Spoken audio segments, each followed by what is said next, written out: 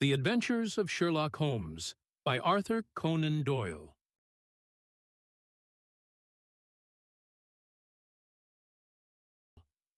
To Sherlock Holmes, she is always the woman.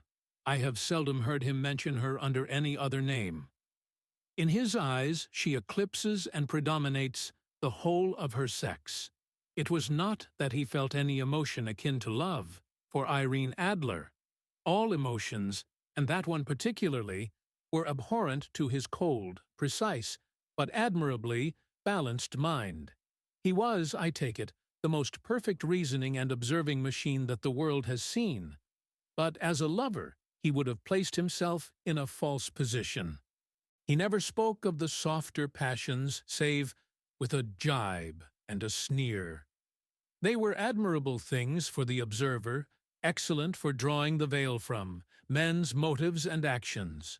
But for the trained reasoner to admit such intrusions into his own delicate and finely adjusted temperament was to introduce a distracting factor which might throw a doubt upon all his mental results.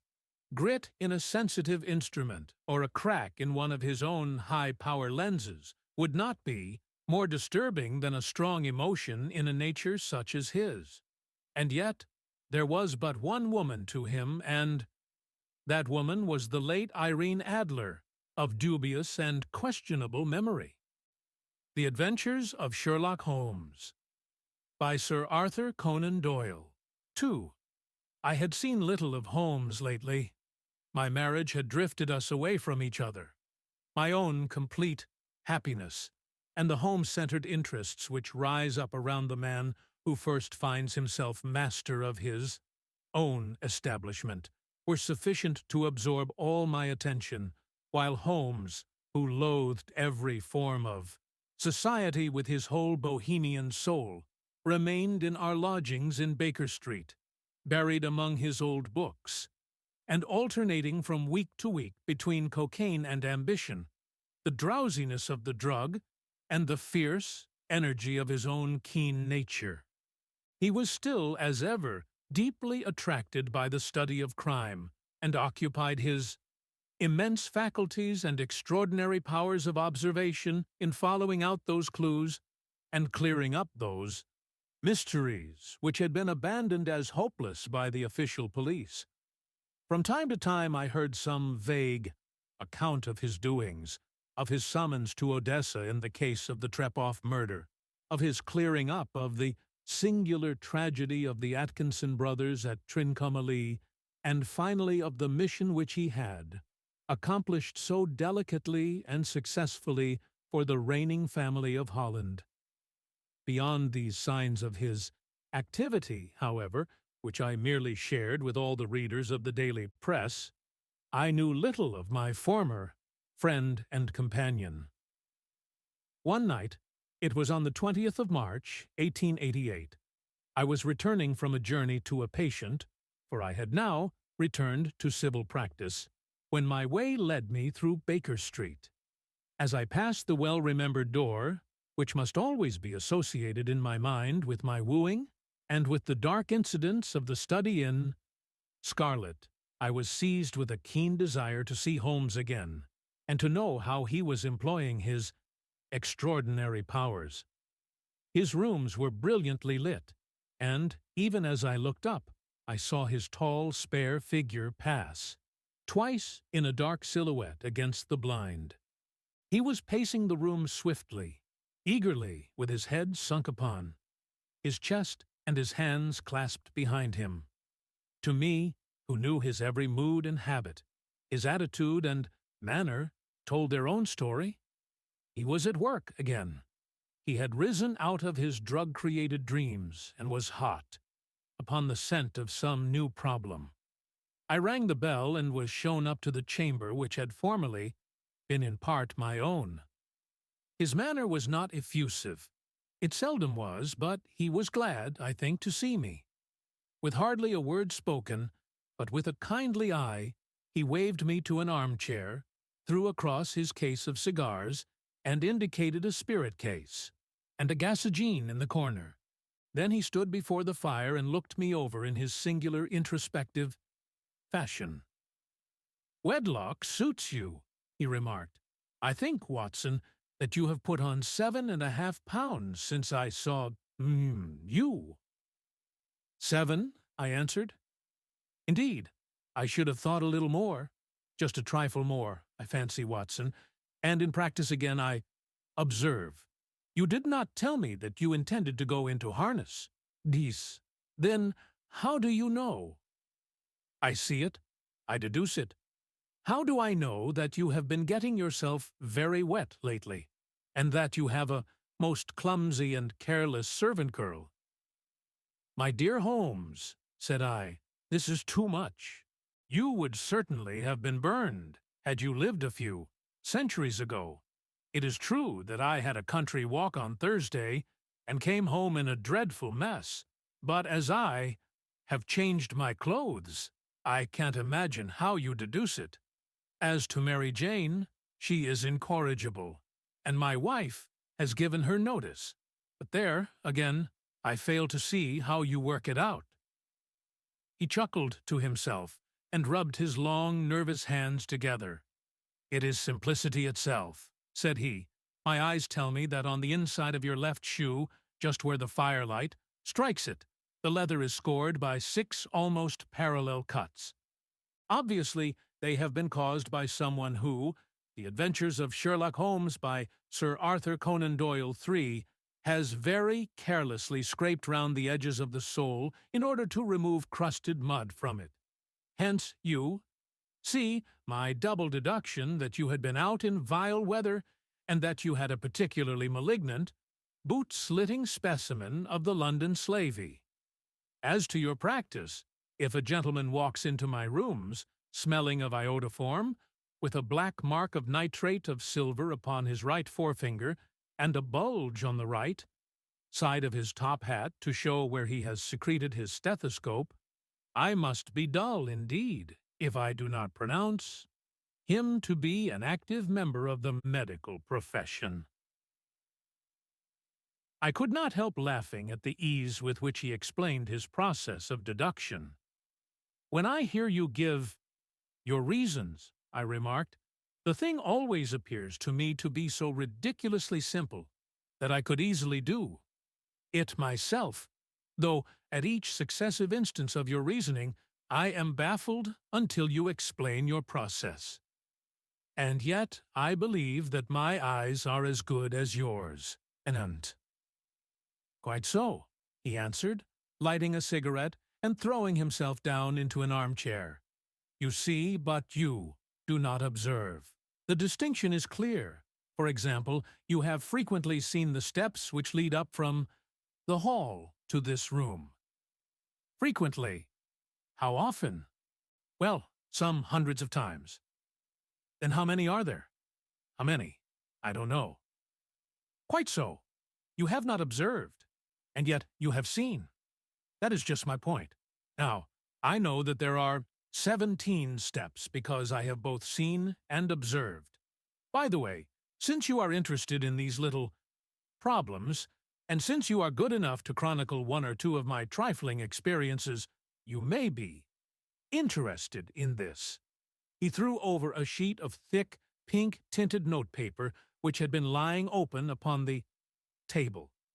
"It came by the last post," said he. "Read it aloud." Well, the note was undated, and without either signature or address. "There will call upon you tonight at 7:45. It said, "A gentleman who desires to consult you upon a matter of the very deepest moment. Your recent services to one of the royal houses of Europe have, wither seesaws, but seen shown that you are one who may safely be trusted with matters which are of an importance which can hardly, exaggerist. This account of you we have from all quarters received. Be in your chamber, then, at that hour. And do not take it amiss if your visitor wear a mask." "This is indeed a mystery," I remarked. "What do you imagine that it means?" "I have no data yet. It is a capital mistake to theorize before one has data. Insensibly one begins to twist facts to suit theories, instead of theories to suit facts. But the note itself, What do you deduce from it? Reninsus. Re. I carefully examined the writing and the paper upon which it was written. The man who wrote it was presumably well-to-do, I remarked, endeavoring to imitate my companion's processes. Such paper could not be bought under half-a-crown a packet. It is peculiarly strong and stiff. Peculiar? That is the very word, said Holmes. It is not an English paper at all. Hold it up to the light. The Adventures of Sherlock Holmes, by Sir Arthur Conan Doyle, 4. I did so, and saw a large E with a small g, a P, and a large G with a small t woven into the texture of the paper. What do you make of that? Asked Holmes. The name of the maker, no doubt, or his monogram, rather. Not at all. The G with the small t stands for Gesellschaft, which is the German for company. It is a customary contraction like our co. P, of course, stands for Papier. Now for the egg. Let us glance at our Continental Gazetteer. He took down a heavy brown volume from his shelves. Eglo, Eglinitz. Here we are, Egria. It is in a German-speaking country, in Bohemia, not far from Carlsbad. Remarkable as being the scene of the death of Wallenstein, and for its numerous glass factories and paper mills. Ha, my boy, what do you make of that? His eyes sparkled, and he sent up a great blue triumphant cloud from his cigarette. The paper was made in Bohemia, I said. Precisely, and the man who wrote the note is a German. Do you note the peculiar construction of the sentence? This account of you we have from all quarters received. A Frenchman or Russian could not have written that. It is the German who is so uncourteous to his verbs. It only remains, therefore, to discover what is wanted by this German who writes upon Bohemian paper and prefers wearing a mask to showing his face. And here he comes, if I am not mistaken, to resolve all our doubts. As he spoke, there was the sharp sound of horses' hooves and grating wheels against the curb, followed by a sharp pull at the bell. Holmes whistled. "A pair, by the sound," said he. "Yes," he continued, glancing out of the window. "A nice little brougham and a pair of beauties, 150 guineas apiece. There's money in this case, Watson, if there is nothing else." "I think that I had better go, Holmes." "Not a bit, Doctor. Stay where you are. I am lost without my Boswell. And this promises to be interesting. It would be a pity to miss it. But your client—" "Never mind him. I may want your help, and so may he. Here he comes. Sit down in that armchair, Doctor, and give us your best attention." A slow and heavy step, which had been heard upon the stairs and in the passage, paused immediately outside the door. Then there was a loud and authoritative tap. "Come in," said Holmes.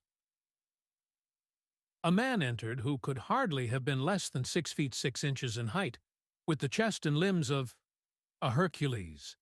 His dress was rich, with a richness which would, in England, be looked upon as akin to bad taste. Heavy bands of astrakhan were slashed across the sleeves and fronts of his double-breasted coat, while the deep blue cloak which was thrown over his shoulders was lined with flame-colored silk, and secured at the neck with a brooch which consisted of a single flaming beryl. Boots, which extended halfway up his calves, and which were trimmed at the tops with rich brown fur, completed the impression of barbaric opulence which was suggested by his whole appearance. He carried a broad-brimmed hat in his hand, while he wore, across the upper part of his face, extending down past the cheekbones, a black vizard mask, which he had, The Adventures of Sherlock Holmes by Sir Arthur Conan Doyle. 5 apparently adjusted that very moment, for his hand was still raised to it as he entered. From the lower part of The face he appeared to be a man of strong character, with a thick, hanging lip, and a long, straight chin, suggestive of resolution pushed to the length of obstinacy. "You had my note?" he asked, with a deep, harsh voice and a strongly marked German accent. "I told you that I would call."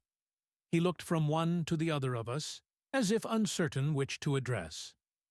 "Pray take a seat," said Holmes. "This is my friend and colleague, Dr. Watson, who is occasionally good, enough to help me in my cases. Whom have I the honor to address?" "You may address me as the Count von Kram, a Bohemian nobleman. I understand that this gentleman, your friend, is a man of honor and discretion, whom I may trust with a matter of the most extreme importance. If not, I should much prefer to communicate with you alone." I rose to go, but Holmes caught me by the wrist and pushed me back into my chair. "It is both or none," said he. "You may say before this gentleman anything which you may say to me." The Count shrugged his broad shoulders. "Then I must begin," said he, "by binding you both to absolute secrecy for 2 years. At the end of that time the matter will be of no importance. At present it is not too much to say that it is of such weight it may have an influence upon European history." "I promise," said Holmes. "And I—" "You will excuse this mask," continued our strange visitor. "The august person who employs me wishes his agent to be unknown to you, and I may confess at once that the title by which I have just called myself is not exactly my own." "I was aware of it," said Holmes dryly. "The circumstances are of great delicacy, and every precaution has to be taken to quench what might grow to be an immense scandal and seriously compromise one of the reigning families of Europe. To speak plainly, the matter implicates the great house of Ormstein, hereditary kings of Bohemia. Unsounds. "I was also aware of that," murmured Holmes, settling himself down in his armchair and closing his eyes. Our visitor glanced with some apparent surprise at the languid, lounging figure of the man who had been, no doubt, depicted to him as the most incisive reasoner and most energetic agent in Europe. Holmes slowly reopened his eyes and looked impatiently at his gigantic client.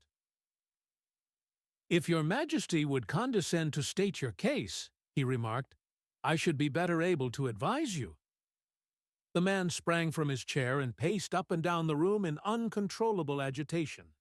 Then, with a gesture of desperation, he tore the mask from his face and hurled it upon the ground. "You are right," he cried. "I am the king. Why should I attempt to conceal it?" "Why, indeed?" murmured Holmes. "Your Majesty had not spoken before I was aware that I was addressing Wilhelm Gottsreich Sigismund von Ormstein, Grand Duke of Kassel-Felstein, and hereditary King of Arfaud, Bohemia." "But you can understand," said our strange visitor, sitting down once more and passing his hand over his high "The Adventures of Sherlock Holmes," by Sir Arthur Conan Doyle. 6 cc. White forehead. "You can understand that I am not accustomed to doing such business in my own person. Yet the matter was so delicate that I could not confide it to an agent without putting myself in his power. I have come incognito from Prague for the purpose of consulting you." "Then pray consult," said Holmes, shutting his eyes once more. "The facts are briefly these. Some 5 years ago, during a lengthy visit to Warsaw, I made the acquaintance of the well-known adventuress Irene Adler. The name is no doubt familiar to you." "Kindly look her up in my index, Doctor," murmured Holmes without opening his eyes. For many years he had adopted a system of docketing all paragraphs concerning men and things, so that it was difficult to name a subject or a person on which he could not at once furnish information. In this case, I found her biography sandwiched in between that of a Hebrew rabbi and that of a staff commander who had written a monograph upon the deep-sea fishes. "Let me see," said Holmes. Born in New Jersey in the year 1858. Contralto, La Scala, prima donna Imperial Opera of Warsaw. Yes, retired from operatic stage. Living in London, quite so. Your Majesty, as I understand, became entangled with this young person, wrote her some compromising letters, and is now desirous of getting those letters back. Precisely so. But how? Was there a secret marriage? None. No legal papers or certificates? None. Then I fail to follow your Majesty. If this young person should produce her letters for blackmailing or other purposes, how is she to prove their authenticity? There is the writing. Pooh, forgery. My private notepaper. Stolen. My own seal. Imitated. My photograph. Bought. We were both in the photograph. Oh dear, that is very bad. Your Majesty has indeed committed an indiscretion. The Adventures of Sherlock Holmes by Sir Arthur Conan Doyle. 7. I was mad. Insane. You have compromised yourself seriously. I was only Crown Prince then. I was young. I am but 30 now. It must be recovered. We have tried and failed. Your Majesty must pay. It must be bought. She will not sell. Stolen, then. 5 attempts have been made.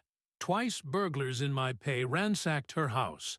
Once we diverted her luggage when she traveled. Twice she has been waylaid.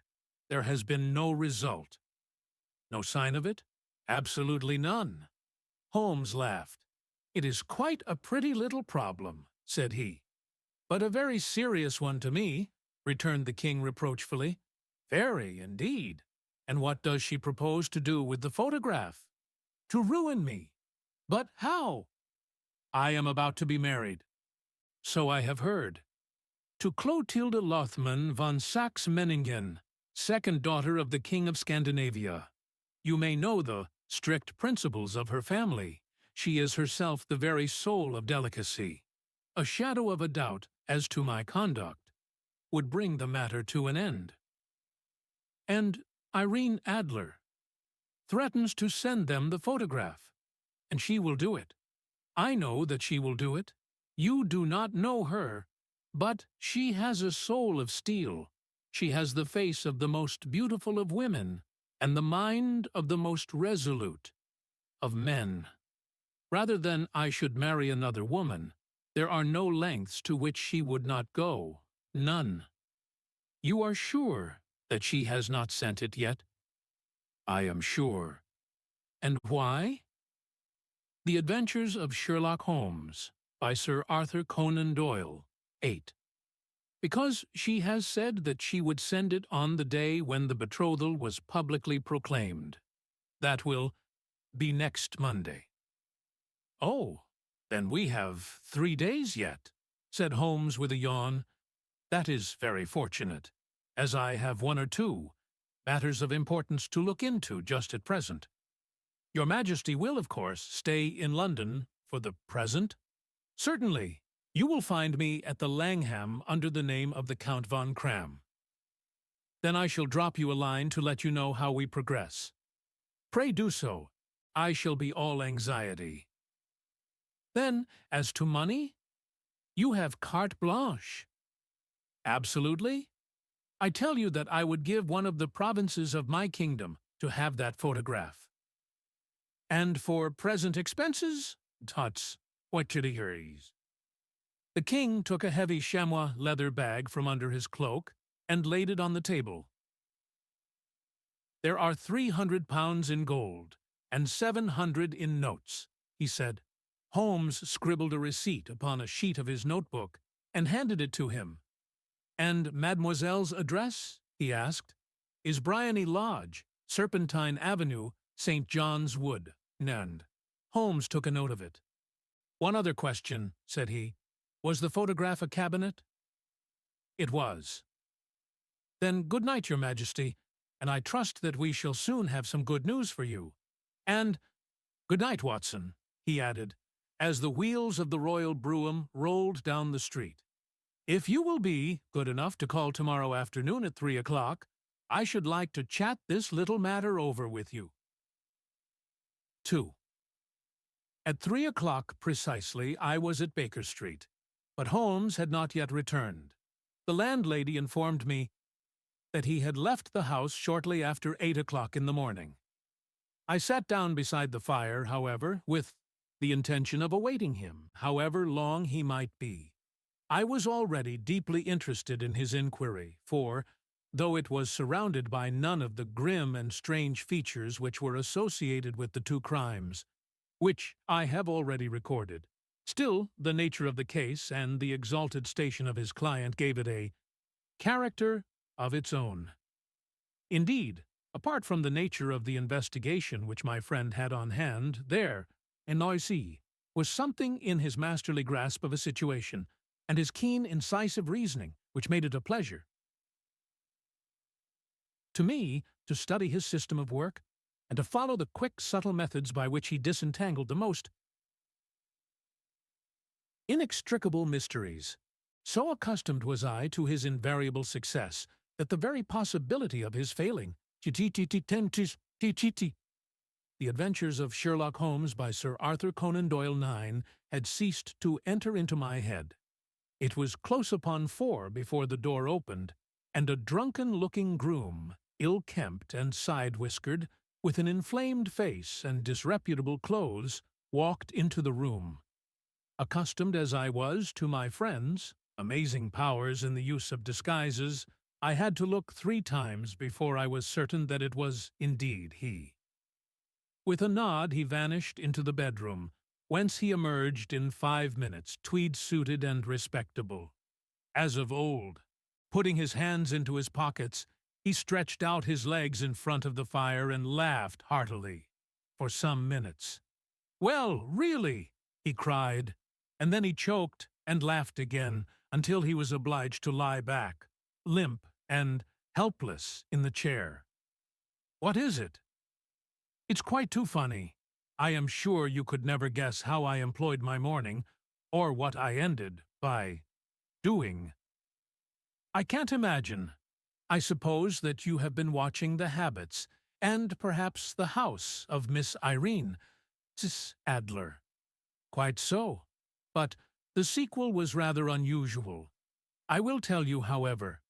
I left the house a little after 8 o'clock this morning, in the character of a groom out of work. There is a wonderful sympathy and freemasonry among horsey men. Be one of them, and you will know all that there is to know. I soon found Briony Lodge. It is a bijou villa, with a garden at the back, but built out in front right up to the road. 2 stories. Chubb lock to the door. Large sitting room on the right side, well furnished, with long windows almost to the floor, and those preposterous English window fasteners which a child could open. Behind there was nothing remarkable save that the passage window could be reached from the top of the coach-house.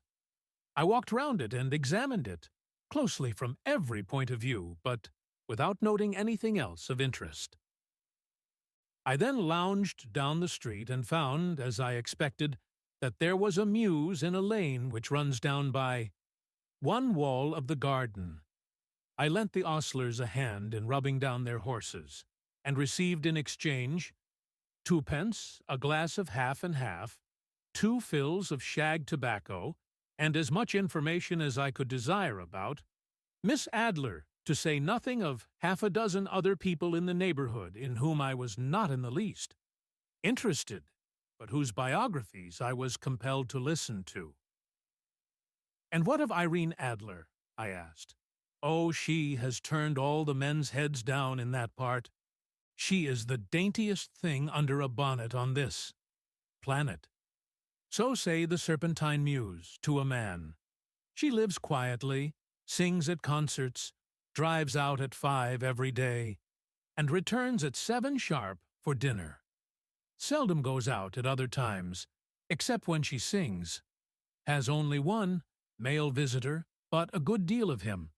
He is dark, handsome, and dashing, never calls less than once a day, and often twice. He is a Mr. Godfrey Norton of the Inner Temple. See the advantages of a cabman as a confidant. They had driven him home a dozen times from Serpentine Mews, and knew all about him. When I had listened to all they had to tell, I began to walk up and down near Briony Lodge once more, and to think over my plan of campaign. This Godfrey Norton was evidently an important factor in the matter. He was a lawyer. That sounded ominous. What was the relation between them, and what the object of his repeated visits? Was she his client, his friend, or his mistress? If the former, she had probably transferred the photograph to his keeping. If the latter, it was less likely. On the issue of this question depended whether I should continue my work at Briony Lodge, or turn my attention to the gentlemen's chambers in the Temple. It was a delicate point, and it widened the field of my inquiry. I fear that I bore you with these details, but I have to let you see my little difficulties.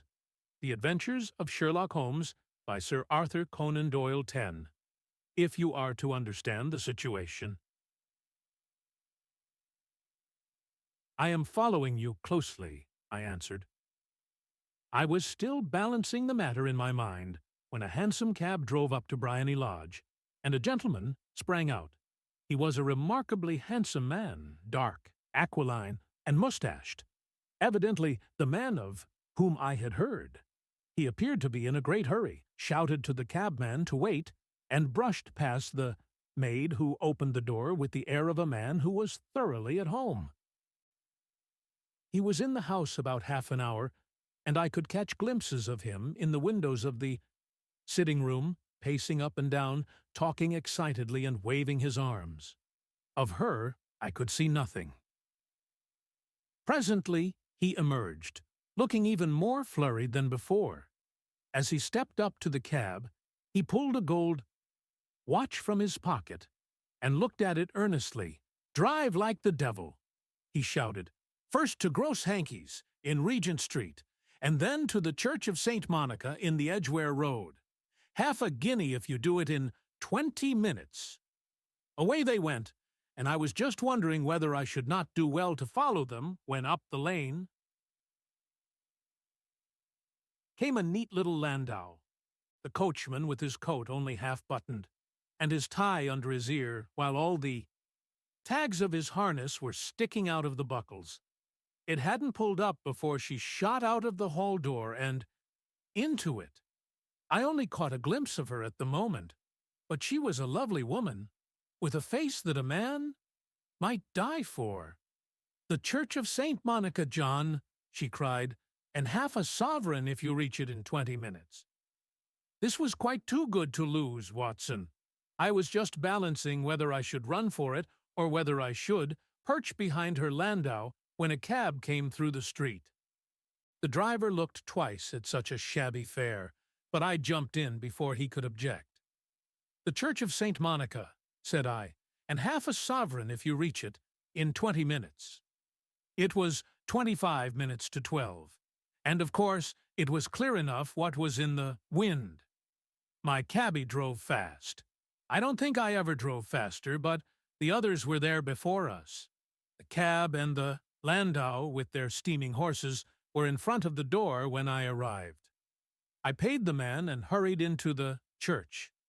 There was not a soul there save the two whom I had followed, and a surpliced clergyman, who seemed to be expostulating with them. They were all three standing in a knot in front of the altar. I lounged up the side aisle like any other idler who has dropped into a church. Suddenly, to my surprise, the three at the altar faced round to me, and Godfrey Norton came running as hard as he could towards me. "Thank God," he cried. "You'll do. Come, come." "What then?" I asked. "Come, man, come. Only 3 minutes, or it won't be legal." I was half dragged up to the altar, and before I knew where I was, I found myself mumbling responses, which were whispered in my ear, and vouching for things of which I knew nothing, and generally assisting in the secure tying up of Irene Adler, spinster, to Godfrey Norton, bachelor. It was all done in an instant, and there was the gentleman thanking me on the one side and the lady on the other, while the clergyman beamed on me in front. It was the most preposterous position in which I ever found myself in my life, and it was the thought of it that started me laughing just now. It seems that there had been some informality about their license, that the clergyman absolutely refused to marry them without a witness of some sort, and that my lucky appearance saved the bridegroom from having to sally out into the streets in search of a best man. The bride gave me a sovereign, and I mean to wear it on my watch chain in memory of the occasion. The Adventures of Sherlock Holmes by Sir Arthur Conan Doyle. 11. "This is a very unexpected turn of affairs," said I. "And what then?" "Well, I found my plans very seriously menaced. It looked as if the pair might take an immediate departure, and so necessitate very prompt and energetic measures on my part.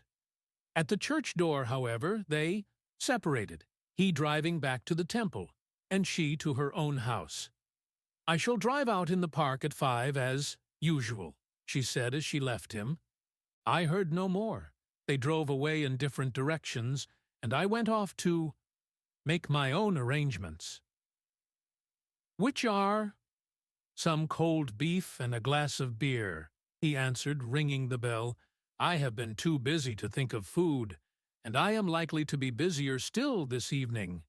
By the way, Doctor, I shall want your cooperation." "I shall be delighted." "You don't mind breaking the law?" "Not in the least." "Nor running a chance of arrest?" "Not in a good cause." "Oh, the cause is excellent. Then I am your man. I was sure that I might rely on you. But what is it you wish? When Mrs. Turner has brought in the tray, I will make it clear to you. Now," he said as he turned hungrily on the simple fare that our landlady had provided, "I must discuss it while I eat, for I have not much time. It is nearly 5 now. In 2 hours we must be on the scene of action. Miss Irene, or Madame, rather, returns from her drive at 7. We must be at Briony Lodge to meet her. And what then? You must leave that to me. I have already arranged what is to occur. There is only one point on which I must insist. You must not interfere, come what may. You understand? I am to be neutral? To do nothing whatever. There will probably be some small unpleasantness. Do not join in it. It will end in my being conveyed into the house. 4 or 5 minutes afterwards, the sitting-room window will open. You are to station yourself close to that open window. Yes, you are to watch me, for I will be visible to you. Yes. The Adventures of Sherlock Holmes by Sir Arthur Conan Doyle. 12. And when I raise my hand, so you will throw into the room what I give you to throw, and will, at the same time, raise the cry of fire. You quite follow me? Entirely. It is nothing very formidable, he said, taking a long cigar-shaped roll from his pocket. It is an ordinary plumber's smoke rocket, fitted with a cap at either end to make it self-lighting. Your task is confined to that. When you raise your cry of fire, it will be taken up by quite a number of people. You may then walk to the end of the street, and I will rejoin you in 10 minutes. I hope that I have made myself clear. I am to remain neutral, to get near the window, to watch you, and at the signal to throw in this object, then to raise the cry of fire, and to wait you at the corner of the street. Precisely. Then you may entirely rely on me. That is excellent. I think perhaps it is almost time that I prepare for the new role I have to play. He disappeared into his bedroom and returned in a few minutes in the character of an amiable and simple-minded, nonconformist clergyman.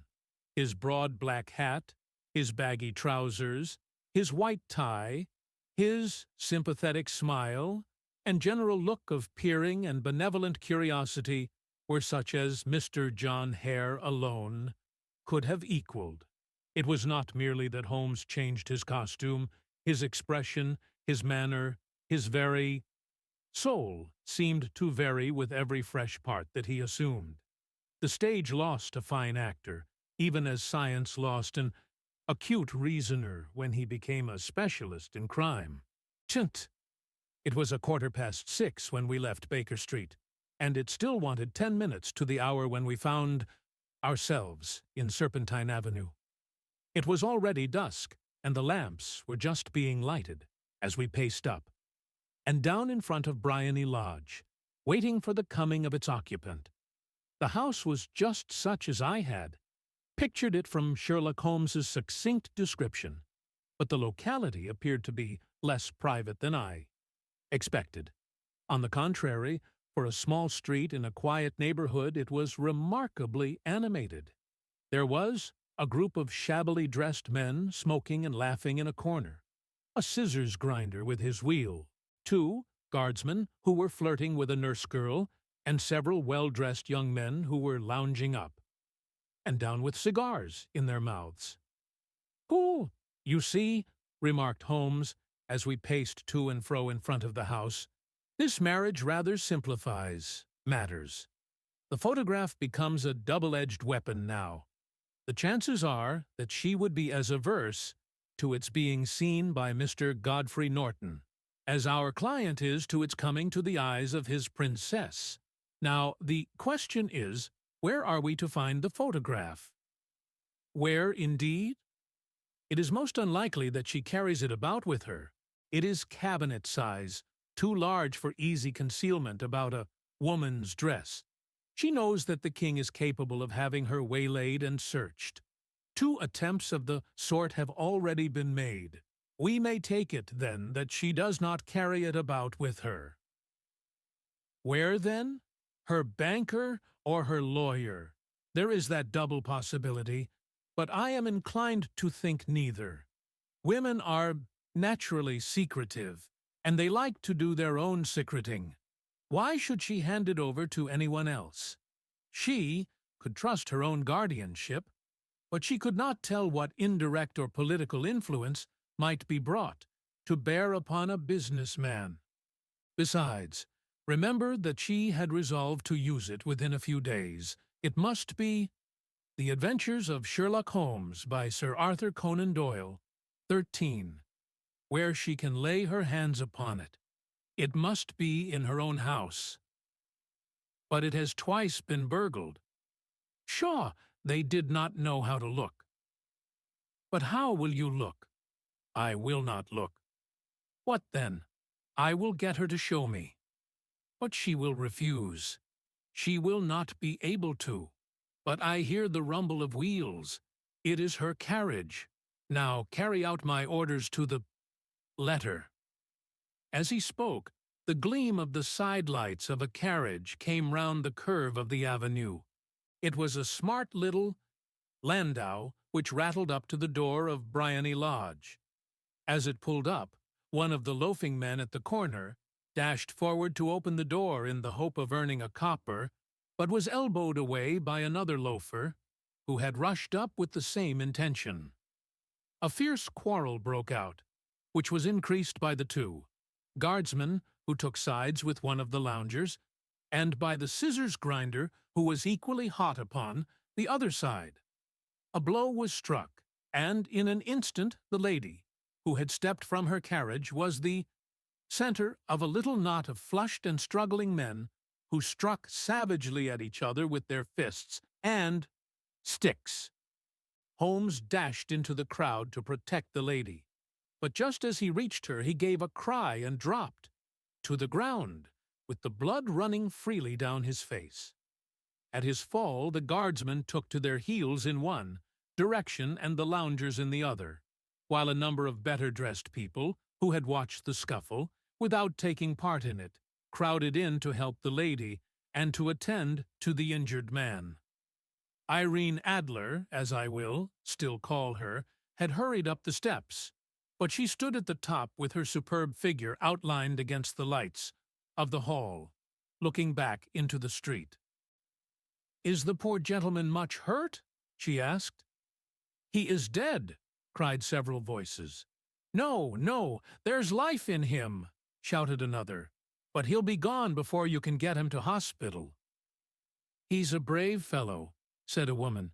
"They would have had the lady's purse and watch, if it hadn't been for him. They were a gang, and a rough one, too. Ah, he's breathing now. He can't lie in the street. May we bring him in, Marmeau?" "Surely.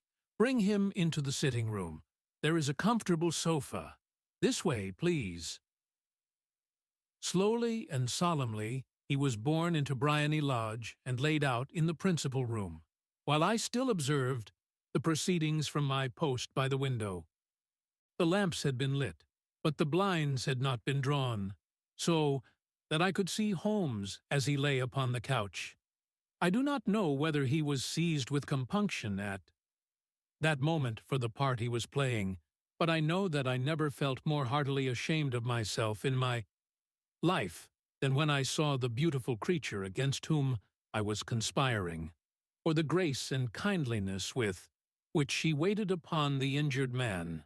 And yet it would be the blackest treachery to Holmes to draw back. The Adventures of Sherlock Holmes, by Sir Arthur Conan Doyle, 14. Now from the part which he had entrusted to me. I hardened my heart and took the smoke rocket from under my ulster. After all, I thought, we are not injuring her. We are but preventing her from injuring another. Holmes had sat up upon the couch, and I saw him motion like a man who is in need of air. A maid rushed across and threw open the window. At the same instant I saw him raise his hand, and at the signal I tossed my rocket into the room with a cry of "Fire!" The word was no sooner out of my mouth than the whole crowd of spectators, well-dressed and ill, gentlemen, ostlers, and servant-maids, joined in a general shriek of "Fire!" Thick clouds of smoke curled through the room and out at the open window. I caught a glimpse of rushing figures, and a moment later the voice of Holmes from within, assuring them that it was a false alarm. Slipping through the shouting crowd, I made my way to the corner of the street, and in 10 minutes was rejoiced to find my friend's arm in mine, and to get away from the scene of uproar.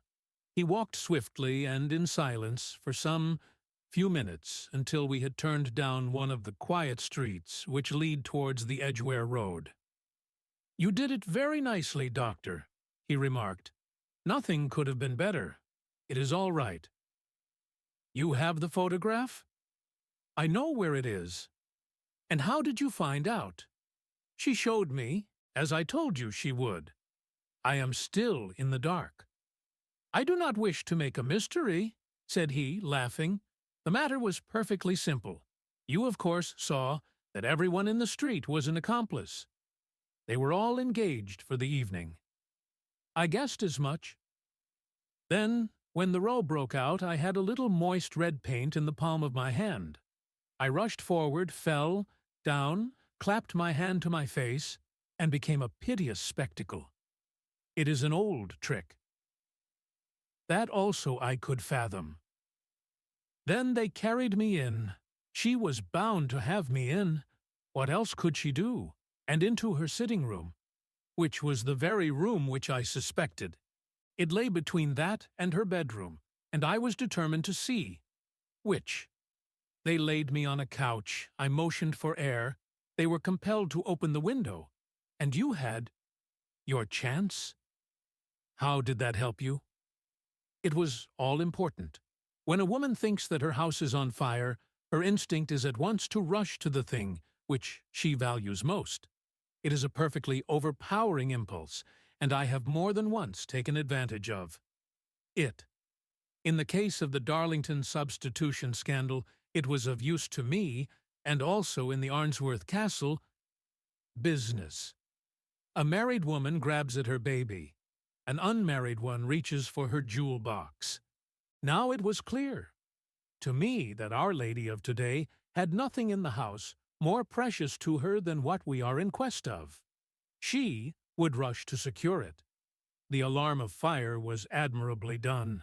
The smoke and shouting were enough to shake nerves of steel. She responded beautifully. The photograph is in a recess behind a sliding panel just above the right bell pull.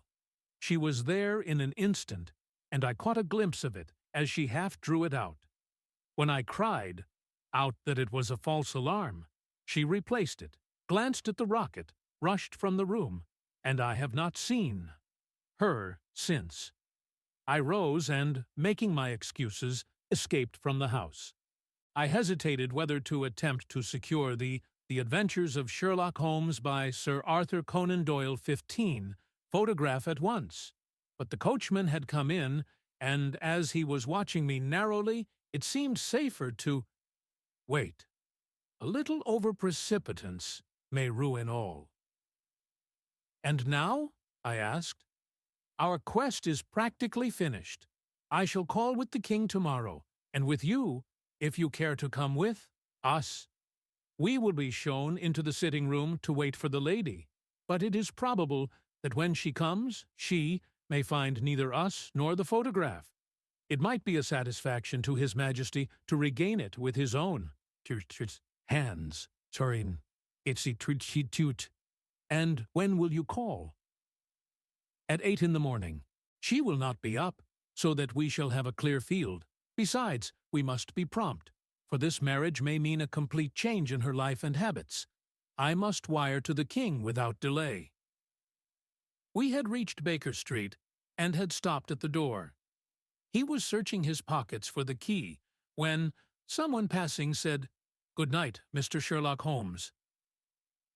There were several people on the pavement at the time, but the greeting appeared to come from a slim youth in an ulster who had hurried by. "I've heard that voice before," said Holmes, staring down the dimly lit street. "Now, I wonder who the deuce that could have been." 3. I slept at Baker Street that night, and we were engaged upon our toast and coffee in the morning when the King of Bohemia rushed into the room. "You have really got it," he cried, grasping Sherlock Holmes by either shoulder and looking eagerly into his face. "Not yet." "But you have hopes?" "I have hopes." "Then come, I am all impatience to be gone." "We must have a cab." "No, my brougham is waiting." "Then that will simplify matters." We descended and started off once more for Briony Lodge. "Irene Adler is married," remarked Holmes. "Married? When?" "The Adventures of Sherlock Holmes, by Sir Arthur Conan Doyle, 16, yesterday." "But to whom?" "To an English lawyer named Norton." "But she could not love him." "I am in hopes that she does." "And why in hopes?" "Because it would spare your Majesty all fear of future annoyance. If the lady loves her husband, she does not love your Majesty. If she does not love your Majesty, there is no reason why she should interfere with your Majesty's plan." "It is true, and yet, well, I wish she had been of my own station. What a queen she would have made." He relapsed into a moody silence, which was not broken until we drew up in Serpentine Avenue. The door of Briony Lodge was open, and an elderly woman stood upon the steps. She watched us with a sardonic eye as we stepped from the brougham. "Mr. Sherlock Holmes, I believe?" said she. "I am Mr. Holmes," answered my companion, looking at her with a questioning and rather startled gaze. "Indeed, my mistress told me that you were likely to call." She left this morning with her husband by the 5:15 train from Charing Cross for the Continent." "What?" Sherlock Holmes staggered back, white with chagrin and surprise. "Do you mean that she has left England, never to return?" "And the papers?" asked the king hoarsely. "All is lost." "We shall see." He pushed past the servant and rushed into the drawing-room, followed by the king and myself. The furniture was scattered about in every direction, with dismantled shelves and open drawers, as if the lady had hurriedly ransacked them before her flight. Holmes rushed at the bell-pull, tore back a small sliding shutter, and, plunging in his hand, pulled out a photograph and a letter. The photograph was of Irene, Adler herself, in evening dress. The letter was superscribed to Sherlock Holmes, Esq., to be left till called for. My friend tore it open, and we all three read it together. It was dated at midnight of the preceding night, and ran in this way: "My dear Mr. Sherlock Holmes, you really did it very well.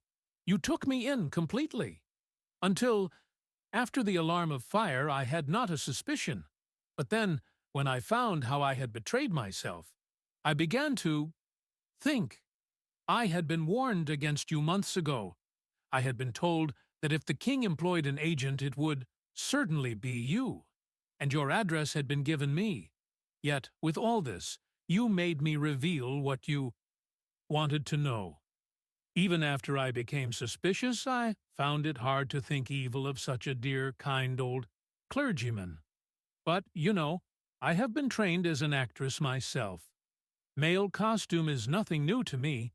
I often take advantage of the freedom which it gives. I sent John, the coachman, to watch you, ran upstairs, got into my walking clothes, as I call them, and came down just as you departed." The Adventures of Sherlock Holmes, by Sir Arthur Conan Doyle, 17. Well, I followed you to your door, and so made sure that I was really an object of interest to the celebrated Mr. Sherlock Holmes. Then I, rather imprudently, wished you good night, and started for the Temple to see my husband. We both thought the best resource was flight, when pursued by so formidable an antagonist, so you will find the nest empty when you call tomorrow. As to the photograph, your client may rest in peace. I love and am loved by a better man than he. The king may do what he will without hindrance from one whom he has cruelly wronged. I keep it only to safeguard myself, and to preserve a weapon which will always secure me from any steps which he might take in the future. I leave a photograph which he might care to possess, and I remain, dear Mr. Sherlock Holmes, very truly yours, Irene Norton, née Adler. What a woman! Oh, what a woman! Cried the King of Bohemia, when we had all three read this epistle. Did I not tell you how quick and resolute she was? Would she not have made an admirable queen?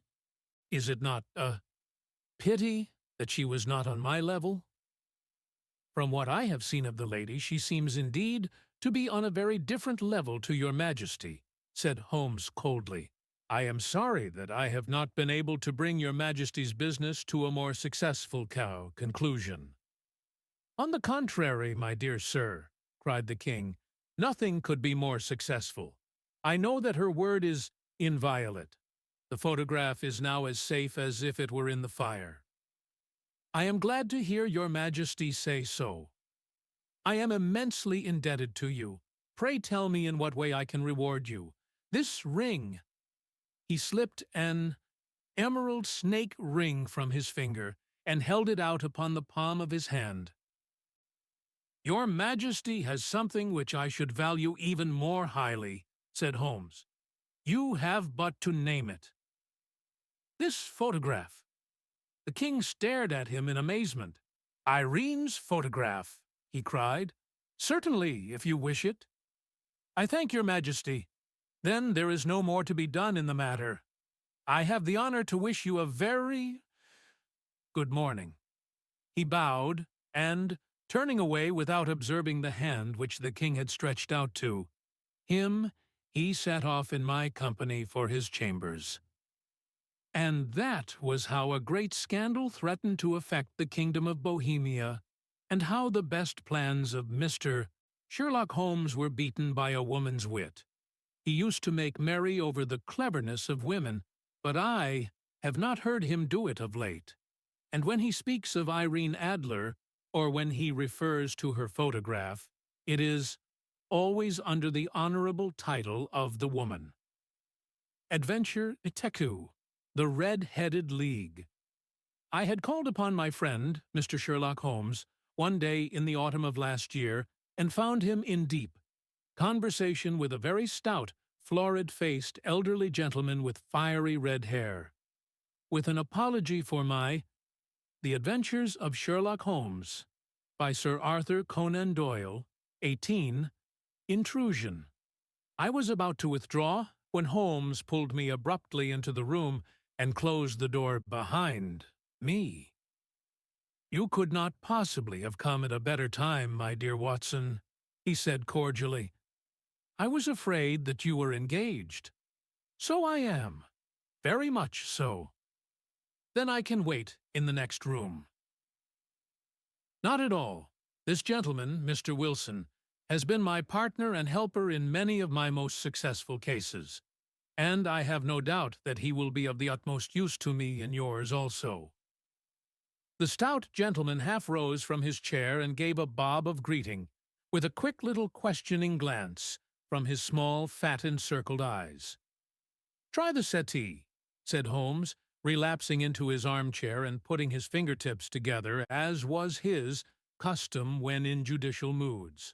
"I know, my dear Watson, that you share my love of all that is bizarre and outside the conventions and humdrum routine of everyday life.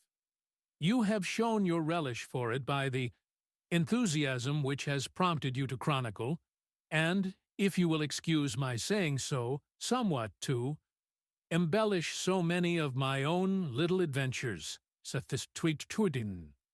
Your cases have indeed been of the greatest interest to me," I observed. "You will remember that I remarked the other day, just before we went into the very simple problem presented by Miss Mary Sutherland, that for strange effects and extraordinary combinations we must go to life itself, which is always far more daring than any effort of the imagination." A proposition which I took the liberty of doubting. "You did, Doctor, but none the less you must come round to my view, for otherwise I shall keep on piling fact upon fact on you until your reason breaks down under them and acknowledges me to be right. Now, Mr. Jobez, Wilson here has been good enough to call upon me this morning, and to begin a narrative which promises to be one of the most singular which I have listened to for some time. You have heard me remark that the strangest and most unique things are very often connected not with the larger but with the smaller crimes, and, occasionally indeed, where there is room for doubt whether any positive crime has been committed. As far as I have heard, it is impossible for me to say whether the present case is an instance of crime or not, but the course of events is certainly among the most singular that I have ever listened to. Perhaps, Mr. Wilson, you would have the great kindness to recommence your narrative. I ask you not merely because my friend Dr. Watson has not heard the opening part, but also because the peculiar nature of the story makes me anxious to have every possible detail from your lips. As a rule, when I have heard some slight indication of the course of events, I am able to guide myself by the thousands of other similar cases which occur to my memory. In the present instance, I am forced to admit that the facts are, to the best of my belief, unique." The portly client puffed out his chest with an appearance of some little pride and pulled a dirty and wrinkled newspaper from the inside pocket of his greatcoat. As he glanced down the advertisement column, with his head thrust forward and the paper flattened out upon his knee, I took a good look at the man and endeavored, after the fashion of my companion, to read the indications which might be presented by his dress or appearance. I did not gain very much, however, by my inspection. Our visitor bore every mark of being an average. The Adventures of Sherlock Holmes, by Sir Arthur Conan Doyle, 19. Commonplace British tradesman, obese, pompous, and slow. He wore rather baggy grey shepherd's check, trousers, a not over-clean black frock coat, unbuttoned in the front, and a drab waistcoat with a heavy brassy, Albert chain, and a square-pierced bit of metal dangling down as an ornament. A frayed top hat and a faded brown overcoat with a wrinkled velvet collar lay upon a chair beside him. Altogether, look as I would, there was nothing remarkable about the man save his blazing red head, and the expression of extreme chagrin and discontent upon his features. Sherlock Holmes's quick eye took in my occupation, and he shook his head with a smile as he noticed my questioning glances. Beyond the obvious facts that he has at some time done manual labor, that he takes snuff, that he is a Freemason, that he has been in China, and that he has done a considerable amount of writing. Lately, I can deduce nothing else. Mr. Jabez Wilson started up in his chair, with his forefinger upon the paper, but his eyes upon my companion. "How, in the name of good fortune, did you know all that, Mr. Holmes?" he asked. "How did you know, for example, that I did manual labor? It's as true as gospel, for I began as a ship's carpenter." "Your hands, my dear sir. Your right hand is quite a size larger than your left. You have worked with it, and the muscles are more developed. Well, the snuff, then, and the Freemasonry." "I won't insult your intelligence by telling you how I read that, especially as, rather against the strict rules of your order, you use an arc and compass breastpin." "Ah, of course, I forgot that. But the writing?" "What else can be indicated by that right cuff, so very shiny for 5 inches, and the left one with the smooth patch near the elbow where you rested upon the desk? Well, but China? The fish that you have tattooed immediately above your right wrist could only have been done in China. I have made a small study of tattoo marks, and have even contributed to the literature of the subject. That trick of staining the fish's scales of a delicate pink is quite peculiar to China. When, in addition, I see a Chinese coin hanging from your watch chain, the matter becomes even more simple." Mr. Jabez Wilson laughed heavily. "Well, I never," said he. "I thought at first that you had done something clever, but I see that there was nothing in it after all." "I begin to think, Watson," said Holmes, "that I make a mistake in explaining. Omne ignotum pro magnifico. You know, and my poor little reputation, such as it is, will suffer shipwreck if I am so candid. Can you not find the advertisement, Mr. Wilson?" "Yes, I have got it now," he answered with his thick red finger planted halfway down the column. "Here it is. This is what began it all. You just read it for yourself, sir." I took the paper from him and read as follows. "To the Red-Headed League, on account of the bequest of the late Ezekiel Hopkins of Lebanon, Pennsylvania, USA. There is now another vacancy open which entitles a member of the League to a salary of £4 a week for purely nominal services. All red-headed men who are sound in body and mind, and The Adventures of Sherlock Holmes by Sir Arthur Conan Doyle, 20, above the age of 21 years, are eligible. Apply in person on Monday at 11 o'clock to Duncan Ross at the offices of the League, 7 Pope's Court, Fleet Street." "What on earth does this mean?" I ejaculated after I had twice read over the extraordinary announcement. Holmes chuckled and wriggled in his chair, as was his habit when in high spirits. "It is a little off the beaten track, isn't it?" said he. "And now, Mr. Wilson, off you go at scratch, and tell us all about yourself, your household, and the effect which this advertisement had upon your fortunes. You will first make a note, Doctor, of the paper and the date. It is the Morning Chronicle of April 27th, 1890, just 2 months ago." "Very good. Now, Mr. Wilson?" "Well, it is just as I have been telling you, Mr. Sherlock Holmes," said Jabez Wilson, mopping his forehead. "I have a small pawnbroker's business at Coburg Square, near the city. It's not a very large affair, and of late, it has not done more than just give me a living. I used to be able to keep 2 assistants, but now I only keep 1, and I would have a job to pay him, but that he is willing to come for half wages so as to learn the business." "What is the name of this obliging youth?" asked Sherlock Holmes. "His name is Vincent Spaulding, and he's not such a youth either. It's hard to say his age. I should not wish a smarter assistant, Mr. Holmes, and I know very well that he could better himself and earn twice what I am able to give him. But after all, if he is satisfied, why should I put ideas in his head?" "Why, indeed? You seem most fortunate in having an employee who comes under the full market price. It is not a common experience among employers in this age. I don't know that your assistant is not as remarkable as your advertisement." "Oh, he has his faults, too," said Mr. Wilson. "Never was such a fellow for photography. Snapping away with a camera when he ought to be improving his mind, and then diving down into the cellar like a rabbit into its hole to develop his pictures. That is his main fault, but on the whole he's a good worker. There's no vice in him. He is still with you, I presume?"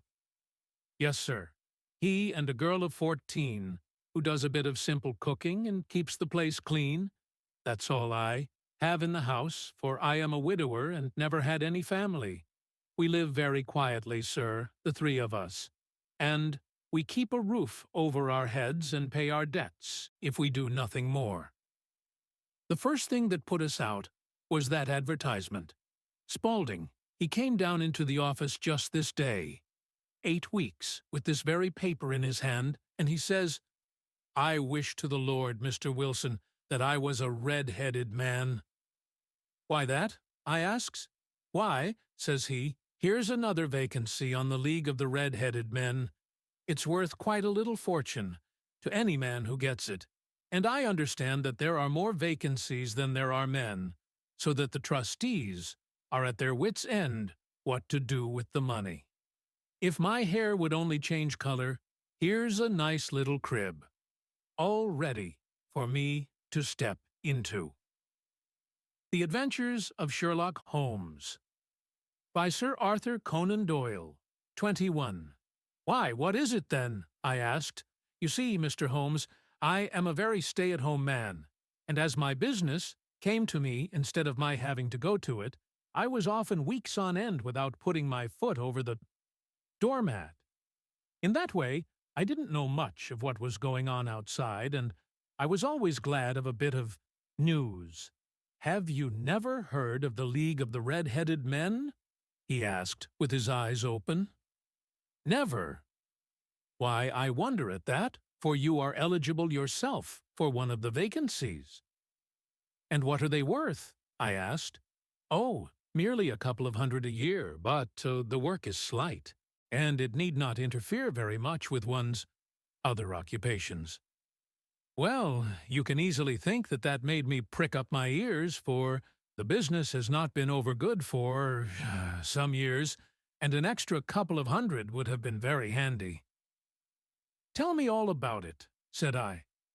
"Well," said he, showing me the advertisement, "you can see for yourself that the League has a vacancy, and there is the address where you should apply for particulars. As far as I can make out, the League was founded by an American millionaire, Ezekiah Hopkins, who was very peculiar in his ways. He was himself red-headed, and he had a great sympathy for all red-headed men.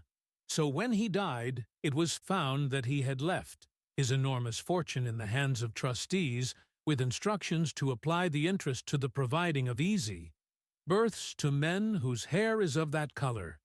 From all I hear, it is splendid pay, and very little to do. But, said I, there would be millions of red-headed men who would apply.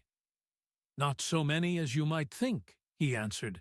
You see, it is really confined to Londoners and to grown men. This American had started from London when he was young, and he wanted to do the old town a good turn. Then again, I have heard it is no use your applying if your hair is light red or dark red, or anything but real bright, blazing, fiery red. Now, if you cared to apply, Mr. Wilson, you would just walk in, but perhaps it would hardly be worth your while to put yourself out of the way for the sake of a few £100. Now, it is a fact, gentlemen, as you may see for yourselves, that my hair is of a very full and rich tint, so that it seemed to me that if there was to be any competition in the matter, I stood as good a chance as any man that I had ever met. Vincent Spaulding seemed to know so much about it that I thought he might prove useful, so I just ordered him to put up the shutters for the day and to come right away with me. He was very willing to have a holiday, so we shut the business up and started off for the address that was given us in the advertisement. I never hope to see such a sight as that again, Mr. Holmes. From north, south, east, and west, every man who had a shade of red in his hair had tramped into the city to answer the advertisement. Fleet Street was choked with red-headed folk, and Pope's Court looked like a coster's orange barrow. I should not have thought there were so many in the whole country as were brought together by that single advertisement. Every shade of color they were: straw, lemon, orange, brick, Irish setter, liver, clay. But, as Spaulding said, there were not many who had the real vivid flame-colored tint. When I saw how many were waiting, I would have given it up in despair, but Spaulding would not hear of it. How he did it I could not imagine, but he pushed and pulled and butted until he got me through the crowd and right up to the steps which led to the office. There was a double stream upon the stair, some going up in hope, and some coming back dejected. But we wedged in as The Adventures of Sherlock Holmes by Sir Arthur Conan Doyle, 22, well as we could, and soon found ourselves in the office. Your experience has been a most entertaining one, remarked Holmes, as his client paused and refreshed his memory with a huge pinch of snuff. Pray continue your very interesting statement. There was nothing in the office but a couple of wooden chairs and a deal table, behind which sat a small man, with a head that was even redder than mine. He said a few words to each candidate as he came up, and then he always managed to find some fault in them which would disqualify them. Getting a vacancy did not seem to be such a very easy matter after all.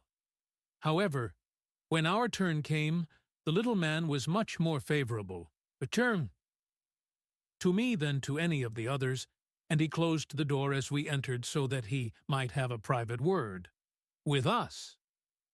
"This is Mr. Jabez Wilson," said my assistant, "and he is willing to fill a vacancy in the League." "And he is admirably suited for it," the other answered. "He has every requirement. I cannot recall when I have seen anything so fine." He took a step backward, cocked his head on one side, and gazed at my hair until I felt quite bashful. Then suddenly he plunged forward, wrung my hand, and congratulated me warmly on my success. "It would be injustice to hesitate," said he. "You will, however, I am sure, excuse me for taking an obvious precaution. With that he seized my hair in both his hands and tugged until I yelled with the pain. "There is water in your eyes," said he as he released me. "I perceive that all is as it should be. But we have to be careful, for we have twice been deceived by wigs and once by paint. I could tell you tales of cobbler's wax which would disgust you with human nature." He stepped over to the window and shouted through it at the top of his voice that the vacancy was filled. A groan of disappointment came up from below, and the folk all trooped away in different directions until there was not a red head to be seen except my own and that of the manager. "My name," said he, "is Mr. Duncan Ross, and I am myself one of the pensioners upon the fund left by our noble benefactor. Are you a married man, Mr. Wilson? Have you a family?" I answered that I had not. His face fell immediately. "Dear me," he said gravely, "that is very serious indeed. I am sorry to hear you say that. The fund was, of course, for the propagation and spread of the redheads as well as for their maintenance. It is exceedingly unfortunate that you should be a bachelor." My face lengthened at this, Mr. Holmes, for I thought that I was not to have the vacancy after all. But after thinking it over for a few minutes, he said that it would be all right.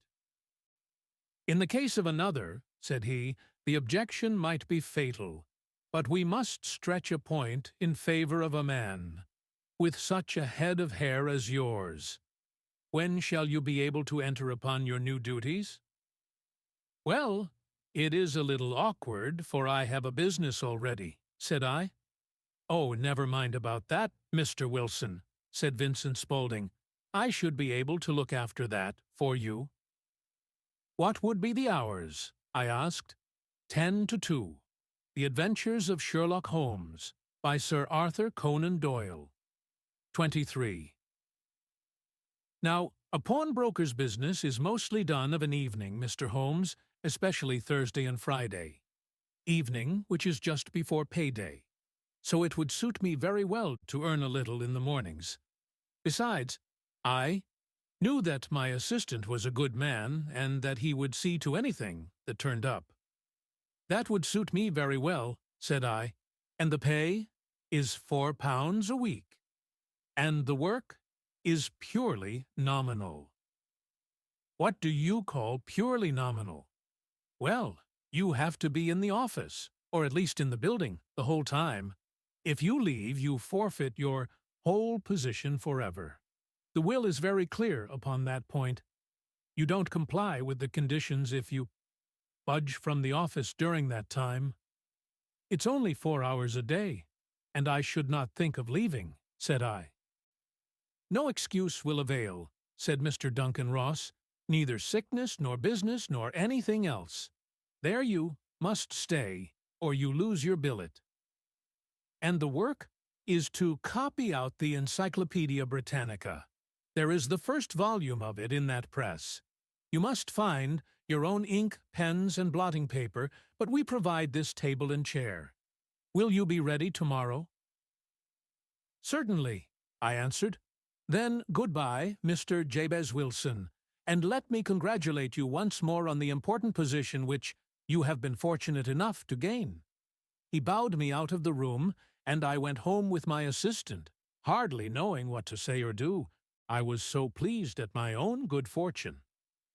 Well, I thought over the matter all day, and by evening I was in low spirits again, for I had quite persuaded myself that the whole affair must be some great hoax or fraud, though what its object might be I could not imagine.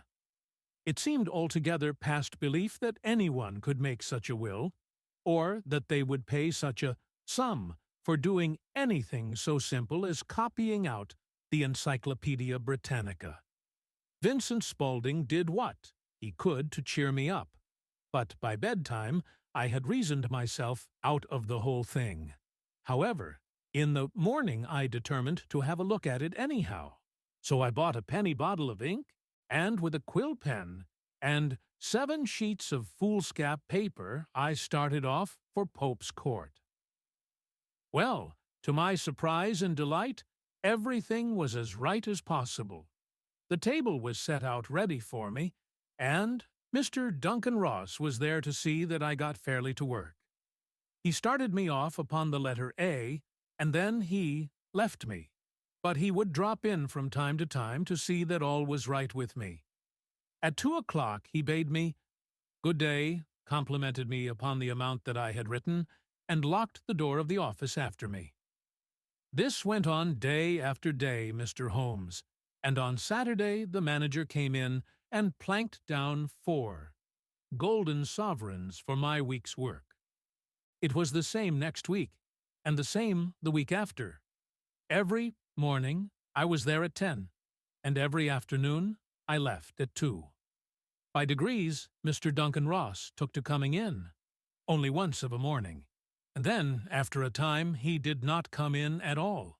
Still, of course, I never dared to leave the room for an instant, for I was not sure when he might come, and the billet was such a good one and suited.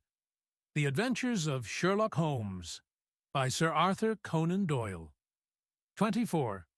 Me so well that I would not risk the loss of it. 8 weeks passed away like this, and I had written about abbots and archery and armor and architecture and Attica, and hoped with diligence that I might get on to the B's before very long. It cost me something in foolscap, and I had pretty nearly filled a shelf with my writings. And then, suddenly, the whole business came to an end. To an end? Yes, sir, and no later than this morning. I went to my work as usual at 10 o'clock, but the door was shut and locked, with a little square of cardboard hammered onto the middle of the panel with a tack. Here it is, and you can read for yourself. He held up a piece of white cardboard about the size of a sheet of notepaper. It read in this fashion: "The Red-Headed League is dissolved. October 9th, 1890. Sherlock Holmes and I surveyed this curt announcement and the rueful face behind it, until the comical side of the affair so completely overtopped every other consideration that we both burst out into a roar of laughter. "I cannot see that there is anything very funny," cried our client, flushing up to the roots of his flaming head. "If you can do nothing better than laugh at me, I can go elsewhere." "No, no," cried Holmes, shoving him back into the chair from which he had half risen. "I really wouldn't miss your case for the world. It is most refreshingly unusual, but there is, if you will excuse my saying so, something just a little funny about it. Pray, what steps did you take when you found the card upon the door?" "I was staggered, sir. I did not know what to do. Then I called at the offices round, but none of them seemed to know anything about it. Finally, I went to the landlord, who is an accountant living on the ground floor, and I asked him if he could tell me what had become of the Red-Headed League.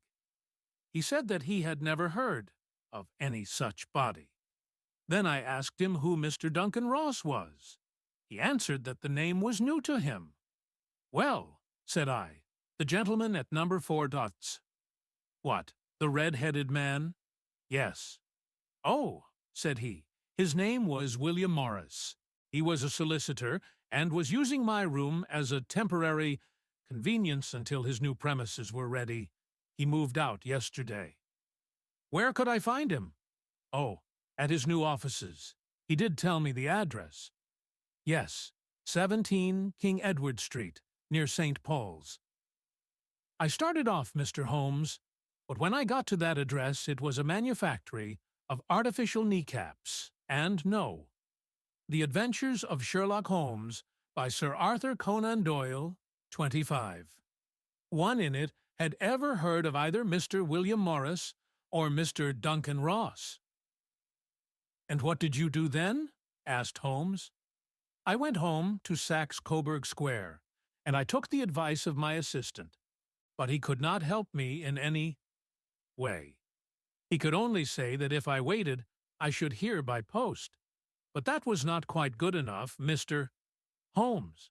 I did not wish to lose such a place without a struggle, so as I had heard that you were good enough to give advice to poor folk who were in need of it, I came right away to you. And you did very wisely, said Holmes. Your case is an exceedingly remarkable one, and I shall be happy to look into it. From what you have told me, I think that it is possible that graver issues hang from it than might at first sight appear. Grave enough, said Mr. Jabez Wilson. Why, I have lost £4 a week. As far as you are personally concerned, remarked Holmes, I do not see that you have any grievance against this extraordinary league. On the contrary, you are, as I understand, richer by some £30, to say nothing of the minute knowledge which you have gained on every subject which comes under the letter A. You have lost nothing by them, reports. No, sir, but I want to find out about them and who they are, and what their object was in playing this prank, if it was a prank, upon me. It was a pretty expensive joke for them, for it cost them £32. We shall endeavor to clear up these points for you. And first, 1 or 2 questions, Mr. Wilson. This assistant of yours who first called your attention to the advertisement, how long had he been with you? About a month, then. How did he come? In answer to an advertisement. Was he the only applicant? No, I had a dozen. Why did you pick him? Because he was handy and would come cheap. At half wages, in fact. Yes. What is he like, this Vincent Spaulding? Small, stout-built, very quick in his ways, no hair on his face, though he's not short of 30, has a white splash of acid upon his forehead. Holmes sat up in his chair in considerable excitement. I thought as much, said he. Have you ever observed that his ears are pierced for earrings? The Adventures of Sherlock Holmes, by Sir Arthur Conan Doyle, 26. Yes, sir. He told me that a gypsy had done it for him when he was a lad. Said Holmes, sinking back in deep thought. He is still with you? Oh, yes, sir. I have only just left him. And has your business been attended to in your absence? Nothing to complain of, sir. There's never very much to do of a morning. That will do, Mr. Wilson. I shall be happy to give you an opinion upon the subject in the course of a day, or 2. Today is Saturday, and I hope that by Monday we may come to a conclusion. Well, Watson, said Holmes when our visitor had left us, what do you make of it all? I make nothing of it, I answered frankly. It is a most mysterious business. As a rule, said Holmes, the more bizarre a thing is, the less mysterious it proves to be. It is your commonplace, featureless crimes which are really puzzling, just as a commonplace face is the most difficult to identify. But I must be prompt over this matter. What are you going to do, then? I asked. To smoke, he answered. It is quite a 3-pipe problem, and I beg that you won't speak to me for 50 minutes. He curled himself up in his chair, with his thin knees drawn up to his hawk-like nose, and there he sat with his eyes closed, and his black clay pipe thrusting out like the bill of some strange bird. I had come to the conclusion that he had dropped asleep, and indeed was nodding myself, when he suddenly sprang out of his chair with the gesture of a man who has made up his mind and put his pipe down upon the mantelpiece. Sarasate plays at the St. James's Hall this afternoon, he remarked. What do you think, Watson? Could your patients spare you for a few hours? I have nothing to do today. My practice is never very absorbing. Then put on your hat and come. I am going through the city first, and we can have some lunch on the way. I observe that there is a good deal of German music on the program, which is rather more to my taste than Italian or French. It is introspective, and I want to introspect. Come along. We traveled by the Underground as far as Aldersgate, and a short walk took us to Saxe-Coburg Square, the scene of the singular story which we had listened to in the morning. It was a poky, little, shabby-genteel place, where 4 lines of dingy 2-storied brick houses looked out into a small railed-in enclosure, where a lawn of weedy grass and a few clumps of faded laurel bushes made a hard fight against a smoke-laden and uncongenial atmosphere. 3 gilt balls and a brown board with Jabez Wilson in white letters upon a corner house announced the place where our red-headed client carried on his business. Sherlock Holmes stopped in front of it with his head on one side and looked it all over, with his eyes shining brightly between puckered lids. Then he walked slowly up the street, and then down again to the corner, still looking keenly at the houses.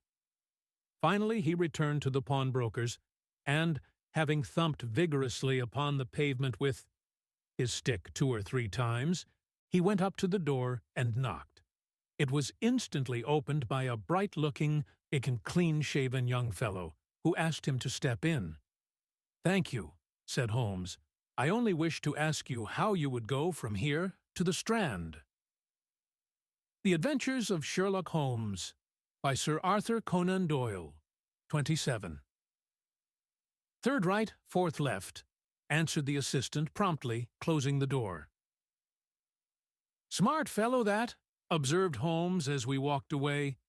"He is, in my judgment, the 4th smartest man in London, and for daring I am not sure that he has not a claim to be 3rd.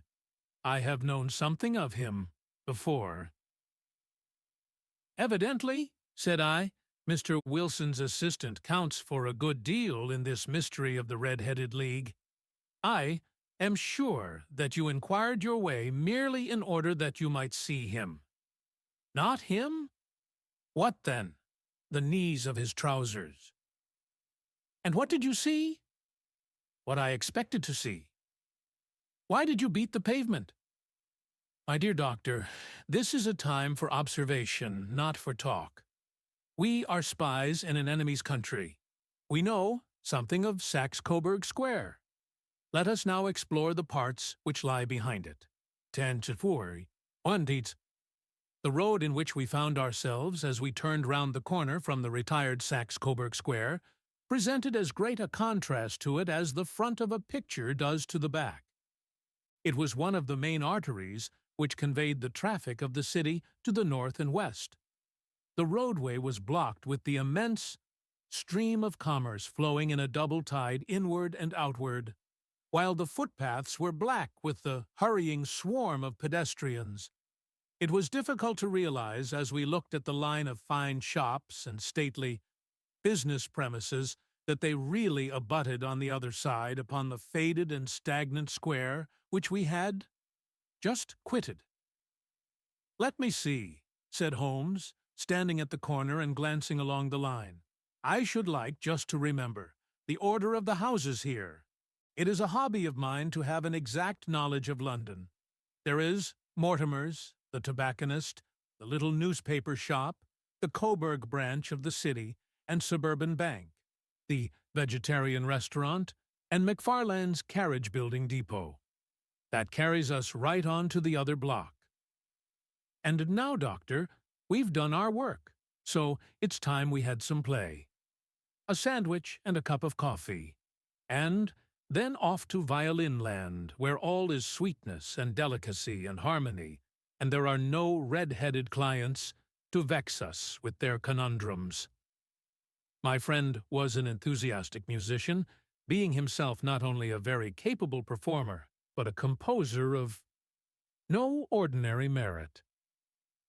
All the afternoon he sat in the stalls, wrapped in the most perfect happiness, gently waving, his long, thin fingers in time to the music, while his gently smiling face and his languid, dreamy eyes were as unlike those of Holmes the sleuth-hound, Holmes the relentless, keen-witted, ready-handed criminal agent as it was possible to conceive. In his singular character, the dual nature alternately asserted itself, and his extreme exactness and astuteness represented, as I have often thought, the reaction against the poetic and contemplative mood which occasionally predominated in him.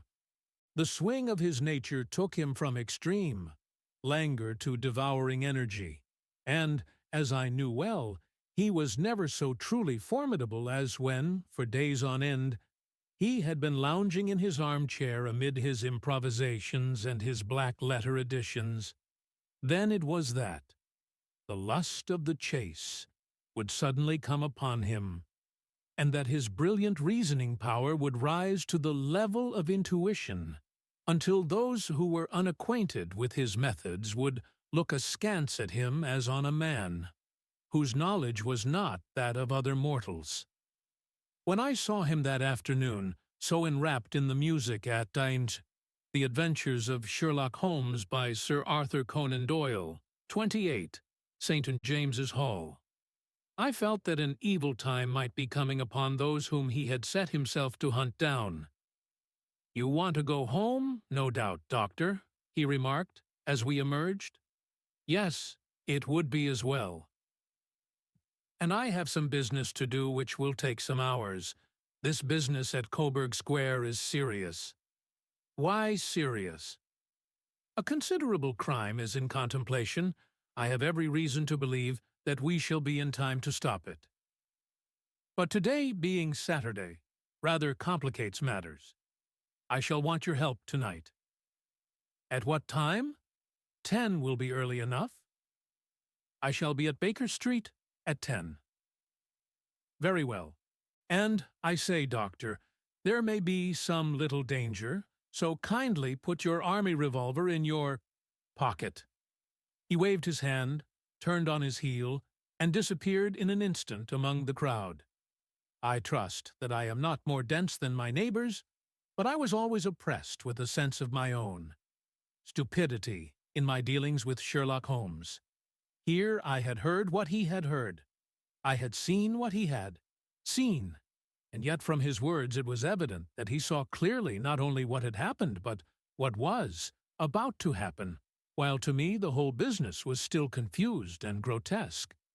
As I drove home to my house in Kensington, I thought over it all, from the extraordinary story of the red-headed copier of the encyclopedia down to the visit to Coburg Square, and the ominous words with which he had parted from me. What was this nocturnal expedition, and why should I go armed? Where were we going, and what were we to do?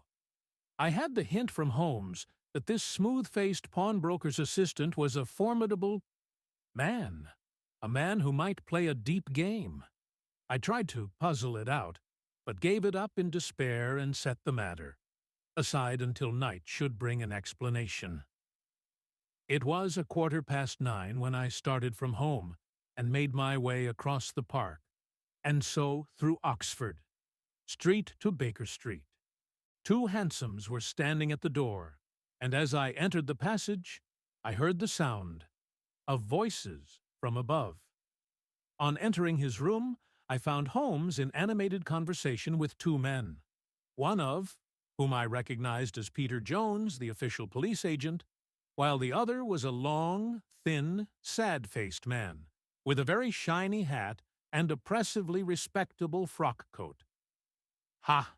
Our party is complete," said Holmes, buttoning up his pea-jacket and taking his heavy hunting crop from the rack. "Watson, I think you know Mr. Jones, of Scotland Yard. Let me introduce you to Mr. Merriweather, who is to be our companion in tonight's adventure." "We're hunting in couples again, Doctor, you see," said Jones in his consequential way. "Our friend here is a wonderful man for starting a chase. All he wants is an old dog to help him to do the running down. I hope a wild goose may not prove to be the end of our chase," observed Mr. Merryweather gloomily. "You may place considerable confidence in Mr. Holmes, sir," said the police agent loftily. "He has his own little methods, which are, if he won't mind my saying so, just a little too theoretical and fantastic, but he has the makings of a detective in him. It is not too much to say that once or twice, as in that business of the Sholto murder and the Agra treasure, he has been more nearly correct than the official force." The Adventures of Sherlock Holmes, by Sir Arthur Conan Doyle. 29. "Oh, if you say so, Mr. Jones, it is all right," said the stranger with deference. "Still, I confess that I miss my rubber. It is the first Saturday night for 27 years that I have not had my rubber." "I think you will find," said Sherlock Holmes, "that you will play for a higher stake tonight than you have ever done yet, and that the play will be more exciting. For you, Mr. Merryweather, the stake will be some £30,000, and for you, Jones, it will be the man upon whom you wish to lay your hands. John Clay, the murderer, thief, smasher, and forger. He's a young man, Mr. Merryweather, but he is at the head of his profession, and I would rather have my bracelets on him than on any criminal in London. He's a remarkable man, is young John Clay. His grandfather was a royal duke, and he himself has been to Eton and Oxford. His brain is as cunning as his fingers, and though we meet signs of him at every turn, we never know where to find the man himself. He'll crack a crib in Scotland one week, and be raising money to build an orphanage in Cornwall the next. I've been on his track for years and have never set eyes on him yet. A tort. I hope that I may have the pleasure of introducing you tonight. I've had 1 or 2 little turns also with Mr. John Clay, and I agree with you that he is at the head of his profession. It is past 10, however, and quite time that we started. If you two will take the first hansom, Watson and I will follow in the second." Sherlock Holmes was not very communicative during the long drive, and lay back in the cab humming the tunes which he had heard in the afternoon. We rattled through an endless labyrinth of gas-lit streets until we emerged into Farrington Street. "We are close there now," my friend remarked. "This fellow Merryweather is a bank director, and personally interested in the matter. I thought it as well to have Jones with us also. He is not a bad fellow, though an absolute imbecile in his profession. He has one positive virtue. He is as brave as a bulldog and as tenacious as a lobster if he gets his claws upon anyone. Here we are, and they are waiting for us."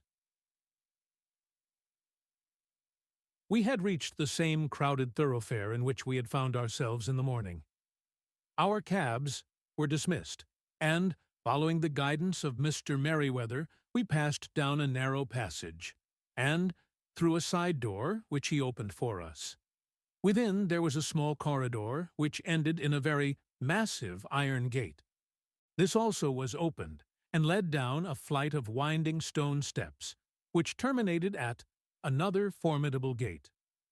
Mr. Merryweather stopped to light a lantern, and then conducted us down a dark, earth-smelling passage, and so, after opening a third door, into a huge vault or cellar, which was piled all round with crates and massive boxes. "You are not very vulnerable from above," Holmes remarked, as he held up the lantern and gazed about him. "Nor from below," said Mr. Merryweather, striking his stick upon the flags which lined the floor. "Why, dear me, it sounds quite hollow," he remarked, looking up in surprise. "I must really ask you to be a little more quiet," said Holmes severely. "You have already imperiled the whole success of our expedition. Might I beg that you would have the goodness to sit down upon one of those boxes, and not to interfere?"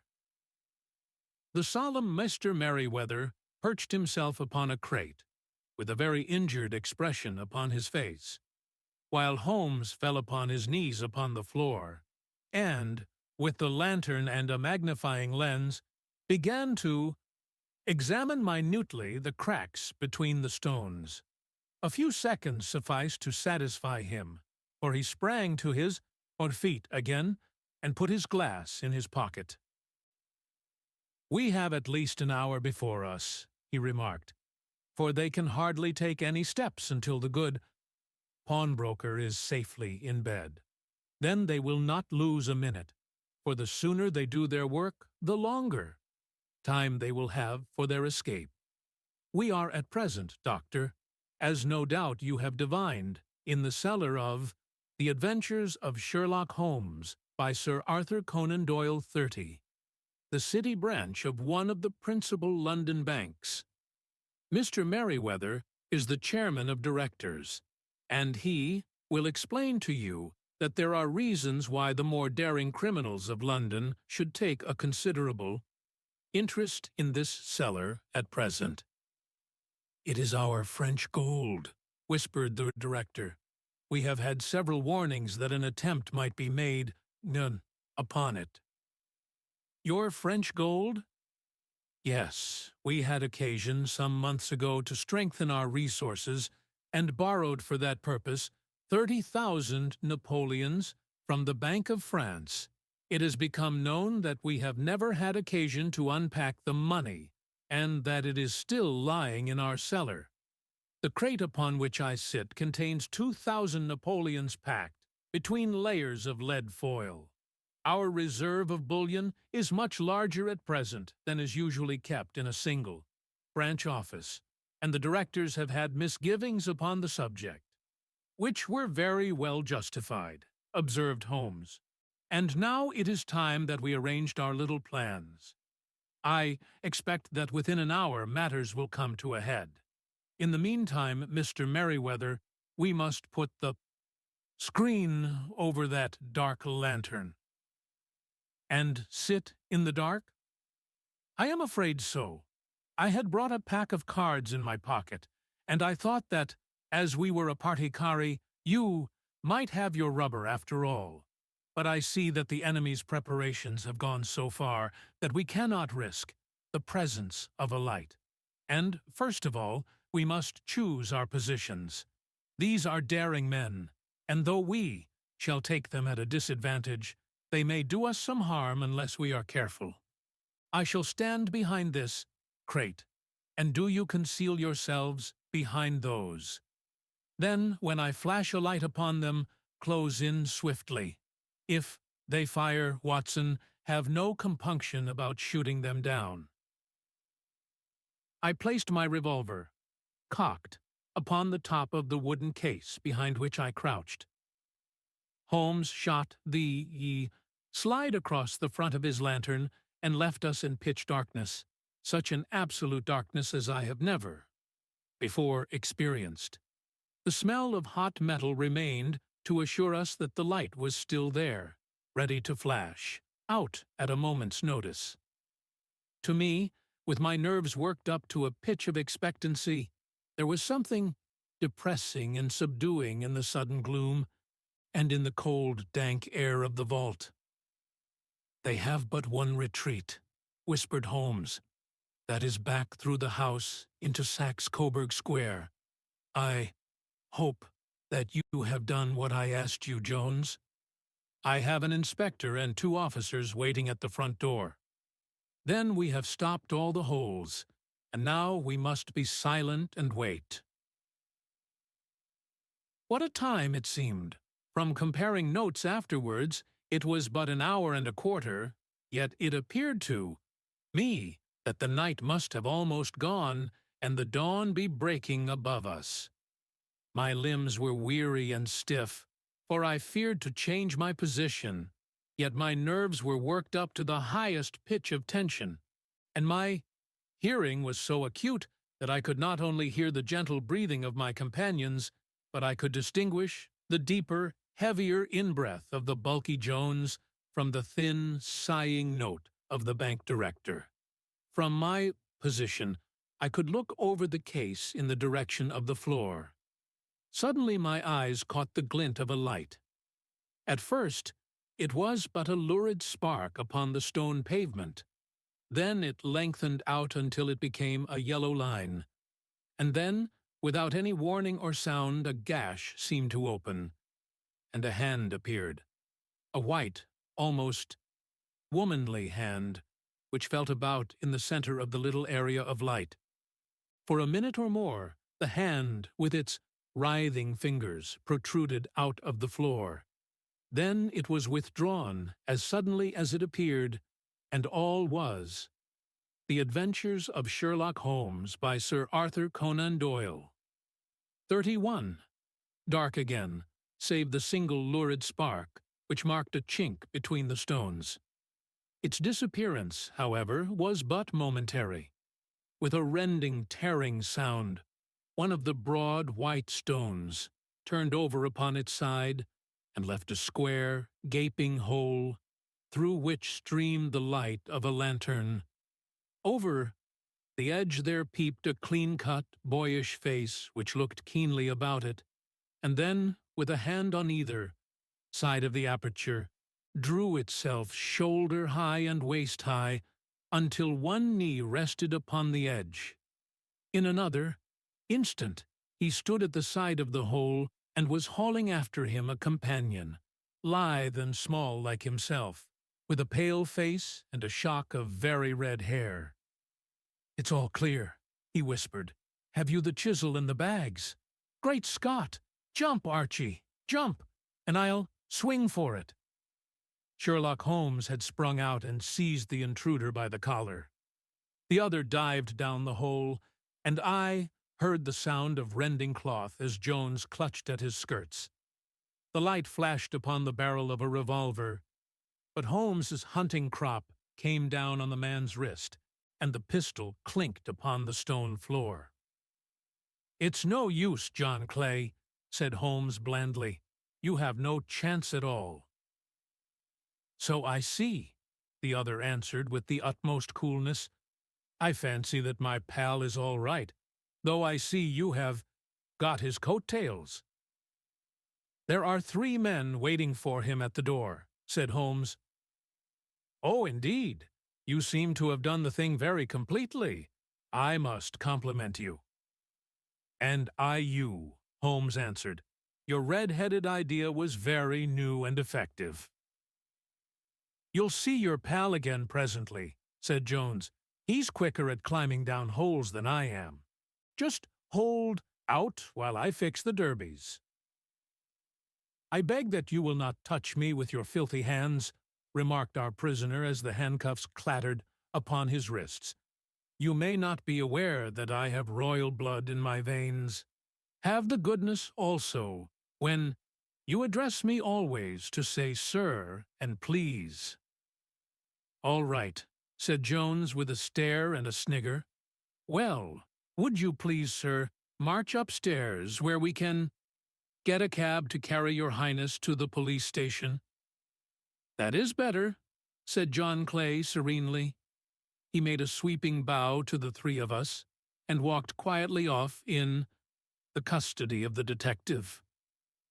"Really, Mr. Holmes," said Mr. Merriweather, as we followed them from the cellar, "I do not know how the bank can thank you or repay you. There is no doubt that you have detected and defeated, in the most complete manner, one of the most determined attempts at bank robbery that have ever come within my experience. I have had 1 or 2 little scores of my own to settle with Mr. John Clay," said Holmes. "I have been at some small expense over this matter which I shall expect the bank to refund, but beyond that I am amply repaid by having had an experience which is in many ways unique, and by hearing the very remarkable narrative of the Red-Headed League. You see, Watson," he explained in the early hours of the morning, as we sat over a glass of whiskey and soda in Baker Street, "it was perfectly obvious from the first that the only possible object of this rather fantastic business of the advertisement of the League and the copying of the encyclopedia must be to get this knot, Whitey, The Adventures of Sherlock Holmes by Sir Arthur Conan Doyle. 32. Over bright pawnbroker out of the way for a number of hours every day. It was a curious way of managing it. But, really, it would be difficult to suggest a better. The method was no doubt suggested to Clay's ingenious, mined by the color of his accomplice's hair. The £4 a week was a lure which must draw him. And what was it to them who were playing for thousands?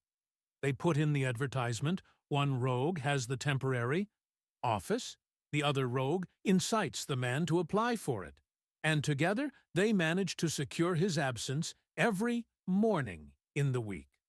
From the time that I heard of the assistant having come for half wages, it was obvious to me that he had some strong motive for securing the situation. But how could you guess what the motive was?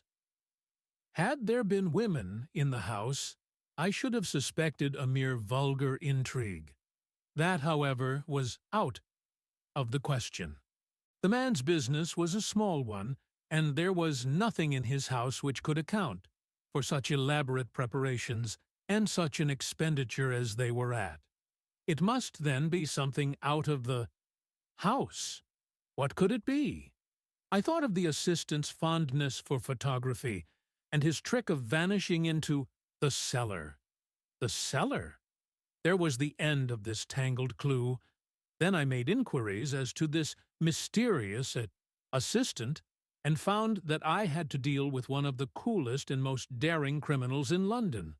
He was doing something in the cellar, something which took many hours a day for months on end. What could it be? Once more, I could think of nothing save that he was running a tunnel to some other building. So far I had got when we went to visit the scene of action. I surprised you by beating upon the pavement with my stick. I was ascertaining whether the cellar stretched out in front or behind. It was not in front.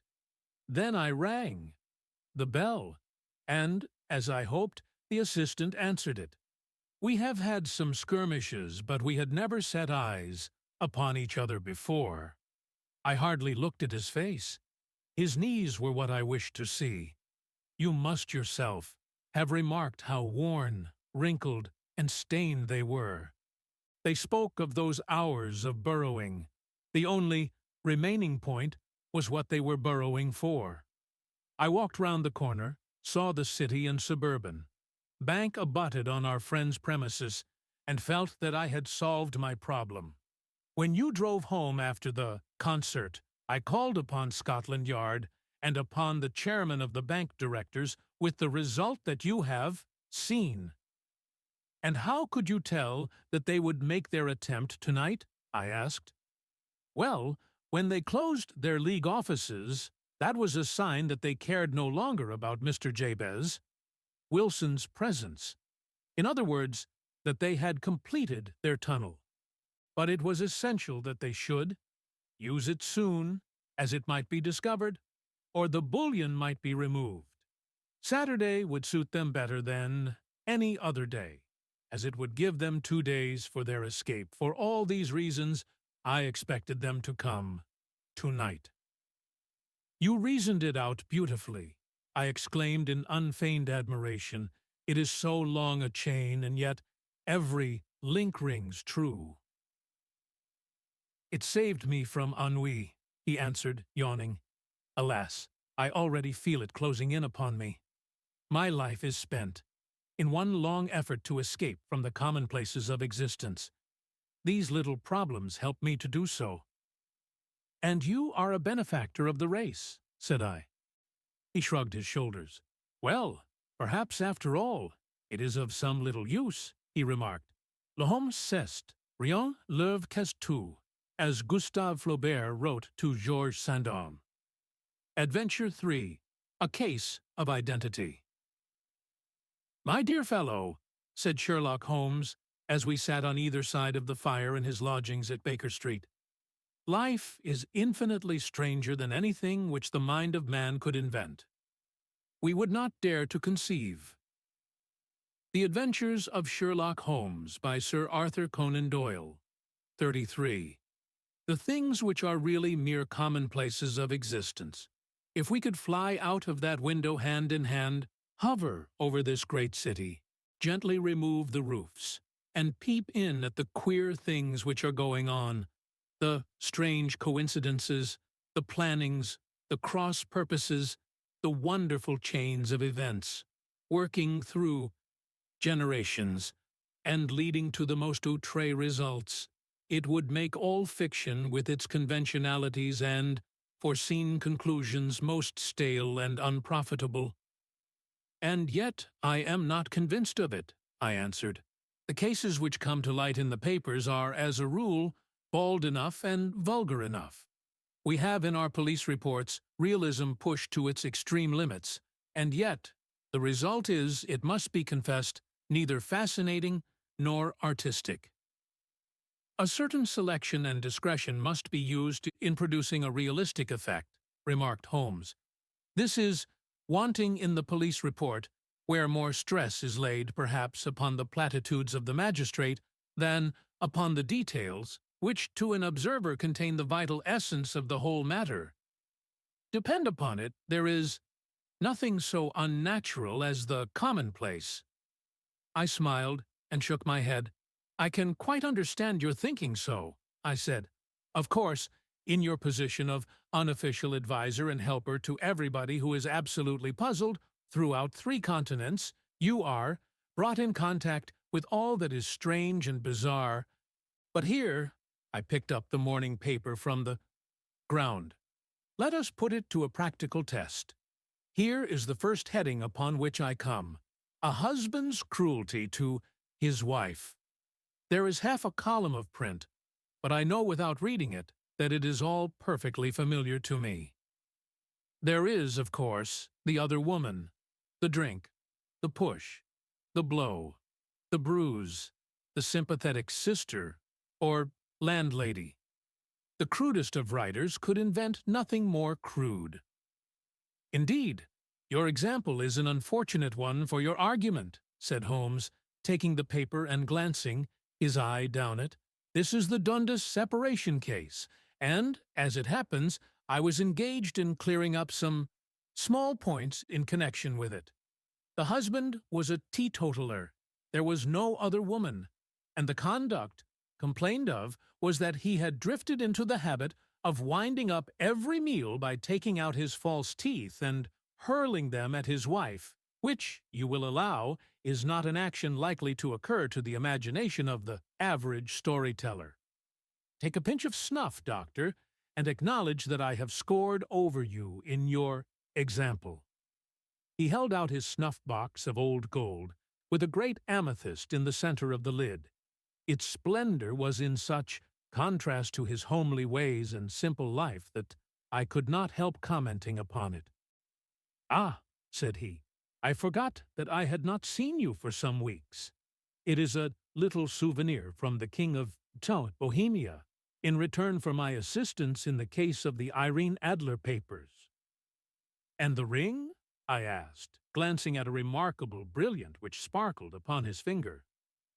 "It was from the reigning family of Holland, though the matter in which I served them was of such delicacy that I cannot confide it even to you, who have been good enough to chronicle 1 or 2 of my little problems." "And have you any on hand just now?" I asked with interest. "Some 10 or 12, but none which present any feature of interest. They are important, you understand, without being interesting. Indeed, I have found that it is usually in unimportant matters that there is a field for the observation and for the quick analysis of cause and effect, which gives the charm to an investigation. The larger crimes are apt to be the simpler, for the bigger the crime, the more obvious, as a rule, is the motive.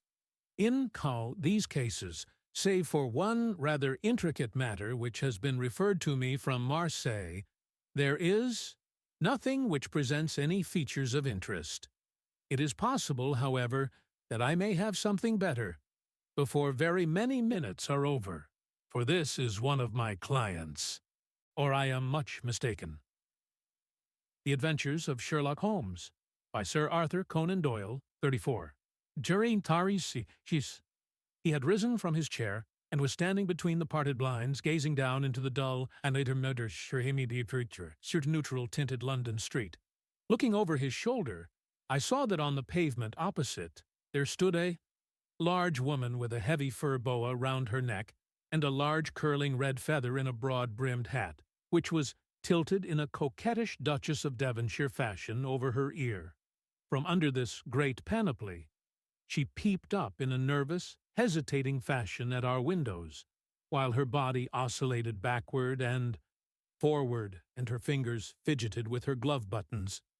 Suddenly, with a plunge as of the swimmer who leaves the bank, she hurried across the road, and we heard the sharp clang of the bell. "I have seen those symptoms before," said Holmes, throwing his cigarette into the fire. "Oscillation upon the pavement always means an affaire de cœur. She would like advice, but is not sure that the matter is not too delicate for communication. And yet, even here we may discriminate. When a woman has been seriously wronged by a man, she no longer oscillates, and the usual symptom is a broken bell wire. Here we may take it that there is a love matter, but that the maiden is not so much angry as perplexed or grieved. But here she comes in person to resolve our doubts." As he spoke, there was a tap at the door, and the boy in buttons entered to announce Miss Mary Sutherland, while the lady herself loomed behind his small black figure like a full-sailed merchantman behind a tiny pilot boat. Sherlock Holmes welcomed her with the easy courtesy for which he was remarkable, and, having closed the door and bowed her into an armchair, he looked her over in the minute and yet abstracted fashion which was peculiar to him. "Do you not find," he said, "that with your short sight it is a little trying to do so much typewriting?" "I did at first," she answered, "but now I know where the letters are without looking." Then, suddenly, realizing the full purport of his words, she gave a violent start and looked up, with fear and astonishment upon her broad, good-humored face. "You've heard about me, Mr. Holmes," she cried. "Else how could you know all that?" "Never mind," said Holmes, laughing. "It is my business to know things. Perhaps I have trained myself to see what others overlook. If not, why should you come to consult me?" "I came to you, sir, because I heard of you from Mrs. Etheridge, whose husband you found so easy when the police and everyone had given him up for dead. Oh, Mr. Holmes, I wish you would do as much for me. I'm not rich, but still, I have 100 a year in my own right, besides the little that I make by the machine, and I would give it all to know what has become of Mr. Hosmer Angel." "Why did you come away to consult me in such a hurry?" asked Sherlock Holmes, with his fingertips together and his eyes to the ceiling. Again, a startled look came over the somewhat vacuous face of Miss Mary Sutherland. "Yes, I did bang out of the house," she said, "for it made me angry to see the easy way in which Mr. Windibank, that is, my father, took it all. He would not go to the police, and he would not go to you, and so at last, as he would do nothing, and kept on saying that there was no harm done, it made me mad, and I just on with my things, and came right away to you." "Your father," said Holmes. "Your stepfather, surely, since the name is different." "Yes, my stepfather. I call him father, though it sounds funny too, for he is only 5 years and 2 months older than myself." "And your mother is alive?" The Adventures of Sherlock Holmes, by Sir Arthur Conan Doyle, 35. "Oh, yes, mother is alive and well. I wasn't best pleased, Mr. Holmes, when she married again so soon after. Father's death, and a man who was nearly 15 years younger than herself. Father was a plumber in the Tottenham Court Road, and he left a tidy business behind him, which Mother carried on with Mr. Hardy, the foreman. But when Mr. Windibank came, he made her sell the business, for he was very superior, being a traveller in wines. They got £4,700 for the goodwill and interest, which wasn't near as much as Father could have got if he had been alive. I had expected to see Sherlock Holmes impatient under this rambling and inconsequential narrative, but, on the contrary, he had listened with the greatest concentration of attention. "Your own little income?" he asked. "Does it come out of the business?" "Oh, no, sir. It is quite separate, and was left me by my Uncle Ned in Auckland. It is in New Zealand stock, paying 4.5%. £2,500 was the amount, but I can only touch the interest." "You interest me extremely," said Holmes, "and since you draw so large a sum as 100 a year, with what you earn into the bargain, you no doubt travel a little and indulge yourself in every way. I believe that a single lady can get on very nicely upon an income of about £60. I could do with much less than that, Mr. Holmes, but you understand that as long as I live at home I don't wish to be a burden to them, and so they have the use of the money just while I am staying with them. Of course, that is only just for the time. Mr. Windibank draws my interest every quarter and pays it over to Mother, and I find that I can do pretty well with what I earn at typewriting. It brings me twopence a sheet, and I can often do from 15 to 20 sheets in a day." "You have made your position very clear to me," said Holmes. "This is my friend, Dr. Watson, before whom you can speak as freely as before myself. Kindly tell us now all about your connection with Mr. Hosmer Angel." A flush stole over Miss Sutherland's face, and she picked nervously at the fringe of her jacket.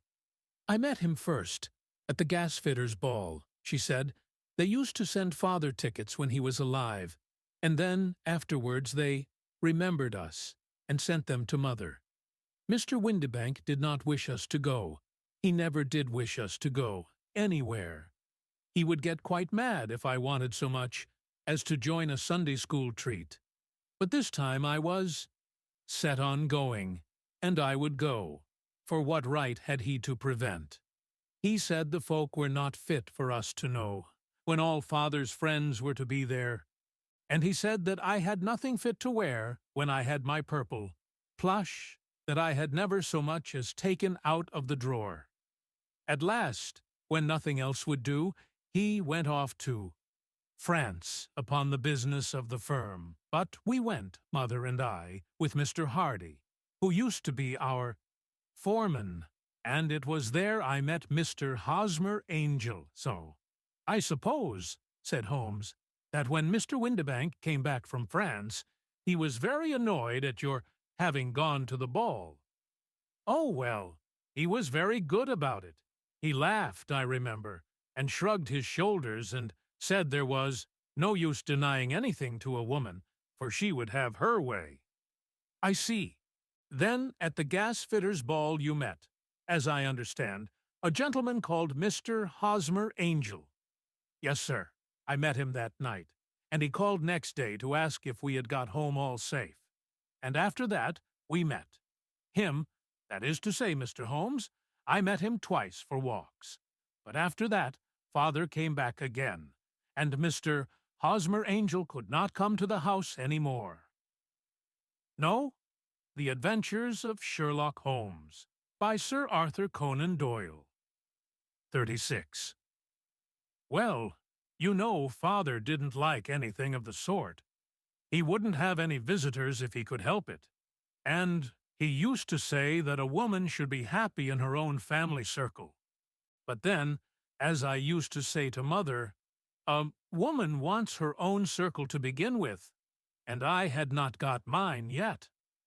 But how about Mr. Hosmer Angel? Did he make no attempt to see you? Well, Father was going off to France again in a week, and Hosmer wrote and said that it would be safer and better not to see each other until he had gone. We could write in the meantime, and he used to write every day. I took the letters in the morning, so there was no need for Father to know. Were you engaged to the gentleman at this time? Oh, yes, Mr. Holmes. We were engaged after the first walk that we took. Hosmer, Mr. Angel, was a cashier in an office in Leadenhall Street.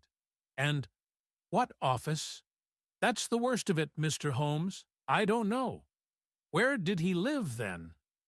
He slept on the premises. And you don't know his address?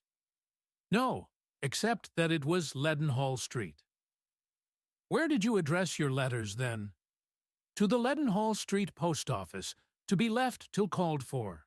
He said that if they were sent to the office, he would be chaffed by all the other clerks about having letters from a lady. So I offered to typewrite them like he did his, but he wouldn't have that, for he said that when I wrote them, they seemed to come from me. But when they were typewritten, he always felt that the machine had come between us. That will just show you how fond he was of me, Mr. Holmes, and the little things that he would think of. It was most suggestive, said Holmes. It has long been an axiom of mine that the little things are infinitely the most important. Can you remember any other little things about Mr. Hosmer Angel? He was a very shy man, Mr. Holmes. He would rather walk with me in the evening than in the daylight, for he said that he hated to be conspicuous. Very retiring and gentlemanly he was. Even his voice was gentle. He'd had the quinsy and swollen glands when he was young, he told me, and it had left him with a weak throat and a hesitating, whispering fashion of speech. He was always well dressed, very neat and plain, but his eyes were weak, just as mine are, and he wore tinted glasses against the glare. Well, and what happened when Mr. Windibank, your stepfather, returned to France? Mr. Hosmer Angel came to the house again and proposed that we should marry before Father came back. He was in dreadful earnest, and made me swear, with my hands on the testament, that whatever happened I would always be true to him. Mother said he was quite right to make me swear, and that it was a sign of his passion. Mother was all in his favor from the first, and was even fonder of him than I was. Then, when they talked of marrying within the week, I began to ask about Father, but they both said never to mind about Father, but just to tell him afterwards, and Mother said she would make it all right with him. I didn't quite like that, mister. The Adventures of Sherlock Holmes, by Sir Arthur Conan Doyle, 37. Holmes. It seemed funny that I should ask his leave, as he was only a few years older than me, but I didn't want to do anything on the sly, so I wrote to Father at Bordeaux, where the company has its French offices, but the letter came back to me on the very morning of the wedding. It missed him, then? Yes, sir, for he had started to England just before it arrived. Ha! That was unfortunate. Your wedding was arranged, then, for the Friday. Was it to be in church? Yes, sir, but very quietly. It was to be at St. Saviour's, near King's Cross, and we were to have breakfast afterwards at the St. Pancras Hotel. Hosmer came for us in a hansom, but as there were two of us, he put us both into it and stepped himself into a four-wheeler, which happened to be the only other cab in the street. We got to the church first, and when the four-wheeler drove up, we waited for him to step out, but he never did. And when the cabman got down from the box and looked, there was no one there. The cabman said that he could not imagine what had become of him, for he had seen him get in with his own eyes. That was last. Friday, Mr. Holmes. and I have never seen or heard anything since then to throw any light upon what became of him. It seems to me that you have been very shamefully treated, said Holmes. Oh, no, sir. He was too good and kind to leave me so. Why, all the morning he was saying to me that, whatever happened, I was to be true, and that even if something quite unforeseen occurred to separate us, I was always to remember that I was pledged to him, and that he would claim his pledge sooner or later. It seemed strange talk for a wedding morning, but what has happened since gives a meaning to it. Most certainly it does. Your own opinion is, then, that some unforeseen catastrophe has occurred to him. Yes, sir. I believe that he foresaw some danger, or else he would not have talked so. And then I think that what he foresaw happened. But you have no notion as to what it could have been. None. One more question. How did your mother take the matter? She was angry, and said that I was never to speak of the matter again. And your father? Did you tell him? Yes, and he seemed to think, with me, that something had happened, and that I should hear of Hosmer again. As he said, what interest could anyone have in bringing me to the doors of the church, and then leaving me? Now, if he had borrowed my money, or if he had married me and got my money settled on him, there might be some reason, but Hosmer was very independent about money, and never would look at a shilling of mine. And yet, what could have happened? And why could he not write? Oh, it drives me half mad to think of it. And I can't sleep a wink at night. She pulled a little handkerchief out of her muff and began to sob heavily into it. I shall glance into the case for you, said Holmes, rising, and I have no doubt that we shall reach some definite result. Let the weight of the matter rest upon me now, and do not let your mind dwell upon it further. Above all, try to let Mr. Hosmer Angel vanish from your memory, as he has done from your life. The Adventures of Sherlock Holmes, by Sir Arthur Conan Doyle. 38. Then you don't think I'll see him again? I fear not. Then what has happened to him? You will leave that question in my hands. I should like an accurate description of him, and any letters of his, which you can spare. I advertised for him in last Saturday's Chronicle, said she. Here is the slip, and here are 4 letters from him. Thank you. And your address? No, 31 Lyon Place, Camberwell. Mr. Angel's address you never had, I understand. Where is your father's place of business? He travels for Westhouse Marbank, the great claret importers of Fenchurch Street. Thank you. You have made your statement very clearly. You will leave the papers here, and remember the advice which I have given you. Let the whole incident be a sealed book, and do not allow it to affect your life. You are very kind, Mr. Holmes, but I cannot do that. I shall be true to Hosmer. He shall find me ready when he comes back. For all the preposterous hat and the vacuous face, there was something noble in the simple faith of our visitor, which compelled our respect. She laid her little bundle of papers upon the table, and went her way, with a promise to come again whenever she might be summoned. Sherlock Holmes sat silent for a few minutes, with his fingertips still pressed together, his legs stretched out in front of him, and his gaze directed upward to the ceiling. Then he took down from the rack the old and oily clay pipe, which was to him as a counselor, and, having lit it, he leaned back in his chair, with the thick blue cloud wreaths spinning up from him, and a look of infinite languor in his face. Quite an interesting study, that maiden, he observed.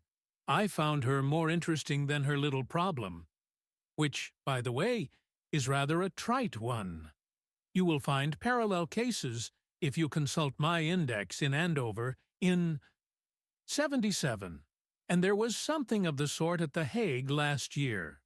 Old as is the idea, however, there were one or two details which were new to me, but the maiden herself was most instructive. You appeared to read a good deal upon her, which was quite invisible to me, I remarked. Not invisible, but unnoticed, Watson. You did not know where to look, and so you missed all that was important. I can never bring you to realize the importance of sleeves, the suggestiveness of thumbnails, or the great issues that may hang from a bootlace. Now, what did you gather from that woman's appearance? Describe it. Well, she had a slate-colored, broad-brimmed straw hat, with a feather of a brickish red. Her jacket was black, with black beads sewn upon it, and a fringe of little black jet ornaments. Her dress was brown, rather, darker than coffee color, with a little purple plush at the neck and sleeves. Her gloves were grayish, and were worn through at the right forefinger. Her boots I didn't observe. She had small, round, hanging gold earrings. The Adventures of Sherlock Holmes by Sir Arthur Conan Doyle, 39, and a general air of being fairly well-to-do in a vulgar, comfortable, easy-going way. Sherlock Holmes clapped his hands softly together and chuckled. "Upon my word, Watson, you are coming along wonderfully. You have really done very well indeed. It is true that you have missed everything of importance, but you have hit upon the method, and you have a quick eye, one for color. Never trust to general impressions, my boy, but concentrate yourself upon details. My first glance is always at a woman's sleeve. In a man, it is perhaps better first to take the knee of the trouser. As you observe, this woman had plush upon her sleeves, which is a most useful material for showing traces. The double line a little above the wrist, where the typewritist presses against the table, was beautifully defined. The sewing machine of the hand type leaves a similar mark, but only on the left arm, and on the side of it, farthest from the thumb, instead of being right across the broadest part, as this was. I then glanced at her face, and, observing the dint of a pince-nez at either side of her nose, I ventured a remark upon short sight and typewriting, which seemed to surprise her. It surprised me. But surely it was obvious. I was then much surprised and interested on glancing down to observe that, though the boots which she was wearing were not unlike each other, they were really odd ones, the one having a slightly decorated toe cap, and the other a plain one. One was buttoned only in the two lower buttons out of 5, and the other at the first, third, and fifth. Now, when you see that a young lady, otherwise neatly dressed, has come away from home with odd boots, half-buttoned, it is no great deduction to say that she came away in a hurry. "And what else?" I asked, keenly interested, as I always was by my friend's incisive reasoning. I noted, in passing, that she had written a note before leaving home, but after being fully dressed. You observed that her right glove was torn at the forefinger, but you did not apparently see that both glove and finger were stained with violet ink. She had written in a hurry and dipped her pen too deep.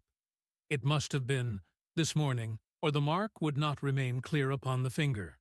All this is amusing, though rather elementary. But I must go back to business, Watson. Would you mind reading me the advertised description of Mr. Hosmer Angel? I held the little printed slip to the light. "Missing," it said, "on the morning of the 14th, a gentleman named Hosmer Angel, about 5'7", in height, strongly built, sallow complexion, black hair, a little bald in the center, bushy black, side whiskers and mustache, tinted glasses, slight infirmity of speech. Was dressed when last seen in black. Frock coat faced with silk, black waistcoat, gold Albert chain, and gray Harris tweed trousers with brown, gaiters over elastic-sided boots. Known to have been employed in an office in Leadenhall Street. Anybody? Bringing— "That will do," said Holmes. "As to the letters," he continued, glancing over them, "they are very commonplace. Absolutely no clue in them to Mr. Angel, save that he quotes Balzac once. There is one remarkable point, however, which will no doubt strike you." "They are typewritten," I remarked. "Not only that, but the signature is typewritten. Look at the neat little Hosmer Angel at the bottom. There is a date, you see, but no superscription except Leadenhall Street, which is rather vague. The point about the signature is very suggestive. In fact, we may call it conclusive." The Adventures of Sherlock Holmes by Sir Arthur Conan Doyle. 40.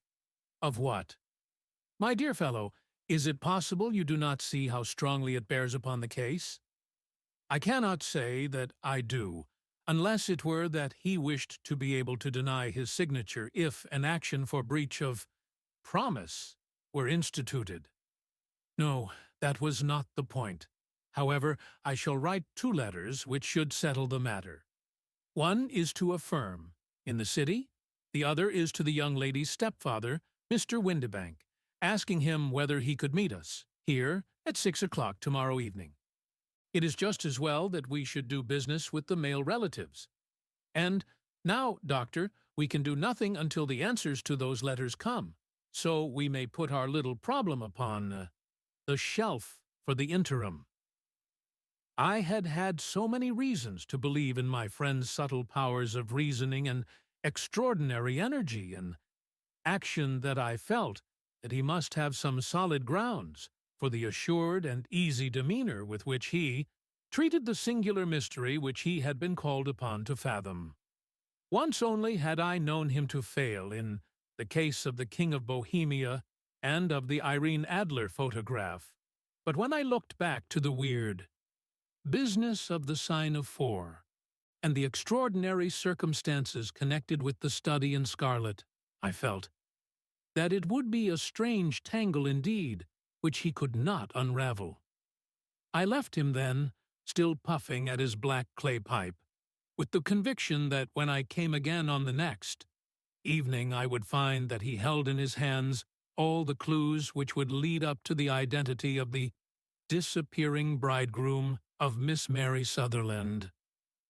A professional case of great gravity was engaging my own attention at the time, and the whole of next day I was busy at the bedside of the sufferer. It was not until close upon 6 o'clock that I found myself free and was able to spring into a hansom and drive to Baker Street, half afraid that I might be too late to assist at the denouement of the little mystery. I found Sherlock Holmes alone, however, half asleep, with his long, thin form curled up in the recesses of his armchair. A formidable array of bottles and test tubes, with the pungent, cleanly smell of hydrochloric acid, told me that he had spent his day in the chemical work which was so dear to him. "Well, have you solved it?" I asked as I entered. "Yes, it was the bisulfate of baryta." "No, no, the mystery!" I cried. "Oh, that! I thought of the salt that I have been working upon. There was never any mystery in the matter, though, as I said yesterday, some of the details are of interest. The only drawback is that there is no law, I fear, that can touch the scoundrel. Who was he, then, and what was his object in deserting Miss Sutherland?" The question was hardly out of my mouth, and Holmes had not yet opened his lips to reply when we heard a heavy footfall in the passage and a tap at the door. "This is the girl's stepfather, Mr. James Windibank," said Holmes. "He has written to me to say that he would be here at 6. Come in." The man who entered was a sturdy, middle-sized fellow, some 30 years of age, clean-shaven and sallow-skinned, with a bland, insinuating manner, and a pair of wonderfully sharp and penetrating grey eyes. The Adventures of Sherlock Holmes, by Sir Arthur Conan Doyle, 41. He shot a questioning glance at each of us, placed his shiny top hat upon the sideboard, and, with a slight bow, sidled down into the nearest chair. "Good evening, Mr. James Windibank," said Holmes. "I think that this typewritten letter is from you, in which you made an appointment with me for 6 o'clock?" "Yes, sir.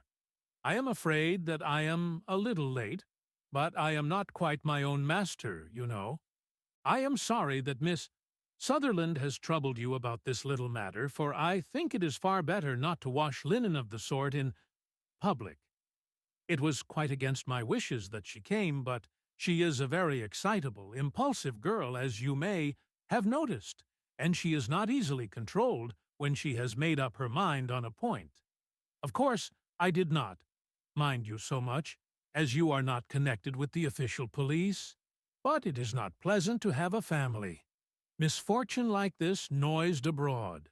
Besides, it is a useless expense, for how could you possibly find this Hosmer Angel?" "On the contrary," said Holmes quietly, "I have every reason to believe that I will succeed in discovering Mr.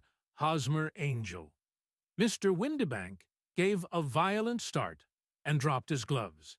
"I am delighted to hear it," he said. "It is a curious thing," remarked Holmes, "that a typewriter has really quite as much individuality as a man's. Handwriting. Unless they are quite new, no two of them write exactly alike. Some letters get more worn than others, and some wear only on one side. Now, you remark in this note of yours, Mr. Windibank, that in every case there is some little slurring over of the E and a slight defect in the tail of the R. There are 14 other characteristics, but those are the more obvious. We do all our correspondence with this machine at the office, and no doubt it is a little worn," our visitor answered, glancing keenly at Holmes with his bright little eyes. "And now I will show you what is really a very interesting study, Mr. Windibank," Holmes continued. "I think of writing another little monograph some of these days on the typewriter and its relation to crime. It is a subject to which I have devoted some little attention. I have here 4 letters which purport to come from the missing man. They are all typewritten. In each case, not only are the E's slurred and the R's tailless, but you will observe, if you care to use my magnifying lens, that the 14 other characteristics to which I have alluded are there as well." Mr. Windibank sprang out of his chair and picked up his hat.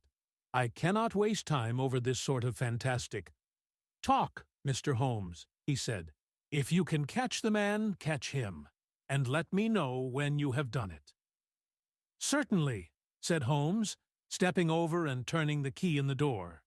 "I let you know, then, that I have caught him." "What? Where?" shouted Mr. Windibank, turning white to his lips and glancing about him like a rat in a trap. "Oh, it won't do. Really, it won't," said Holmes suavely. "There is no possible getting out of it, Mr. Windibank. It is quite too transparent, and it was a very bad compliment when you said that it was impossible for me to solve so simple a question. That's right. Sit down and let us talk it over." Our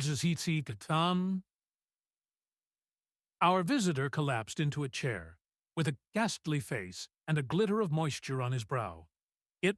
It's not actionable," he stammered. "I am very much afraid that it is not. But between ourselves, Windibank, it was as cruel and selfish and heartless a trick in a petty way as ever came before me. Now, let me just run over the course of events. And The Adventures of Sherlock Holmes by Sir Arthur Conan Doyle, 42. You will contradict me if I go wrong." The man sat huddled up in his chair, with his head sunk upon his breast, like one who is utterly crushed. Holmes stuck his feet up on the corner of the mantelpiece and, leaning back with his hands in his pockets, began talking, rather to himself, as it seemed, than to us. "The man married a woman very much older than himself for her money," said he, "and he enjoyed the use of the money of the daughter as long as she lived with them. It was a considerable sum for people in their position, and the loss of it would have made a serious difference. It was worth an effort to preserve it. The daughter was of a good, amiable disposition, but affectionate and warm-hearted in her ways, so that it was evident that, with her fair personal advantages and her little income, she would not be allowed to remain single long. Now, her marriage would mean, of course, the loss of 100 a year, so what does her stepfather do to prevent it? He takes the obvious course of keeping her at home and forbidding her to seek the company of people of her own age. But soon he found that that would not answer forever. She became restive, insisted upon her rights, and finally announced her positive intention of going to a certain ball. What does her clever stepfather do then? He conceives an idea more creditable to his head than to his heart. With the connivance and assistance of his wife, he disguised himself, covered those keen eyes with tinted glasses, masked the face with a mustache and a pair of bushy whiskers, sunk that clear voice into an insinuating whisper, and doubly secure, on account of the girl's short sight, he appears as Mr. Hosmer Angel, and keeps off other lovers by making love himself. "It was only a joke at first," groaned our visitor. "We never thought that she would have been so carried away. Why, it's our sight. Very likely not. However that may be, the young lady was very decidedly carried away, and, having quite made up her mind that her stepfather was in France, the suspicion of treachery never for an instant entered her mind. She was flattered by the gentleman's attentions, and the effect was increased by the loudly expressed admiration of her mother. Then Mr. Angel began to call, for it was obvious that the matter should be pushed, as far as it would go if a real effect were to be produced. There were meetings and an engagement which would finally secure the girl's affections from turning towards anyone else. But the deception could not be kept up forever. These pretended journeys to France were rather cumbrous. The thing to do was clearly to bring the business to an end in such a dramatic manner that it would leave a permanent impression upon the young lady's mind, and prevent her from looking upon any other suitor for some time to come. Hence those vows of fidelity exacted upon a testament, and hence also the allusions to a possibility of something happening on the very morning of the wedding. James Windibank wished Miss Sutherland to be so bound to Hosmer Angel, and so uncertain as to his fate, that for 10 years to come, at any rate, she would not listen to another man. As far as the church door he brought her, and then, as he could go no farther, he conveniently vanished away by the old trick of stepping in at one door of a four-wheeler and out at the other. I think that was the chain of events, Mr. Windibank. Our visitor had recovered something of his assurance while Holmes had been talking, and he rose from his chair now, with a cold sneer upon his pale face. "It may be so, or it may not, Mr. Holmes," said he, "but if you are so very sharp, you ought to be sharp enough to know that it is you who are breaking the law now, and not me. I have done nothing actionable from the first, but as long as you keep that door locked, you lay yourself open to an action for assault and illegal start. The law cannot, as you say, touch you," said Holmes, unlocking and throwing open the door. "Yet there never was a man who deserved punishment more. If the young lady has a brother or a friend, he ought to lay a whip across your shoulders. By Jove, he continued, flushing up at the sight of the bitter sneer upon the man's face.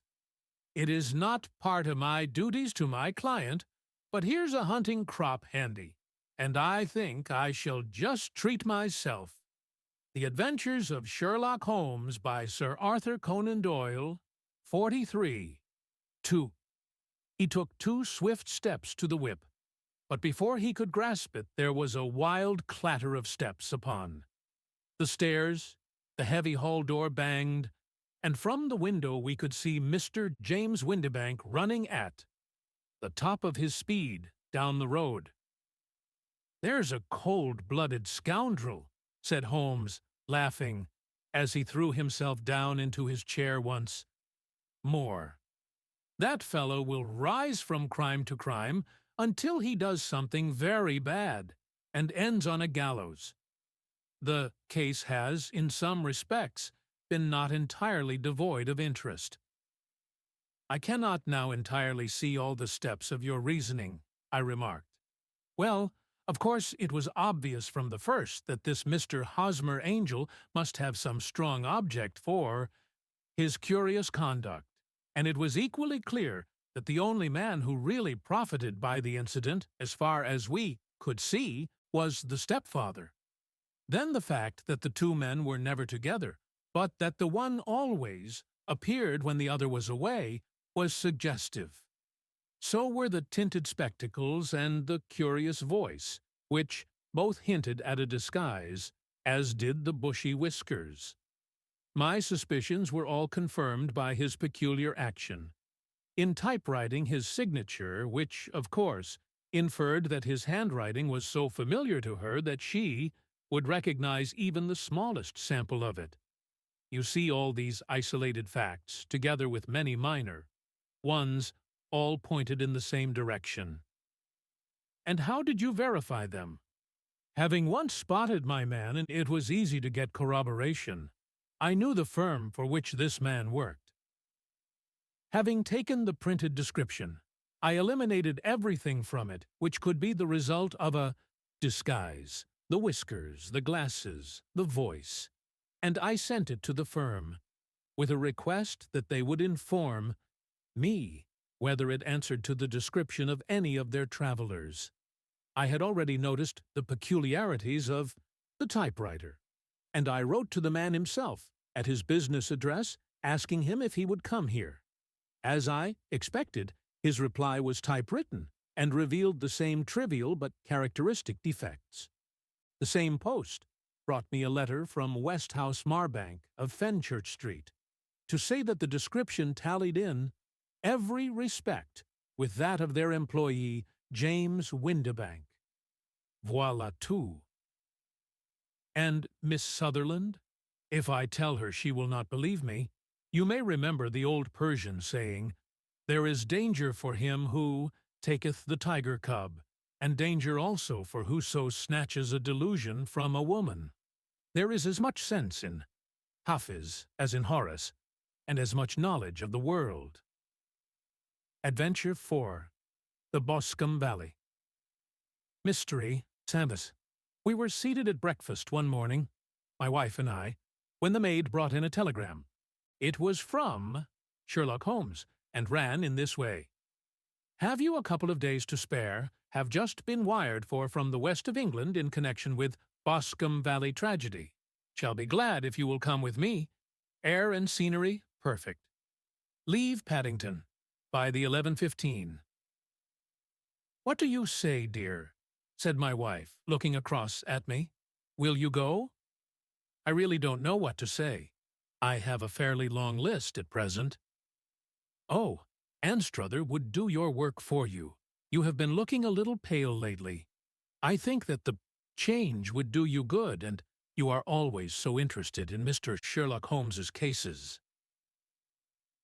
The Adventures of Sherlock Holmes by Sir Arthur Conan Doyle.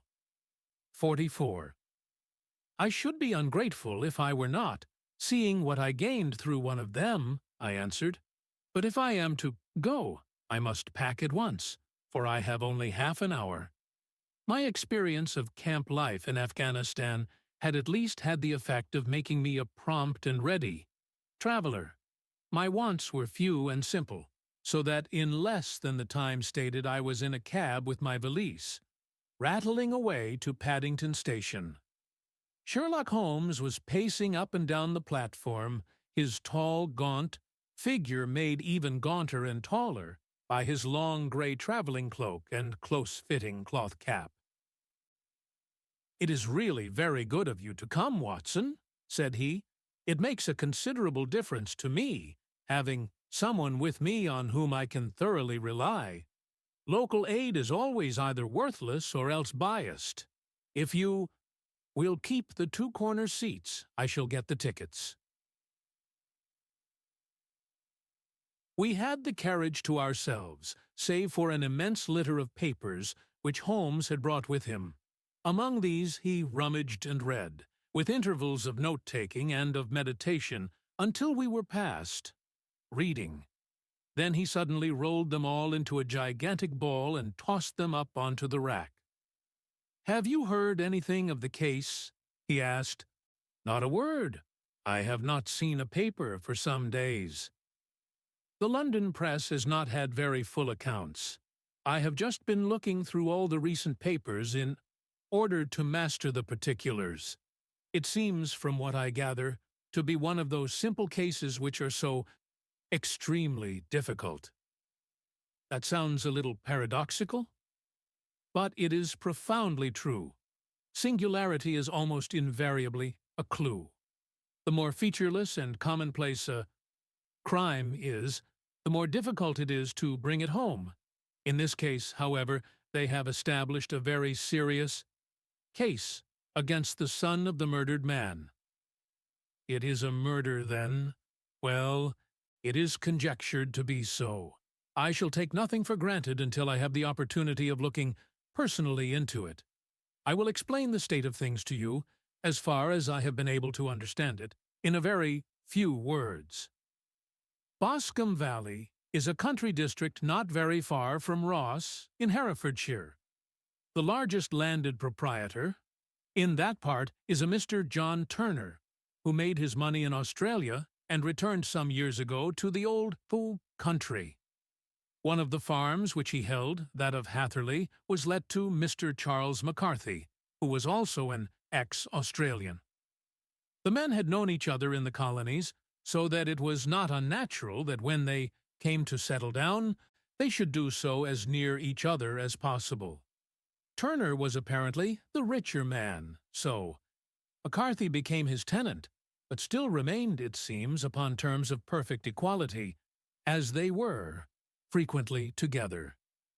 McCarthy had one son, a lad of 18, and Turner had an only daughter of the same, Turner's, age, but neither of them had wives living.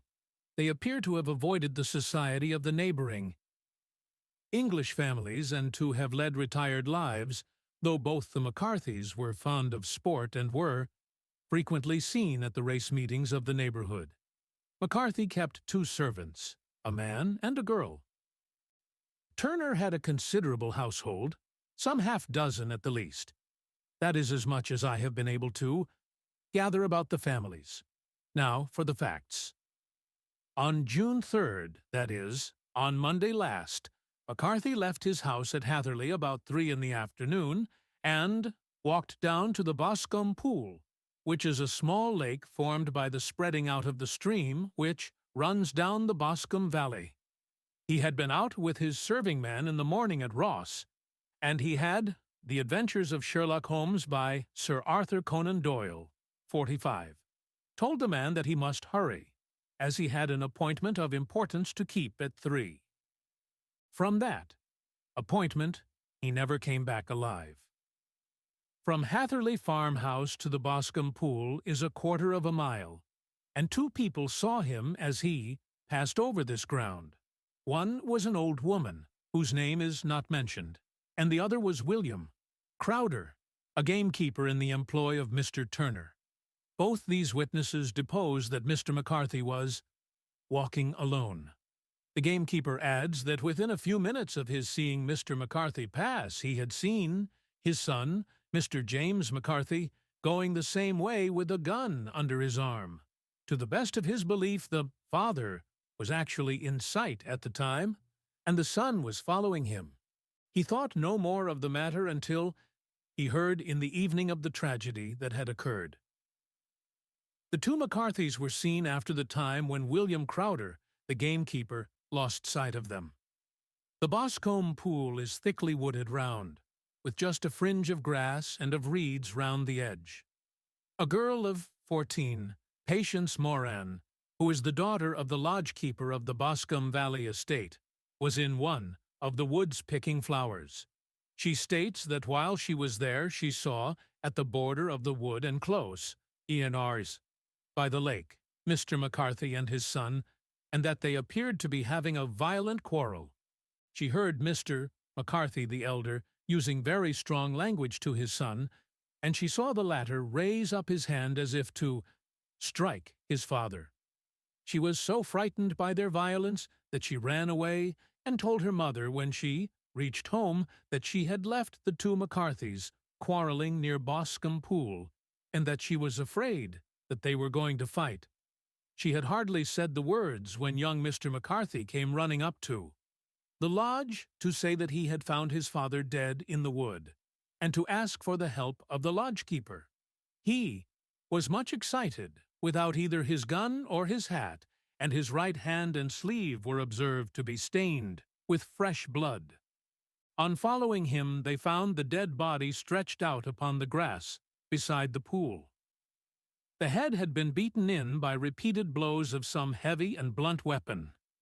The injuries were such as might very well have been inflicted by the butt end of his son's gun, which was found lying on the grass, within a few paces of the body.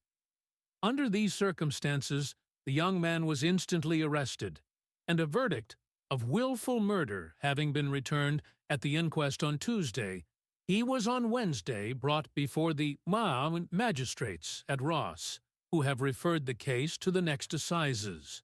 Those are the main facts of the case as they came out before the coroner and the police court.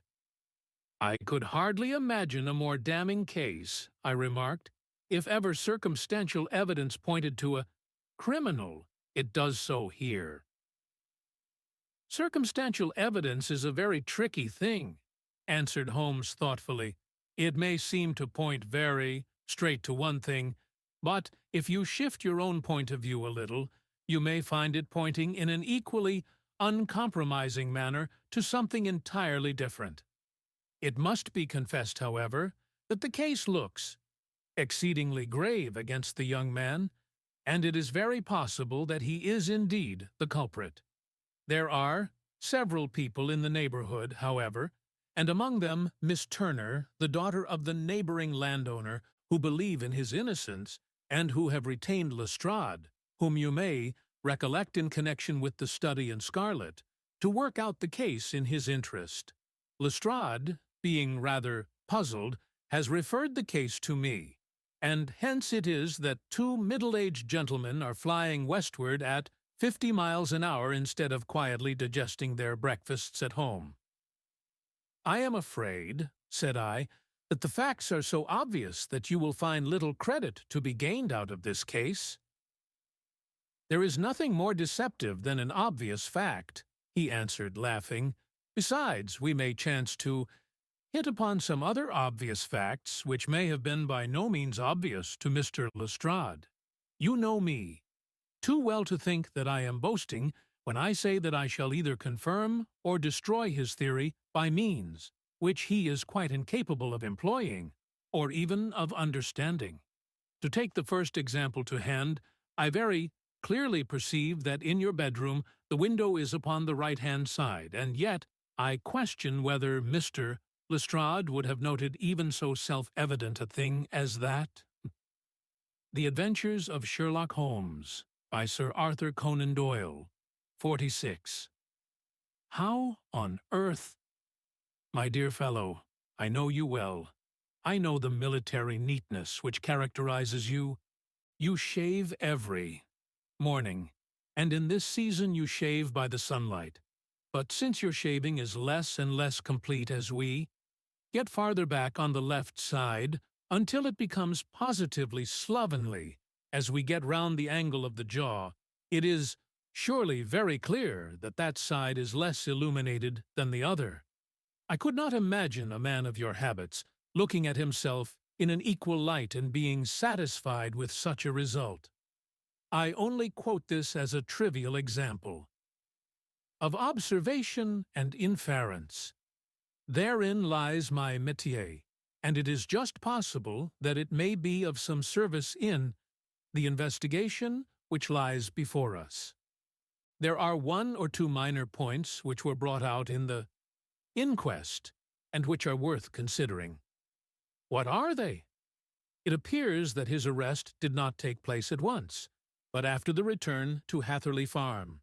On the inspector of constabulary informing him that he was a prisoner, he remarked that he was not surprised to hear it, and that it was no more than his deserts. This observation of his had the natural effect of removing any traces of doubt which might have remained in the minds of the coroner's jury. "It was a confession," I ejaculated. "No, for it was followed by a protestation of innocence." Coming on the top of such a damning series of events, it was at least a most suspicious remark. "On the contrary," said Holmes, "it is the brightest rift which I can at present see in the clouds. However innocent he might be, he could not be such an absolute imbecile as not to see that the circumstances were very black against him. Had he appeared surprised at his own arrest, or feigned indignation at it, I should have looked upon it as highly suspicious, because such surprise or anger would not be natural under the circumstances, and yet might appear to be the best policy to a scheming man. His frank acceptance of the situation marks him as either an innocent man or else as a man of considerable self-restraint and firmness. As to his remark about his deserts, it was also not unnatural if you consider that he stood beside the dead body of his father, and that there is no doubt that he had that very day so far forgotten his filial duty as to bandy words with him, and even, according to the little girl whose evidence is so important, to raise his hand as if to strike him. The self-reproach and contrition which are displayed in his remark appear to me to be the signs of a healthy mind rather than of a guilty one. I shook my head. "Many men have been hanged on far slighter evidence," I remarked. "So they have, and many men have been wrongfully hanged. What is the young man's own account of the matter?" "It is, I am afraid, not very encouraging to his supporters, though there are one or two points in it which are suggestive. You will find it here, and may read it for yourself." He picked out from his bundle a copy of the local Herefordshire paper, and having turned down the sheet he pointed out the paragraph in which the unfortunate young man had given his own statement of what had occurred. I settled myself down in the corner of the carriage and read it very carefully. It ran in this way. Mr. James McCarthy, the only son of the deceased, was then called and gave evidence as follows. I had been away from home for 3 days at Bristol, and had only just returned upon the morning of last Monday, the 3rd. My father was absent from home at the time of my arrival, and I was informed by the maid that he had The Adventures of Sherlock Holmes by Sir Arthur Conan Doyle, 47, driven over to Ross with John Cobb, the groom. Shortly after my return, I heard the wheels of his trap in the yard, and, looking out of my window, I saw him get out and walk rapidly out of the yard, though I was not aware in which direction he was going. I then took my gun and strolled out in the direction of the Boscombe, Edenpur's pool, with the intention of visiting the rabbit warren which is upon the other side. On my way I saw William Crowder, the gamekeeper, as he had stated in his evidence, But he is mistaken in thinking that I was following my father. I had no idea that he was in front of me. When about 100 yards from the pool, I heard a cry of "Cooey," which was a usual signal between my father and myself. I then hurried forward and found him standing by the pool. He appeared to be much surprised at seeing me and asked me rather roughly what I was doing there. A conversation ensued which led to high words and almost to blows, for my father was a man of a very violent temper. Seeing that his passion was becoming ungovernable, I left him and returned towards Hatherley Farm. I had not gone more than 150 yards, however, when I heard a hideous outcry behind me, which caused me to run back again. I found my father expiring upon the ground with his head terribly injured. I dropped my gun and held him in my arms, but he almost instantly expired. I knelt beside him for some minutes, and then made my way to Mr. Turner's lodge-keeper, his house being the nearest, to ask for assistance. I saw no one near my father when I returned, and I have no idea how he came by his injuries. He was not a popular man, being somewhat cold and forbidding in his manners, but he had, as far as I know, no active enemies. I know nothing further of the matter. The coroner: did your father make any statement to you before he died? Witness: he mumbled a few words, but I could only catch some allusion to a rat. The coroner: what did you understand by that? Witness: it conveyed no meaning to me. I thought that he was delirious. The coroner: what was the point upon which you and your father had this final quarrel? Witness: I should prefer not to answer. The coroner: I am afraid that I must press it. Witness: it is really impossible for me to tell you. I can assure you that it has nothing to do with the sad tragedy which followed. The coroner: that is for the court to decide. I need not point out to you that your refusal to answer will prejudice your case considerably in any future proceedings which may arise. Witness: I must still refuse. The coroner: I understand that the cry of "Cooey" was a common signal between you and your father. Witness: it was. The coroner: how was it, then, that he uttered it before he saw you, and before he even knew that you had returned from Bristol? Witness, with considerable confusion: I do not know. A juryman: did you see nothing which aroused your suspicions when you returned on hearing the cry, and found your father fatally injured? The Adventures of Sherlock Holmes, by Sir Arthur Conan Doyle, 48. Witness: nothing definite. The coroner: what do you mean? Witness: I was so disturbed and excited as I rushed out into the open that I could think of nothing except of my father. Yet I have a vague impression that as I ran forward something lay upon the ground to the left of me. It seemed to me to be something gray in color, a coat of some sort, or a plaid perhaps. When I rose from my father, I looked round for it, but it was gone. Do you mean that it disappeared before you went for help? Yes, it was gone. You cannot say what it was? No, I had a feeling something was there. How far from the body? A dozen yards or so. And how far from the edge of the wood? About the same. Then, if it was removed, it was while you were within a dozen yards of it? Yes, but with my back towards it. This concluded the examination of the witness. I see, said I, as I glanced down the column, that the coroner in his concluding remarks was rather severe. Cite by young McCarthy. He calls attention, and with reason, to the discrepancy about his father having signaled to him before seeing him, also to his refusal to give details of his conversation with his father, and his singular account of his father's dying words. They are all, as he remarks, very much against the son. Holmes laughed softly to himself and stretched himself out upon the cushioned seat. "Both you and the coroner have been at some pains," said he, "to single out the very strongest points in the young man's favor. Don't you see that you alternately give him credit for having too much imagination and too little? Too little, if he could not invent a cause of quarrel which would give him the sympathy of the jury; too much, if he evolved from his own inner consciousness anything so outre as a dying reference to a rat, and the incident of the vanishing cloth. No, sir, I shall approach this case from the point of view that what this young man says is true, and we shall see whither that hypothesis will lead us.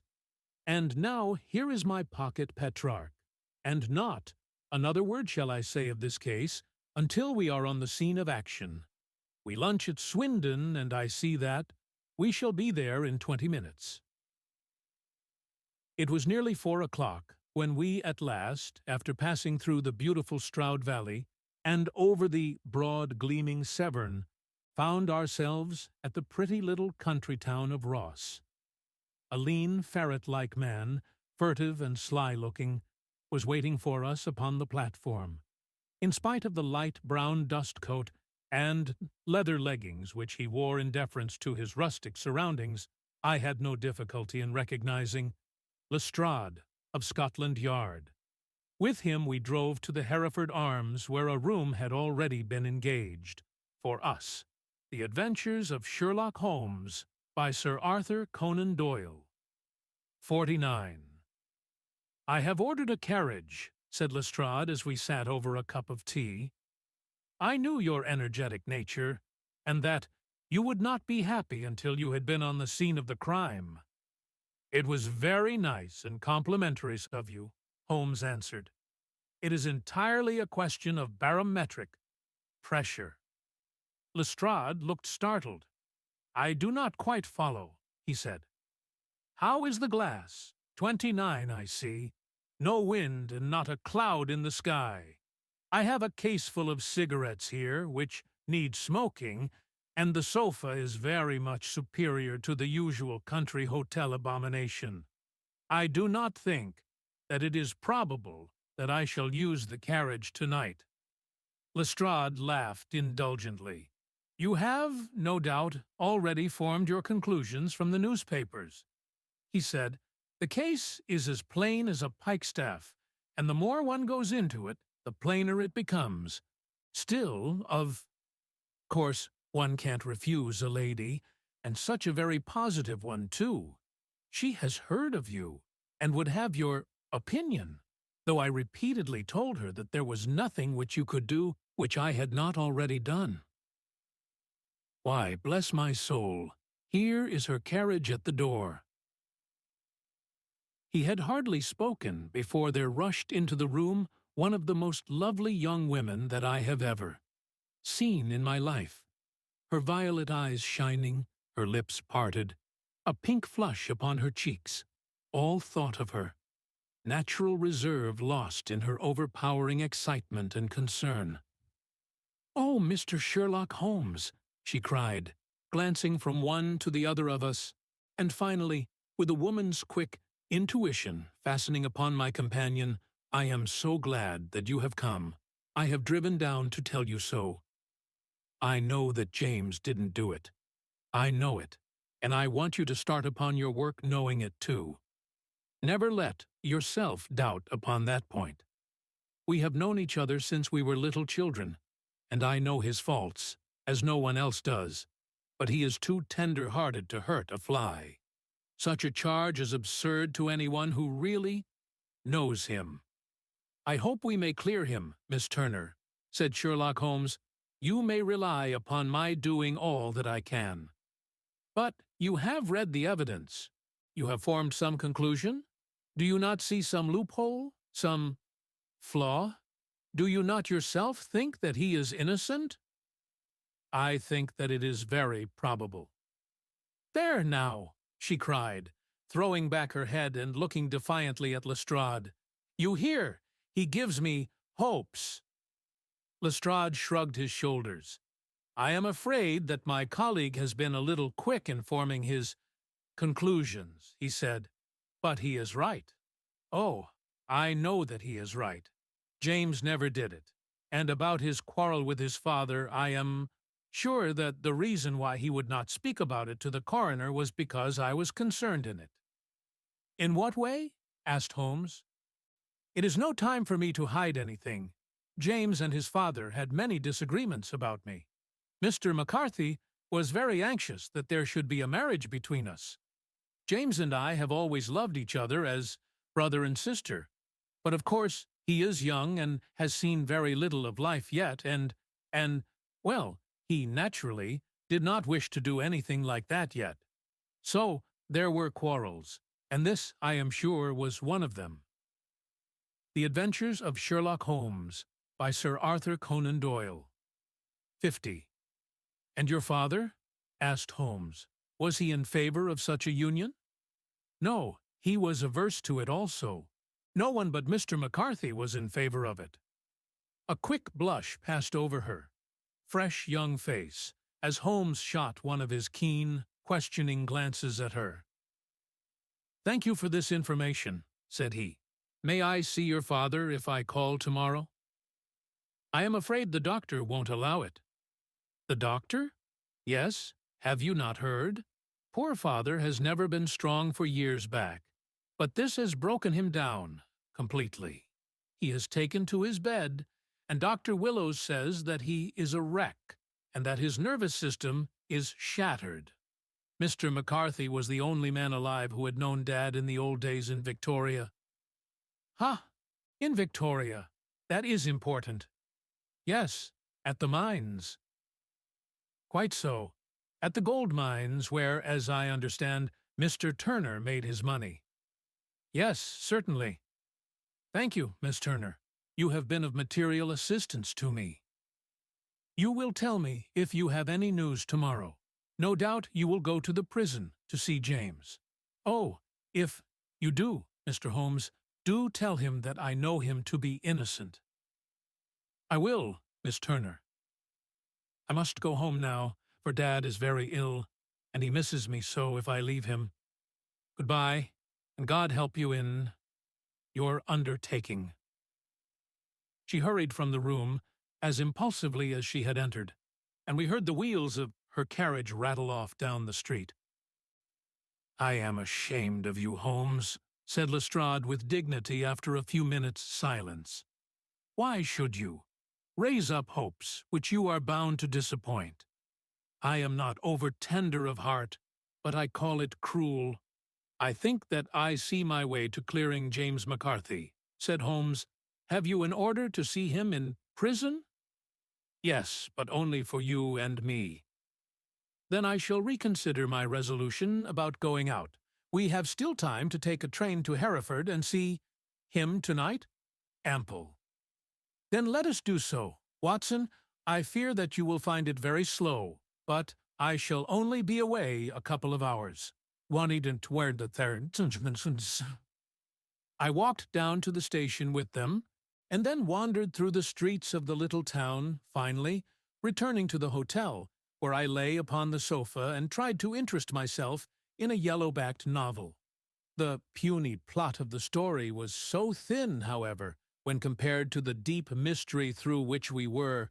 The Adventures of Sherlock Holmes by Sir Arthur Conan Doyle, 51, groping, and I found my attention wander so continually from the action to the fact that I at last flung it across the room and gave myself up entirely to a consideration of the events of the day. Supposing that this unhappy young man's story were absolutely true, then what hellish thing, what absolutely unforeseen and extraordinary calamity could have occurred between the time when he parted from his father and the moment when, drawn back by his screams, he rushed into the glade?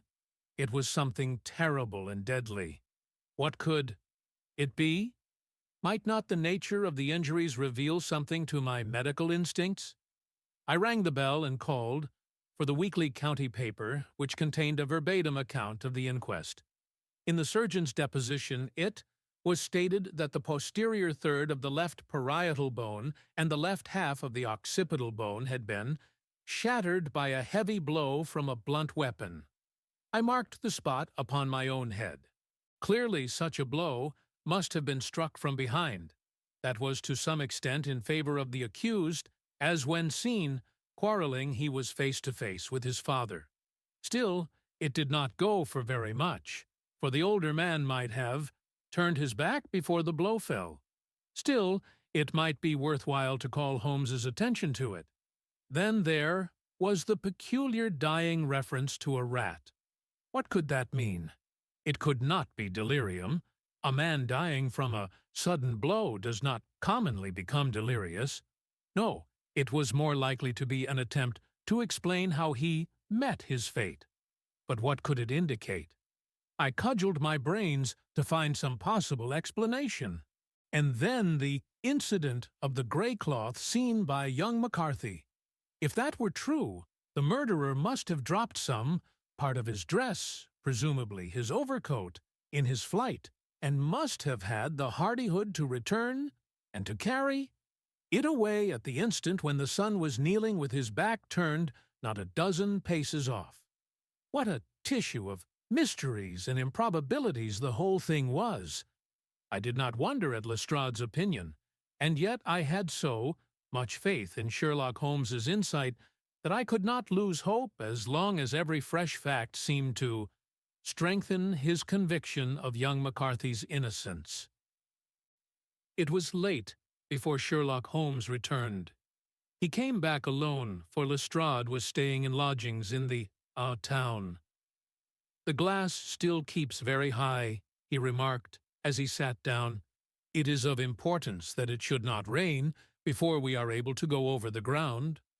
On the other hand, a man should be at his very best and keenest for such nice work as that, and I did not wish to do it when fagged by a long journey.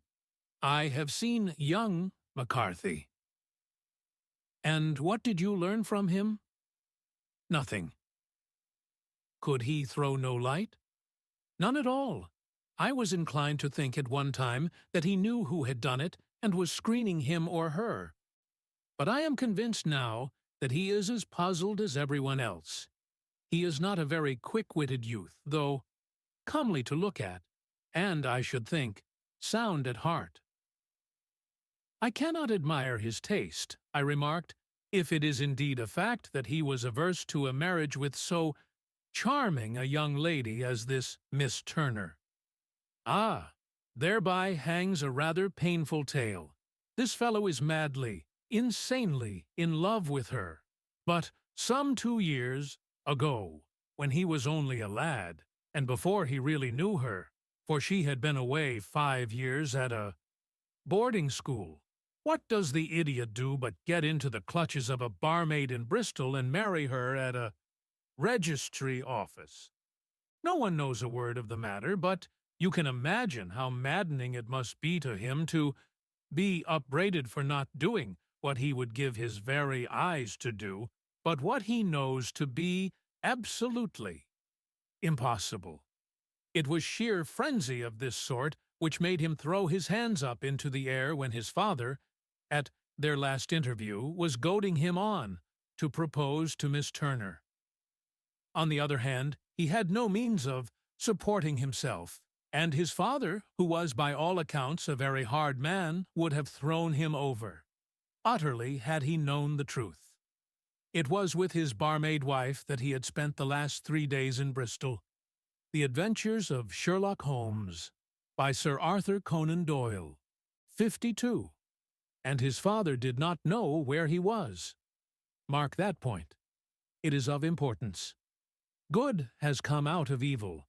However, for the barmaid, finding from the papers that he is in serious trouble and likely to be hanged, has thrown him over utterly and has written to him to say that she has a husband already in the Bermuda dockyard, so that there is really no tie between them.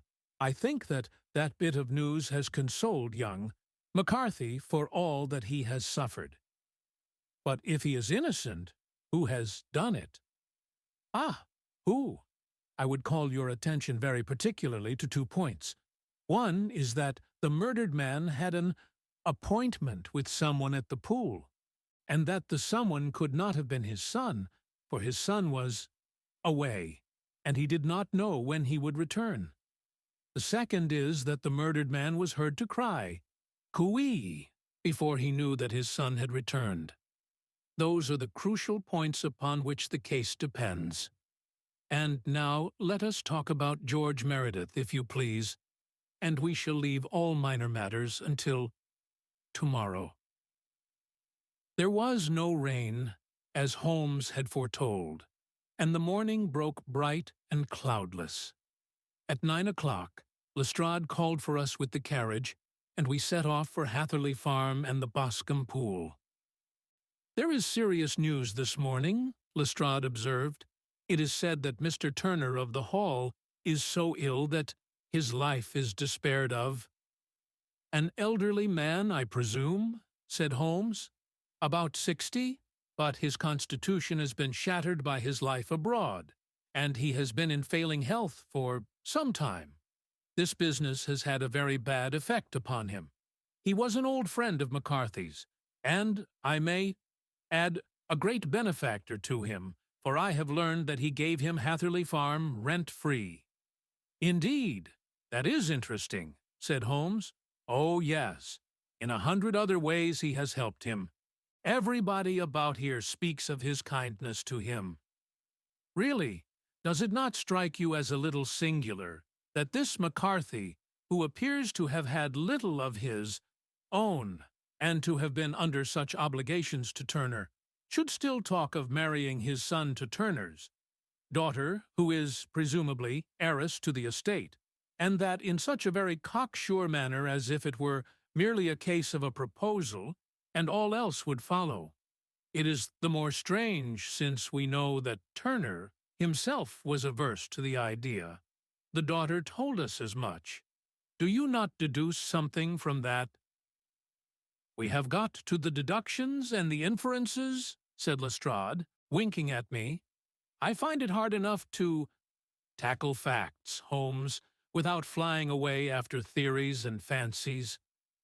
"You are right," said Holmes demurely. "You do find it very hard to tackle the facts.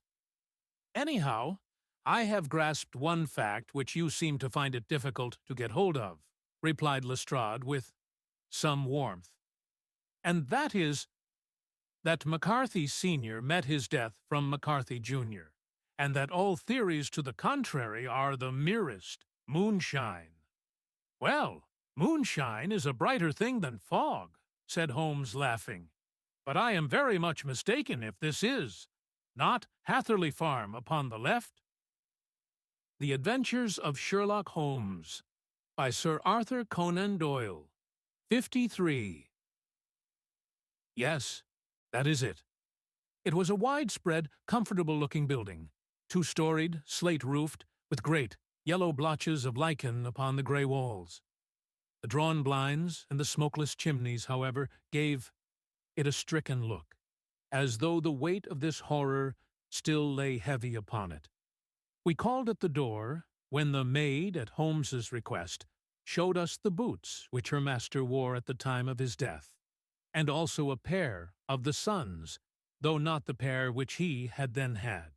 Having measured these very carefully from 7 or 8 different points, Holmes desired to be led to the courtyard, from which we all followed the winding track which led to Boscombe Pool. Sherlock Holmes was transformed when he was hot upon such a scent as this.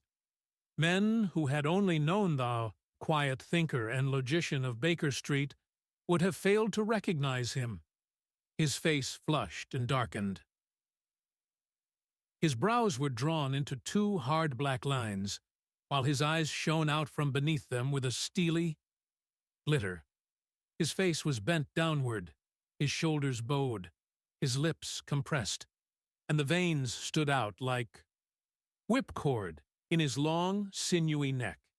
His nostrils seemed to dilate with a purely animal lust for the chase, and his mind was so absolutely concentrated upon the matter before him that a question or remark fell unheeded upon his ears, or, at the most, only provoked a quick, impatient snarl in reply.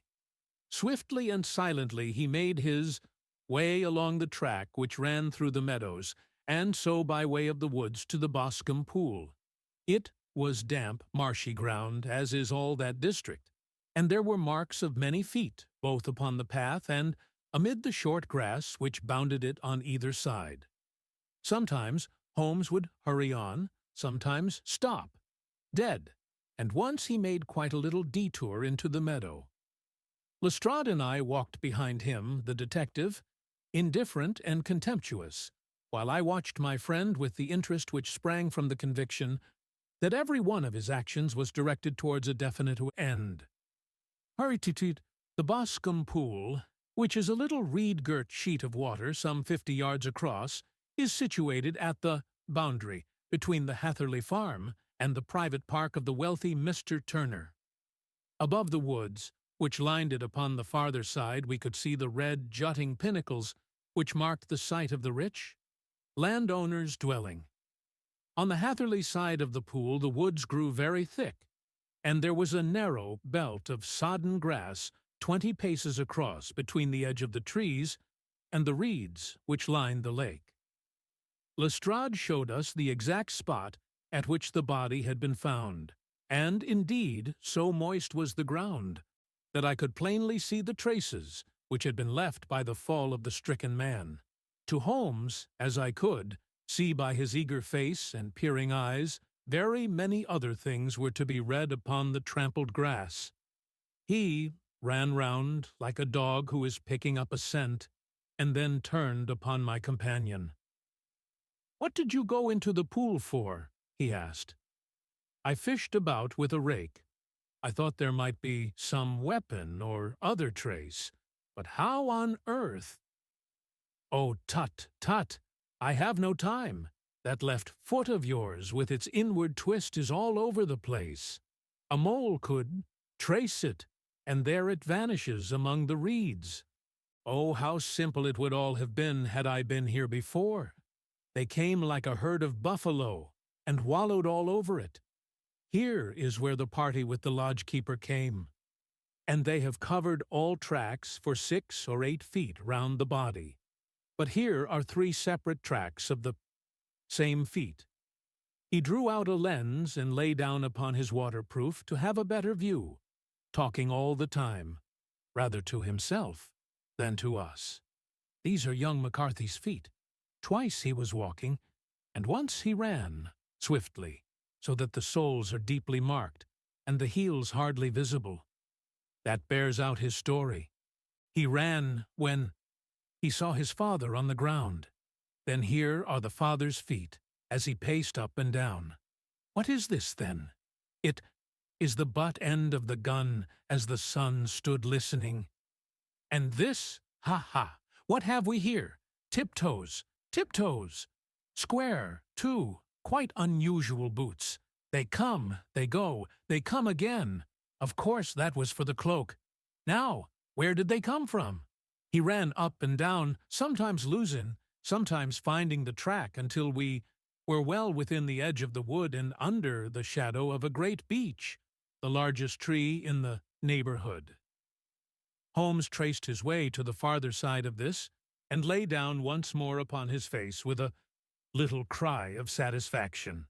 For a long time he remained there, turning over the leaves and dried sticks, gathering up what seemed to me to be dust into an envelope, and examining with his lens not only the ground but even the bark of the tree as far as he could reach. A jagged stone was lying among the moss, and this also The Adventures of Sherlock Holmes by Sir Arthur Conan Doyle, 54, carefully examined and retained. Then he followed a pathway through the wood until he came to the high road, where all traces were lost. "It has been a case of considerable interest," he remarked, returning to his natural manner.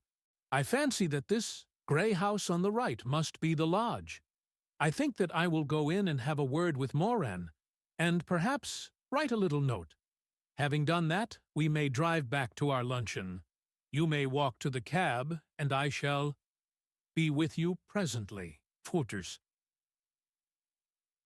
It was about 10 minutes before we regained our cab and drove back into Ross, Holmes still carrying with him the stone which he had picked up in the wood. "This may interest you, Lestrade," he remarked, holding it out. "The murder was done with it. I see no marks." "There are none." "How do you know, then?" "The grass was growing under it. It had only lain there a few days. There was no sign of a place whence it had been taken. It corresponds with the injuries. There is no sign of any other weapon." "And the murderer?" "Is a tall man, left-handed, limps with the right leg, wears thick-soled shooting boots and a grey cloak, smokes Indian cigars, uses a cigar holder, and carries a blunt penknife in his pocket. There are several other indications, but these may be enough to aid us in our search." Lestrade laughed. "I am afraid that I am still a skeptic," he said. "Theories are all very well, but we have to deal with a hard-headed British jury." "Nous verrons," answered Holmes calmly. "You work your own method, and I shall work mine.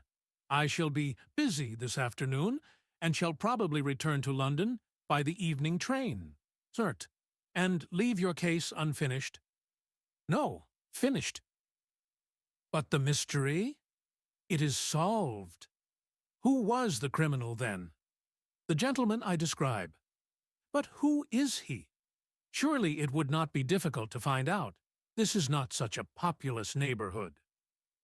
Lestrade shrugged his shoulders. "I am a practical man," he said, "and I really cannot undertake to go about the country looking for a left-handed gentleman with a game leg.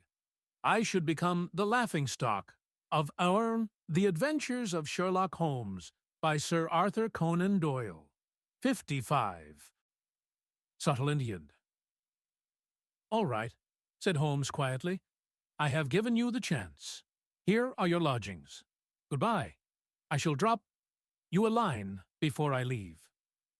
Having left Lestrade at his rooms, we drove to our hotel, where we found lunch upon the table. Holmes was silent and buried in thought, with a pained expression upon his face, as one who finds himself in a perplexing position. "Look here, Watson," he said when the cloth was cleared. "Just sit down in this chair and let me preach to you for a little. I don't know quite what to do, and I should value your advice. Light a cigar and let me expound." "Pray do so." "Well, now, in considering this case, there are 2 points about young McCarthy's narrative which struck us, both instantly, although they impressed me in his favor and you against him. One was the fact that his father should, according to his account, cry "Cooee" before seeing him. The other was his singular dying reference to a rat. He mumbled several words, you understand, but that was all that caught the son's ear. Now, from this double point our research must commence, and we will begin it by presuming that what the lad says is absolutely true. What of this cooee, then? Well, obviously it could not have been meant for the son. The son, as far as he knew, was in Bristol. It was mere chance that he was within earshot. The cooee was meant to attract the attention of whoever it was that he had the appointment with. But cooee is a distinctly Australian cry, and one which is used between Australians. There is a strong presumption that the person whom McCarthy expected to meet him at Boscombe Pool was someone who had been in Australia. What of the rat, then? Sherlock Holmes took a folded paper from his pocket and flattened it out on the table. "This is a map of the colony of Victoria," he said. "I wired to Bristol for it last night." He put his hand over the part of the map. "What do you read?" "Arrett," I read. "And now?" He raised his hand. "Ballarat." "Quite so. That was the word the man uttered, and of which his son only caught the last two syllables. He was trying to utter the name of his murderer, so-and-so of Ballarat. "It is wonderful!" I exclaimed. "It is obvious. And now you see, I had narrowed the field down considerably. The possession of a grey garment was a third point which, granting the son's statement to be correct, was a certainty. We have come, now out of mere vagueness, to the definite conception of an Australian from Ballarat with a grey cloak." "Certainly." The Adventures of Sherlock Holmes, by Sir Arthur Conan Doyle, 56. And one who was at home in the district, for the pool can only be approached by the farm or by the estate, where strangers could hardly wander. Quite so. Then comes our expedition of today.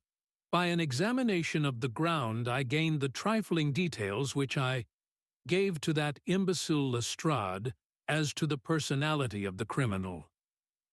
But how did you gain them? You know my method. It is founded upon the observation of trifles. His height I know that you might roughly judge from the length of his stride. His boots, too, might be told from their traces.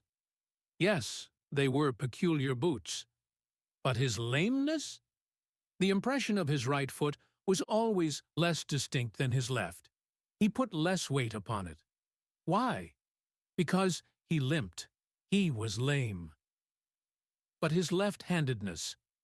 You were yourself struck by the nature of the injury as recorded by the surgeon at the inquest. The blow was struck from immediately behind, and yet was upon the left side. Now, how can that be unless it were by a left-handed man? He had stood behind that tree during the interview between the father and son. He had even smoked there. I found the ash of a cigar, which my special knowledge of tobacco ashes enables me to pronounce as an Indian cigar. I have, as you know, devoted some attention to this, and written a little monograph on the ashes of 140 different varieties of pipe, cigar, and cigarette tobacco. Having found the ash, I then looked round and discovered the stump among the moss where he had tossed it. It was an Indian cigar, of the variety which are rolled in Rotterdam. And the cigar holder? I could see that the end had not been in his mouth, therefore he used a holder. The tip had been cut off, not bitten off, but the cut was not a clean one, so I deduced a blunt penknife. "Holmes," I said, "you have drawn a net round this man from which he cannot escape, and you have saved an innocent human life as truly as if you had cut the cord which was hanging him. I see the direction in which all this points. The culprit is—" "Mr. John Turner," cried the hotel waiter, opening the door of our sitting-room and ushering in a visitor. The man who entered was a strange and impressive figure. His slow, limping step and bowed shoulders gave the appearance of decrepitude, and yet his hard, deep-lined, craggy features and his enormous limbs showed that he was possessed of unusual strength of body and of character. His tangled beard, grizzled hair, and outstanding, drooping eyebrows combined to give an air of dignity and power to his appearance. But his face was of an ashen white, while his lips and the corners of his nostrils were tinged with a shade of blue. It was clear to me at a glance that he was in the grip of some deadly and chronic disease. "Pray sit down on the sofa," said Holmes gently. "You had my note?" The Adventures of Sherlock Holmes, by Sir Arthur Conan Doyle, 57. "Yes, the lodgekeeper brought it up. You said that you wished to see me here to avoid scandal. I thought people would talk if I went to the hall."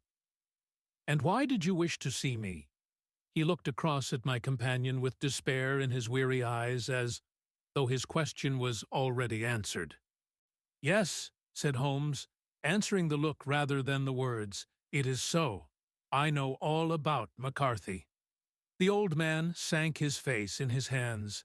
"God help me," he cried, "but I would not have let the young man come to harm. I give you my word that I would have spoken out if it went against him at the assizes." "I am glad to hear you say so," said Holmes gravely. "I would have spoken now had it not been for my dear girl. It would break her heart. It will break her heart when she hears that I am arrested." "It may not come to that," said Holmes. "What?" "I am no official agent. I understand that it was your daughter who required my presence here, and I am acting in her interests. Young McCarthy must be got off, however." "I am a dying man," said old Turner. "I have had diabetes for years. My doctor says it is a question whether I shall live a month. Yet I would rather die under my own roof than in a jail." Holmes rose and sat down at the table with his pen in his hand and a bundle of paper before him. "Just tell us the truth," he said. "I shall jot down the facts. You will sign it, and Watson here can witness it. Then I could produce your confession at the last extremity to save young McCarthy. I promise you that I shall not use it unless it is absolutely needed." "It's as well," said the old man. "It's a question whether I shall live to the assizes, so it matters little to me. But I should wish to spare Alice the shock. And now I will make the thing clear to you. It has been a long time in the acting, but will not take me long to tell. You didn't know this dead man, McCarthy. He was a devil incarnate. I tell you that. God keep you out of the clutches of such a man as he. His grip has been upon me these 20 years, and he has blasted my life. I'll tell you first how I came to be in his power. It was in the early 60s at the diggings. I was a young chap then, hot-blooded and reckless, ready to turn my hand at anything. I got among bad companions, took to drink, had no luck with my claim, took to the bush, and in a word became what you would call over here a highway robber. There were 6 of us, and we had a wild, free life of it, sticking up a station from time to time, or stopping the wagons on the road to the diggings. Black Jack of Ballarat was the name I went under, and our party is still remembered in the colony as the Ballarat Gang. One day, a gold convoy came down from Ballarat to Melbourne, and we lay in wait for it and attacked it. There were 6 troopers and 6 of us, so it was a close thing, but we emptied 4 of their saddles at the first volley. 3 of our boys were killed, however, before we got the swag. I put my pistol to the head of the wagon driver, who was this very man McCarthy. I wish to the Lord that I had shot him then, but I spared him, though I saw his wicked little eyes fixed on my face, as though to remember every feature. We got away with The Adventures of Sherlock Holmes by Sir Arthur Conan Doyle, 58. The gold, became wealthy men, and made our way over to England without being suspected. There I parted from my old pals and determined to settle down to a quiet and respectable life. I bought this estate, which chanced to be in the market, and I set myself to do a little good with my money, to make up for the way in, which I had earned it. I married too, and though my wife died young, she left me my dear little Alice. Even when she was just a baby, her wee hand seemed to lead me down the right path, as nothing else had ever done. In a word, I turned over a new leaf, and did my best to make up for the past. All was going well when McCarthy laid his grip upon me. I had gone up to town about an investment, and I met him in Regent Street with hardly a coat to his back or a boot to his foot. "Here we are, Jack," says he, touching me on the arm. "We'll be as good as a family to you. There's 2 of us. me and my son, and you can have the keeping of us. If you don't, it's a fine law-abiding country as England, and there's always a policeman within hail. Well, down they came to the West Country. There was no shaking them off, and there they have lived rent-free, Isita, on my best land ever since. There was no rest for me, no peace, no forgetfulness. Turn where I would, there was his cunning, grinning face at my elbow. It grew worse as Alice grew up, for he soon saw I was more afraid of her knowing my past than of the police. Whatever he wanted he must have, and whatever it was I gave him without question, land, money, houses, until at last he asked a thing which I could not give. He asked for Alice. His son, you see, had grown up, and so had my girl, and, as I was known to be in weak health, it seemed a fine stroke to him that his lad should step into the whole property. But there I was, firm. I would not have his cursed stock mixed with mine. Not that I had any dislike to the lad, but his blood was in him, and that was enough. I stood firm. McCarthy threatened. I braved him to do his worst. We were to meet at the pool midway, between our houses, to talk it over. When I went down there, I found him talking with his son, so I smoked a cigar and waited behind a tree until he should be alone. But as I listened to his talk, all that was black and bitter in me seemed to come uppermost. He was urging his son to marry my daughter with as little regard for what she might think as if she were a slut from off the streets. It drove me mad to think that I and all that I held most dear should be in the power of such a man as this. Could I not snap the bond? I was already a dying and a desperate man. Though clear of mind and fairly strong of limb, I knew that my own fate was sealed. But my memory and my girl, both could be saved if I could but silence that foul tongue. I did it, Mr. Holmes. I would do it again.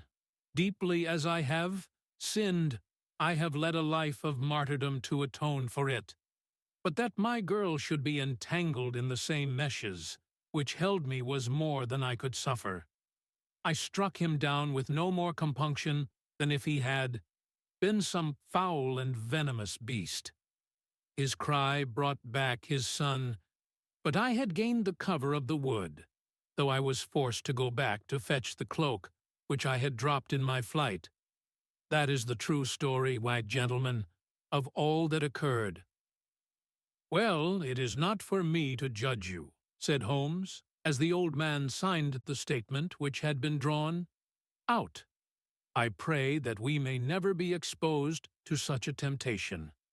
"I pray not, sir. And what do you intend to do?" "In view of your health, nothing. You are yourself aware that you will soon have to answer for your deed at a higher court than the assizes. I will keep your confession, and if McCarthy is condemned, I shall be forced to use it.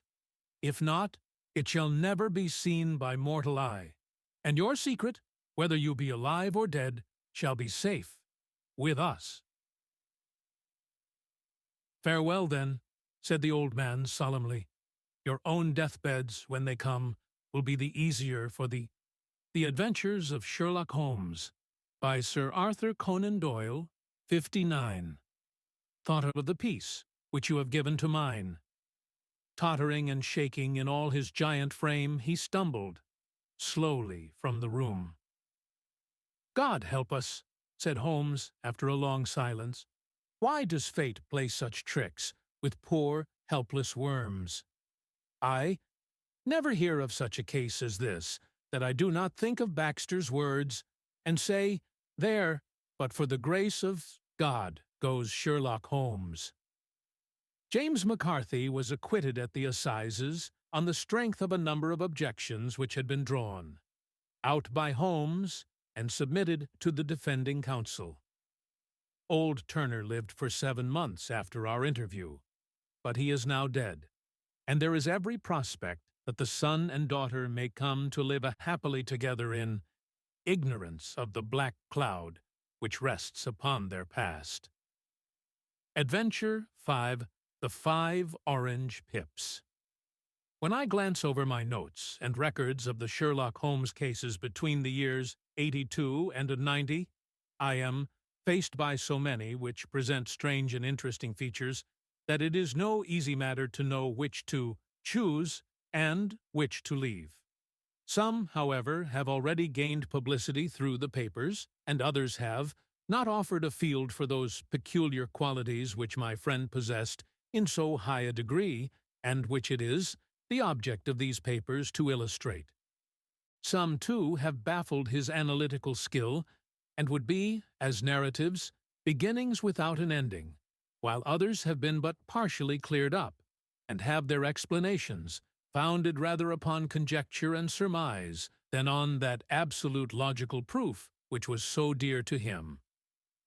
There is, however, one of these last, which was so remarkable in its details and so startling in its results, that I am tempted to give some account of it, in spite of the fact that there are points in connection with it which never have been, and probably never will be, entirely cleared up. The year 87 furnished us with a long series of cases of greater or less interest, of which I retain the records. Among my headings under this 12 months, I find an account of the adventure of the Paradol Chamber, of the Amateur Mendicant Society, who held a luxurious club in the lower vault of a furniture warehouse, of the facts connected with the loss of the British bark Sophie Anderson, of the singular adventures of the Grice Pattersons in the island of Uffa, and finally of the Camberwell poisoning case. In the latter, as may be remembered, Sherlock Holmes was able, by winding up the dead man's watch, to prove that it had been wound up 2 hours before, and that therefore the deceased had gone to bed within that time, a deduction which was of the greatest importance in clearing up the case. All these I may sketch out at some future date, but none of them present such singular features as the strange train of circumstances which I have now taken up my pen to describe. It was in the latter days of September, and the equinoctial gales had set in with exceptional violence. All day the wind had screamed, and the rain had beaten against the windows, so that even here, in the heart of great, handmade London, we were forced to raise our minds for the instant from the routine of life, and to recognize the presence of those great elemental forces which shriek at mankind through the bars of his civilization, like untamed beasts in a cage. As evening drew in, the storm grew higher and louder, and the wind cried and sobbed like a child in the chimney. Sherlock Holmes sat moodily at one side of the fireplace, cross-indexing his records of crime, while I at the other was deep in one of Clark Russell's fine sea stories, until the howl of the gale from without seemed to blend with the text, and the splash of the rain to lengthen out into the long swash of the sea waves. My wife was on a visit to her mother's, and for a few days I was a dweller once more, in my old quarters at Baker Street. "Why," said I, glancing up at my companion, "that was surely the bell. Who could come tonight? Some friend of yours, perhaps." "Except yourself, I have none," he answered. "I do not encourage visitors." The Adventures of Sherlock Holmes, by Sir Arthur Conan Doyle, 60. A client, then? If so, it is a serious case. Nothing less would bring a man out on such a day, and at such an hour. But I take it that it is more likely to be some crony of the landlady's. Sherlock Holmes was wrong in his conjecture, however, for there came a step in the passage and a tapping at the door. He stretched out his long arm to turn the lamp away from himself and towards the vacant chair upon which a newcomer must sit. "Come in," said he.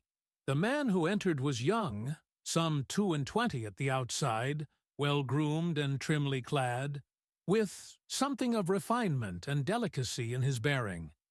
The streaming umbrella which he held in his hand and his long, shining waterproof told of the fierce weather through which he had come.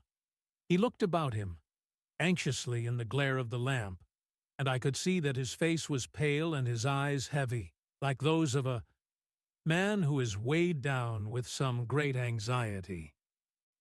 "I owe you an apology," he said, raising his golden pince-nez to his eyes. "I trust that I am not intruding. I fear that I have brought some traces of the storm and rain into your snug chamber." "Give me your coat and umbrella," said Holmes. "They may rest here on the hook and will be dry presently. You have come up from the southwest, I see." "Yes, from Horsham.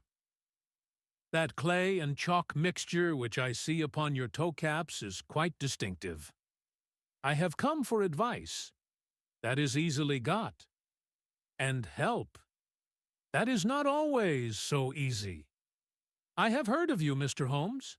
I heard from Major Prendergast how you saved him in the Tankerville club scandal. Ah, of course. He was wrongfully accused of cheating at cards. He said that you could solve anything. He said too much. That you are never beaten.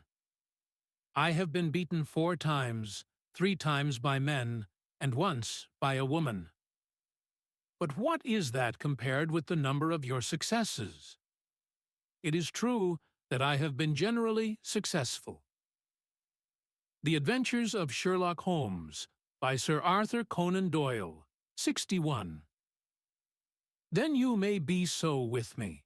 I beg that you will draw your chair up to the fire and favor me with some details as to your case. It is no ordinary one. None of those which come to me are. I am the last court of appeal. And yet I question, sir, whether, in all your experience, you have ever listened to a more mysterious and inexplicable chain of events than those which have happened in my own family. You fill me with interest, said Holmes. Pray give us the essential facts from the commencement, and I can afterwards question you as to those details which seem to me to be most important. The young man pulled his chair up and pushed his wet feet out towards the blaze. My name, said he, is John Openshaw, but my own affairs have, as far as I can understand, little to do with this awful business. It is a hereditary matter, so in order to give you an idea of the facts, I must go back to the commencement of the affair. You must know that my grandfather had 2 sons, my uncle Elias and my father Joseph. My father had a small factory at Coventry, which he enlarged at the time of the invention of bicycling. He was a patentee of the Openshaw unbreakable tire, and his business met with such success that he was able to sell it and to retire upon a handsome competence. My uncle Elias emigrated to America when he was a young man and became a planter in Florida, where he was reported to have done very well. At the time of the war, he fought in Jackson's army, and afterwards under Hood, where he rose to be a colonel. When Lee laid down his arms, my uncle returned to his plantation, where he remained for 3 or 4 years. About 1869 or 1870, he came back to Europe and took a small estate in Sussex, near Horsham. He had made a very considerable fortune in the States, and his reason for leaving them was his aversion to the Negroes and his dislike of the Republican policy in extending the franchise to them.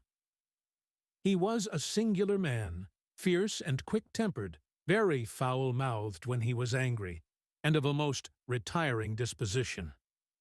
During all the years that he lived at Horsham, I doubt if ever he set foot in the town. He had a garden and 2 or 3 fields round his house, and there he would take his exercise, though very often, for weeks on end, he would never leave his room.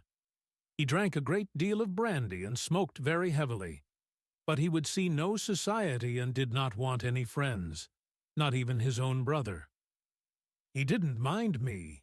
In fact, he took a fancy to me, for at the time when he saw me first I was a youngster of 12 or so. This would be in the year 1878, after he had been 8 or 9 years in England. He begged my father to let me live with him, and he was very kind to me in his way. When he was sober, he used to be fond of playing backgammon and draughts with me, and he would make me his representative both with the servants and with the tradespeople, so that by the time that I was 16, I was quite master of the house. I kept all the keys and could go where I liked and do what I liked, so long as I did not disturb him in his privacy. There was one singular exception, however, for he had a single room, a lumber room up among the attics, which was invariably locked, and which he would never permit either me or anyone else to enter. With a boy's curiosity, I have peeped through the keyhole, but I was never able to see more than such a collection of old trunks and bundles as would be expected in such a room. One day, it was in March, 1883, a letter with a foreign stamp lay upon the table in front of the colonel's plate. It was not a common thing for him to receive letters, for his bills were all paid in ready money, and he had no friends of any sort. "From India," said he as he took it up. "Pondicherry postmark. What can this be?" Opening it hurriedly, out there jumped 5 little dried orange pips, which pattered down upon his plate. The Adventures of Sherlock Holmes, by Sir Arthur Conan Doyle, 62. Began to laugh at this, but the laugh was struck from my lips at the sight of his face. His lip had fallen, his eyes were protruding, his skin the color of putty, and he glared at the envelope which he still held in his trembling hand. "KKK. Exclamation mark," he shrieked, and then, my God, my sins have overtaken me." "What is it, uncle?" I cried. "Death," said he, and rising from the table, he retired to his room, leaving me palpitating with horror. I took up the envelope and saw scrawled in red ink upon the inner flap, just above the gum, the letter K 3 times repeated. There was nothing else save the 5 dried pips. What could be the reason of his overpowering terror? I left the breakfast table, and as I ascended the stair, I met him coming down with an old rusty key, which must have belonged to the attic, in one hand, and a small brass box, like a cash box, in the other. "They may do what they like, but I'll checkmate them still," said he with an oath. "Tell Mary that I shall want a fire in my room today, and send down to Fordham, the Horsham lawyer." I did as he ordered, and when the lawyer arrived I was asked to step up to the room. The fire was burning brightly, and in the grate there was a mass of black, fluffy ashes, as of burned paper, while the brass box stood, open and empty beside it. As I glanced at the box, I noticed with a start that upon the lid was printed the treble K, which I had read in the morning, upon the envelope. "I wish you, John," said my uncle, "to witness my will. I leave my estate, with all its advantages and all its disadvantages, to my brother, your father, whence it will, no doubt, descend to you. If you can enjoy it in peace, well and good. If you find you cannot, take my advice, my boy, and leave it to your deadliest enemy. I am sorry to give you such a two-edged thing, but I can't say what turn things are going to take. Kindly sign the paper where Mr. Fordham shows you." I signed the paper as directed, and the lawyer took it away with him. The singular incident made, as you may think, the deepest impression upon me, and I pondered over it and turned it every way in my mind without being able to make anything of it. Yet I could not shake off the vague feeling of dread which it left behind, though the sensation grew less keen as the weeks passed, and Nothing happened to disturb the usual routine of our lives. I could see a change in my uncle, however. He drank more than ever, and he was less inclined for any sort of society. Most of his time he would spend in his room, with the door locked upon the inside, but sometimes he would emerge in a sort of drunken frenzy and would burst out of the house and tear about the garden with a revolver in his hand, screaming out that he was afraid of no man and that he was not to be cooped up like a sheep in a pen by man or devil. When these hot fits were over, however, he would rush tumultuously in at the door and lock and bar it behind him, like a man who can brazen it out no longer against the terror which lies at the roots of his soul. At such times I have seen his face, even on a cold day, glisten with moisture as though it were new raised from a basin. Well, to come to an end of the matter, Mr. Holmes, and not to abuse your patience, there came a night when he made one of those drunken sallies from which he never came back. We found him when we went to search for him, face downward in a little green-scummed pool, which lay at the foot of the garden. There was no sign of any violence, and the water was but 2 feet deep, so that the jury, having regard to his known eccentricity, brought in a verdict of suicide. But I, who knew how he winced from the very thought of death, had much ado to persuade myself that he had gone out of his way to meet it. The matter passed, however, and my father entered into possession of the estate and of some £14,000, which lay to his credit at the bank. "One moment," Holmes interposed. "Your statement is, I foresee, one of the most remarkable to which I have ever listened. Let me have the date of the reception by your uncle of the letter, and the date of his supposed suicide." "The letter arrived on March 10th, 1883. His death was 7 weeks later, upon the night of May 2nd. The Adventures of Sherlock Holmes, by Sir Arthur Conan Doyle, 63. Thank you. Pray proceed." "When my father took over the Horsham property, he, at my request, made a careful examination of the attic, which had been always locked up. We found the brass box there, although its contents had been destroyed. On the inside of the cover was a paper label, with the initials of KKKK repeated upon it, and letters, memoranda, receipts, and a register written beneath. These, we presume, indicated the nature of the papers, which had been destroyed by Colonel Openshaw. For the rest, there was nothing of much importance in the attic, save a great many scattered papers and notebooks bearing upon my uncle's life in America. Some of them were of the war time and showed that he had done his duty well, and had borne the repute of a brave soldier. Others were of a date during the reconstruction of the Southern states, and were mostly concerned with politics, for he had evidently taken a strong part in opposing the carpet-bag politicians who had been sent down from the North. Well, it was the beginning of '84 when my father came to live at Horsham, and all went as well as possible, with us until the January of '85. On the 4th day after the New Year, I heard my father give a sharp cry of surprise as we sat together at the breakfast table. There he was, sitting with a newly opened envelope in one hand and 5 dried orange pips in the outstretched palm of the other one.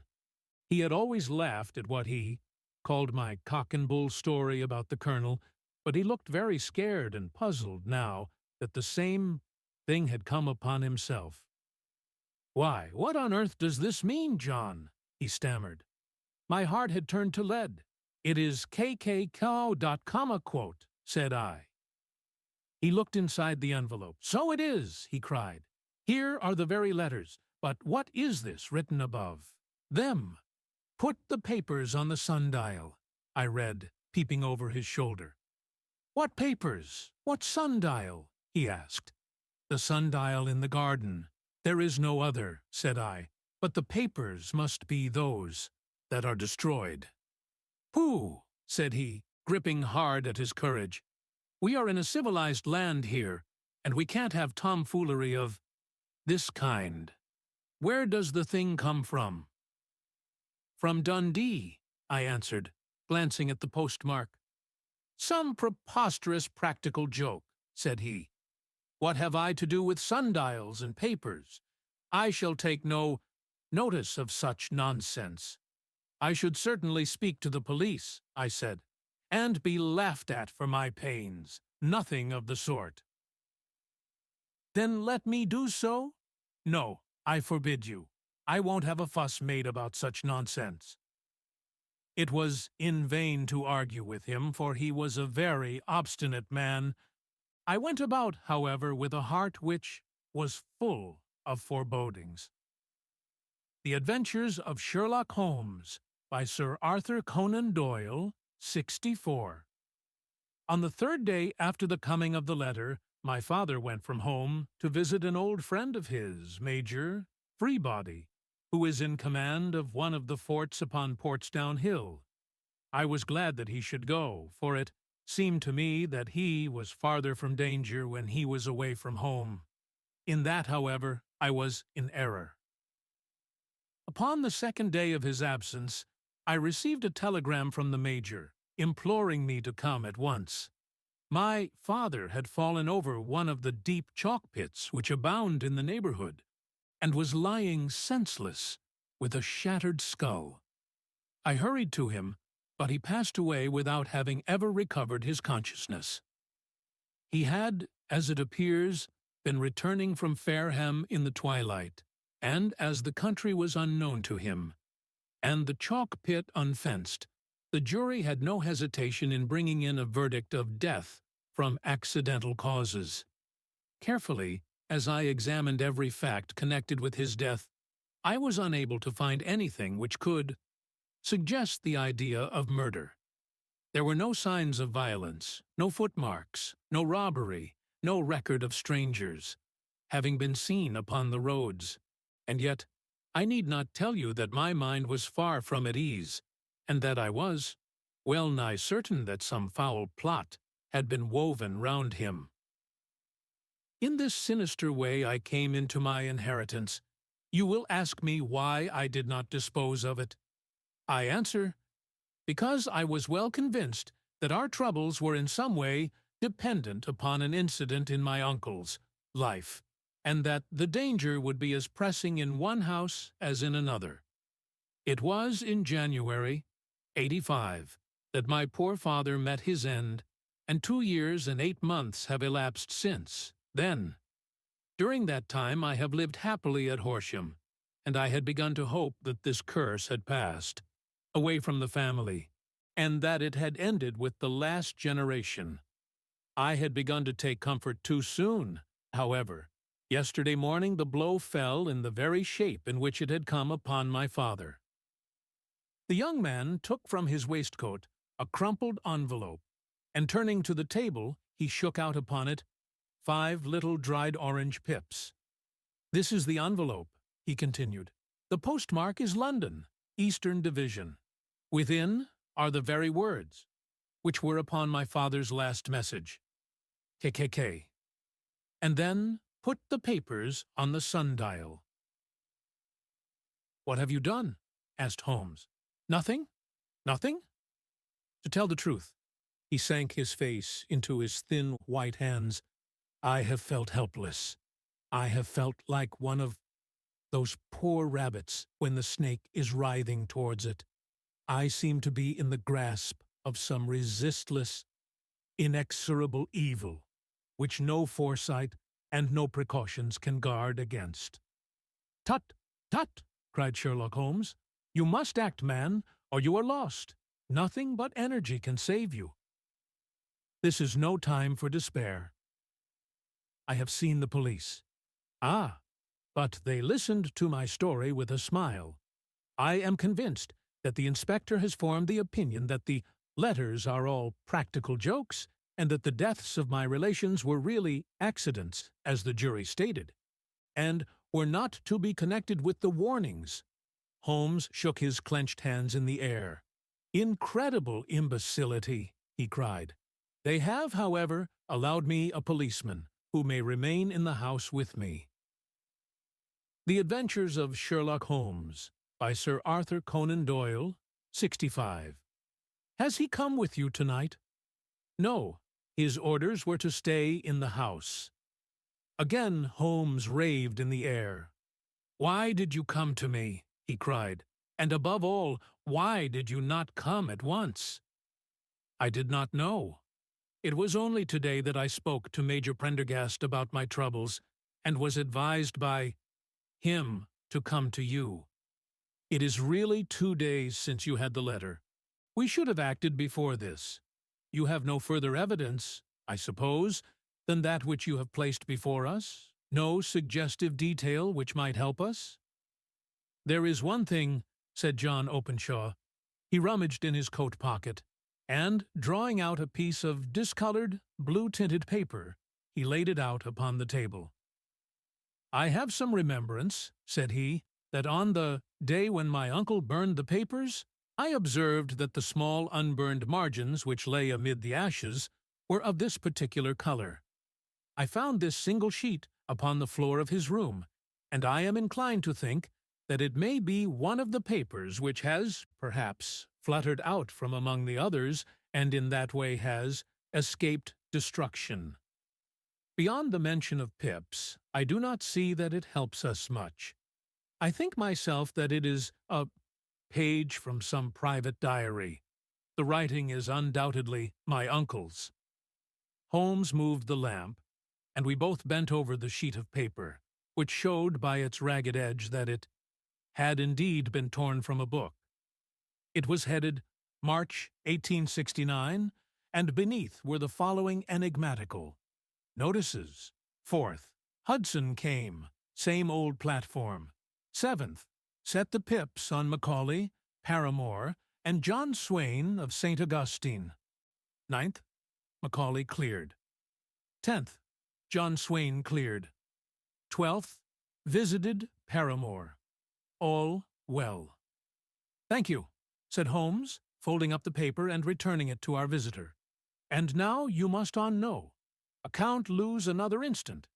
We cannot spare time even to discuss what you have told me. You must get home instantly and act." "What shall I do?" "There is but one thing to do. It must be done at once. You must put this piece of paper which you have shown us into the brass box which you have described. You must also put in a note to say that all the other papers were burned by your uncle, and that this is the only one which remains. You must assert that in such words as "see" will carry conviction with them. Having done this, you must at once put the box out upon the sundial, as directed. Do you understand?" "Entirely." Twist. "Do not think of revenge or anything of the sort at present. I think that we may gain that by means of the law, but we have our web to weave, while theirs is already woven. The first consideration is to remove the Adventures of Sherlock Holmes by Sir Arthur Conan Doyle, 66, pressing danger which threatens you. The second is to clear up the mystery and to punish the guilty parties." "I thank you," said the young man, rising and pulling on his overcoat. "You have given me fresh life and hope. I shall certainly do as you advise. Do not lose an instant, and above all, take care of yourself in the meanwhile, for I do not think that there can be a doubt that you are threatened by a very real and imminent danger. How do you go back?" "By train from Waterloo." "It is not yet 9. The streets will be crowded, so I trust that you may be in safety. And yet you cannot guard yourself too closely." "I am armed." "That is well. Tomorrow I shall set to work upon your case." "I shall see you at Horsham, then?" "No, your secret lies in London. It is there that I shall seek it." Then I shall call upon you in a day or in 2 days, with news as to the box and the papers. I shall take your advice in every particular." He shook hands with us and took his leave. Outside the wind still screamed and the rain splashed and pattered against the windows. This strange, wild story seemed to have come to us from amid the mad elements, blown in upon us like a sheet of seaweed in a gale, and now to have been reabsorbed by them once more. Sherlock Holmes sat for some time in silence, with his head sunk forward and his eyes bent upon the red glow of the fire. Then he lit his pipe, and, leaning back in his chair, he watched the blue smoke rings as they chased each other up to the ceiling. "I think, Watson," he remarked at last, "that of all our cases we have had none more fantastic than this. Save, perhaps, the sign of 4. Well, yes, save, perhaps, that. And yet this John Openshaw seems to me to be walking amid even greater perils than did the Sholtos." "But have you," I asked, "formed any definite conception as to what these perils are?" "There can be no question as to their nature," he answered. "Then what are they? Who is this KKK, and why does he pursue this unhappy family?" Sherlock Holmes closed his eyes and placed his elbows upon the arms of his chair with his fingertips together. "The ideal reasoner," he remarked, "would, when he had once been shown a single fact in all its effets, bearings, deduce from it not only all the chain of events which led up to it, but also all the results which would follow from it.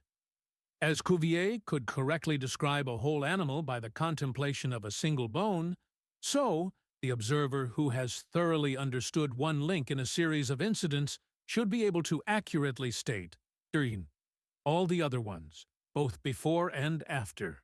We have not yet grasped the results which the reason alone can attain. 2. Problems may be solved in the study which have baffled all those who have sought a solution by the aid of their senses. To carry the art, however, to its highest pitch, it is necessary that the reasoner should be able to— The Adventures of Sherlock Holmes by Sir Arthur Conan Doyle, 67. Utilize all the facts which have come to his knowledge. And this in itself implies, as you will readily see, a possession of all knowledge, which, even in these days of free education and encyclopedias, is a somewhat rare accomplishment. It is not so impossible, however, that a man should possess all knowledge which is likely to be useful to him in his work, and this I have endeavored in my case to do. If I remember rightly, you, on one occasion in the early days of our friendship, defined my limits in a very precise fashion. "Yes," I answered, laughing. "It was a singular document. Philosophy, astronomy, and politics were marked at 0, I remember. Botany, variable. Geology, profound as regards the mud stains from any region within 50 miles of town. Chemistry, eccentric. Anatomy, unsystematic. Sensational literature and crime records unique.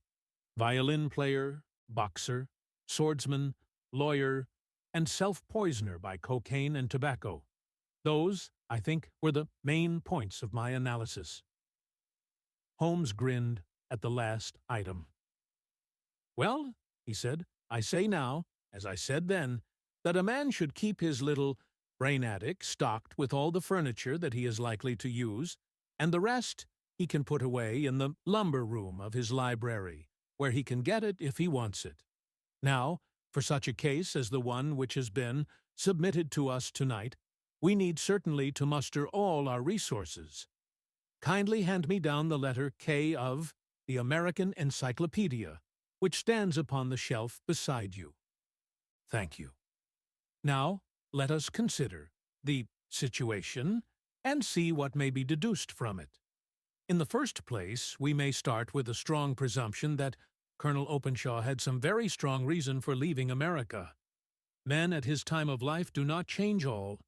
Their habits and exchange willingly the charming climate of Florida for the lonely life of an English provincial Utah town.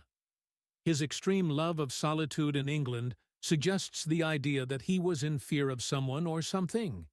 So we may assume as a working hypothesis that it was fear of someone or something which drove him from America.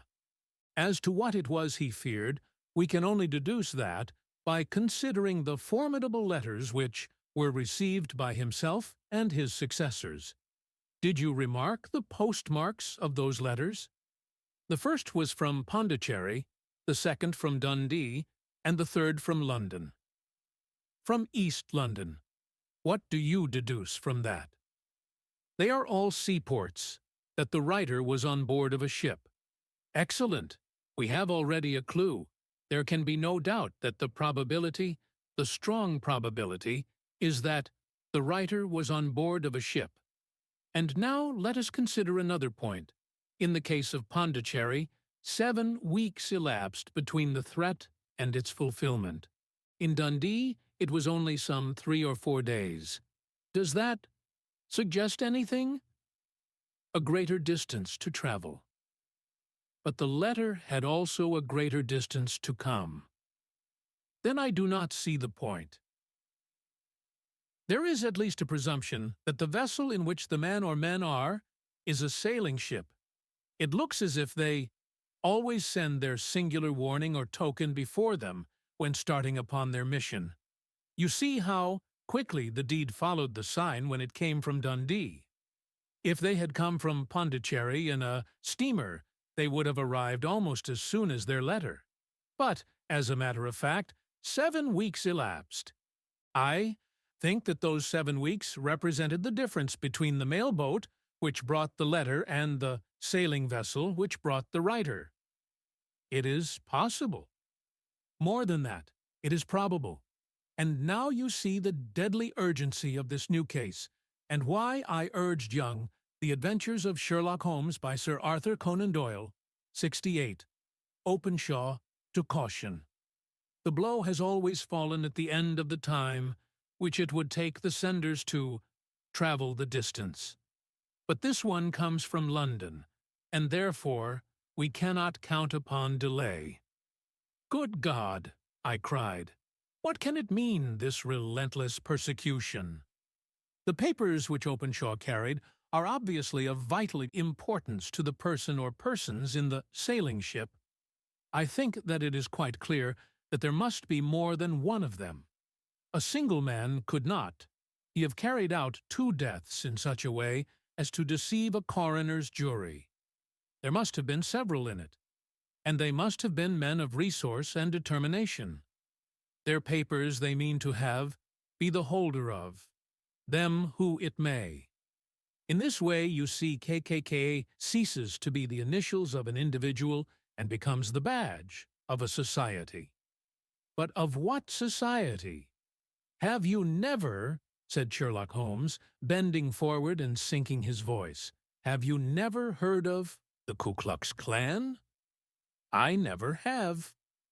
Holmes turned over the leaves of the book upon his knee. Here it is, said he presently, Ku Klux Klan, a name derived from the fanciful resemblance to the sound produced by cocking a rifle. This terrible secret society was formed by some ex-Confederate soldiers in the Southern states after the Civil War, and it rapidly formed local branches in different parts of the country, notably in Tennessee, Louisiana, the Carolinas, Georgia, and Florida. Its power was used for political purposes, principally for the terrorizing of the white Negro voters and the murdering and driving from the country of those who were opposed to its views.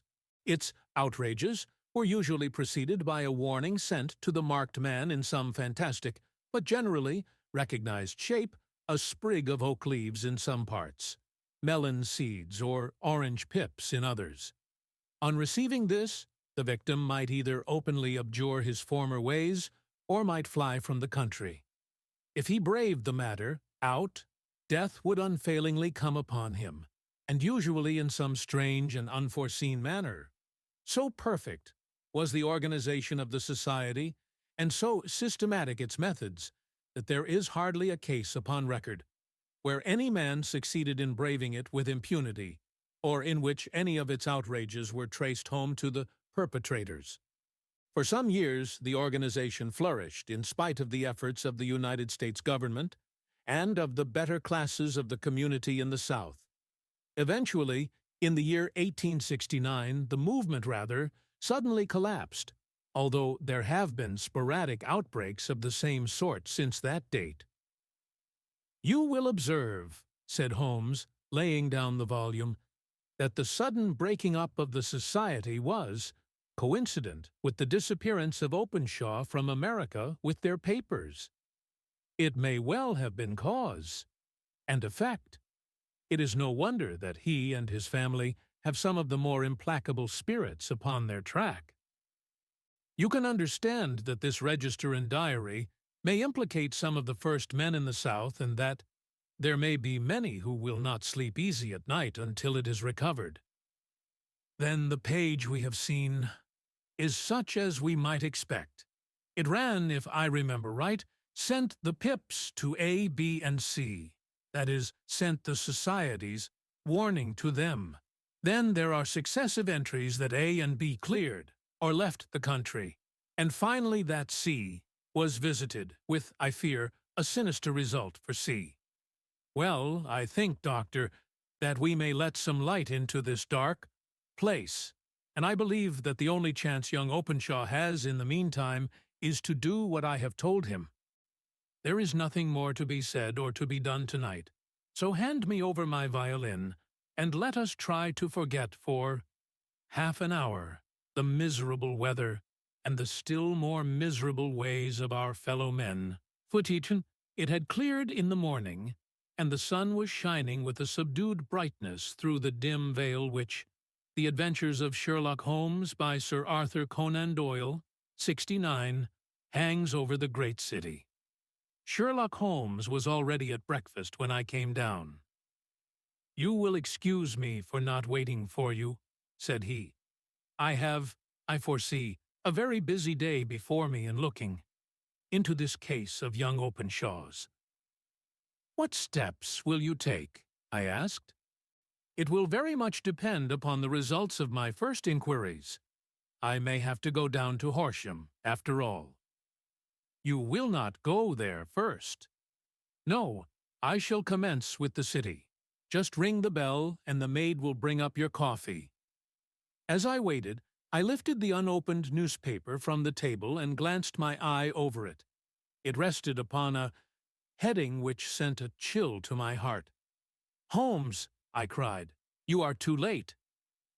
"Ah," said he, laying down his cup, "I feared as much. How was it done?" He spoke calmly, but I could see that he was deeply moved. My eye caught the name of Openshaw, and the heading, "Tragedy near Waterloo Bridge." Here is the account. "Between 9 and 10 last night, Police Constable Cook of the H Division, on duty near Waterloo Bridge, heard a cry for help and a splash in the water. The night, however, was extremely dark and stormy, so that, in spite of the help of several passers-by, it was quite impossible to effect a rescue. The alarm, however, was given, and, by the aid of the water police, the body was eventually recovered. It proved to be that of a young gentleman whose name, as it appears from an envelope which was found in his pocket, was John Openshaw, and whose residence is near Horsham. It is conjectured that he may have been hurrying down to catch the last train from Waterloo Station, and that, in his haste and the extreme darkness, he missed his path and walked over the edge of one of the small landing places for river steamboats. The body exhibited no traces of violence, and there can be no doubt that the deceased had been the victim of an unfortunate accident, which should have the effect of calling the attention of the authorities to the condition of the riverside landing stages." We sat in silence for some minutes, Holmes more depressed and shaken than I had ever seen him. "That hurts my pride, Watson," he said at last. "It is a petty feeling, no doubt, but it hurts my pride. It becomes a personal matter with me now, And, if God sends me health, I shall set my hand upon this gang. That he should come to me for help, and that I should send him away to his death." He sprang from his chair and paced about the room in uncontrollable agitation, with a flush upon his sallow cheeks and a nervous clasping and unclasping of his long, thin hands. "They must be cunning devils," he exclaimed at last. "How could they have decoyed him down there? The embankment is not on the direct line to the station. The bridge, no doubt, was too crowded, even on such a night, for their purpose. Well, Watson, we shall see who will win in the long run. I am going out now." "To the police?" "No, I shall be my own police. When I have spun the web, they may take the flies, but not before." All day I was engaged in my professional work, and it was late in the evening before I returned to Baker. The Adventures of Sherlock Holmes by Sir Arthur Conan Doyle, 70. Street. Sherlock Holmes had not come back yet. It was nearly 10 o'clock before he entered, looking pale and worn. He walked up to the sideboard, and, tearing a piece from the loaf, he devoured it voraciously, washing it down with a long draught of water. "You are hungry," I remarked. "Starving. It had escaped my memory. I have had nothing since breakfast." "Nothing? Not a bite. I had no time to think of it." "And how have you succeeded?" "Well, you have a clue. I have them in the hollow of my hand. Young Openshaw shall not long remain unavenged. Why, Watson, let us put their own devilish trademark upon them. It is well thought of." "What do you mean?" He took an orange from the cupboard, and tearing it to pieces, he squeezed out the pips upon the table. Of these he took 5 and thrust them into an envelope. On the inside of the flap he wrote "Esch" for J.O. Then he sealed it and addressed it to Captain James Calhoun, Bark Lone Star, Savannah, Georgia. "That will await him when he enters port," said he, chuckling. "It may give him a sleepless night. He will find it as sure a precursor of his fate as Openshaw did before him." "And who is this Captain Calhoun?" "The leader of the gang. I shall have the others, but he first." "How did you trace it, then?" He took a large sheet of paper from his pocket, all covered with dates and names.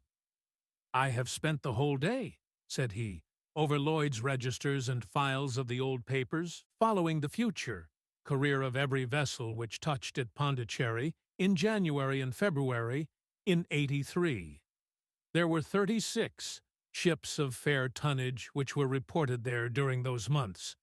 Of these, one, the Lone Star, instantly attracted my attention since, although it was reported as having cleared from London, the name is that which is given to one of the states of the Union. Texas, I think. I was not and am not sure which, but I knew that the ship must have an American origin. What then? I searched the Dundee records, and when I found that the bark Lone Star was there in January, '85, my suspicion became a certainty. I then inquired as to the vessels which lay at present in the port of London. The Adventures of Sherlock Holmes by Sir Arthur Conan Doyle, 71. Yes? The Lone Star had arrived here last week. I went down to the Albert Dock and found that she had been taken down the river by the early tide this morning, homeward bound to Savannah. I wired to Gravesend and learned that she had passed some time ago, and as the wind is easterly, I have no doubt that she is now past the Goodwins, and not very far from the Isle of Wight. What will you do, then? Oh, I have my hand upon him. He and the 2 mates are, as I learn, the only native-born Americans in the ship. The others are Finns and Germans. I know also that they were all 3 away from the ship last night. I had it from the stevedore who has been loading their cargo. By the time that their sailing ship reaches Savannah, the mail boat will have carried this letter, and the cable will have informed the police of Savannah that these three gentlemen are badly wanted here upon a charge of murder. Citatus. There is ever a flaw, however, in the best laid of human plans, and the murderers of John Openshaw were never to receive the orange pips which would show them that another and as cunning and as resolute as themselves was upon their track. Very long and very severe were the equinoctial gales that year. We waited long for news of the Lone Star of Savannah, but none ever reached us. We did at last hear that somewhere, far out in the Atlantic, a shattered stern-post of a boat was seen swinging in the trough of a wave, with the letters L.S. carved upon it, and that is all which we shall ever know of the fate of the Lone Star. Adventure 6. The Man with the Twisted Lip. Isa Whitney, brother of the late Ellis Whitney, D.D., principal of the Theological College of St. George's, was much addicted to opium. The habit grew upon him, as I understand, from some foolish freak when he was at college. For having read De Quincey's description of his dreams and sensations, he had drenched his tobacco with laudanum in an attempt to produce the same effects. He found, as so many more have done, that the practice is easier to attain than to get rid of, and for many years he continued to be a slave to the drug, an object of mingled horror and pity to his friends and relatives.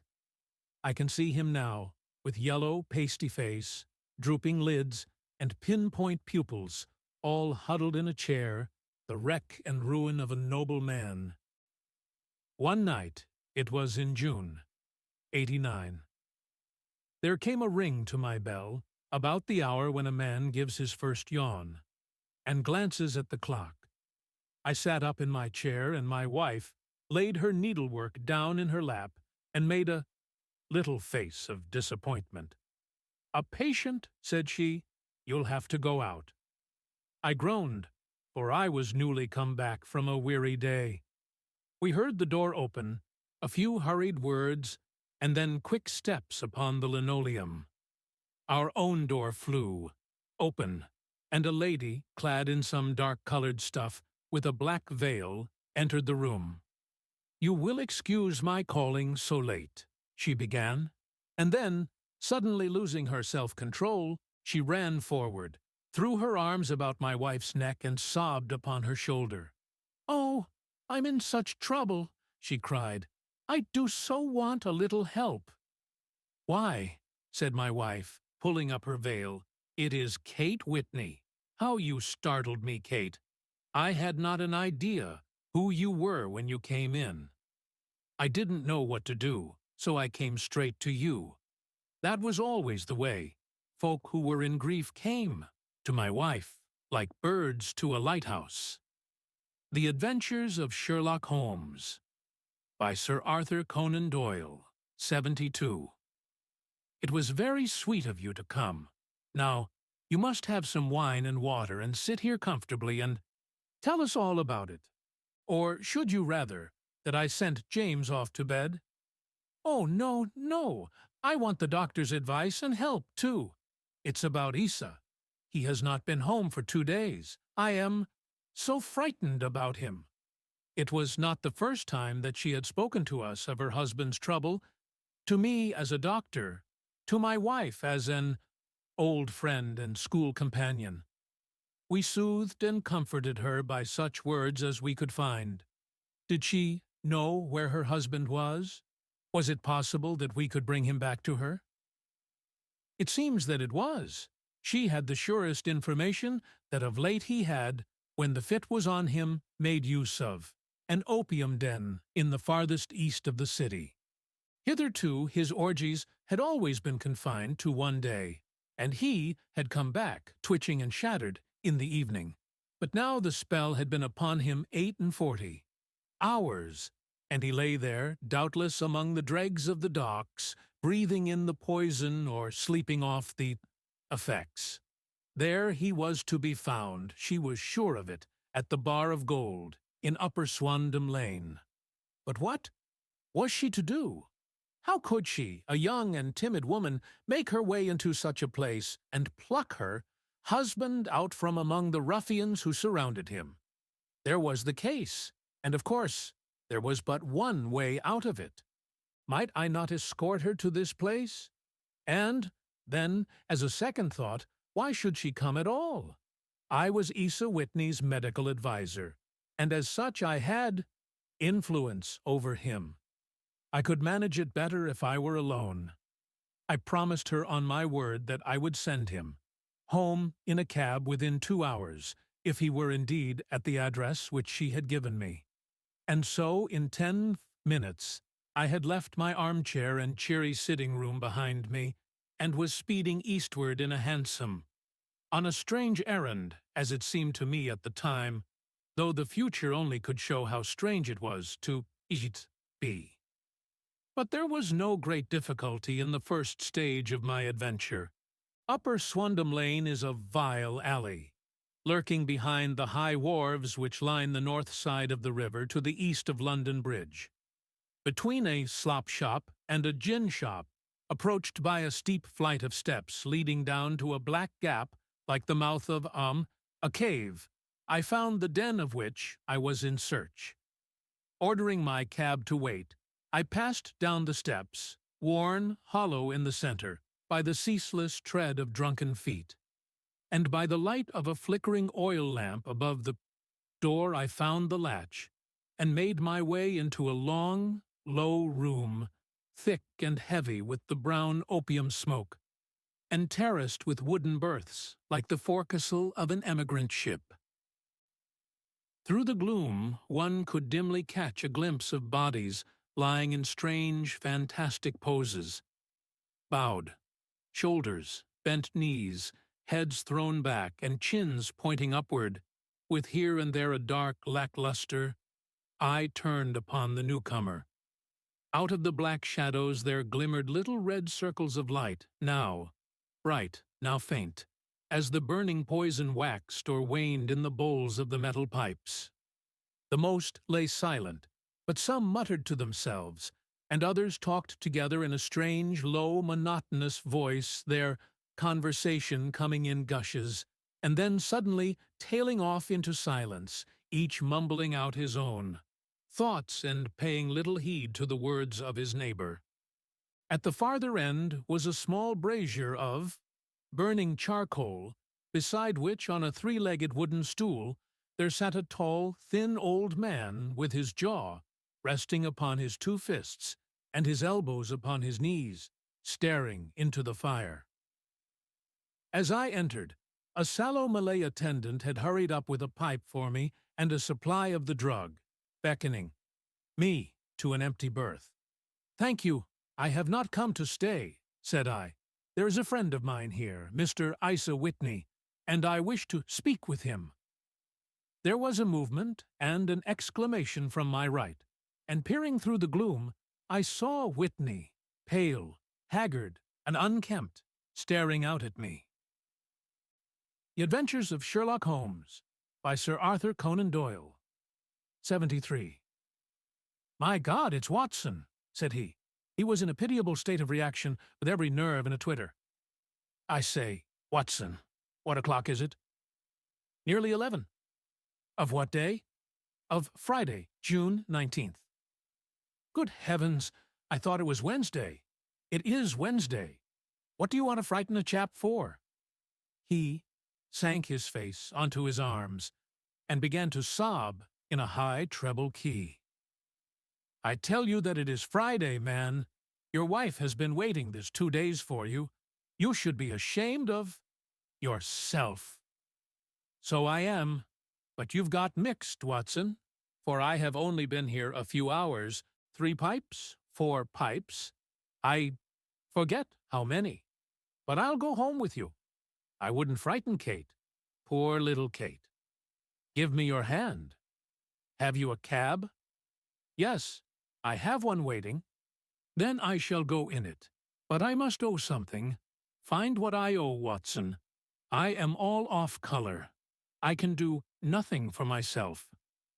I walked down the narrow passage between the double row of sleepers, holding my breath to keep out the vile, stupefying fumes of the drug, and looking about for the manager. As I passed the tall man who sat by their brazier, I felt a sudden pluck at my skirt, and a low voice whispered, "Walk past me, and then look back at me." The words fell quite distinctly upon my ear. I glanced down. They could only have come from the old man at my side, and yet he sat now as absorbed as ever, very thin, very wrinkled, bent with age, an opium pipe dangling down from between his knees, as though it had dropped in sheer lassitude from his fingers. I took 2 steps forward and looked back. It took all my self-control to prevent me from breaking out into a cry of astonishment. He had turned his back so that none could see him but I. His form had filled out, his wrinkles were gone. The dull eyes had regained their fire, and there, sitting by the fire and grinning at my surprise, was none other than Sherlock Holmes. He made a slight motion to me to approach him, and instantly, as he turned, his face half round to the company once more, subsided into a doddering, loose-lipped senility. "Holmes," I whispered, "what on earth are you doing in this den?" "As low as you can," he answered. "I have excellent ears. If you would have the great kindness to get rid of that sottish friend of yours, I should be exceedingly glad to have a little talk with you." "I have a cab outside." "Then pray send him home in it. You may safely trust him, for he appears to be too limp to get into any mischief. I should recommend you also to send a note by the cabman to your wife to say that you have thrown in your lot with me. If you will wait outside, I shall be with you in 5 minutes." It was difficult to refuse any of Sherlock Holmes's requests, for they were always so exceedingly definite, and put forward with such a quiet air of mastery. I felt, however, that when Whitney was once confined in the cab, my mission was practically accomplished, and for the rest, I could not wish anything better than to be associated with my friend in one of those singular adventures which were the normal condition of his existence. In a few minutes I had written my note, paid Whitney's bill, led him out to the cab, and seen him, The Adventures of Sherlock Holmes by Sir Arthur Conan Doyle, 74, driven through the darkness. In a very short time a decrepit figure had emerged from the opium den, and I was walking down the street with Sherlock Holmes. For 2 streets he shuffled along with a bent back and an uncertain foot. Then, glancing quickly round, he straightened himself out and burst into a hearty fit of laughter. "I suppose, Watson," said he, "that you imagine that I have added opium smoking to cocaine injections and all the other little weaknesses on which you have favored me with your medical views. I was certainly surprised to find you there, but not more so than I to find you. I came to find a friend, and I to find an enemy." "An enemy?" "Yes, one of my natural enemies, or shall I say, my natural prey. Briefly, Watson, I am in the midst of a very remarkable inquiry, and I have hoped to find a clue in the incoherent ramblings of these sots, as I have done before now. Had I been recognized in that den, my life would not have been worth an hour's purchase, for I have used it before now for my own purposes, and the rascally lascar who runs it has sworn to have vengeance upon me. There is a trapdoor at the back of that building, near the corner of Paul's Wharf, which could tell some strange tales of what has passed through it upon the moonless nights." "What? You do not mean bodies?" "Aye, bodies, Watson. We should be rich men if we had £1,000 for every poor devil who has been done. To a death in that den. It is the vilest murder trap on the whole riverside, and I fear that Neville St. Clair has entered it never to leave it more. But our trap should be here. He put his two forefingers between his teeth and whistled shrilly, a signal which was answered by a similar whistle from the distance, followed shortly by the rattle of wheels and the clink of horses' hoofs. "Now, Watson," said Holmes, as a tall dog-cart dashed up through the gloom, throwing out two golden tunnels of yellow light from its side lanterns. "You'll come with me, won't you? If I can be of use." "Oh, a trusty comrade is always of use, and a chronicler still more so. My room at the Cedars is a double-bedded one." "The Cedars?" "Yes, that is Mr. St. Clair's house. I am staying there while I conduct the inquiry." "Where is it, then?" "Near Lee, in Kent. We have a 7-mile drive before us." "But I am all in the dark." "Of course you are. You'll know all about it presently. Jump up here." "All right, John. We shall not need you." The Adventures of Sherlock Holmes by Sir Arthur Conan Doyle, 75. "Here's half-a-crown. Look out for me tomorrow, about 11. Give her her head. So long, then." He flicked the horse with his whip, and we dashed away through the endless succession of somber and deserted streets, which widened gradually, until we were flying across a broad balustraded bridge with the murky river flowing sluggishly beneath us. Beyond lay another dull wilderness of bricks and mortar, its silence broken only by the heavy regular footfall of the policeman, or the songs and shouts of some belated party of revelers. A dull wrack was drifting slowly across the sky, and a star or two twinkled dimly here and there through the rifts of the clouds. Holmes drove in silence, with his head sunk upon his breast, and the air of a man who is lost in thought, while I sat beside him, curious to learn what this new quest might be, which seemed to tax his powers so sorely, and yet afraid to break in upon the current of his thoughts. We had driven several miles and were beginning to get to the fringe of the belt of suburban villas when he shook himself, shrugged his shoulders, and lit up his pipe with the air of a man who has satisfied himself that he is acting for the best. "You have a grand gift of silence, Watson," said he. "It makes you quite invaluable as a companion.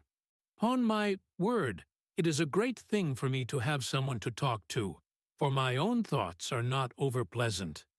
I was wondering what I should say to this dear little woman tonight when she meets me at the door. You forget that I know nothing about it. I shall just have time to tell you the facts of the case before we get to Lee.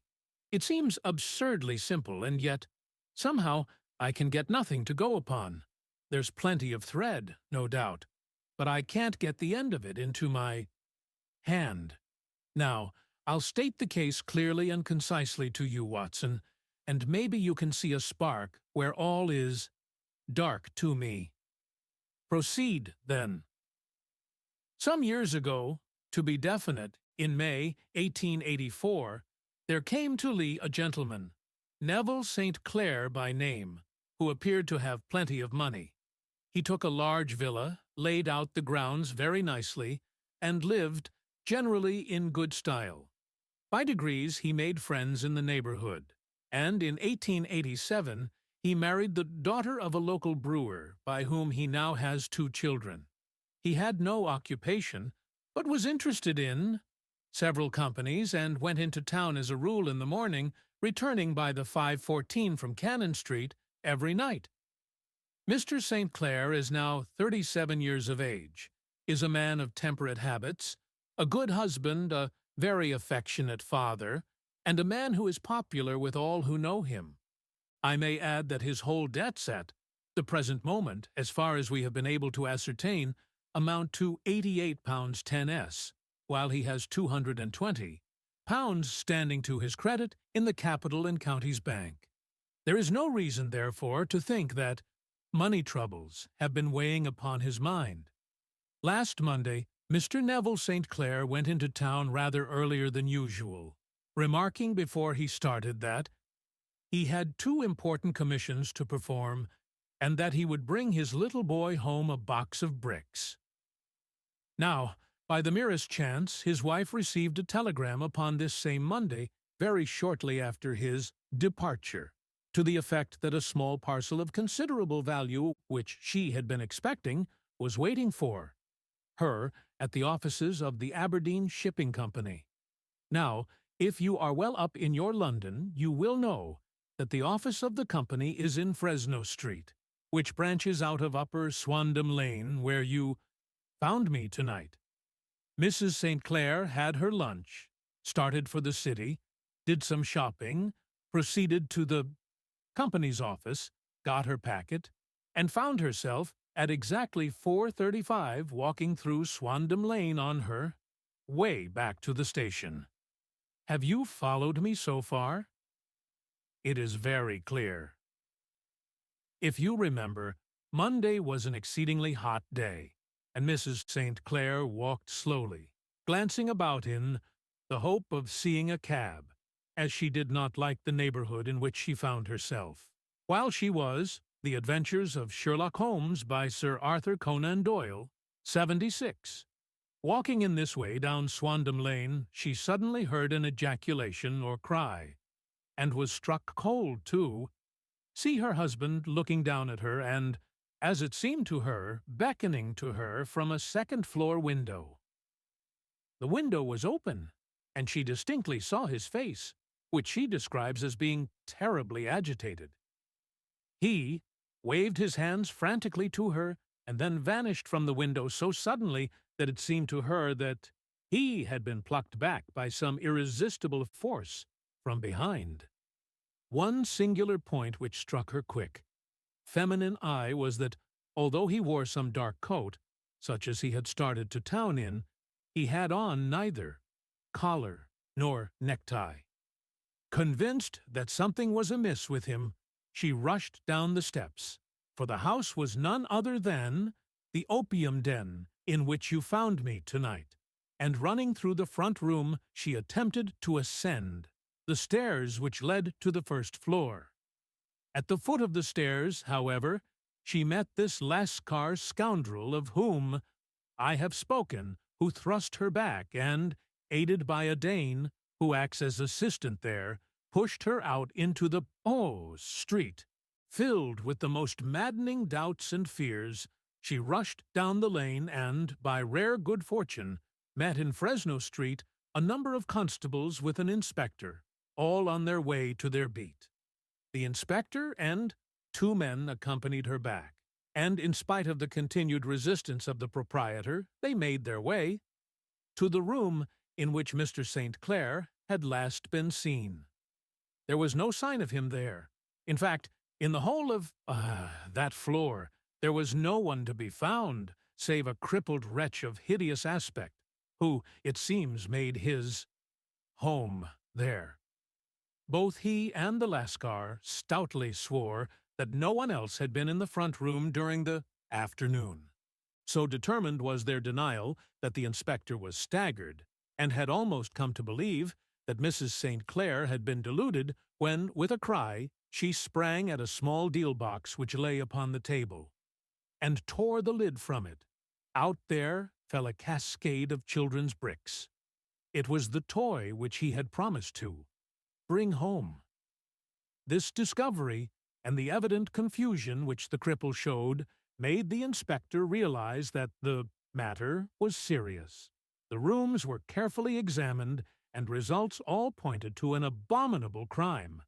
The front room was plainly furnished as a sitting room and led into a small bedroom, which looked out upon the back of one of the wharves. Between the wharf and the bedroom window is a narrow strip, which is dry at low tide but is covered at high tide with at least 4.5 feet of water. The bedroom window was a broad one and opened from below. On examination, traces of blood were to be seen upon the window-sill, and several scattered drops were visible upon the wooden floor of the bedroom. Thrust away behind a curtain in the front room were all the clothes of Mr. Neville St. Clair, with the exception of his coat. His boots, his socks, his hat, and his watch, all were there. There were no signs of violence upon any of these garments, and there were no other traces of Mr. Neville St. Clair. Out of the window he must apparently have gone, for no other exit could be discovered, and the ominous bloodstains upon the sill gave little promise that he could save himself by swimming, for the tide was at its very highest at the moment of the tragedy. And now, as to the villains who seemed to be immediately implicated in the matter. The Lascar was known to be a man of the vilest antecedents, but as by Mrs. St. Clair's story, he was known to have been at the foot of the stair within a very few seconds of her husband's appearance at the window. He could hardly have been more than an accessory to the crime.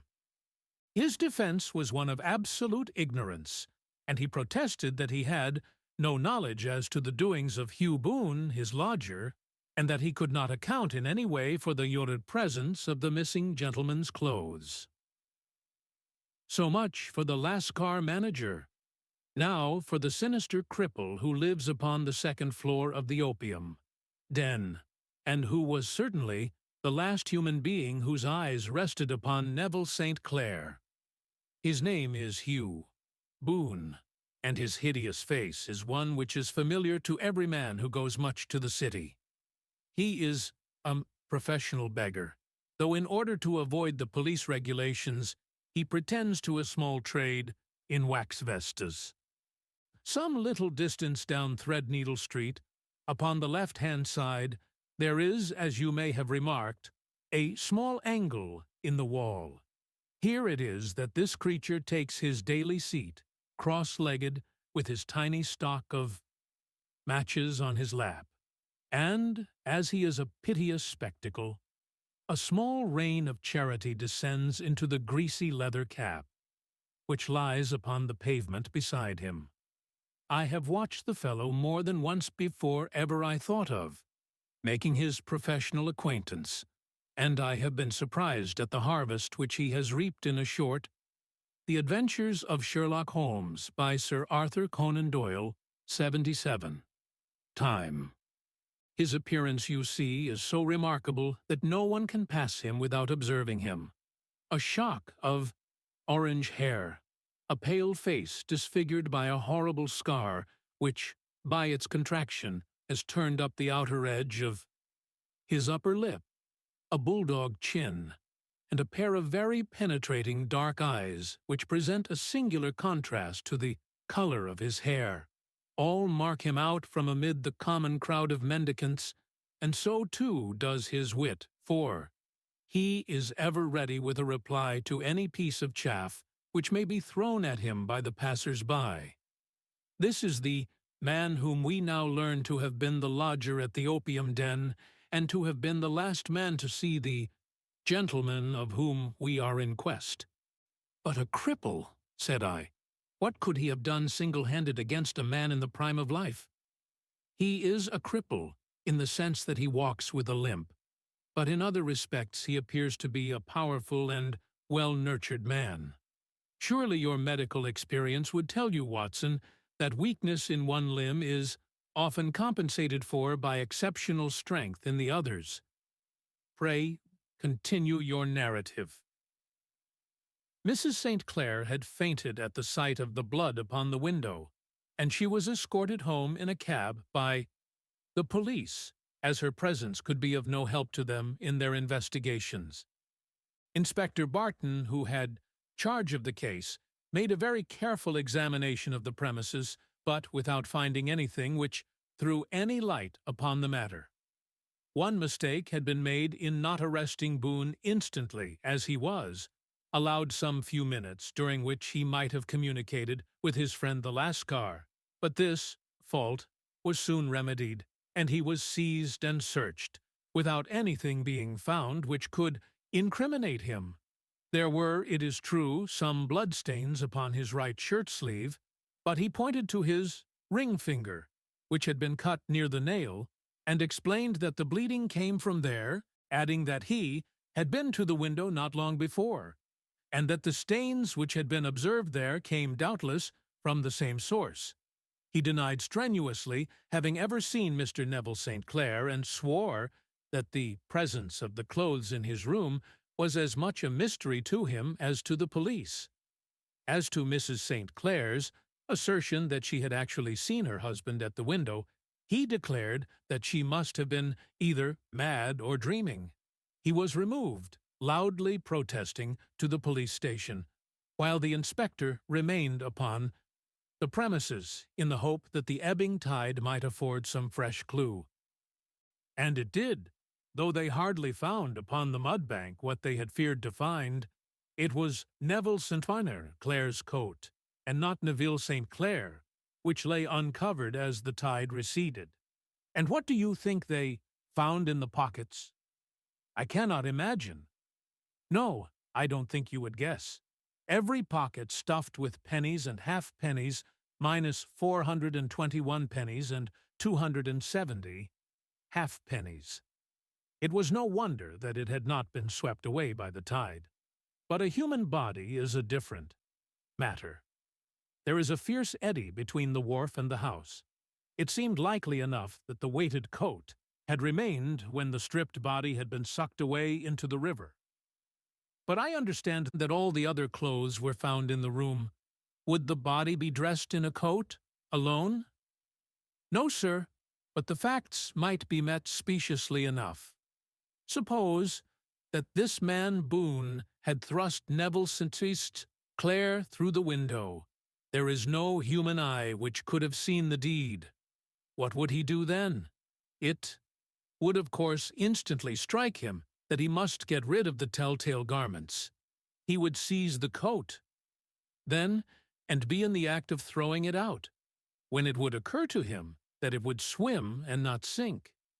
He has little time, for he has heard the scuffle downstairs when the wife tried to force her way up, and perhaps he has already heard from his Lascar confederate that the police are hurrying up the street. There is not an instant to be lost. He rushes to some secret hoard where he has accumulated the fruits of his beggary, and he stuffs all. The Adventures of Sherlock Holmes, by Sir Arthur Conan Doyle, 78. The coins upon which he can lay his hands into the pockets to make sure of the coat's sinking. He throws it out, and would have done the same with the other garments, had not he heard the rush of steps below, and only just had time to close the window when the police appeared. It certainly sounds feasible. Well, we will take it as a working hypothesis for want of a better. Boone, as I have told you, was arrested and taken to the station, but it could not be shown that there had ever before been anything against him. He had for years been known as a professional beggar, but his life appeared to have been a very quiet and innocent one. There the matter stands at present, and the questions which have to be solved. What Neville St. Clair was doing in the opium den, what happened to him when there, where is he now, and what Hugh Boone had to do with his disappearance, are all as far from a solution as ever. I confess that I cannot recall any case within my experience which looked at the first glance so simple and yet which presented such difficulties. While Sherlock Holmes had been detailing this singular series of events, we had been whirling through the outskirts of the great town until the last straggling houses had been left behind, and we rattled along with a country hedge upon either side of us. Just as he finished, however, we drove through 2 scattered villages, where a few lights still glimmered in the windows. "We are on the outskirts of Lee," said my companion. "We have touched on 3 English counties in our short drive, starting in Middlesex, passing over an angle of Surrey, and ending in Kent. See that light among the trees? That is the Cedars.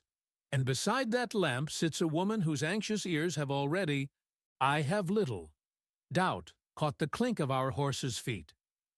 But why are you not conducting the case from Baker Street? I asked. Because there are many inquiries which must be made out here. Mrs. St. Clair has most kindly put 2 rooms at my disposal, and you may rest assured that she will have nothing but a welcome for my friend and colleague. I hate to meet her, Watson, when I have no news of her husband. Here we are. Whoa there, whoa! We had pulled up in front of a large villa which stood within its own grounds. A stable boy had run out to the horse's head, and springing down, I followed Holmes up the small, winding gravel drive which led to the house. As we approached, the door flew open, and a little blonde woman stood in the opening, clad in some sort of light mousseline de soie, with a touch of fluffy pink chiffon at her neck and wrists.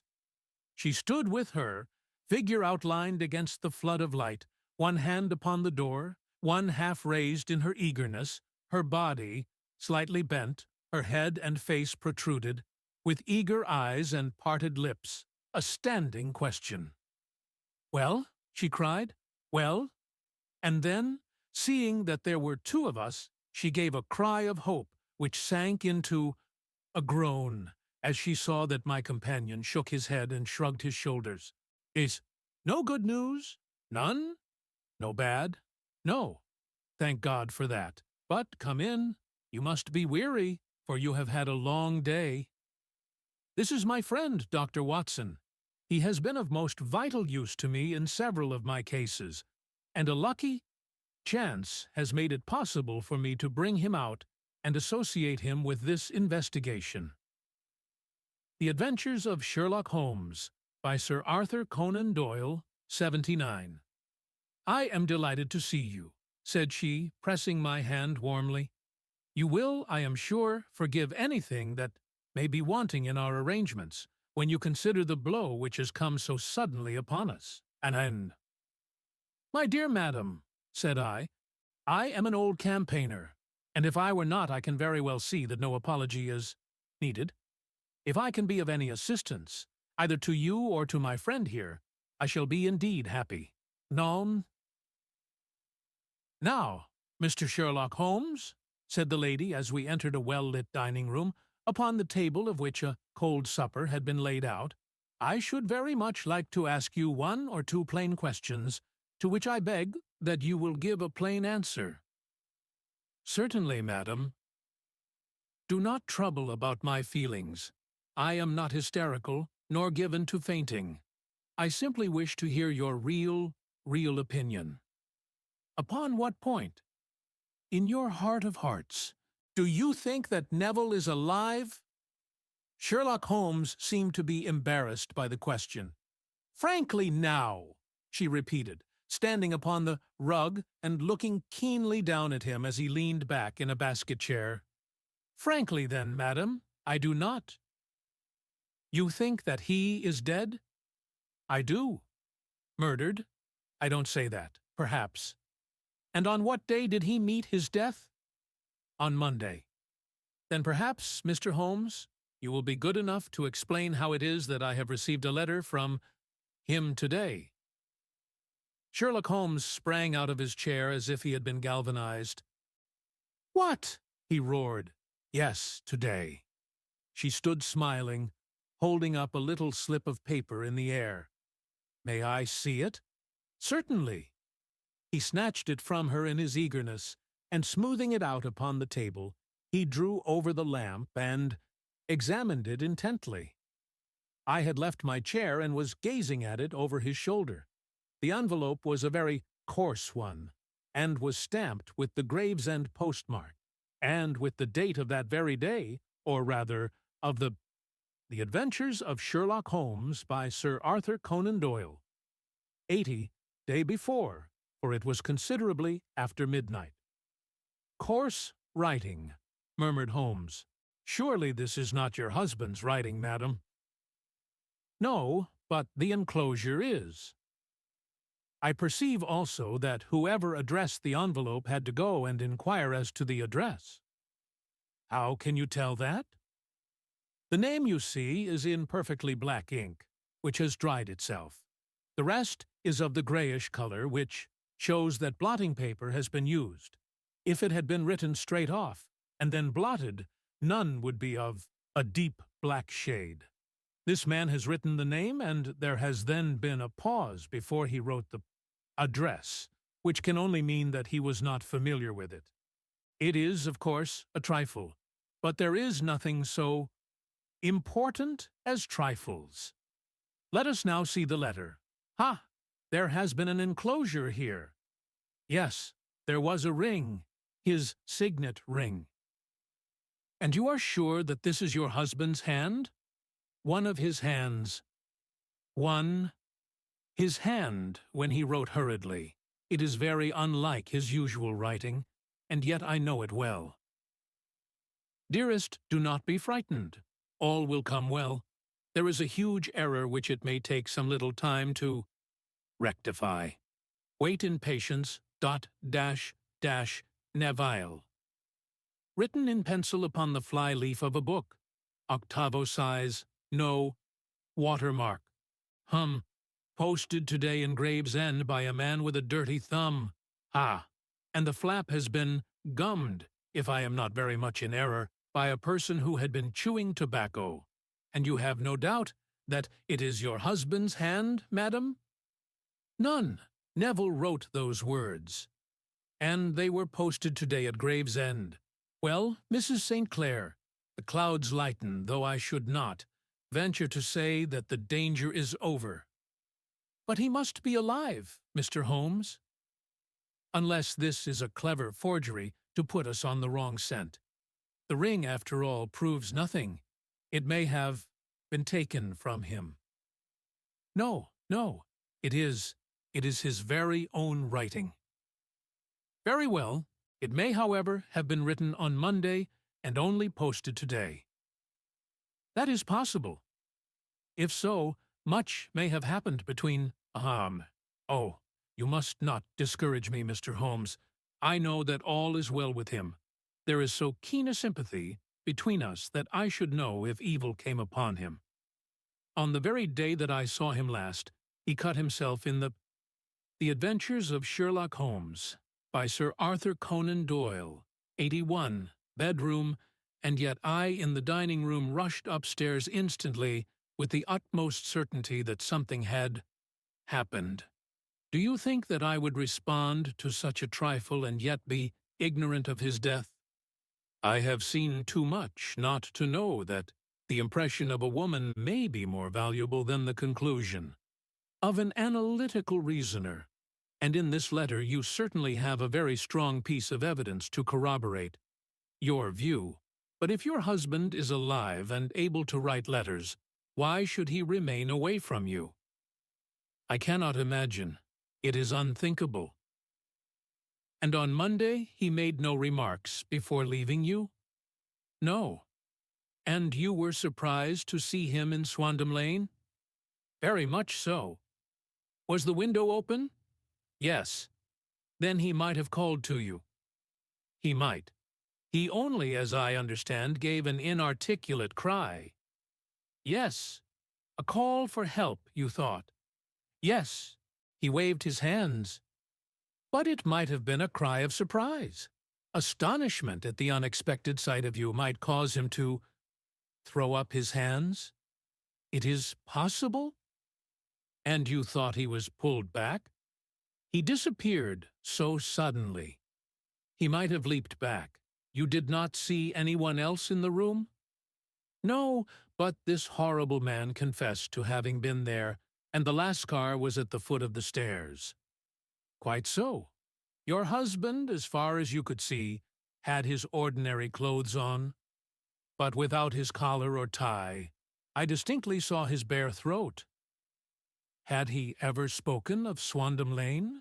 The Adventures of Sherlock Holmes, by Sir Arthur Conan Doyle, 82. Never. Had he ever showed any signs of having taken opium? Never. Thank you, Mrs. St. Clair. Those are the principal points about which I wished to be absolutely clear. We, shall now have a little supper and then retire, for we may have a very busy day tomorrow." A large and comfortable double-bedded room had been placed at our disposal, and I was quickly between the sheets, for I was weary after my night of adventure. Sherlock Holmes was a man, however, who, when he had an unsolved problem upon his mind, would go for days, and even for a week without rest, turning it over, rearranging his facts, looking at it from every point of view until he had either fathomed it or convinced himself that his data were insufficient. It was soon evident to me that he was now preparing for an all-night sitting. He took off his coat and waistcoat, put on a large blue dressing-gown, and then wandered about the room collecting pillows from his bed and cushions from the sofa and armchairs. With these he constructed a sort of Eastern divan, upon which he perched himself cross-legged, with an ounce of shag tobacco and a box of matches laid out in front of him. In the dim light of the lamp I saw him sitting there, an old briar pipe between his lips, his eyes fixed vacantly upon the corner of the ceiling, the blue smoke curling up from him, silent, motionless, with the light shining upon his strong-set aquiline features. So he sat as I dropped off to sleep, and so he sat when a sudden ejaculation caused me to wake up, and I found the summer sun shining into the apartment. The pipe was still between his lips, the smoke still curled upward, and the room was full of a dense tobacco haze, but nothing remained of the heap of shag which I had seen upon the previous night. "Awake, Watson?" he asked. "Yes." "Game for a morning drive?" "Certainly." "Then dress. No one is stirring yet, but I know where the stable boy sleeps, and we shall soon have the trap out." He chuckled to himself as he spoke. His eyes twinkled, and he seemed a different man to the somber thinker of the previous night. As I dressed, I glanced at my watch. It was no wonder that no one was stirring. It was 25 minutes past 4. I had hardly finished when Holmes returned with the news that the boy was putting in the horse. "I want to test a little theory of mine," said he, pulling on his boots. "I think, Watson, that you are now standing in the presence of one of the most absolute fools in Europe. I deserve to be kicked from here to Charing Cross, but I think I have the key of the affair now." "And where is it?" I asked, smiling. "In the bathroom," he answered. "Oh yes, I am not joking," he continued, seeing my look of incredulity. "I have just been there, and I have taken it out, and I have got it in this Gladstone bag. Come on, my boy, and we shall see whether it will not fit the lock."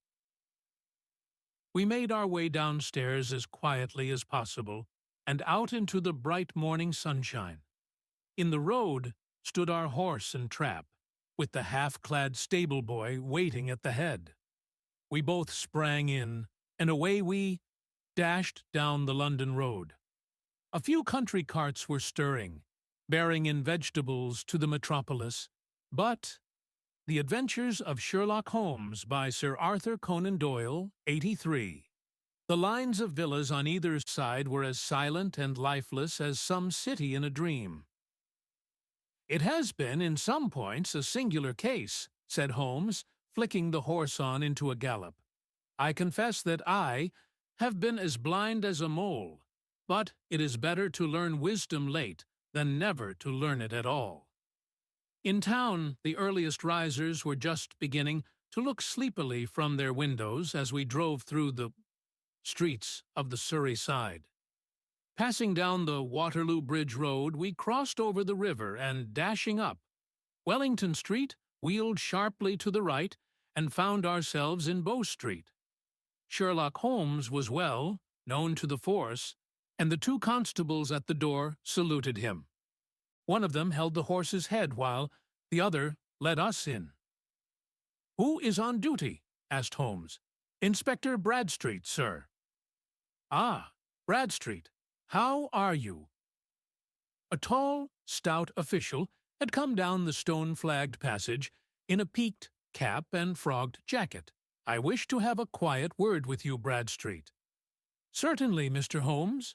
Step into my room here."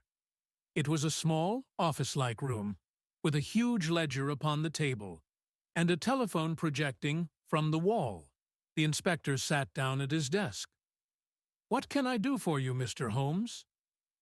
"I called about that beggarman Boone, the one who was charged with being concerned in the disappearance of Mr. Neville St. Clair, of Lee." "Yes, he was brought up and remanded for further inquiries." "So I heard. You have him here, in the cells. Is he quiet?" "Oh, he gives no trouble, but he is a dirty scoundrel." "Dirty?" "Yes, it is all we can do to make him wash his hands, and his face is as black as a tinker's. Well, when once his case has been settled, he will have a regular prison bath, and I think if you saw him, you would agree with me that he needed it. I should like to see him very much." "Would you? That is easily done. Come this way, you can leave your bag." "No, I think that I'll take it." "Very good. Come this way, if you please." He led us down a passage, opened a barred door, passed down a winding stair, and brought us to a whitewashed corridor with a line of doors on each side. "The third on the right is his," said the inspector. "Here it is." He quietly shot back a panel in the upper part of the door and glanced through. The Adventures of Sherlock Holmes, by Sir Arthur Conan Doyle, 84. "He is asleep," said he. "You can see him very well." We both put our eyes to the grating. The prisoner lay with his face towards us, in a very deep sleep, breathing slowly and heavily. He was a middle-sized man, coarsely clad as became his calling, with a colored shirt protruding through the rent in his tattered coat. He was, as the inspector had said, extremely dirty, but the grime which covered his face could not conceal its repulsive ugliness. A broad weal from an old scar ran right across it from eye to chin, and by its contraction had turned up one side of the upper lip, so that 3 teeth were exposed in a perpetual snarl. A shock of very bright red hair grew low over his eyes and forehead. "He's a beauty, isn't he?" said the inspector. "He certainly needs a wash," remarked Holmes. "I had an idea that he might, and I took the liberty of bringing the tools with me." He opened the Gladstone bag as he spoke and took out, to my astonishment, a very large bath sponge. He, you are a funny one," chuckled the inspector. "Now, if you will have the great goodness to open that door very quietly, we will soon make him cut a much more respectable figure." "Well, I don't know why not," said the inspector. "He doesn't look a credit to the Bow Street cells, does he?" He slipped his key into the lock, and we all very quietly entered the cell. The sleeper half turned, and then settled down once more into a deep slumber. Holmes stooped to the water jug, moistened his sponge, and then rubbed it twice vigorously across and down the prisoner's face. "Let me introduce you," he shouted, "to Mr. Neville St. Clair of Lee, in the county of Kent." Never in my life have I seen such a sight. The man's face peeled off under the sponge like the bark from a tree. Gone was the coarse brown tint. Gone, too, was the horrid scar which had seamed it across, and the twisted lip which had given the repulsive sneer to the face. A twitch brought away the tangled red hair, and there, sitting up in his bed, was a pale, sad-faced, refined-looking man, black-haired and smooth-skinned, rubbing his eyes and staring about him with sleepy bewilderment. Then, suddenly realizing the exposure, he broke into a scream and threw himself down with his face to the pillow. "Great heavens!" cried the inspector. "It is indeed the missing man. I know him from the photograph." The prisoner turned, with the reckless air of a man who abandons himself to his destiny. "Be it so," said he. "And pray, what am I charged with?" "With making away with Mr. Neville St. . Oh, come, you can't be charged with that unless they make a case of attempted suicide of it," said the inspector with a grin. "Well, I have been 27 years in the force, but this really takes the cake. If I am Mr. Neville St. Clair, then it is obvious that no crime has been committed, and that, therefore, I am illegally detained." "No crime, but a very great error has been committed," said Holmes. "You would have done better to have trusted your wife." "It was not the wife, it was the children," groaned the prisoner. "God help me, I would not have them ashamed of their father. My God, what an exposure! What can I do?" The Adventures of Sherlock Holmes by Sir Arthur Conan Doyle. 85. Sherlock Holmes sat down beside him on the couch and patted him kindly on the shoulder. "If you leave it to a court of law to clear the matter up," said he, "of course you can hardly avoid publicity. On the other hand, if you convince the police authorities that there is no possible case against you, I do not know that there is any reason that the details should find their way into the papers.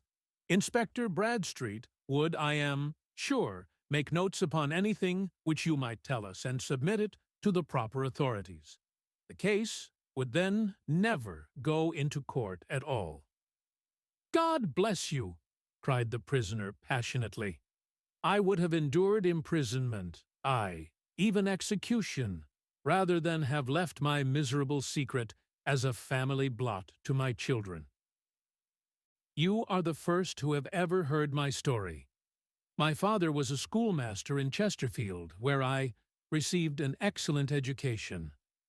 I traveled in my youth, took to the stage, and finally became a reporter on an evening paper in London.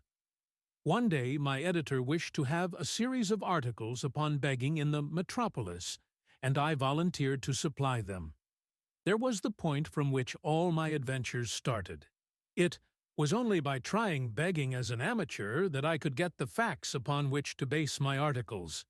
When an actor I had, of course, learned all the secrets of making up, and had been famous in the green room for my skill. I took advantage now of my attainments. I painted my face, and to make myself as pitiable as possible, I made a good scar and fixed one side of my lip in a twist by the aid of a small slip of flesh-colored plaster. Then, with a red head of hair and an appropriate dress, I took my station in the business part of the city, ostensibly as a match-seller, but really as a beggar. For 7 hours I plied my trade, and when I returned home in the evening, I found to my surprise that I had received no less than 26 S4 days. I wrote my articles and thought little more of the matter until, some time later, I backed a bill for a friend and had a writ served upon me for £25.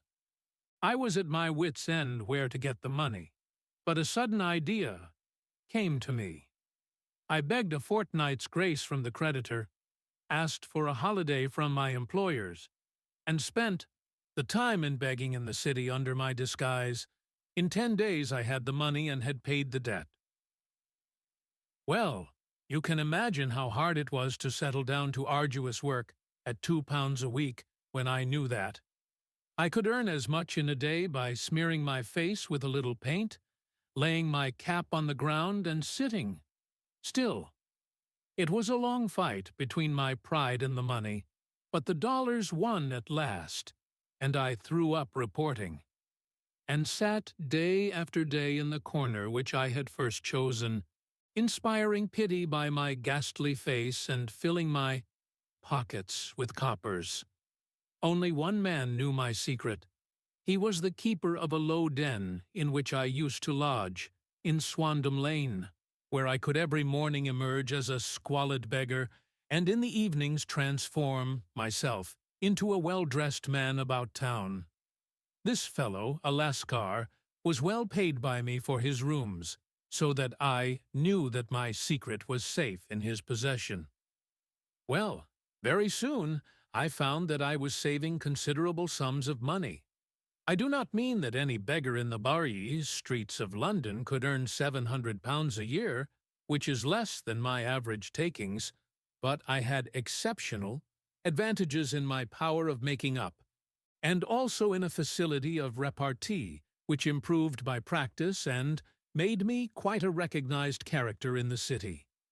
All day a stream of pennies, varied by silver, poured in upon me, and it was a very bad day in which I failed to take £2.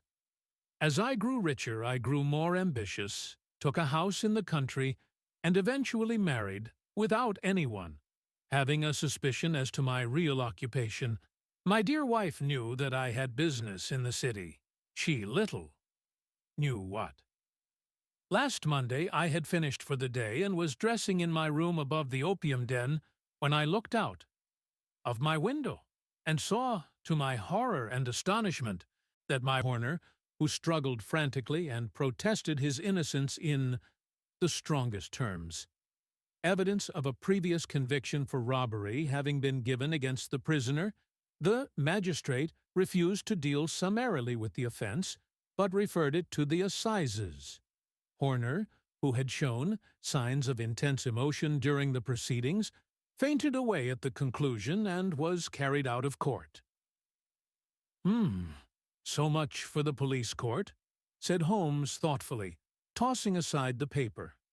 "The question for us now to solve is the sequence of events leading from a rifled jewel case at one end to the crop of a goose in Tottenham Court Road at the other. You see, Watson, our little deductions have suddenly assumed a much more important and less innocent aspect. Here is the stone. The stone came from the goose, and the goose came from Mr. Henry Baker, the gentleman with the bad hat, and all the other characteristics with which I have bored you. So now we must set ourselves very seriously to finding this gentleman, and ascertaining what part he has played in this little mystery. To do this, we must try the simplest means first, and these lie, undoubtedly, in an advertisement in all the evening papers. If this fail, I shall have recourse to other methods. What will you say?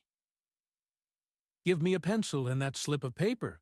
Now then, found at the corner of Goodge Street, a goose and a black felt hat. Mr. Henry Baker can have the same by applying at 6:30 this evening at 221 B. Baker Street. That is clear and concise. Very, but will he see it? Well, he is sure to keep an eye on the papers, since, to a poor man, the loss was a heavy one. He was clearly so scared by his mischance in breaking the window and by the approach of Peterson that he thought of nothing but flight. But since then he must have bitterly regretted the impulse which caused him to drop his bird. Then, again, the introduction of his name will cause him to see it, for everyone who knows him will direct his attention to it. Here you are, Peterson. Run down to the advertising agency and have this put in the evening papers. In which, sir? Oh, in the Globe, Star, Pall Mall, St. James's, Evening News, Standard, Echo, and any others that occur to you. Very well, sir. And this stone? Ah, yes, I shall keep the stone. Thank you. And, I say, Peterson, just buy a goose on your way back and leave it here with me, for we must have one to give to this gentleman in place of the one which your family is now devouring." When the commissionaire had gone, Holmes took up the stone and held it against the light. "It's a bonny thing," said he. "Just see how it glints and sparkles. Of course, it is a nucleus and focus of crime. Every good stone is. They are the devil's pet baits. In the larger and older jewels, every facet may stand for a bloody deed. This stone is not yet 20 years old. It was found in the banks of the Amoy River in southern China, and is remarkable in having every characteristic of the carbuncle, save that it is blue in shade instead of ruby red. In spite of its youth, it has already a sinister history. There have been 2 murders, a vitriol throwing, a suicide, The Adventures of Sherlock Holmes, by Sir Arthur Conan Doyle, 92, and several robberies brought about for the sake of this 40-grain weight of crystallized charcoal. Who would think that so pretty a toy would be a purveyor to the gallows and the prison? I'll lock it up in my strong box now and drop a line to the Countess to say that we have it. Do you think that this man Horner is innocent? I cannot tell. Well then, do you imagine that this other one, Henry Baker, had anything to do with the matter? It is, I think, much more likely that Henry Baker is an absolutely innocent man who had no idea that the bird, which he was carrying, was of considerably more value than if it were made of solid gold. That, however, I shall determine by a very simple test, if we have an answer to our advertisement. And you can do nothing until then? Nothing. In that case, I shall continue my professional round, but I shall come back in the evening at the hour you have mentioned, for I should like to see the solution of so tangled a business. Very glad to see you. I dine at 7. There is a woodcock, I believe. By the way, in view of recent occurrences, perhaps I ought to ask Mrs. Hudson to examine its crop. I had been delayed at a case, and it was a little after 6:30 when I found myself in Baker Street once more. As I approached the house, I saw a tall man in a Scotch bonnet, with a coat which was buttoned up to his chin waiting outside in the bright semicircle which was thrown from the fanlight. Just as I arrived, the door was opened, and we were shown up together to Holmes's room. "Mr. Henry Baker, I believe," said he, rising from his armchair and greeting his visitor with the easy air of geniality which he could so readily assume. "Pray take this chair by the fire, Mr. Baker. It is a cold night, and I observe that your circulation is more adapted for summer than for winter. Ah, Watson, you have just come at the right time. Is that your hat, Mr. Baker?" "Yes, sir. That is undoubtedly my hat." He was a large man with rounded shoulders, a massive head, and a broad, intelligent face, sloping down to a pointed beard of grizzled brown. A touch of red in nose and cheeks, with a slight tremor of his extended hand, recalled Holmes' surmise as to his habits.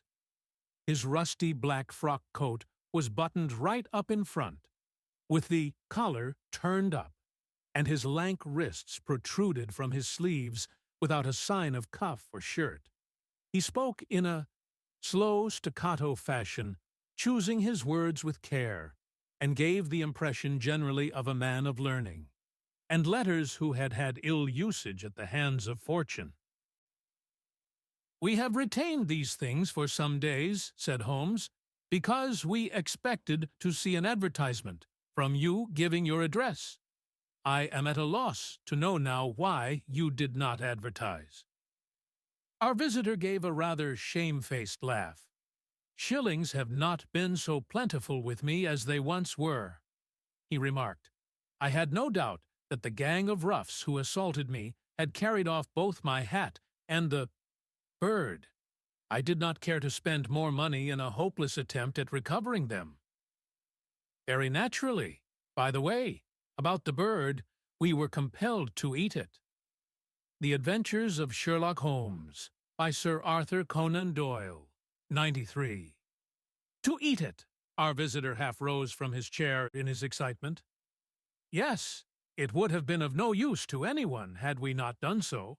But I presume that this other goose upon the sideboard, which is about the same weight and perfectly fresh, will answer your purpose equally well?" "Oh, certainly, certainly," answered Mr. Baker, with a sigh of relief. "Of course, we still have the feathers, legs, crop, and so on of your own bird, so if you wish—" The man burst into a hearty laugh.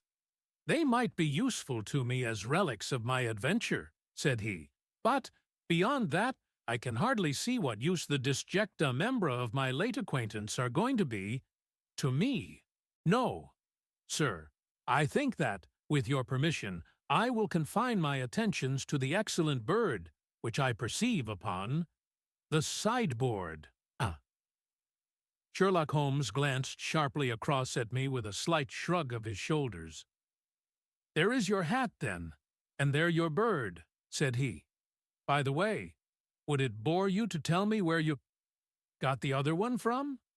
I am somewhat of a fowl fancier, and I have seldom seen a better-grown goose." "Certainly, sir," said Baker, who had risen and tucked his newly gained property under his arm. "There are a few of us who frequent the Alpha Inn near the museum. We are to be found in the museum itself, during the day, you understand. This year, our good host, Windigate by name, instituted a goose club, by which, on consideration of some few pence every week, we were each to receive a bird at Christmas. My pence were duly paid, and the rest is familiar to you. I am much indebted to you, sir, for a Scotch bonnet is fitted neither to my years nor my gravity." With a comical pomposity of manner, he bowed solemnly to both of us, and strode off upon his way. "So much for Mr. Henry Baker," said Holmes when he had closed the door behind him. "It is quite certain that he knows nothing whatever about the matter. Are you hungry, Watson?" "Not particularly." "Then I suggest that we turn our dinner into a supper, and follow up this clue while it is still hot." "By all means." It was a bitter night, so we drew on our ulsters and wrapped cravats about our throats. Outside, the stars were shining coldly in a cloudless sky, and the breath of the passers-by blew out into smoke like so many pistol shots. Our footfalls rang out crisply and loudly as we swung through the Doctor's Quarter, Wimpole Street, Harley Street, and so through Wigmore Street into Oxford Street. In a quarter of an hour we were in Bloomsbury at the Alpha Inn, which is a small public house at the corner of one of the streets which runs down into Holborn. Holmes pushed open the door of the private bar and ordered 2 glasses of beer from the ruddy-faced, white-aproned landlord. "Your beer should be excellent if it is as good as your geese," said he. "My geese?" The man seemed surprised. "En fait, yes, I was speaking only half an hour ago to Mr. Henry Baker, who was a member of your goose club." "Ah, yes, I see. But you see, sir, them's not our geese." The Adventures of Sherlock Holmes, by Sir Arthur Conan Doyle, 94. "Indeed? Whose, then?" "Well, I got the 2 dozen from a salesman in Covent Garden." "Indeed? I know some of them. Which was it?" "Breckenridge is his name." "Ah, I don't know him. Well, here's your good health, landlord, and prosperity to your house. Good night. Now for Mr. Breckenridge," he continued, buttoning up his coat as we came out into the frosty air. "Remember, Watson, that though we have so homely a thing as a goose at one end of this chain, we have at the other a man who will certainly get 7 years' penal servitude unless we can establish his innocence. It is possible that our inquiry may but confirm his guilt, but in any case we have a line of investigation which has been missed by the police, and which a singular chance has placed in our hands. Let us follow it out to the bitter end. Faces to the south, then, and quick march." We passed across Holborn, down Endell Street, and so through a zigzag of slums to Covent Garden Market. One of the largest stalls bore the name of Breckenridge upon it, and the proprietor, a horsey-looking man with a sharp face and trim side whiskers, was helping a boy to put up the shutters. "Good evening. It's a cold night," said Holmes. The salesman nodded and shot a questioning glance at my companion. "Sold out of geese, I see," continued Holmes, pointing at the bare slabs of marble. "Let you have 500 tomorrow morning." "That's no good."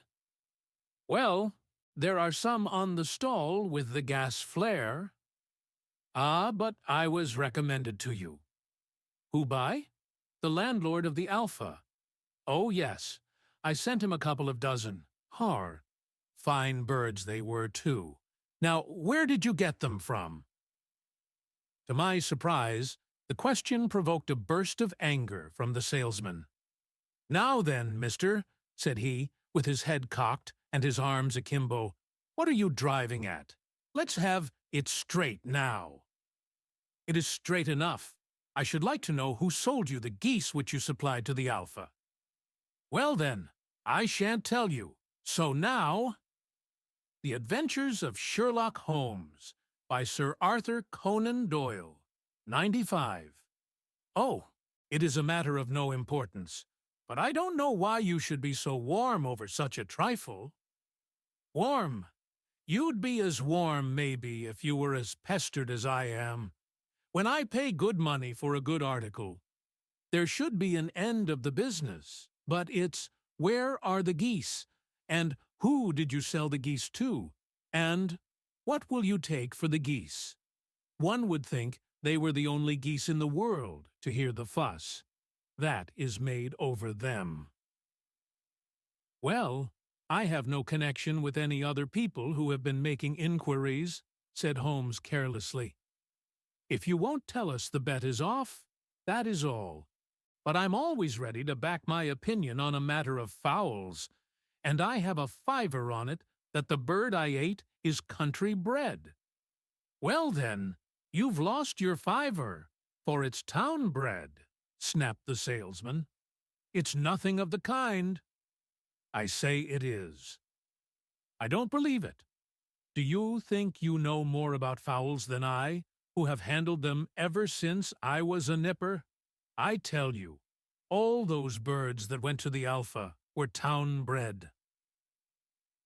"You'll never persuade me to believe that." "Will you bet, then?" "It's merely taking your money, for I know that I am right.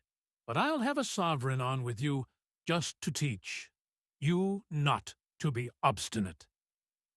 The salesman chuckled grimly. "Bring me the books, Bill," said he.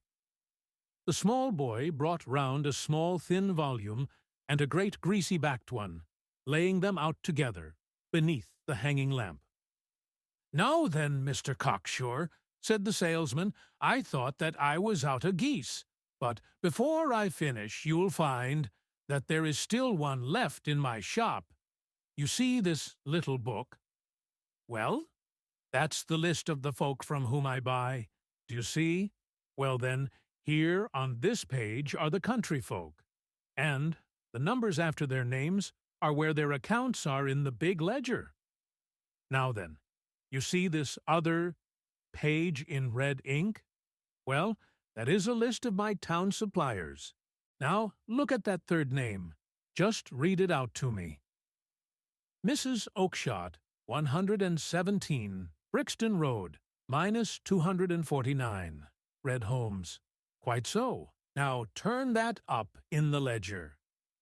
Holmes turned to the page indicated. "Here you are, Mrs. Oakshott, 117, Brixton Road, Egg and Poultry. Supplier. Now then, what's the last entry? The Adventures of Sherlock Holmes, by Sir Arthur Conan Doyle, 96. December 22nd, 24 geese at 7s, 6 days." "Quite so. There you are. And underneath?" "Sold to Mr. Windigate of the Alpha at 12 SI. What have you to say now?" Sherlock Holmes looked deeply chagrined. He drew a sovereign from his pocket and threw it down upon the slab, turning away with the air of a man whose disgust is too deep for words. A few yards off he stopped, under a lamp-post, and laughed in the hearty, noiseless fashion which was peculiar to him. When you see a man with whiskers of that cut, and the pink un protruding out of his pocket, you can always draw him by a bet, said he. I dare say that if I had put £100 down in front of him, that man would not have given me such complete information as was drawn from him by the idea that he was doing me on a wager. Well, Watson, we are, I fancy, nearing the end of our quest, and the only point which remains to be determined is whether we should go on to this Mrs. Oakshott tonight, or whether we should reserve it for tomorrow. It is clear from what that surly fellow said that there are others besides ourselves who are anxious about the matter, and I should— His remarks were suddenly cut short by a loud hubbub which broke out from the stall which we had just left. Turning round, we saw a little rat-faced fellow standing in the center of the circle of yellow light which was thrown by the swinging lamp, while Breckenridge, the salesman, framed in the door of his stall, was shaking his fists fiercely at the cringing figure. "Keat, I've had enough of you and your geese," he shouted. "I wish you were all at the devil together. If you come pestering me any more with your silly talk, I'll set the dog at you. You bring Mrs. Oakshott here, and I'll answer her. But what have you to do with it? Did I buy the geese off you?" "No, but one of them was mine all the same," whined the little man. "Well then, ask Mrs. Oakshott for it." "She told me to ask you." "Well, you can ask the King of Prussia for all I care. I've had enough of it. Get out of this." He rushed fiercely forward, and the inquirer flitted away into the darkness. "Ha! This may save us a visit to Brixton Road," whispered Holmes. "Come with me, and we will see what is to be made of this fellow." Striding through the scattered knots of people who lounged round the flaring stalls, my companion speedily overtook the little man and touched him upon the shoulder. He sprang round, and I could see in the gaslight that every vestige of color had been driven from his face. "Who are you, then? What do you want?" he asked in a quavering voice. "You will excuse me," said Holmes blandly, "but I could not help overhearing the questions which you put to the salesman just now. I think that I could be of assistance to you." "You? Who are you? How could you know anything of the matter?" "My name is Sherlock Holmes. It is my business to know what other people don't know." The Adventures of Sherlock Holmes, by Sir Arthur Conan Doyle, 97. "But you can know nothing of this?" "Excuse me, I know everything of it. You are endeavoring to trace some geese which were sold by Mrs. Oakshott of Brixton Road to a salesman named Breckenridge, by him in turn to Mr. Windigate of the Alpha, and by him to his club, of which Mr. Henry Baker is a member." "Oh, sir, you are the very man whom I have longed to meet," cried the little fellow with outstretched hands and quivering fingers. "I can hardly explain to you how interested I am in this matter." Sherlock Holmes hailed a four-wheeler which was passing. "In that case, we had better discuss it in a cozy room rather than in this wind-swept marketplace," said he. "But pray tell me, before we go farther, who it is that I have the pleasure of assisting." The man hesitated for an instant. "My name is John Robinson," he answered with a sidelong glance. "No, no, the real name," said Holmes sweetly. "It is always awkward doing business with an alias." A flush sprang to the white cheeks of the stranger. "Well, then," said he, "my real name is James Ryder. Precisely so. Head attendant at the Hotel Cosmopolitan. Pray step into the cab, and I shall soon be able to tell you everything which you would wish to know. The little man stood glancing from one to the other of us, with half-frightened, half-hopeful eyes, as one who is not sure whether he is on the verge of a windfall or of a catastrophe. Then he stepped into the cab, and in half an hour we were back in the sitting-room at Baker Street. Nothing had been said during our drive but the high, thin breathing of our new companion, and the claspings and unclaspings of his hands spoke of the nervous tension within him. "Here we are," said Holmes cheerily as we filed into the room. "The fire looks very seasonable in this weather. You look cold, Mr. Ryder. Pray take the basket chair. I will just put on my slippers before we settle. This little matter of yours. Now then, you want to know what became of those geese?" "Yes, sir. Or rather, I fancy, of that goose. It was one bird, I imagine, in which you were interested. White with a black bar across the tail." Ryder quivered with emotion. "Oh, sir," he cried, "can you tell me where it went to?" "It came here." "Here?" "Yes, and a most remarkable bird it proved. I don't wonder that you should take an interest in it. It laid an egg after it was dead, the bonniest, brightest little blue egg that ever was seen. I have it here in my museum." Our visitor staggered to his feet and clutched the mantelpiece with his right hand. Holmes unlocked his strong-box and held up the blue carbuncle, which shone out like a star, with a cold, brilliant, many-pointed radiance. Ryder stood glaring with a drawn face, uncertain whether to claim or to disown it. "The game's up, Ryder," said Holmes quietly. "Hold up, man, or you'll be into the fire. Give him an arm back, into his chair, Watson. He's not got blood enough to go in for felony with impunity. Give him a dash of The Adventures of Sherlock Holmes by Sir Arthur Conan Doyle, 98. Brandy. So. Now he looks a little more human. What a shrimp it is, to be sure." For a moment he had staggered and nearly fallen, but the brandy brought a tinge of color into his cheeks, and he sat staring with frightened eyes at his accuser.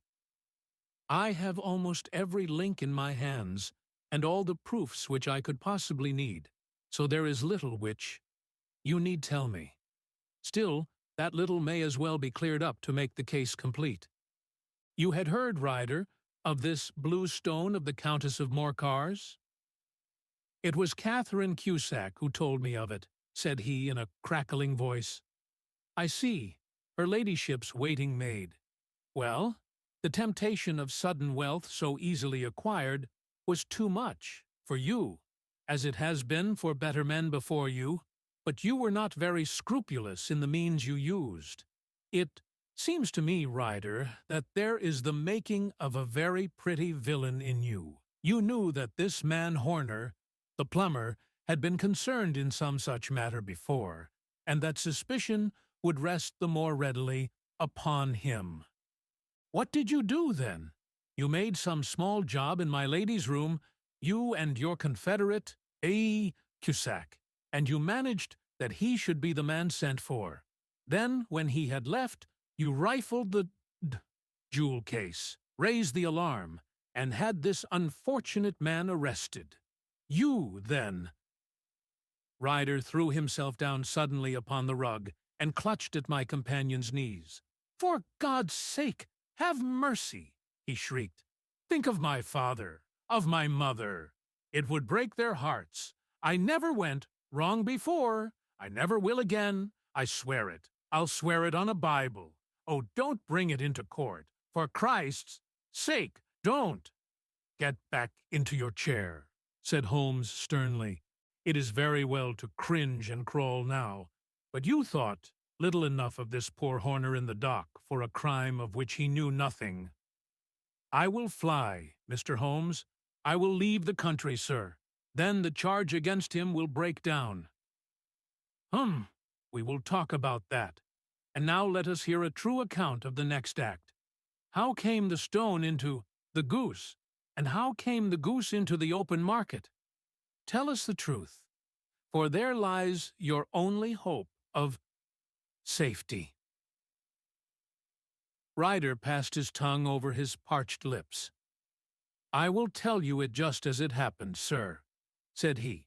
When Horner had been arrested, it seemed to me that it would be best for me to get away with the stone at once, for I did not know at what moment the police might not take it into their heads to search me and my room. There was no place about the hotel where it would be safe. I went out, as if on some commission, and I made for my sister's house.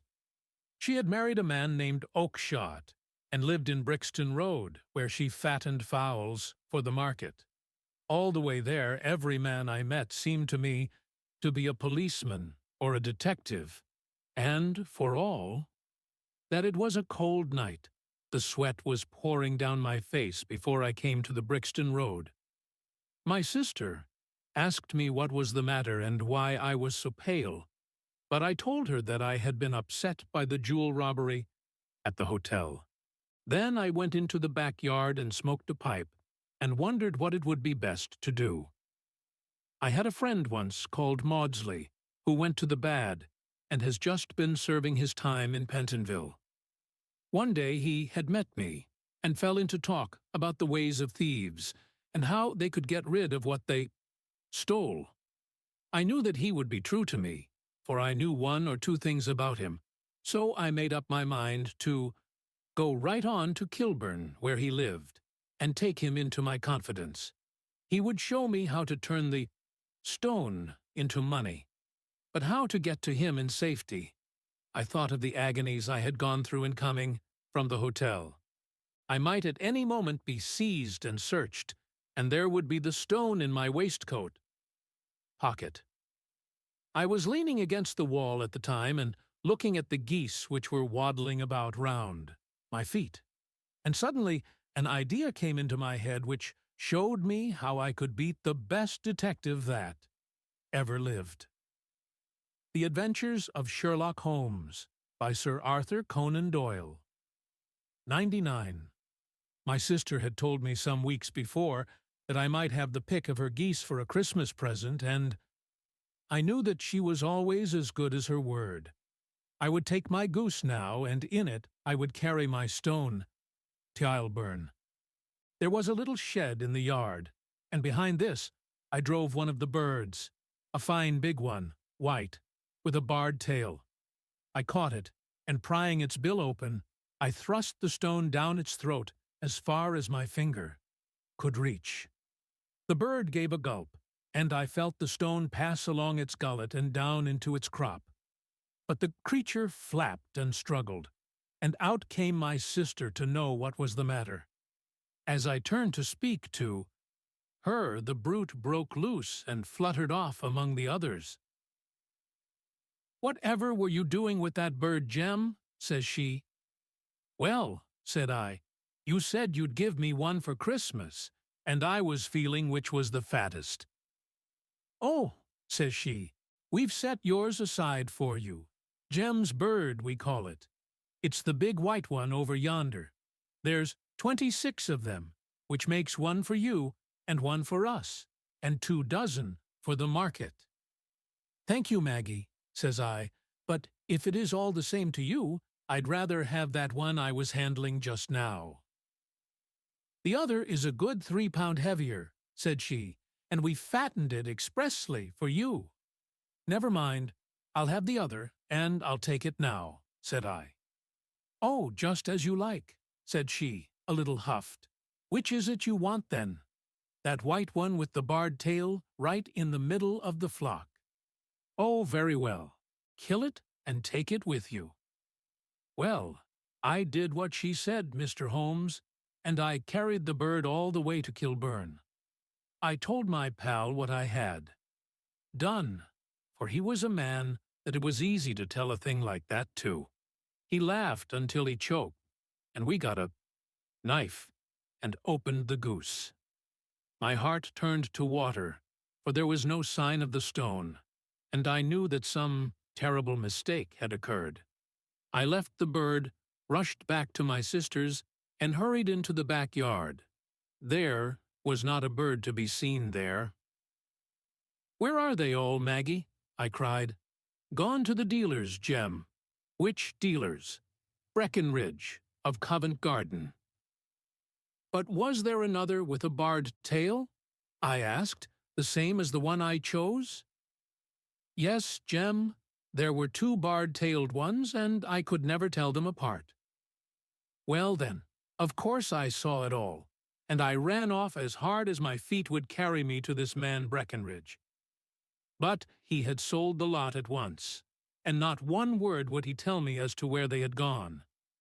You heard him yourselves tonight. Well, he has always answered me like that. My sister thinks that I am going mad. Sometimes I think that I am myself. And now I am myself a branded thief, without ever having touched the wealth for which I sold my character. God help me! God help me!" He burst into convulsive sobbing, with his face buried in his hands. The Adventures of Sherlock Holmes, by Sir Arthur Conan Doyle. 100. There was a long silence, broken only by his heavy breathing, and by the measured tapping of Sherlock. Holmes' fingertips upon the edge of the table. Then my friend rose and threw open the door. "Get out," said he. "What, sir?" "Oh, heaven bless you." "No more words. Get out." And no more words were needed. There was a rush, a clatter upon the stairs, the bang of a door, and the crisp rattle of running footfalls from the street. "After all, Watson," said Holmes, reaching up his hand for his clay pipe, "I am not retained by the police to supply their deficiencies. If Horner were in danger, it would be another thing, but this fellow will not appear against him, and the case must collapse. I suppose that I am commuting a felony, but it is just possible that I am saving a soul. This fellow will not go wrong again. He is too terribly frightened. Send him to jail now, and you make him a jailbird for life. Besides, it is the season of forgiveness. Chance has put in our way a most singular and whimsical problem, and its solution is its own reward. If you will have the goodness to touch the bell, Doctor, we will begin another investigation in which also a bird will be the chief feature. 8. The Adventure of the Speckled Band. On glancing over my notes of the 70-odd cases in which I have during the last 8 years studied the methods of my friend Sherlock Holmes, I find many tragic, some comic, a large number merely strange, but none commonplace. For, working as he did rather for the love of his art than for the acquirement of wealth, he refused to associate himself with any investigation which did not tend towards the unusual and even the fantastic. Of all these varied cases, however, I cannot recall any which presented more singular features than that which was associated with the well-known Surrey family of the Roylotts of Stoke Moran. The events in question occurred in the early days of my association with Holmes, when we were sharing rooms as bachelors in Baker Street. It is possible that I might have placed them upon record before, but a promise of secrecy was made at the time, from which I have only been freed during the last month by the untimely death of the lady to whom the pledge was given. It is perhaps as well that the facts should now come to light, for I have reasons to know that there are widespread rumors as to the death of Dr. Grimesby Roylott, which tend to make the matter even more terrible than the truth. It was early in April, in the year 83, that I woke one morning to find Sherlock Holmes standing, fully dressed, by the side of my bed. He was a late riser, as a rule, and as the clock on the mantelpiece showed me that it was only 7:15, I blinked up at him in some surprise and perhaps just a little resentment, for I was, myself, regular in my habits. "Very sorry to knock you up, Watson," said he, "but it's the common lot this morning. Mrs. Hudson has been knocked up," she retorted upon me, "and I on you. What is it then? A fire?" "No, a client. It seems that a young lady has arrived in a considerable state of excitement, who insists upon seeing me. She is waiting now in the sitting-room. Now, when young ladies wander about the metropolis at this hour of the morning and knock sleepy people up out of their beds, I presume that it is something very pressing which they have to communicate. Should it prove to be an interesting case, you would, I am sure, wish to follow it from the outset. I thought, at any rate, that I should call you and give you the chance. My dear fellow, I would not miss it for anything." The Adventures of Sherlock Holmes by Sir Arthur Conan Doyle. 101. I had no keener pleasure than in following Holmes in his professional investigations, and in admiring the rapid deductions, as swift as intuitions, and yet always founded on a logical basis with which he unraveled the problems which were submitted to him. I rapidly threw on my clothes and was ready in a few minutes to accompany my friend down to the sitting-room. A lady dressed in black and heavily veiled, who had been sitting in the window, rose as we entered. "Good morning, madam," said Holmes cheerily. "My name is Sherlock Holmes. This is my intimate friend and associate, Dr. Watson, before whom you can speak as freely as before myself." "Ha! I am glad to see that. Mrs. Hudson has had the good sense to light the fire. Pray draw up to it, and I shall order you a cup of hot coffee, for I observe that you are shivering." "It is not cold which makes me shiver," said the woman in a low voice, changing her seat as requested. "What then?" "It is fear, Mr. Holmes. It is terror." She raised her veil as she spoke, and we could see that she was indeed in a pitiable state of agitation, her face all drawn and grey, with restless, frightened eyes like those of some hunted animal. Her features and figure were those of a woman of 30, but her hair was shot with premature grey, and her expression was weary and haggard. Sherlock Holmes ran her over with one of his quick, all-comprehensive glances. "You must not fear," said he soothingly, bending forward and patting her forearm. "We shall soon set matters right, I have no doubt. You have come in by train this morning, I see." "You know me, then?" "No, but I observed the second half of a return ticket in the palm of your left glove. You must have started early, and yet you had a good drive in a dog-cart along heavy roads before you reached the station." The lady gave a violent start and stared in bewilderment at my companion. "There is no mystery, my dear madam," said he, smiling.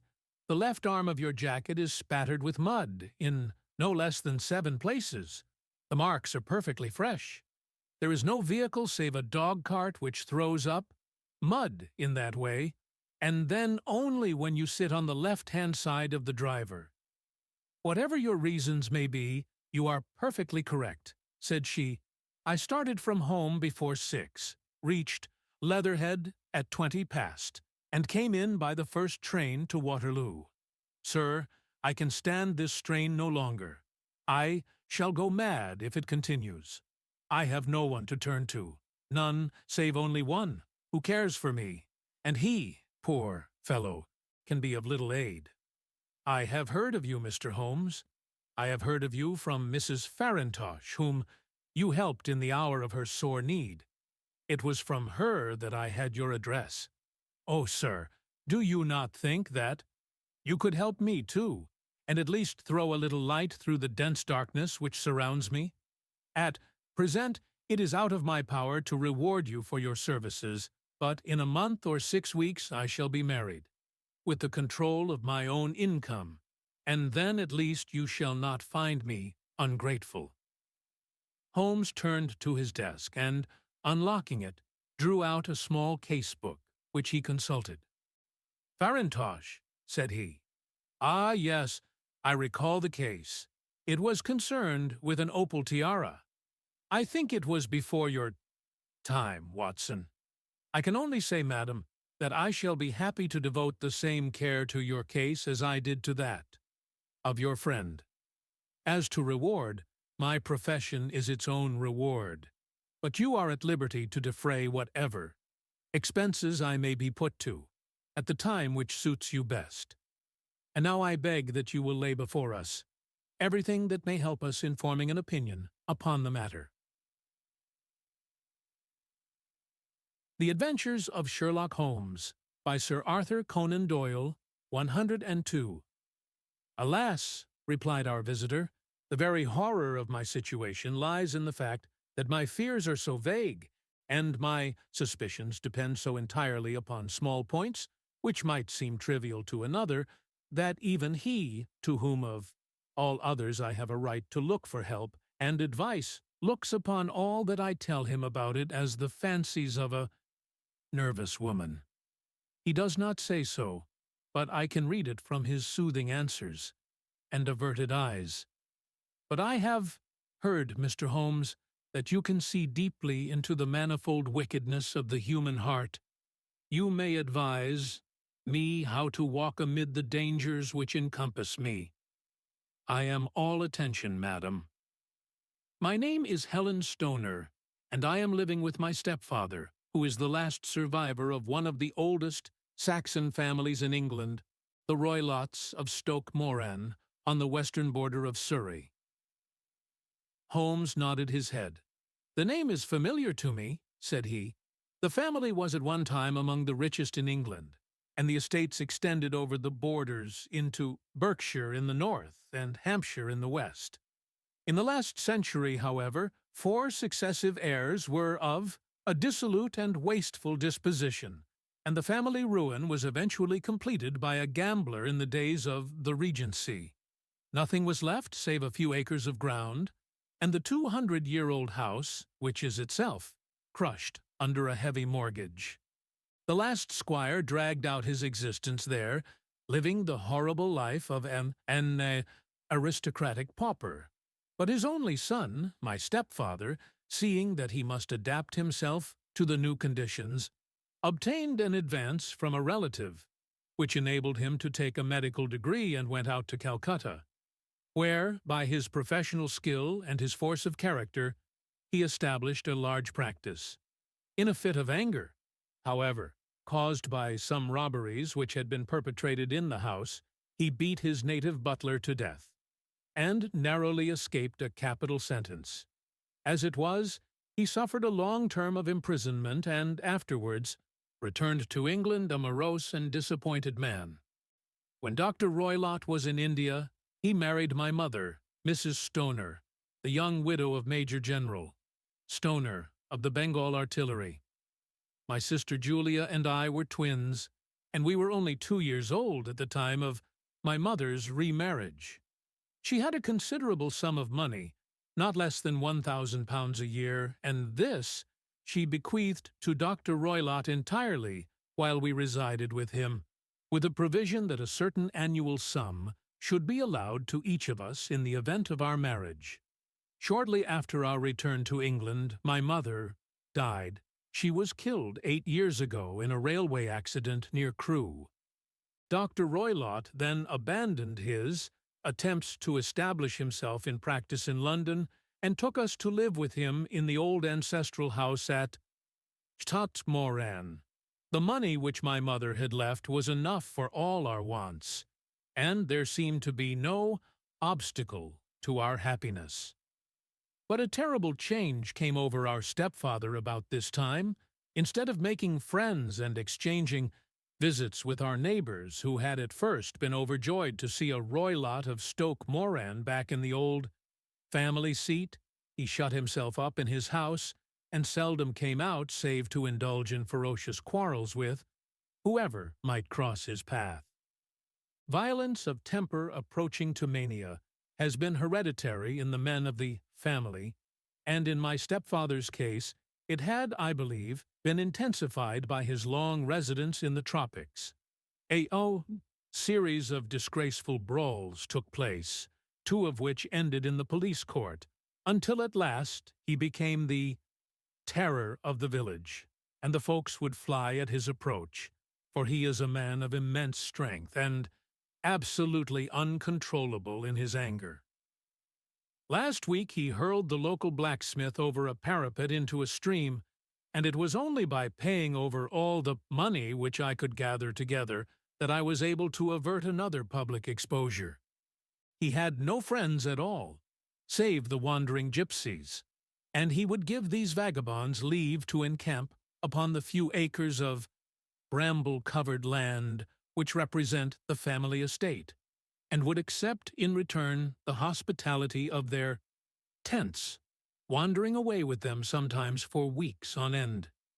He has a passion also for Indian animals, which are sent over to him by a correspondent, and he has at this moment a cheetah and a baboon, which wander freely over his grounds and are feared by the villagers almost as much as their master. The Adventures of Sherlock Holmes, by Sir Arthur Conan Doyle, 103. You can imagine from what I say that my poor sister Julia and I had no great pleasure in our lives. No servant would stay with us, and for a long time we did all the work of the house. She was but 30 at the time of her death, and yet her hair had already begun to whiten, even as mine has. Your sister is dead, then? She died just 2 years ago, and it is of her death that I wish to speak to you. You can understand that, living the life which I have described, we were little likely to see anyone of our own age and position. We had, however, an aunt, my mother's maiden sister, Miss Honoria Westphale, who lives near Harrow, and we were occasionally allowed to pay short visits at this lady's house. Julia went there at Christmas 2 years ago, and met there a half-pay major of Marines, to whom she became engaged. My stepfather learned of the engagement when my sister returned, and offered no objection to the marriage. But within a fortnight of the day which had been fixed for the wedding, the terrible event occurred which has deprived me of my only companion. Sherlock Holmes had been leaning back in his chair with his eyes closed and his head sunk in a cushion, but he half opened his lids now and glanced across at his visitor. "Pray be precise as to details," said he. "It is easy for me to be so, for every event of that dreadful time is seared into my memory. The manor house is, as I have already said, very old, and only one wing is now inhabited.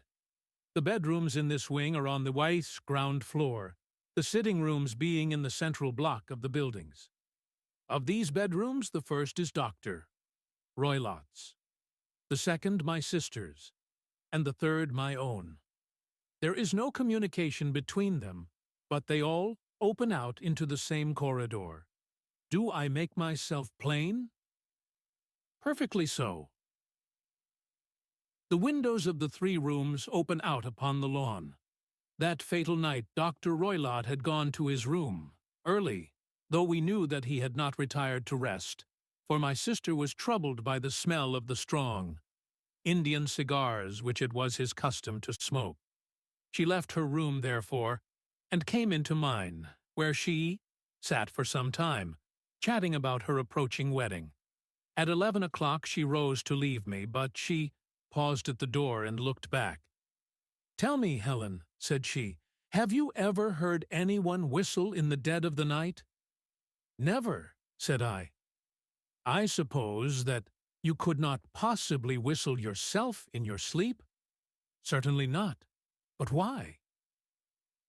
"Because during the last few nights I have always, about 3 in the morning, heard a low, clear whistle. I am a light sleeper, and it has awakened me. I cannot tell where it came from, perhaps from the next room, perhaps from the lawn. I thought that I would just ask you whether you had heard it. No, I have not. It must be those wretched gypsies in the plantation. Very likely. And yet, if it were on the lawn, I wonder that you did not hear it also. Ah, but I sleep more heavily than you. The Adventures of Sherlock Holmes by Sir Arthur Conan Doyle, 104. Well, it is of no great consequence, at any rate. She smiled back at me, closed my door, and a few moments later I heard her key turn in the lock. Indeed, said Holmes. Was it your custom always to lock yourselves in at night? Always. And why? I think that I mentioned to you that the doctor kept a cheetah and a baboon. We had no feeling of security unless our doors were locked. Quite so. Pray proceed with your statement. I could not sleep that night. A vague feeling of impending misfortune impressed me. My sister and I, you will recollect, were twins, and you know how subtle are the links which bind two souls which are so closely allied. It was a wild night. The wind was howling outside, and the rain was beating and splashing against the windows. Suddenly, amid all the hubbub of the gale, there burst forth the wild scream of a terrified woman. I knew that it was my sister's voice. I sprang from my bed, wrapped a shawl round me, and rushed into the corridor. As I opened my door, I seemed to hear a low whistle, such as my sister described, and a few moments later a clanging sound as if a mass of metal had fallen. As I ran down the passage, my sister's door was unlocked and revolved slowly upon its hinges. I stared at it, horror-stricken, not knowing what was about to issue from it. By the light of the corridor lamp, I saw my sister appear at the opening, her face blanched with terror, her hands groping for help, her whole figure swaying to and fro like that of a drunkard. I ran to her and threw my arms round her, but at that moment her knees seemed to give way and she fell to the ground. She writhed as one who is in terrible pain, and her limbs were dreadfully convulsed. At first, I thought that she had not recognized me, but as I bent over her, she suddenly shrieked out in a voice which I shall never forget. "Oh, my God! Helen! It was the band! The speckled band!" There was something else which she would fain have said, and she stabbed with her finger into the air in the direction of the doctor's room, but a fresh convulsion seized her and choked her words. I rushed out, calling loudly for my stepfather, and I met him hastening from his room in his dressing-gown. When he reached my sister's side, she was unconscious, and though he poured brandy down her throat and sent for medical aid from the village, all efforts were in vain, for she slowly sank and died without having recovered her consciousness. Such was the dreadful end of my beloved sister. "One moment," said Holmes. "Are you sure about this whistle and metallic sound? Could you swear to it?" "That was what the county coroner asked me at the inquiry. It is my strong impression that I heard it. And yet, among the crash of the gale and the creaking of an old house, I may possibly have been deceived.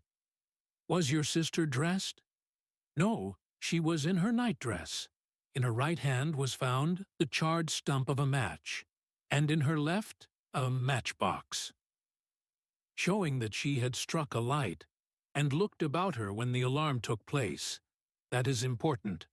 And what conclusions did the coroner come to?" "He investigated the case with great care, for Dr. Roylott's conduct had long been notorious in the county, but he was unable to find any satisfactory cause of death. My evidence showed that the door had been fastened upon the inner side, and the windows were blocked by old-fashioned shutters with broad iron bars, which were secured every night. The walls were carefully sounded, and were shown to be quite solid all round, and the flooring was also thoroughly examined with the same result. The chimney is wide, but is barred up by The Adventures of Sherlock Holmes by Sir Arthur Conan Doyle, 105. See 4 large staples. It is certain, therefore, that my sister was quite alone when she met her end. Besides, there were no marks of any violence upon her. How about poison? The doctors examined her for it, but without success. What do you think that this unfortunate lady died of, then? It is my belief that she died of pure fear and nervous shock, though what it was that frightened her I cannot imagine. Were there gypsies in the plantation at the time? Yes, there are nearly always some there. Ah, and what did you gather from this allusion to a band? A speckled band? Sometimes I have thought that it was merely the wild talk of delirium. Sometimes that it may have referred to some band of people, perhaps to these very gypsies in the plantation. I do not know whether the spotted handkerchiefs which so many of them wear over their heads might have suggested the strange adjective which she used. Holmes shook his head like a man who is far from being satisfied. "These are very deep waters," said he. "Pray, go on with your narrative." 2 years have passed since then, and my life has been, until lately, lonelier than ever. A month ago, however, a dear friend whom I have known for many years has done me the honor to ask my hand in marriage. His name is Armitage, Percy Armitage, the second son of Mr. Armitage of Crane Water, near Reading. My stepfather has offered no opposition to the match, and we are to be married in the course of the spring. 2 days ago some repairs were started in the west wing of the building, and my bedroom wall has been pierced, so that I have had to move into the chamber in which my sister died, and to sleep in the very bed in which she slept. Imagine, then, my thrill of terror when last night, as I lay awake, thinking over her terrible fate, I suddenly heard in the silence of the night the low whistle which had been the herald of her own death. I sprang up and lit the lamp, but nothing was to be seen in the room. I was too shaken to go to bed again.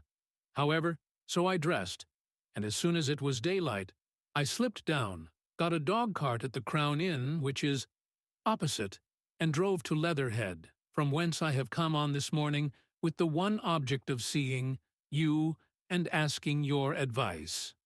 "You have done wisely," said my friend. "But have you told me all?" "Yes, all." "Miss Roylott, you have not. You are screening your stepfather."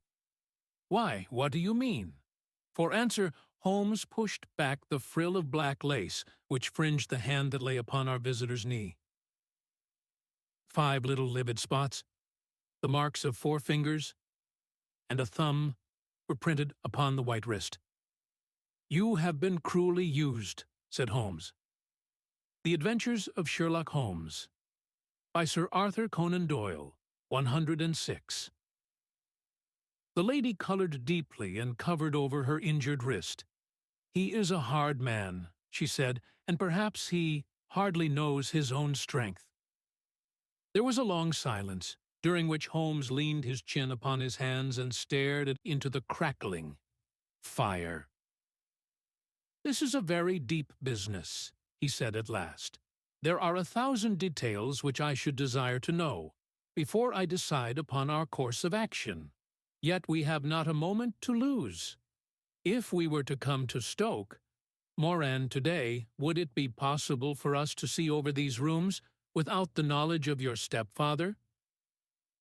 As it happens, he spoke of coming into town today upon some most important business. It is probable that he will be away all day, and that there would be nothing to disturb you. We have a housekeeper now, but she is old and foolish, and I could easily get her out of the way." "Excellent. You are not averse to this trip, Watson?" "By no means.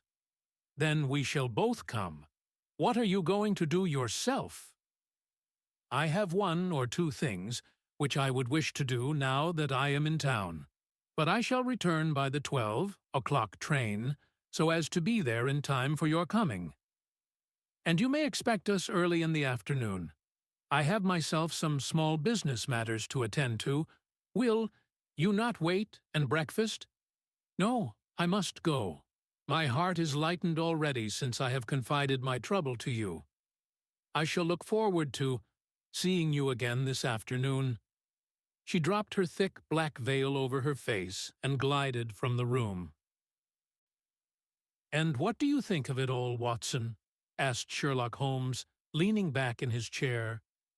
"It seems to me to be a most dark and sinister business." "Dark enough and sinister enough. Yet, if the lady is correct in saying that the flooring and walls are sound, and that the door, window, and chimney are impassable, then her sister must have been undoubtedly alone when she met her mysterious end. Ixtititis. What becomes, then, of these nocturnal whistles, and what of the very peculiar words of the dying woman? I cannot think.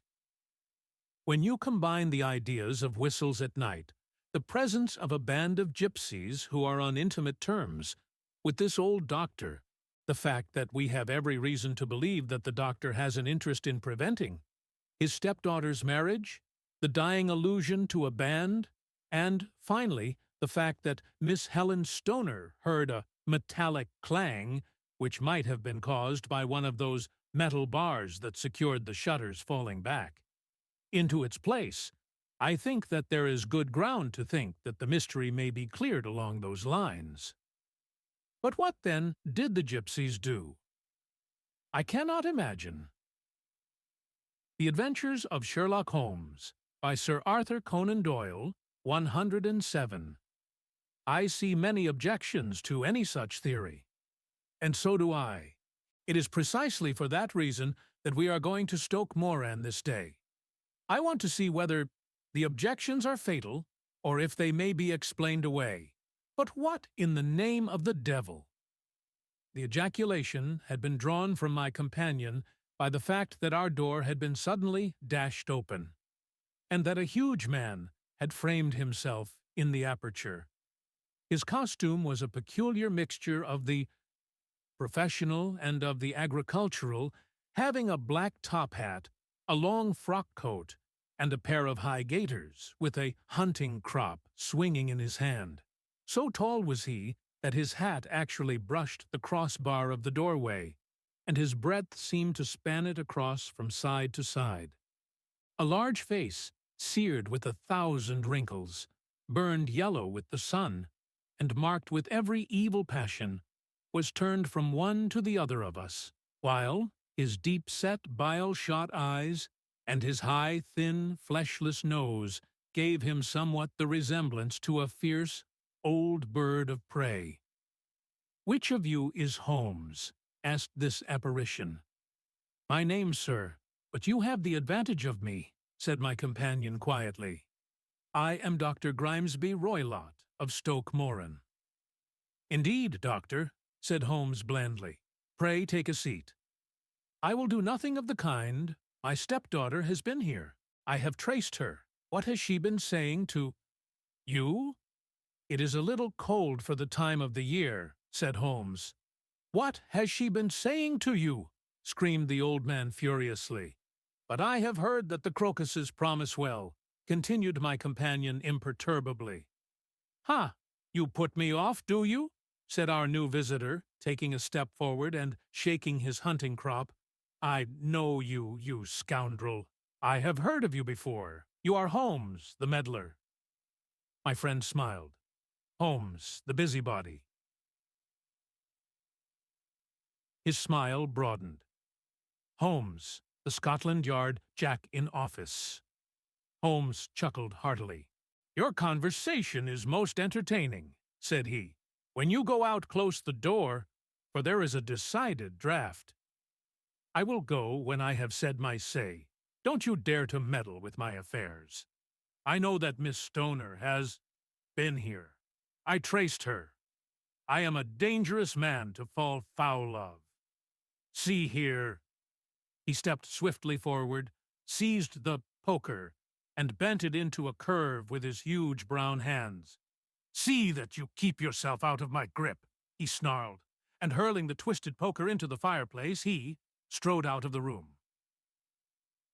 The Adventures of Sherlock Holmes by Sir Arthur Conan Doyle, 108. "He seems a very amiable person," said Holmes, laughing. "I am not quite so bulky, but if he had remained, I might have shown him that my grip was not much more feeble than his own."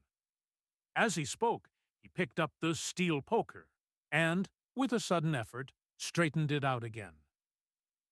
Fancy his having the insolence to confound me with the official detective force.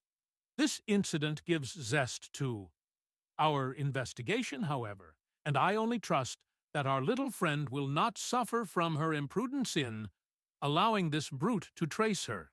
And now, Watson, we shall order breakfast, and afterwards I shall walk down to Doctor's Commons, where I hope to get some data which may help us in this matter. It was nearly 1 o'clock when Sherlock Holmes returned from his excursion. He held in his hand a sheet of blue paper scrawled over with notes and figures. "I have seen the will of the deceased wife," said he. "To determine its exact meaning, I have been obliged to work out the present prices of the investments with which it is concerned.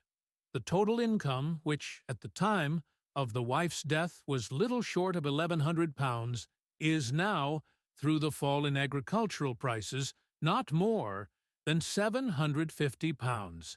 Each daughter can claim an income of £250 in case of marriage.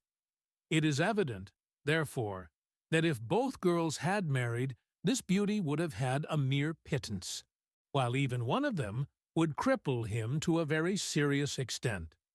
My morning's work has not been wasted, since it has proved that he has the very strongest motives for standing in the way of anything of the sort. And now, Watson, this is too serious for dawdling, especially as the old man is aware that we are interesting ourselves in his affairs. So, if you are ready, we shall call a cab and drive to Waterloo. I should be very much obliged if you would slip your revolver into your pocket. An Ely's No. 2 is an excellent argument with gentlemen who can twist steel pokers into knots. That and a toothbrush are, I think, all that we need."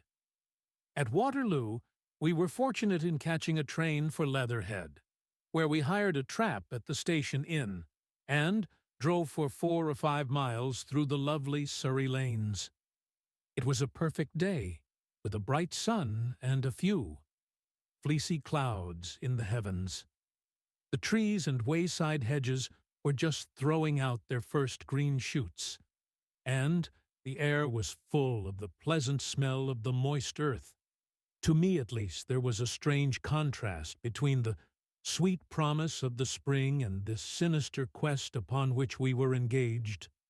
My companion sat in the front of the trap, his arms folded, his hat pulled down over his eyes, and his chin sunk upon his breast, buried in the deepest thought. Suddenly, however, he started, tapped me on the shoulder, and pointed over the meadows. "Look there," said he. A heavily timbered park stretched up in a gentle slope, thickening into a grove at the highest point.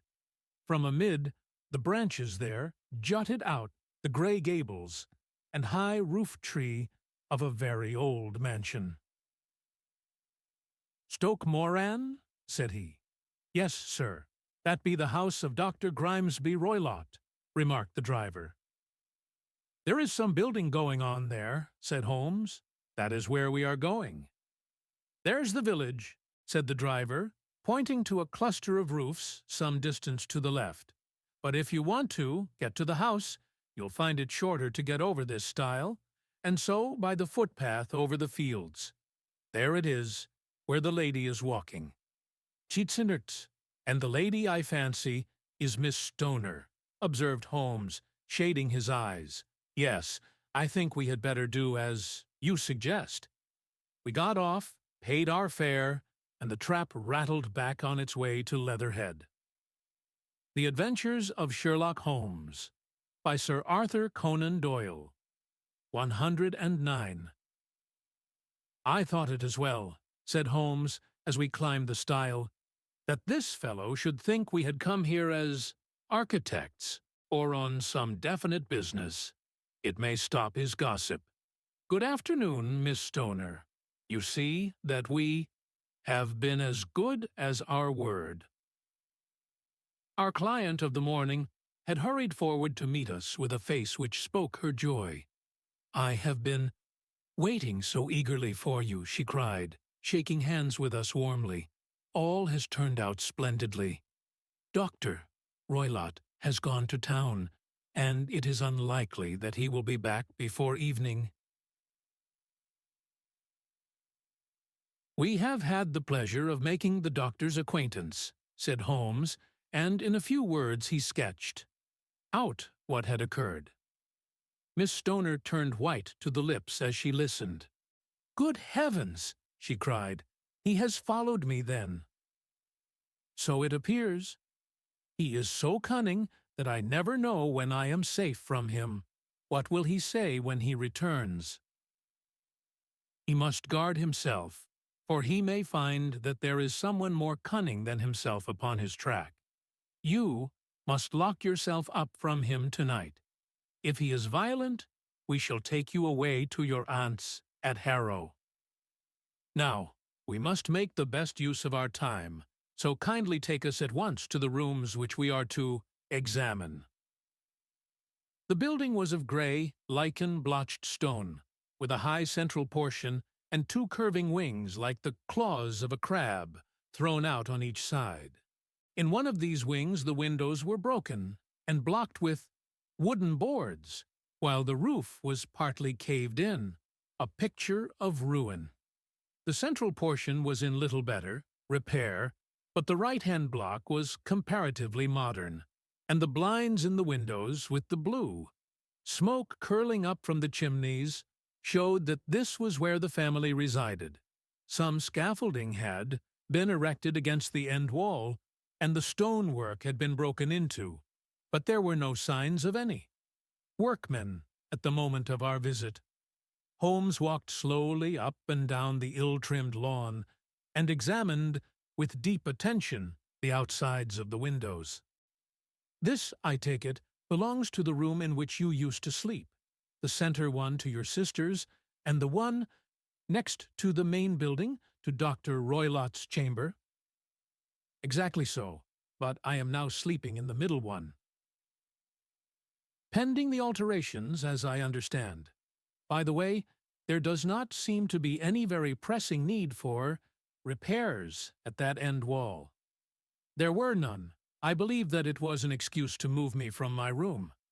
"Ah, that is suggestive. Now, on the other side of this narrow wing runs the corridor from which these three rooms open. There are windows in it, of course." "Yes, but very small ones, too narrow for anyone to pass through." "As you both locked your doors at night, your rooms were unapproachable from that side. Now, would you have the kindness to go into your room and bar your shutters?" Miss Stoner did so, and Holmes, after a careful examination through the open window, endeavored in every way to force the shutter open, but without success. There was no slit through which a knife could be passed to raise the bar. Then with his lens he tested the hinges, but they were of solid iron, built firmly into the massive The Adventures of Sherlock Holmes by Sir Arthur Conan Doyle, 110. Masonry. Said he, scratching his chin in some perplexity. "My theory certainly presents some difficulties. No one could pass these shutters if they were bolted. Well, we shall see if the inside throws any light upon the matter." A small side door led into the whitewashed corridor from which the three bedrooms opened. Holmes refused to examine the third chamber, So we passed at once to the second, that in which Miss Stoner was now sleeping, and in which her sister had met with her fate. It was a homely little room, with a low ceiling and a gaping fireplace, after the fashion of old country houses. A brown chest of drawers stood in one corner, a narrow white counterpaned bed in another, and a dressing-table on the left-hand side of the window. These articles, with two small wickerwork chairs, made up all the furniture in the room, save for a square of Wilton carpet in the center. The boards round and the paneling of the walls were of brown, worm-eaten oak, so old and discolored that it may have dated from the original building of the house. Holmes drew one of the chairs into a corner and sat silent, while his eyes traveled round and up and down, taking in every detail of the apartment. "Where does that bell communicate with?" he asked, at last pointing to a thick bell rope which hung down, beside the bed, the tassel actually lying upon the pillow. "It goes to the housekeeper's room." "It looks newer than the other things?" "Yes, it was only put there a couple of years ago." "Your sister asked for it, I suppose?" "No, I never heard of her using it. We used always to get what we wanted for ourselves." "Indeed, it seemed unnecessary to put so nice a bell-pull there. You will excuse me for a few minutes while I satisfy myself as to this floor." He threw himself down upon his face, with his lens in his hand, and crawled swiftly backward and forward, examining minutely the cracks between the boards. Then he did the same with the woodwork with which the chamber was paneled. Finally he walked over to the bed and spent some time in staring at it and in running his eye up and down the wall. Finally he took the bell-rope in his hand and gave it a brisk tug. "Why, it's a dummy," said he. "Won't it ring?" "No, it is not even attached to a wire. This is very interesting. You can see now that it is fastened to a hook, just above where the little opening for the ventilator is. How very absurd! I never noticed that before." "Very strange," muttered Holmes, pulling at the rope. "There are one or two very singular points about this. Room, for example. What a fool a builder must be to open a ventilator into another room, when, with the same trouble, he might have communicated with the outside air." "That is also quite modern," said the lady. "Done about the same time as the bell-rope," remarked Holmes. The Adventures of Sherlock Holmes, by Sir Arthur Conan Doyle, 111. Yes, there were several little changes carried out about that time. They seem to have been of a most interesting character, dummy bell-ropes and ventilators which do not ventilate. With your permission, Miss Stoner, we shall now carry our researches into the inner apartment. Dr. Grimesby. Roylott's chamber was larger than that of his stepdaughter, but was as plainly furnished. A camp bed, a small wooden shelf full of books, mostly of a technical character, an armchair beside the bed, a weave-off plain wooden chair against the wall, a round table, and a large iron safe were the principal things which met the eye. Holmes walked slowly round and examined each and all of them with the keenest interest. "What's in here?" he asked, tapping the safe. "My stepfather's business papers." "Oh, you have seen inside, then?" "Only once, some years ago. I remember that it was full of papers. There isn't a cat in it, for example?" "No, what a strange idea. Well, look at this."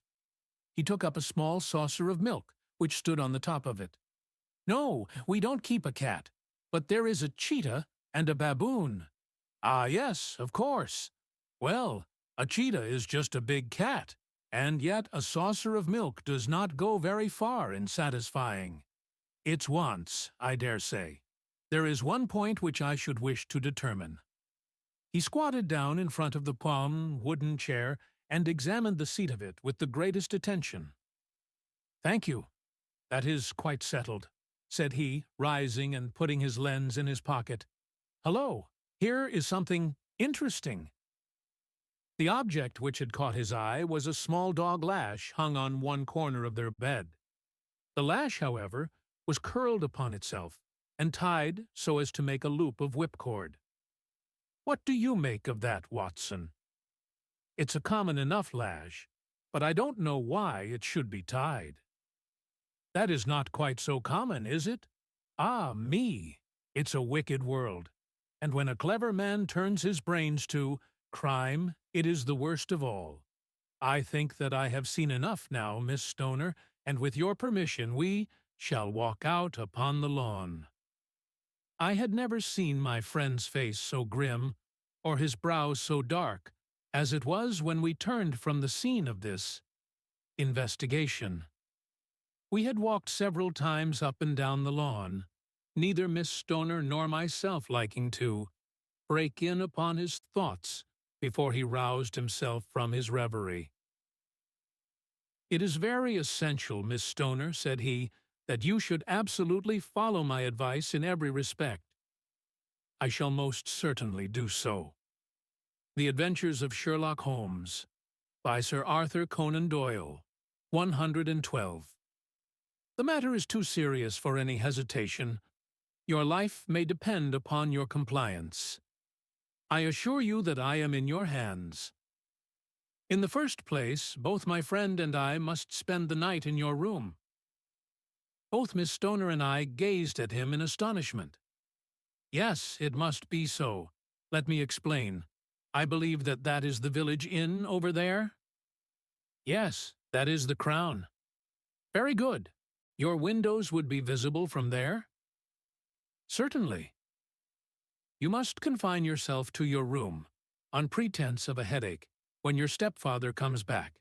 Then, when you hear him retire for the night, you must open the shutters of your window, undo the hasp, put your lamp there as a signal to us, and then withdraw quietly with everything which you are likely to want into the room which you used to occupy. I have no doubt that, in spite of the repairs, you could manage there for one night. Oh, yes, easily. The rest you will leave in our hands. But what will you do? We shall spend the night in your room, and we shall investigate the cause of this noise which it has disturbed you. I believe, Mr. Holmes, that you have already made up your mind," said Miss Stoner, laying her hand upon my companion's sleeve. "Perhaps I have." "Then, for pity's sake, tell me what was the cause of my sister's death." "I should prefer to have clearer proofs before I speak." "You can at least tell me whether my own thought is correct, and if she died from some sudden fright." "No, I do not think so. I think that there was probably some more tangible cause. And now, Miss Stoner, we must leave you, for if Dr. Roylott returned and saw us, our journey would be in vain. Goodbye, and be brave, for if you will do what I have told you, you may rest assured that we shall soon drive away the dangers that threaten you." Sherlock Holmes and I had no difficulty in engaging a bedroom and sitting room at the Crown Inn. They were on the upper floor, and from our window we could command a view of the Avenue Gate and of the inhabited wing of Stoke Moran Manor House. At dusk we saw Dr. Grimesby Roylott drive past, his huge form looming, up beside the little figure of the lad who drove him. The boy had some slight difficulty in undoing the heavy iron gates, and we heard the hoarse roar of the doctor's voice, and saw the fury with which he shook his The Adventures of Sherlock Holmes by Sir Arthur Conan Doyle, 113, clinched fists at him. The trap drove on, and a few minutes later we saw a sudden light spring up among the trees as the lamp was lit in one of the sitting rooms. "Do you know, Watson," said Holmes, as we sat together in the gathering darkness, "I have really some scruples as to taking you tonight. There is a distinct element of danger. Can I be of assistance? Your presence might be invaluable." "Then I shall certainly come." "It is very kind of you. You speak of danger. You have evidently seen more in these rooms than was visible to me." "No, but I fancy that I may have deduced a little more. I imagine that you saw all that I did." "I saw nothing remarkable save the bell rope, and what purpose that could answer, I confess, is more than I can imagine." "You saw the ventilator, too?" "Yes, but I do not think that it is such a very unusual thing to have a small opening between two rooms. It was so small that a rat could hardly pass through. I knew that we should find a ventilator before ever we came to Stoke Moran." "My dear Holmes." "Oh, yes, I did. You remember in her statement she said that her sister could smell Dr. Roylott's cigar. Now, of course, that suggested at once that there must be a communication between the two rooms. It could only be a small one, or it would have been remarked upon at the coroner's inquiry. I deduced a ventilator. But what harm can there be in that? Well, there is at least a curious coincidence of dates. A ventilator is made, a cord is hung, and a lady who sleeps in the bed dies. Does not that strike you? I cannot as yet see any connection. Did you observe anything very peculiar about that bed?" "No. It was clamped to the floor. Did you ever see a bed fastened like that before?" "I cannot say that I have. The lady could not move her bed. It must always be in the same relative position to the ventilator and to the rope, or so we may call it, since it was clearly never meant for a bell-pull." The Adventures of Sherlock Holmes by Sir Arthur Conan Doyle. 114. "Holmes," I cried, "I seem to see dimly what you are hinting at. We are only just in time to prevent some subtle and horrible crime." "Subtle enough and horrible enough. When a doctor does go wrong, he is the first of criminals. He has nerve, and he has knowledge. Palmer and Pritchard were among the heads of their profession. This man strikes even, deeper, but I think, Watson, that we shall be able to strike deeper still. But we shall have horrors enough before the night is over. For goodness' sake, let us have a quiet pipe, and turn our minds for a few hours to something more cheerful." About 9 o'clock, the light among the trees was extinguished, and all was dark in the direction of the manor house. 2 hours passed slowly away, and then, suddenly, just at the stroke of 11, a single bright light, shone out right in front of us. "That is our signal," said Holmes, springing to his feet. "It comes from the middle window."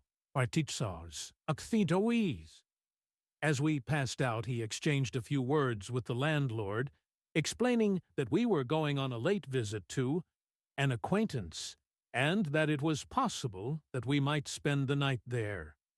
A moment later we were out on the dark road, a chill wind blowing in our faces, and one yellow light twinkling in front of us through the gloom to guide us on our somber errand.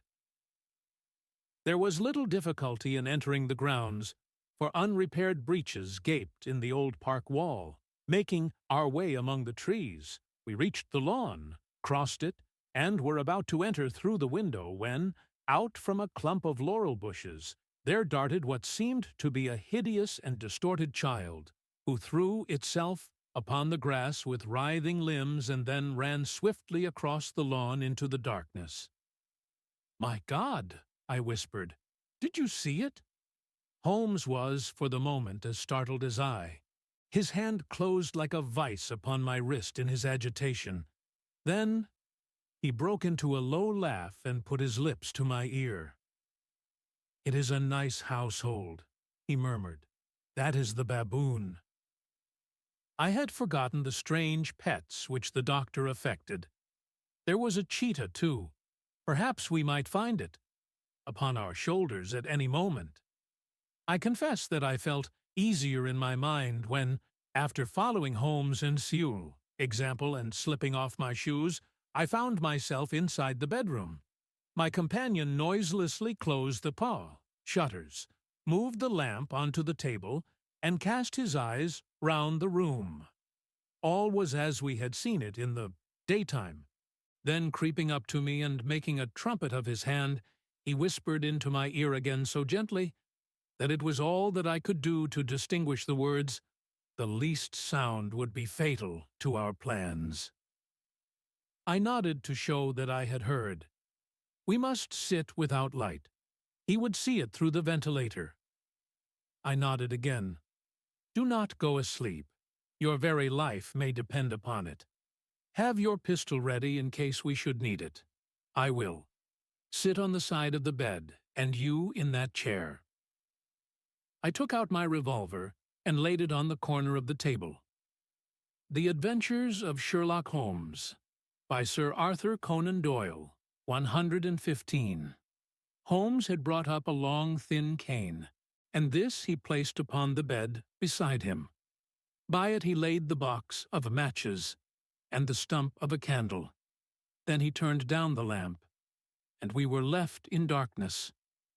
How shall I ever forget that dreadful vigil? I could not hear a sound, not even the drawing of a breath, and yet I knew that my companion sat open-eyed within a few feet of me, in the same state of nervous tension in which I was myself. The shutters cut off the least ray of light, and we waited in absolute darkness. From outside came the occasional cry of a night bird, and once at our very window a long-drawn cat-like whine, which told us that the cheetah was indeed at liberty. Far away we could hear the deep tones of the parish clock, which boomed out every quarter of an hour. How long they seemed, those quarters! 12 struck, and 1, and 2, and 3, and still we sat waiting silently for whatever might befall. Suddenly, there was the momentary gleam of a light up in the direction of the ventilator, which vanished immediately, but was succeeded by a strong smell of burning oil and heated metal. Someone in the next room had lit a dark lantern. I heard a gentle sound of movement, and then all was silent once more, though the smell grew stronger. For half an hour I sat with straining ears.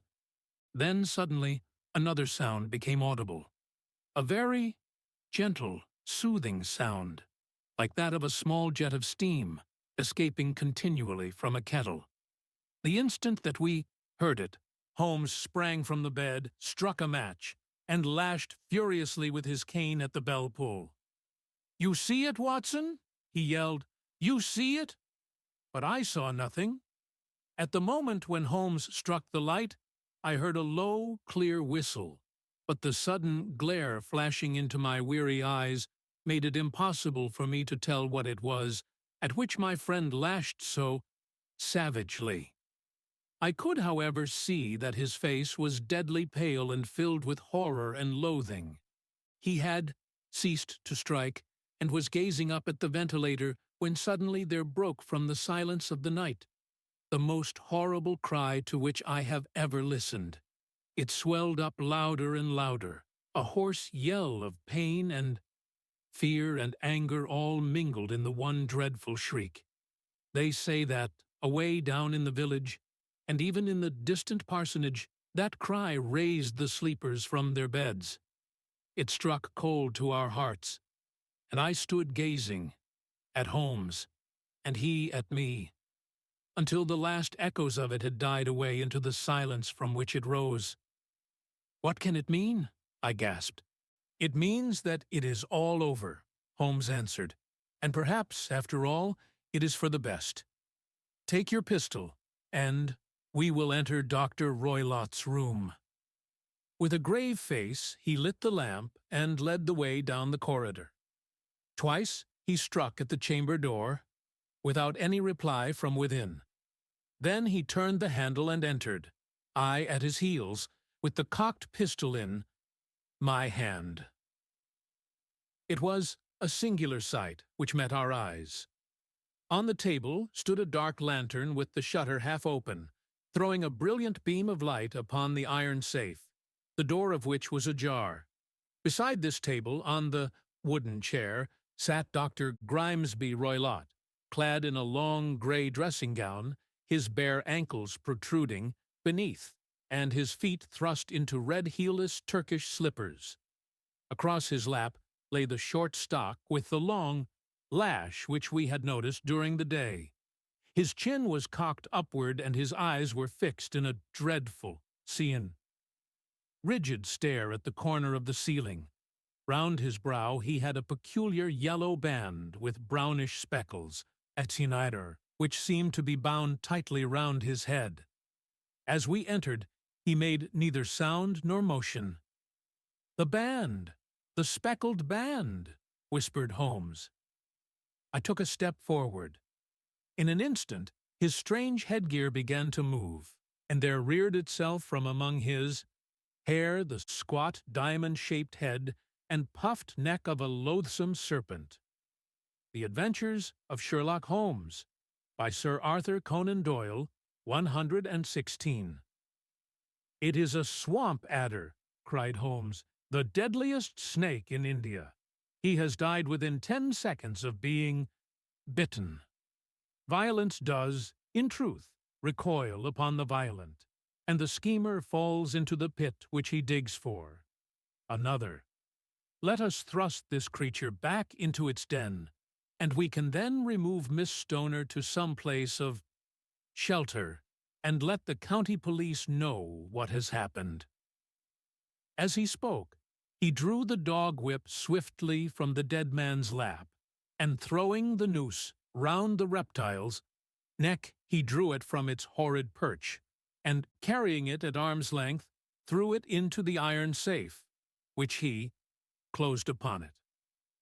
Such are the true facts of the death of Dr. Grimesby Roylott of Stoke Moran. It is not necessary that I should prolong a narrative which has already run to too great a length by telling how we broke the sad news to the terrified girl, how we conveyed her by the morning train to the care of her good aunt at Harrow, of how the slow process of official inquiry came to the conclusion that the doctor met his fate while indiscreetly playing with a dangerous pet. The little which I had yet to learn of the case was told me by Sherlock Holmes as we travelled back next day. "I had," said he, "come to an entirely erroneous conclusion, which shows, my dear Watson, how dangerous it always is to reason from insufficient data. The presence of the gypsies, and the use of the word band, which was used by the poor girl, no doubt, to explain the appearance which she had caught a hurried glimpse of by the light of her match, were sufficient to put me upon an entirely wrong scent. I can only claim the merit that I instantly reconsidered my position when, however, it became clear to me that whatever danger threatened and what occupant of the room could not come either from the window or the door. My attention was speedily drawn, as I have already remarked to you, to this ventilator, and to the bell rope which hung down to the bed. The discovery that this was a dummy, and that the bed was clamped to the floor, instantly gave rise to the suspicion that the rope was there as a bridge for something passing through the hole and coming to the bed. The idea of a snake instantly occurred to me, and when I coupled it with my knowledge that the doctor was furnished with a supply of creatures from India, I felt that I was probably on the right track. The idea of using a form of poison which could not possibly be discovered by any chemical test was just such a one as would occur to a clever and ruthless man who had had an Eastern training.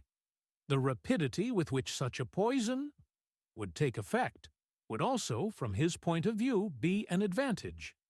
It would be a sharp-eyed coroner, indeed, who could distinguish the two little dark punctures which would show where the poison fangs had done their work.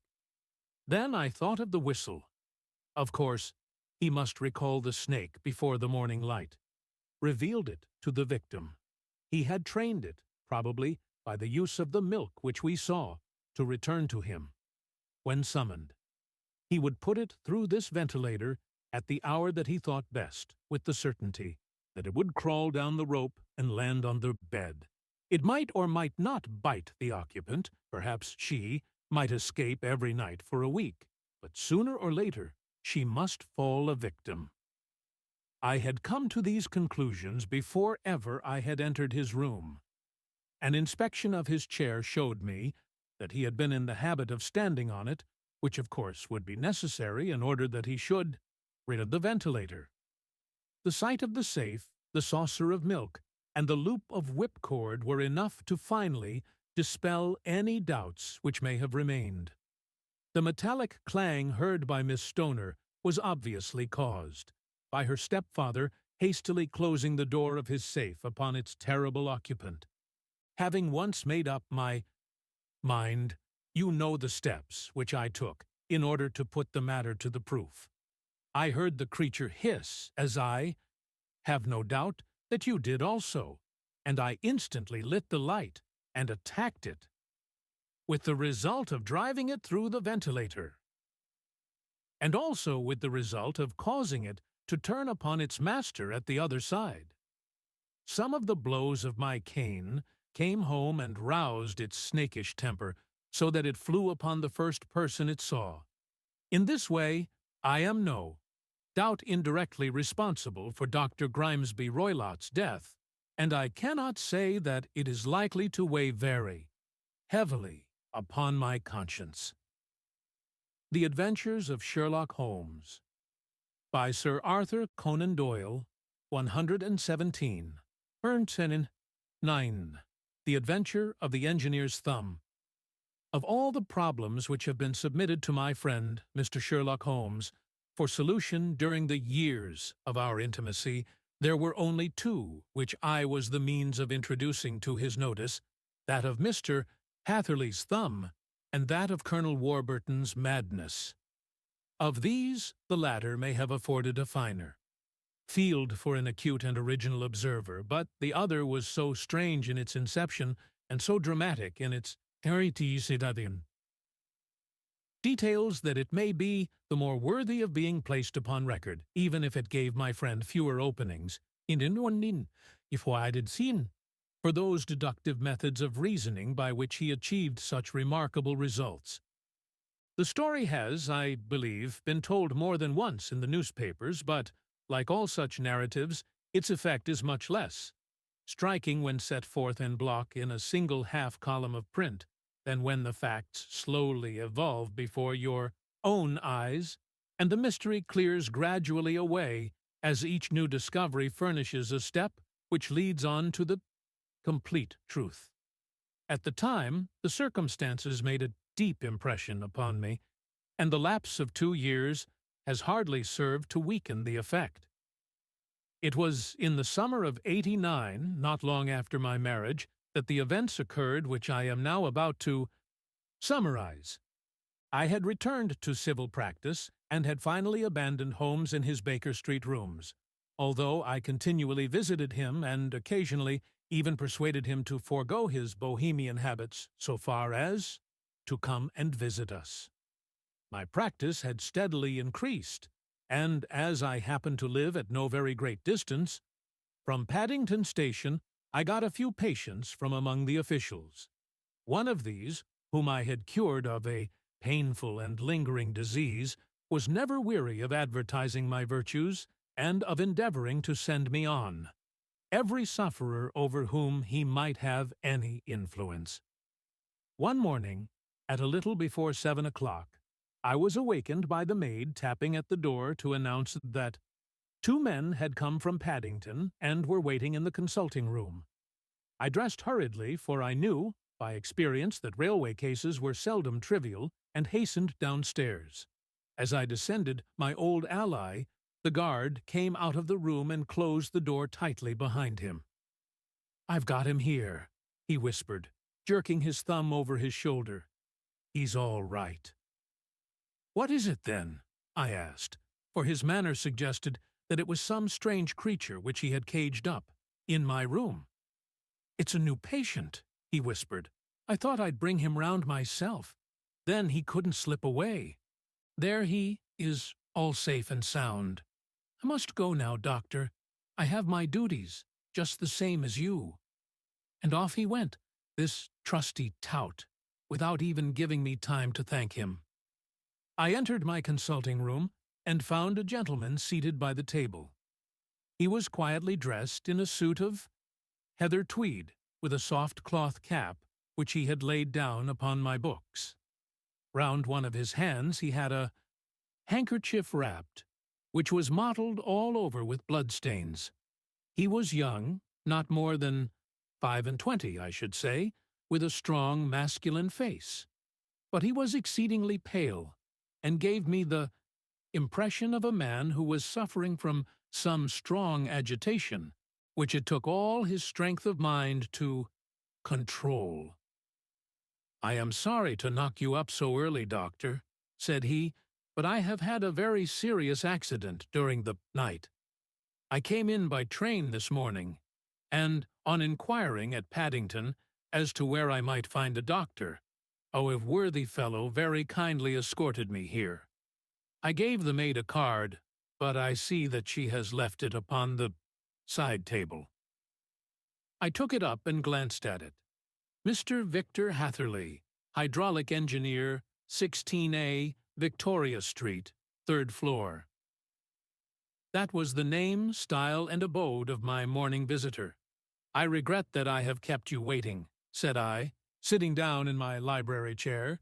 "You are fresh from a night journey, I understand, which is in itself a monotonous occupation." The Adventures of Sherlock Holmes, by Sir Arthur Conan Doyle, 118. "Oh, my night could not be called monotonous," said he, and laughed. He laughed very heartily, with a high, ringing note, leaning back in his chair and shaking his sides. All my medical instincts rose up against that laugh. "Stop it!" I cried. "Pull yourself together." And I poured out some water from a carafe. It was useless, however. He was off in one of those hysterical outbursts which come upon a strong nature when some great crisis is over and gone. Presently he came to himself once more, very weary and pale-looking. "I have been making a fool of myself," he gasped. "Not at all. Drink this." I dashed some brandy into the water, and the color began to come back to his bloodless cheeks. "That's better," said he. "And now, doctor, perhaps you would kindly attend to my thumb, or rather, to the place where my thumb used to be." He unwound the handkerchief and held out his hand. It gave even my hardened nerves a shudder to look at it. There were 4 protruding fingers, and a horrid red spongy surface where the thumb should have been. It had been hacked or torn right out from the roots. "Good heavens!" I cried. "This is a terrible injury. It must have bled considerably." "Yes, it did. I fainted when it was done, and I think that I must have been senseless for a long time. When I came to, I found that it was still bleeding, so I tied one end of my handkerchief very tightly round the wrist and braced it up with a twig." "Excellent! You should have been a surgeon." "It is a question of hydraulics, you see, and came within my own province." "This has been done," said I, examining the wound, "by a very heavy and sharp instrument." "A thing like a cleaver," said he. "An accident, I presume?" "By no means." "What? A murderous attack?" "Very murderous indeed." "You horrify me." I sponged the wound, cleaned it, dressed it, and finally covered it over with cotton wadding and carbolized. bandages. He lay back without wincing, though he bit his lip from time to time. "How is that?" I asked, when I had finished. "Capital. Between your brandy and your bandage I feel a new man. I was very weak, but I have had a good—" The Adventures of Sherlock Holmes by Sir Arthur Conan Doyle, 119. Deal to go through. Perhaps you had better not speak of the matter. It is evidently trying to your nerves. Oh no, not now. I shall have to tell my tale to the police, but between ourselves, if it were not for the convincing evidence of this wound of mine, I should be surprised if they believed my statement, for it is a very extraordinary one, and I have not much in the way of proof with which to back it up. And even if they believe me, the clues which I can give them are so vague that it is a question whether justice will be done." "Ha!" cried I. "If it is anything in the nature of a problem which you desire to see solved, I should strongly recommend you to come to my friend, Mr. Sherlock Holmes, before you go to the official police." "Oh, I have heard of that fellow," answered my visitor, "and I should be very glad if he would take the matter up, though of course I must use the official police as well. Would you give me an introduction to him? I'll do better. I'll take you round to him myself. I should be immensely obliged to you. We'll call a cab and go together. We shall just be in time to have a little breakfast with him. Do you feel equal to it?" "Yes, I shall not feel easy until I have told my story." "Then my servant will call a cab, and I shall be with you in an instant." I rushed upstairs, explained the matter shortly to my wife, and in 5 minutes was inside a hansom, driving with my new acquaintance to Baker Street. What in treat?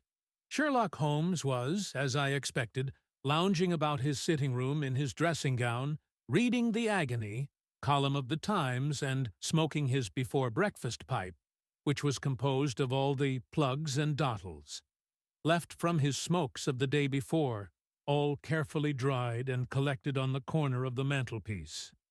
He received us in his quietly genial fashion, ordered fresh rashers and eggs, and joined us in a hearty meal. When it was concluded, he settled our new acquaintance upon the sofa, placed a pillow beneath his head, and laid a glass of brandy and water within his reach. "It is easy to see that your experience has been no common one, Mr. Hatherley," said he. "Pray, lie down there, and make yourself absolutely at home. Tell us what you can, but stop when you are tired, and keep up your strength with a little stimulant." "Thank you," said my patient, "but I have felt another man since the doctor bandaged me, and I think that your breakfast has completed the cure. I shall take up as little of your valuable time as possible, so I shall start at once upon my peculiar experiences." Holmes sat in his big armchair with the weary, heavy-lidded expression which veiled his keen and eager nature, while I sat opposite to him, and we listened in silence to the strange story which our visitor detailed to us. "You must know," said he, "that I am an orphan and a bachelor, residing alone in lodgings in London. By profession I am a hydraulic engineer, and I have had considerable experience of my work during the 7 years that I was apprenticed to Venner Matheson, the well-known firm of Greenwich. 2 years ago, having served my time, and having also come into a fair sum of money through my poor father's death, I determined to start in business for myself, and took professional chambers in Victoria Street. The Adventures of Sherlock Holmes, by Sir Arthur Conan Doyle, 120. I suppose that everyone finds his first independent start in business a dreary experience. To me it has been exceptionally so. During 2 years I have had 3 consultations and 1 small job, and that is absolutely all that my profession has brought me. My gross takings amount to £27 10s. Every day, from 9 in the morning until 4 in the afternoon, I waited in my little den, until at last my heart began to sink, and I came to believe that I should never have any practice at all. Yesterday, however, just as I was thinking of leaving the office, my clerk entered to say there was a gentleman waiting who wished to see me upon business. He brought up a card, too, with the name of Colonel Lysander Stark engraved upon it. Close at his heels came the colonel himself, a man rather over the middle size, but of an exceeding thinness. I do not think that I have ever seen so thin a man. His whole face sharpened, away into nose and chin, and the skin of his cheeks was drawn quite tense over his outstanding bones. Yet this emaciation seemed to be his natural habit, and due to no disease, for his eye was bright, his step brisk, and his bearing assured. He was plainly but neatly dressed, and his age, I should judge, would be nearer 40 than 30. "Mr. Hatherley," said he, with something of a German accent, "you have been recommended to me, Mr. Hatherley, as being a man who is not only proficient in his profession, but is also discreet, and capable of preserving a secret." I bowed, feeling as flattered as any young man would at such an address. "May I ask who it was who gave me so good a character?" "Well, perhaps it is better that I should not tell you that just at this moment. I have it from the same source that you are both an orphan and a bachelor and are residing alone in London." "That is quite correct," I answered, "but you will excuse me if I say that I cannot see how all this bears upon my professional qualifications. I understand that it was on a professional matter that you wished to speak to me. Undoubtedly so, but you will find that all I say is really to the point.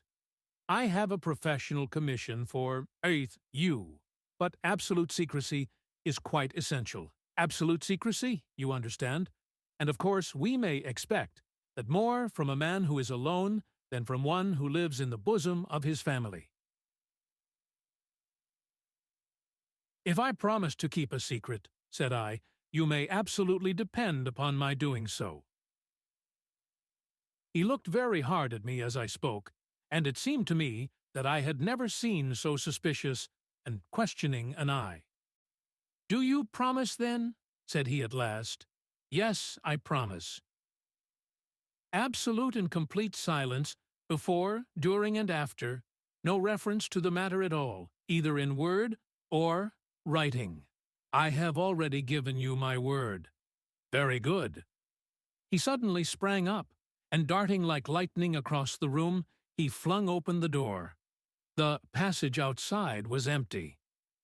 "That's all right," said he, coming back. "I know that clerks are sometimes curious as to their master's affairs. Now we can talk in safety." He drew up his chair very close to mine and began to stare at me again with The Adventures of Sherlock Holmes by Sir Arthur Conan Doyle, 121, was same questioning and thoughtful look. A feeling of repulsion and of something akin to fear had begun to rise within me at the strange antics of this fleshless man. Even my dread of losing a client could not restrain me from showing my impatience. "I beg that you will state your business, sir," said I. "My time is of value." Heaven forgive me for that last sentence, but the words came to my lips. "How would 50 guineas for a night's work suit you?" he asked. "Most admirably. I say a night's work, but an hour's would be nearer the mark. I simply want your opinion about a hydraulic stamping machine which has got out of gear. If you show us what is wrong, we shall soon set it right ourselves. What do you think of such a commission as that? The work appears to be light, and the pay munificent." "Precisely so. We shall want you to come tonight by the last train." "Where to?" "To Ayford, in Berkshire. It is a little place near the borders of Oxfordshire, and within 7 miles of, Reading. There is a train from Paddington, which would bring you there at about 11:15. Very good. I shall come down in a carriage to meet you. There is a drive, then? Yes, our little place is quite out in the country. It is a good 7 miles from Ayford Station. Then we can hardly get there before midnight. I suppose there would be no chance of a train back. I should be compelled to stop the night. Yes, we could easily give you a shakedown. That is very awkward. Could I not come at some more convenient hour? We have judged it best that you should come late. It is to recompense you for any inconvenience that we are paying to you, a young and unknown man, a fee which would buy an opinion from the very heads of your profession. Still, of course, if you would like to draw out of the business, there is plenty of time to do so. I thought of the 50 guineas, and of how very useful they would be to me. Not at all, said I. I shall be very happy to accommodate myself to your wishes. I should like, however, to understand a little more clearly what it is that you wish me to do. Quite so. It is very natural that the pledge of secrecy which we have exacted from you should have aroused your curiosity. I have no wish to commit you to anything without your having it all laid before you. I suppose that we are absolutely safe from eavesdroppers? The Adventures of Sherlock Holmes, by Sir Arthur Conan Doyle, 122, entirely. Then the matter stands thus. You are probably aware that Fuller's Earth is a valuable product, and that it is only found in 1 or 2 places in England? I have heard so. Some little time ago I bought a small place, a very small place, within 10 miles of Reading. I was fortunate enough to discover that there was a deposit of Fuller's Earth in one of my fields. On examining it, however, I found that this deposit was a comparatively small one, and that it formed a link between 2 very much larger, ones upon the right and left, both of them, however, in the grounds of my neighbors. These good people were absolutely ignorant that their land contained that which was quite as valuable as a gold mine. Naturally, it was to my interest to buy their land before they discovered its true value, but unfortunately I had no capital by which I could do this. I took a few of my friends into the secret, however, and they suggested that we should quietly and secretly work our own little deposit, and that in this way we should earn the money which would enable us to buy the neighboring fields. This we have now been doing for some time, and in order to help us in our operations, we erected a hydraulic press. This press, as I have already explained, has got out of order, and we wish your advice upon the subject.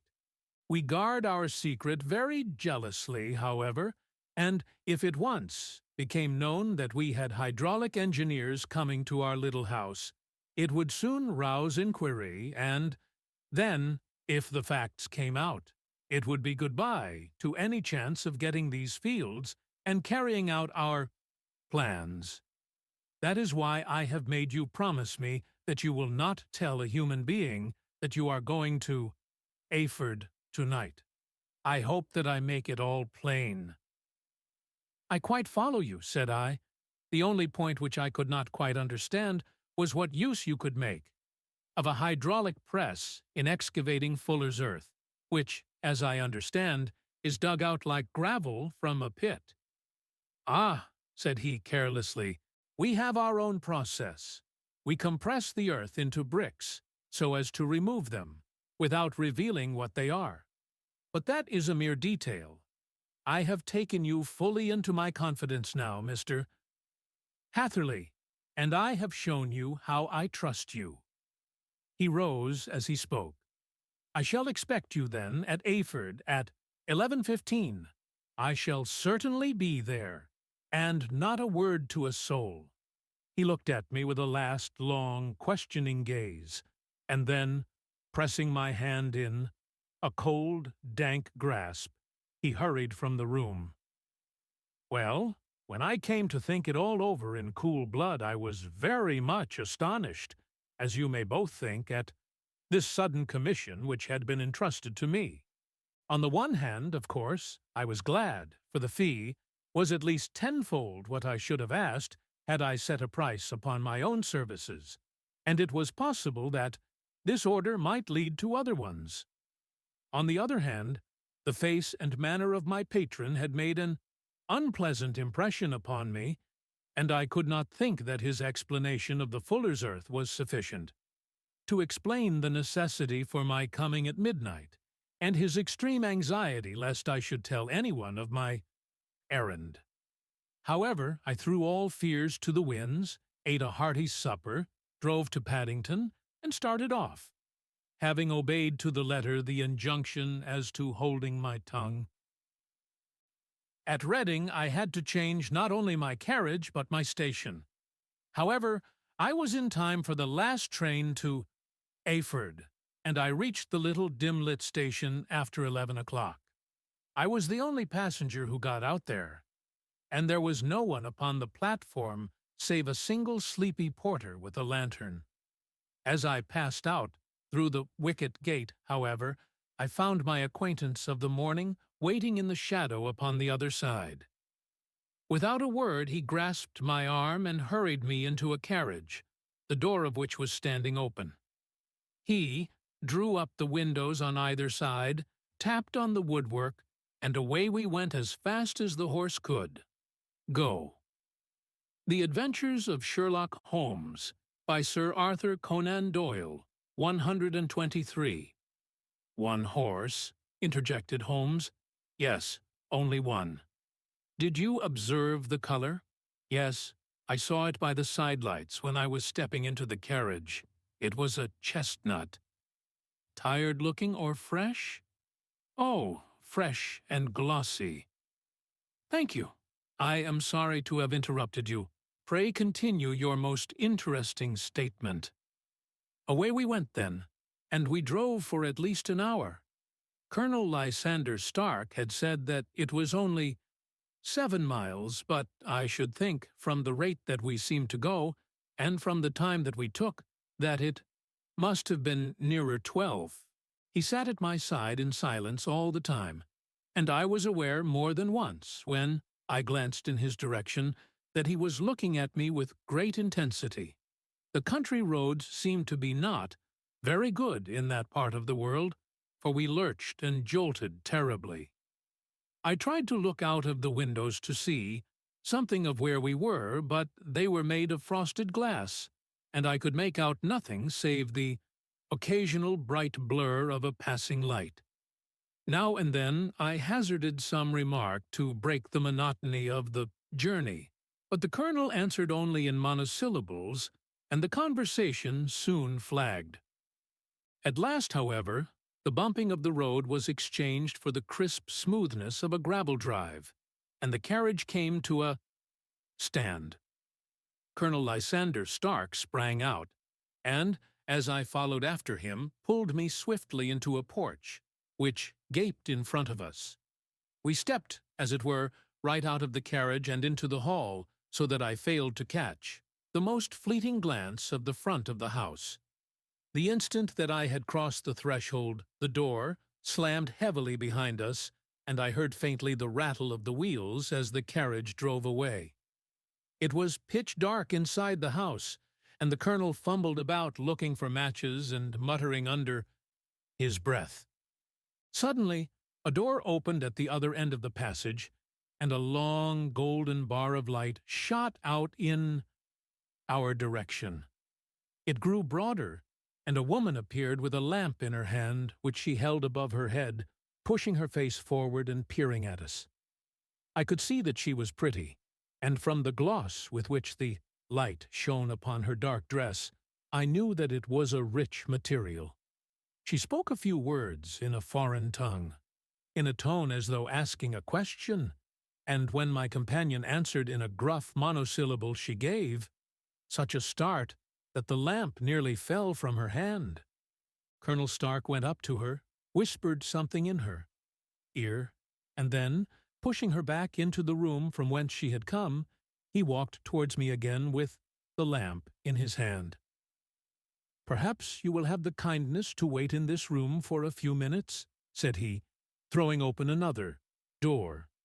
It was a quiet, little, plainly furnished room, with a round table in the center, on which several German New Year's books were scattered. Colonel Stark laid down the lamp on the top of a harmonium beside the door. "I shall not keep you waiting an instant," said he, and vanished into the darkness. I glanced at the books upon the table, and in spite of my ignorance of German, I could see that 2 of them were treatises on science, the others being volumes of poetry. Then I walked across to the window, hoping that I might catch some glimpse of the countryside, but an oak shutter, heavily barred, was folded across it. It was a wonderfully silent house. There was an old clock ticking loudly somewhere in the passage, but otherwise everything was deadly still. A vague feeling of uneasiness began to steal over me. Who were these German people, and what were they doing living in this strange, out-of-the-way place? And where was the place? I was 10 miles or so from Eyford, that was all I knew, but whether north, south, east, or west, I had no idea. For that matter, Reading and possibly other large towns were within that radius, so the place might not be so secluded after all. Yet it was quite certain, from the absolute stillness, that we were in the country.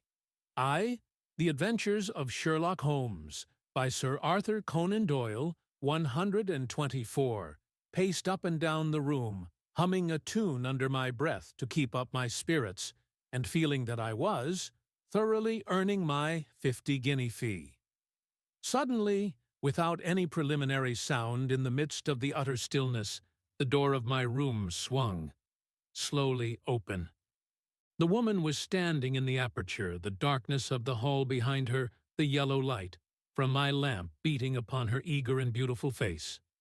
I could see at a glance that she was sick with fear, and the sight sent a chill to my own heart.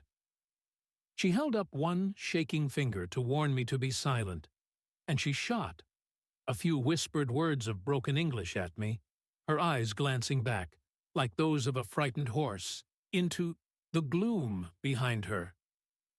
"I would go," said she, trying hard, as it seemed to me, to speak calmly. "I would go. I should not stay here. There is no good for you to do." "But, madam," said I have not yet done what I came for. I cannot possibly leave until I have seen the machine."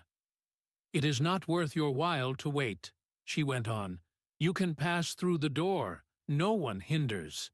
And then, seeing that I smiled and shook my head, she suddenly threw aside her constraint and made a step forward, with her hands wrung together. "For the love of heaven," she whispered, "get away from here before it is too late." But I am somewhat headstrong by nature, and the more ready to engage in an affair when there is some obstacle in the way. I thought of my 50-guinea fee, of my wearisome journey, and of the unpleasant night, which seemed to be before me.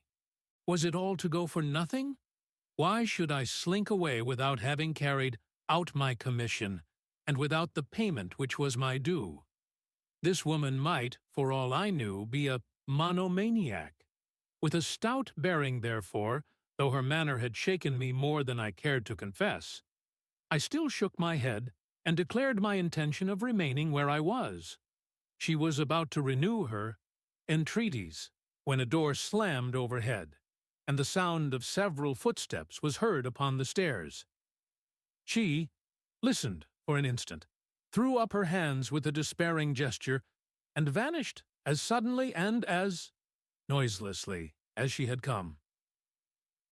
The newcomers were Colonel Lysander Stark, and a short, thick man with a chinchilla beard growing out of the creases of his double chin, who was introduced to me as Mr. Ferguson.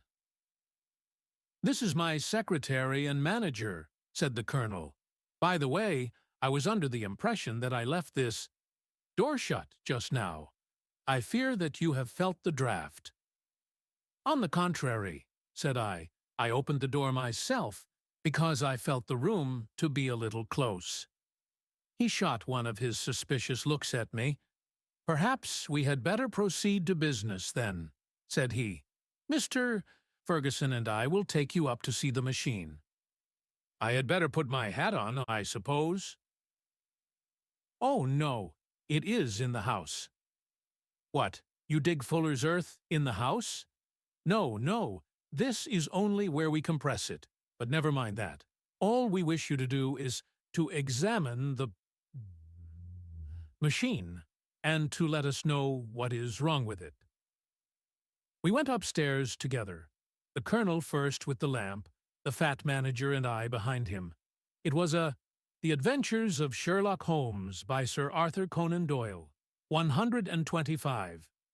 Labyrinth of an old house, with corridors, passages, narrow winding staircases, and little low doors, the thresholds of which were hollowed out by the generations who had crossed them. There were no carpets, and no signs of any furniture above the ground floor, while the plaster was peeling off the walls, and the damp was breaking through in green, unhealthy blotches. I tried to put on as unconcerned an air as possible, but I had not forgotten the warnings of the lady, even though I disregarded them, and I kept a keen eye upon my two-year companions. Ferguson appeared to be a morose and silent man, but I could see from the little that he said that he was at least a fellow countryman. Colonel Lysander Stark stopped at last before a low door, which he unlocked. Within was a small square, narrow room, in which the three of us could hardly get at one time.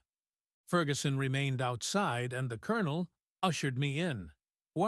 "We are now," said he, "actually within the hydraulic press, and it would be a particularly unpleasant thing for us if anyone were to turn it on. The ceiling of this small chamber is really the end of the descending piston, and it comes down with the force of many tons upon this metal floor. There are small lateral columns of water outside which receive the force, and which transmit and multiply it in the manner that which is familiar to you. At least the machine goes readily enough, but there is some stiffness in the working of it, and it has lost a little of its force. Perhaps you will have the goodness to look it over, and to show us how we can set it right." I took the lamp from him, and I examined the machine very thoroughly. It was indeed a gigantic one, and capable of exercising enormous pressure. When I passed outside, however, and pressed down the levers which controlled it, I knew at once, by the whishing sound, that there was a slight leakage which allowed a regurgitation of water through one of the side cylinders. An examination showed that one of the india-rubber bands which was round the head of a driving rod had shrunk so as not quite to fill the socket along which it worked. This was clearly the cause of the loss of power, and I pointed it out to my companions, who followed my remarks very carefully, and asked several practical questions as to how they should proceed to set it right. When I had made it clear to them, I returned to the main chamber of the machine and took a good look at it to satisfy my own curiosity. It was obvious at a glance that the story of the fuller's earth was the merest fabrication, for it would be absurd to suppose that so powerful an engine could be designed for so inadequate a purpose. The walls were of wood, but the floor consisted of a large iron trough, and when I came to examine it, I could see a crust of metallic deposit all over it. I had stooped and was scraping at this to see exactly what it was when I heard a muttered exclamation in German and saw the cadaverous face of the colonel looking down at me. "What are you doing there?" he asked. I felt angry at having been tricked by so elaborate a story as that which he had told me. "I was admiring your fuller's earth," said I. "I think that I should be better able to advise you as to your machine if I knew what the exact purpose was for which it was used." The instant that I uttered the words, I regretted the rashness of my speech. His face set hard, and a baleful light sprang up in his gray eyes. "Very well," said he, "you shall know all about the machine." He took a step backward, slammed the little door, and turned the key in the lock. I rushed towards it and pulled at the handle, but it was quite secure, and did not give in the least to my kicks and shoves. "Hello!" I yelled. "Hello, Colonel! Let me out!" And then suddenly, in the silence, I heard a sound which sent my heart into my mouth. It was the clank of the levers and the swish of the leaking cylinder. He had set the engine at work.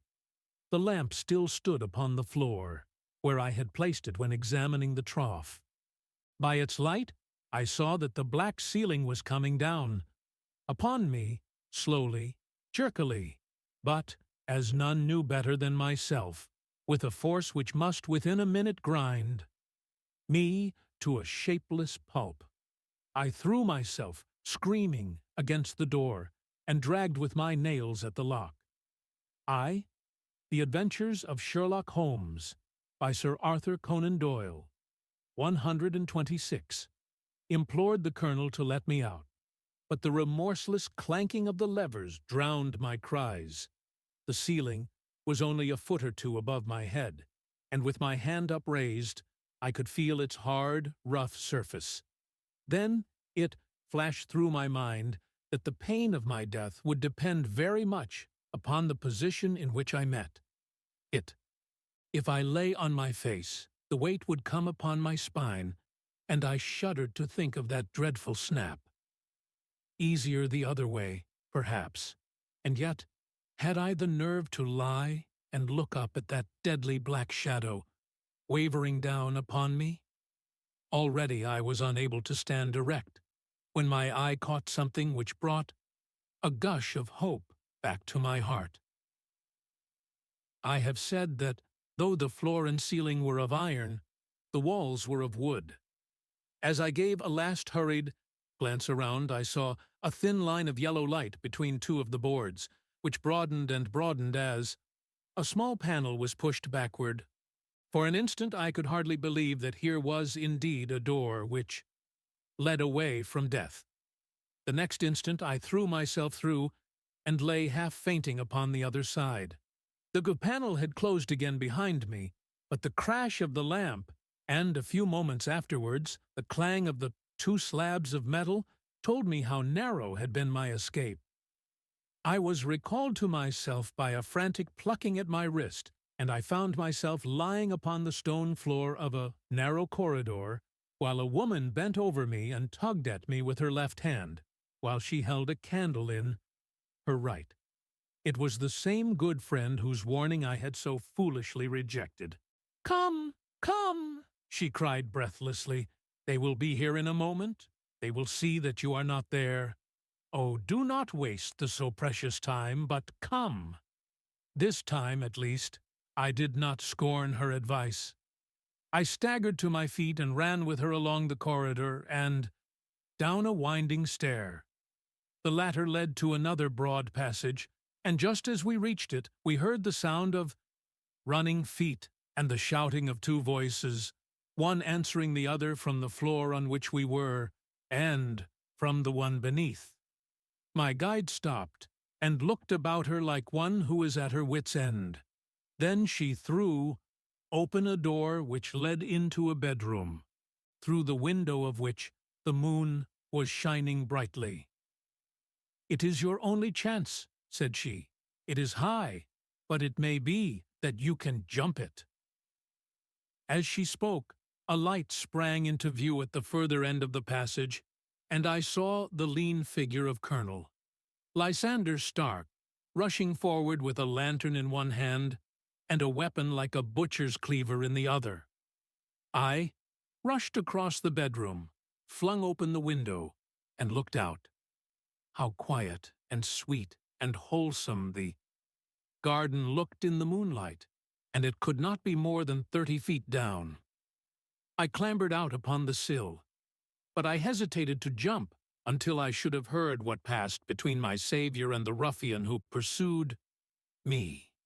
If she were ill-used, then at any risks I was determined to go back to her assistance.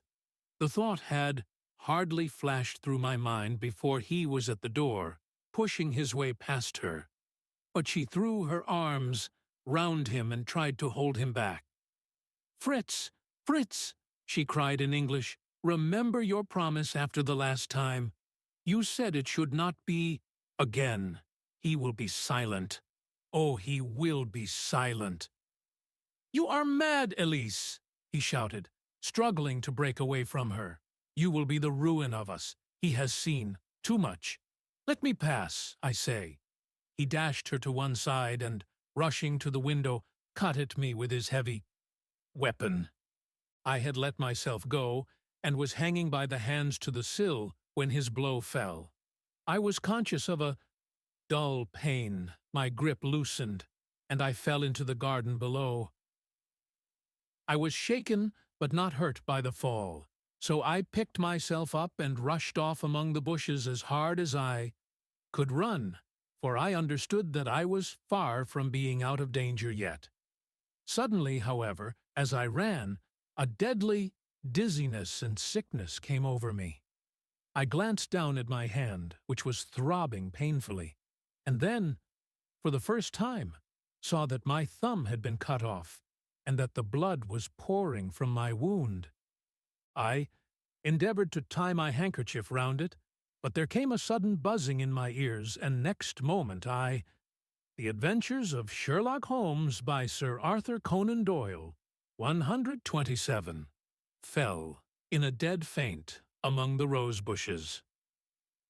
How long I remained unconscious I cannot tell. It must have been a very long time, for the moon had sunk, and a bright morning was breaking when I came to myself. My clothes were all sodden with dew, and my coat sleeve was drenched with blood from my wounded thumb. The smarting of it recalled in an instant all the particulars of my night's adventure, and I sprang to my feet, with the feeling that I might hardly yet be safe from my pursuers. But to my astonishment, when I came to look round me, neither house nor garden were to be seen. I had been lying in an angle of the hedge close by the high road, and just a little lower down was a long building, which proved, upon my approaching it, to be the very station at which I had arrived upon the previous night. Were it not for the ugly wound upon my hand, all that had passed during those dreadful hours might have been an evil dream. Half dazed, I went into the station and asked about the morning train. There would be one to Reading in less than an hour. The same porter was on duty, I found, as had been there when I arrived. I inquired of him whether he had ever heard of Colonel Lysander Stark.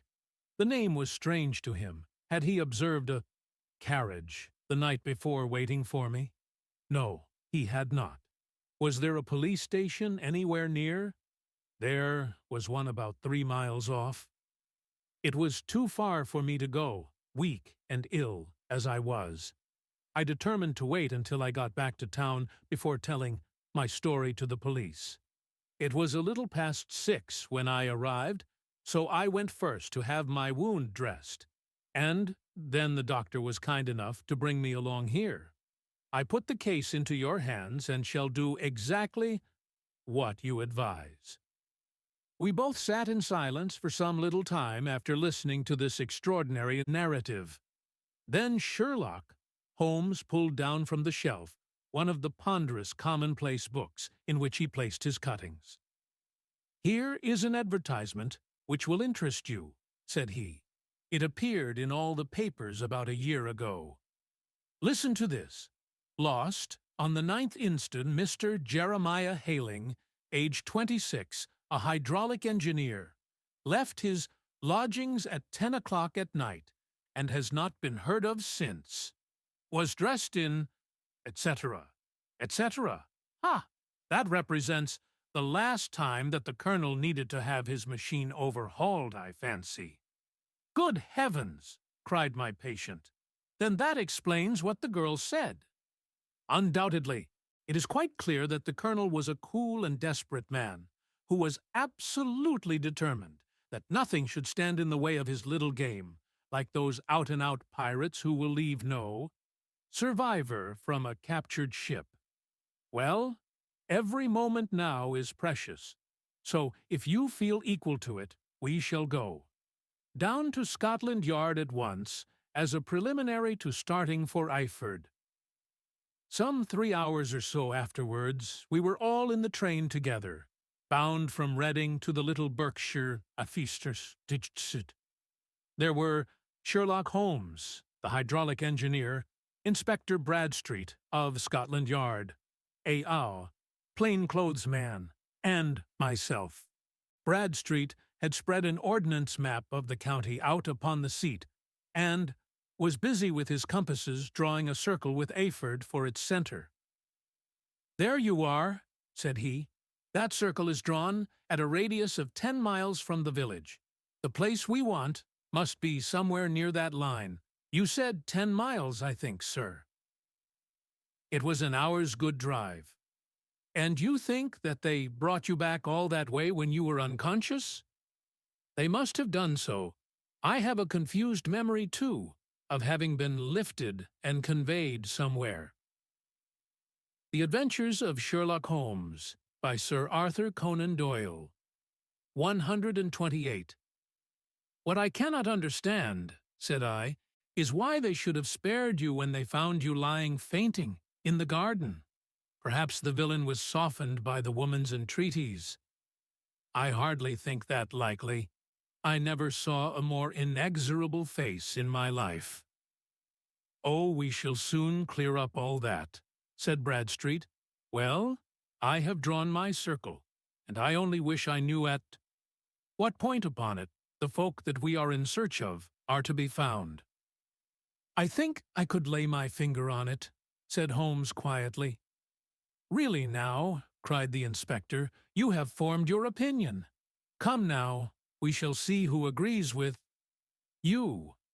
I say it is south, for the country is more deserted there. No. And I say east," said my patient. "I am for west," remarked the plainclothes man. "There are several quiet little villages up there." "And I am for north," said I, "because there are no hills there, and our friend says that he did not notice the carriage go up any." "Come," cried the inspector, laughing, "it's a very pretty diversity of opinion. We have boxed the compass. Among us, who do you give your casting vote to?" "You are all wrong." "But we can't all be." "Oh, yes, you can. This is my point." He placed his finger in the center of the circle. "This is where we shall find them." "But the 12-mile drive?" gasped Hatherley. "6 out and 6 back. Nothing simpler. You say yourself that the horse was fresh and glossy when you got in. How could it be that if it had gone 12 miles over heavy roads?" "Indeed, it is a likely ruse enough," observed Bradstreet thoughtfully. "Of course, there can be no doubt as to the nature of this gang." "None at all," said Holmes. "They are coiners on a large scale, and have used the machine to form the amalgam which has taken the place of silver." "We have known for some time that a clever gang was at work," said the inspector. "They have been turning out half-crowns by the thousand. We even traced them as far as Reading, but could get no farther, for they had covered their traces in a way that showed that they were very old hands. But now, thanks to this lucky chance, I think that we have got them right enough." But the inspector was mistaken, for those criminals were not destined to fall into the hands of justice. As we rolled into Eyford Station, we saw a gigantic column of smoke, which streamed up from behind a small clump of trees in the neighborhood, and hung like an immense ostrich feather over the landscape. "A house on fire?" asked Bradstreet, as the train steamed off again on its way. The Adventures of Sherlock Holmes by Sir Arthur Conan Doyle. 129. Yes, sir, said the station master. When did it break out? I hear that it was during the night, sir, but it has got worse, and the whole place is in a blaze. Whose house is it? Dr. Betcher's. Tell me, broke in the engineer, is Dr. Betcher a German, very thin, with a long, sharp nose? The station master laughed heartily. No, sir. Dr. Becker is an English-man, and there isn't a man in the parish who has a better lined waistcoat. But he has a gentleman staying with him, a patient, as I understand, who is a foreigner, and he looks as if a little good Berkshire beef would do him no harm. The station master had not finished his speech before we were all hastening in the direction of the fire. The road topped a low hill, and there was a great widespread whitewashed building in front of us, spouting fire at every chink and window, while in the garden in front 3 fire engines were vainly striving to keep the flames under. "That's it!" cried Hatherley, in intense excitement. "There is the gravel drive, and there are the rose bushes, where I lay. That second window is the one that I jumped from." "Well, at least," said Holmes, "you have had your revenge upon them. There can be no question that it was your oil lamp, which, when it was crushed in the press, set fire to the wooden walls, though no doubt they were too excited in the chase after you to observe it at the time. Now, keep your eyes open in this crowd for your friends of last night, though I very much fear that they are a good 100 miles off by now." And Holmes's fears came to be realized, for from that day to this no word has ever been heard either of the beautiful woman, the sinister German, or the morose Englishman. Early that morning a peasant had met a cart, containing several people and some very bulky boxes driving rapidly in the direction of Reading. But there all traces of the fugitives disappeared, and even Holmes' ingenuity failed ever to discover the least clue as to their whereabouts. The firemen had been much perturbed at the strange arrangements which they had found within, and still more so by discovering a newly severed human thumb upon a window-sill of the second floor. About sunset, however, their efforts were at last successful, and they subdued the flames, but not before the roof had fallen in, and the whole place been reduced to such absolute ruin that, save some twisted cylinders and iron piping, not a trace remained of the machinery which had cost our unfortunate acquaintance so dearly. Large masses of nickel and of tin were discovered stored in an outhouse, but no coins were to be found which may have explained the presence of those bulky boxes which have been already referred to. How our hydraulic engineer had been conveyed from the garden to the spot where he recovered his senses might have remained forever a mystery were it not for the soft mold, which told us a very plain tale.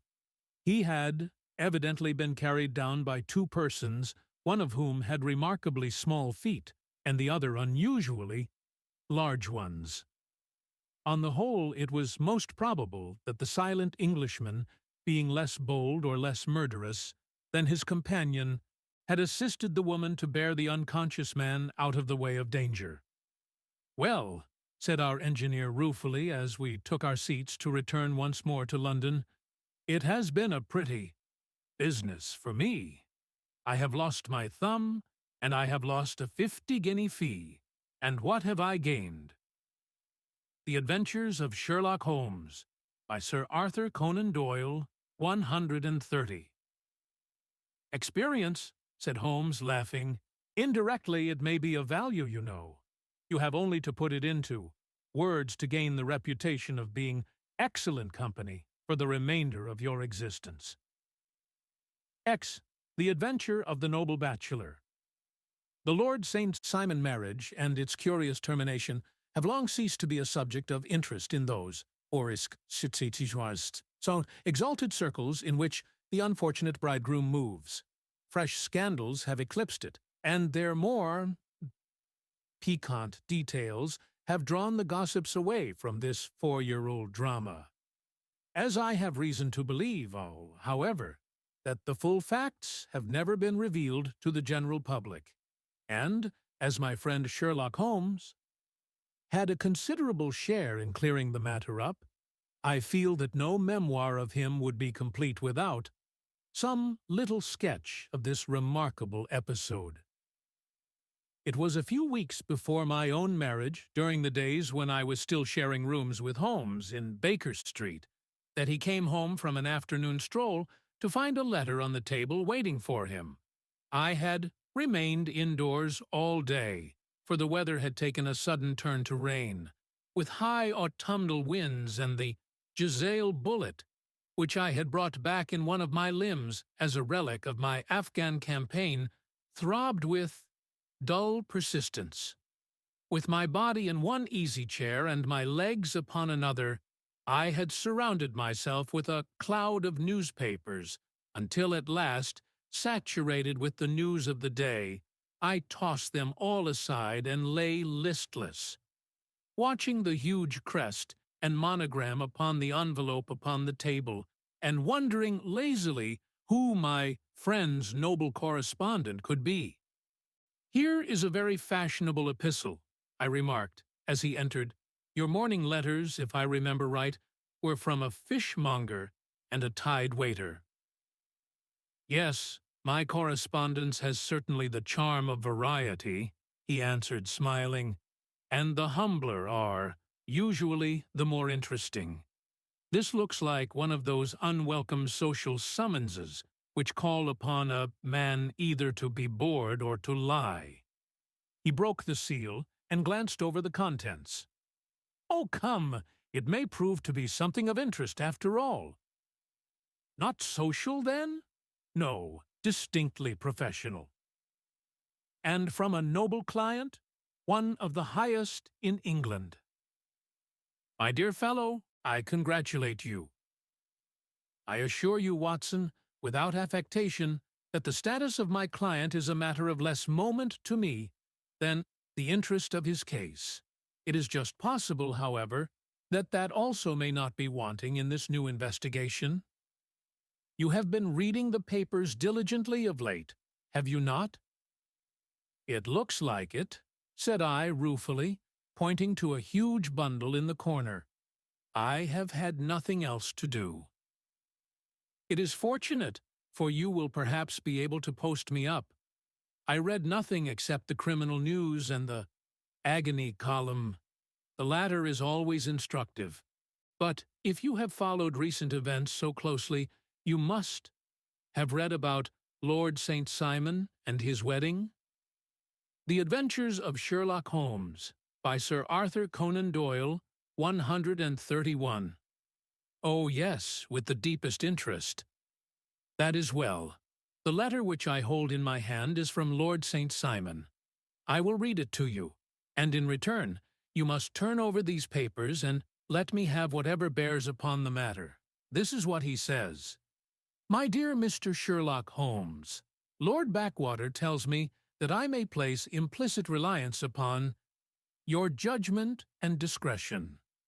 I have determined, therefore, to call upon you and to consult you in reference to the very painful event which has occurred in connection with my wedding.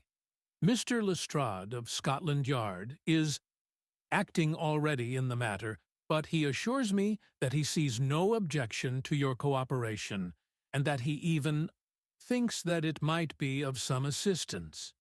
I will call at 4 o'clock in the afternoon, and should you have any other engagement at that time, I hope that you will postpone it, as this matter is of paramount importance. Yours faithfully, St. Simon." Ani. It is dated from Grosvenor Mansions, written with a quill pen, and the noble lord has had the misfortune to get a smear of ink upon the outer side of his right little finger, remarked Holmes as he folded up the epistle. "He says 4 o'clock. It is 3 now. He will be here in an hour." "Then I have just time, with your assistance, to get clear upon the subject.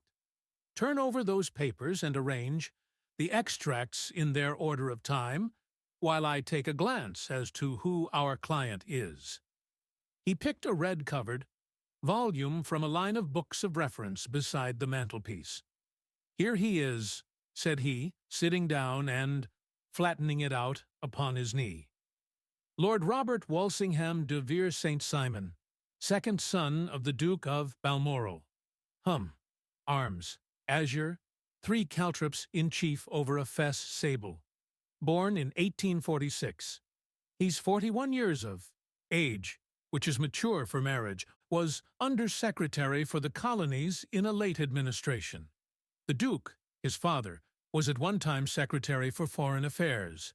They inherit Plantagenet blood by direct descent and Tudor on the distaff side. Ha! Well, there is nothing very instructive in all this. I think that I must turn to you, Watson, for something more solid." "I have very little difficulty in finding what I want," said I, "for the facts are quite recent, and the matter struck me as remarkable. I feared to refer them to you, however, as I knew that you had an inquiry on hand, and that you disliked the intrusion of other matters." "Oh, you mean the little problem of the Grosvenor Square furniture van. That is quite cleared up now, though, indeed, it was obvious from the first. Pray give me the results of your newspaper selections." Here is the first notice which I can find. It is in the personal column of the Morning Post, and dates, as you see, some weeks back. "A marriage has been arranged," it says, "and will, if rumor is correct, very shortly take place between Lord Robert St. Simon, second son of the Duke of Balmoral, and Miss Hattie Doran, the only daughter of Aloysius Doran, ESQOs of San Francisco, California, USA. That is all." "Terse and to the point," remarked Holmes, stretching his long, thin legs towards the fire. There was a paragraph amplifying this in one of the society papers of the same week. Here it is. "There will soon be a call for protection in the marriage market, for the present free trade principle appears to tell heavily against our home product. One by one, the management of the noble houses of Great Britain is passing into the hands of our fair cousins from across the Atlantic.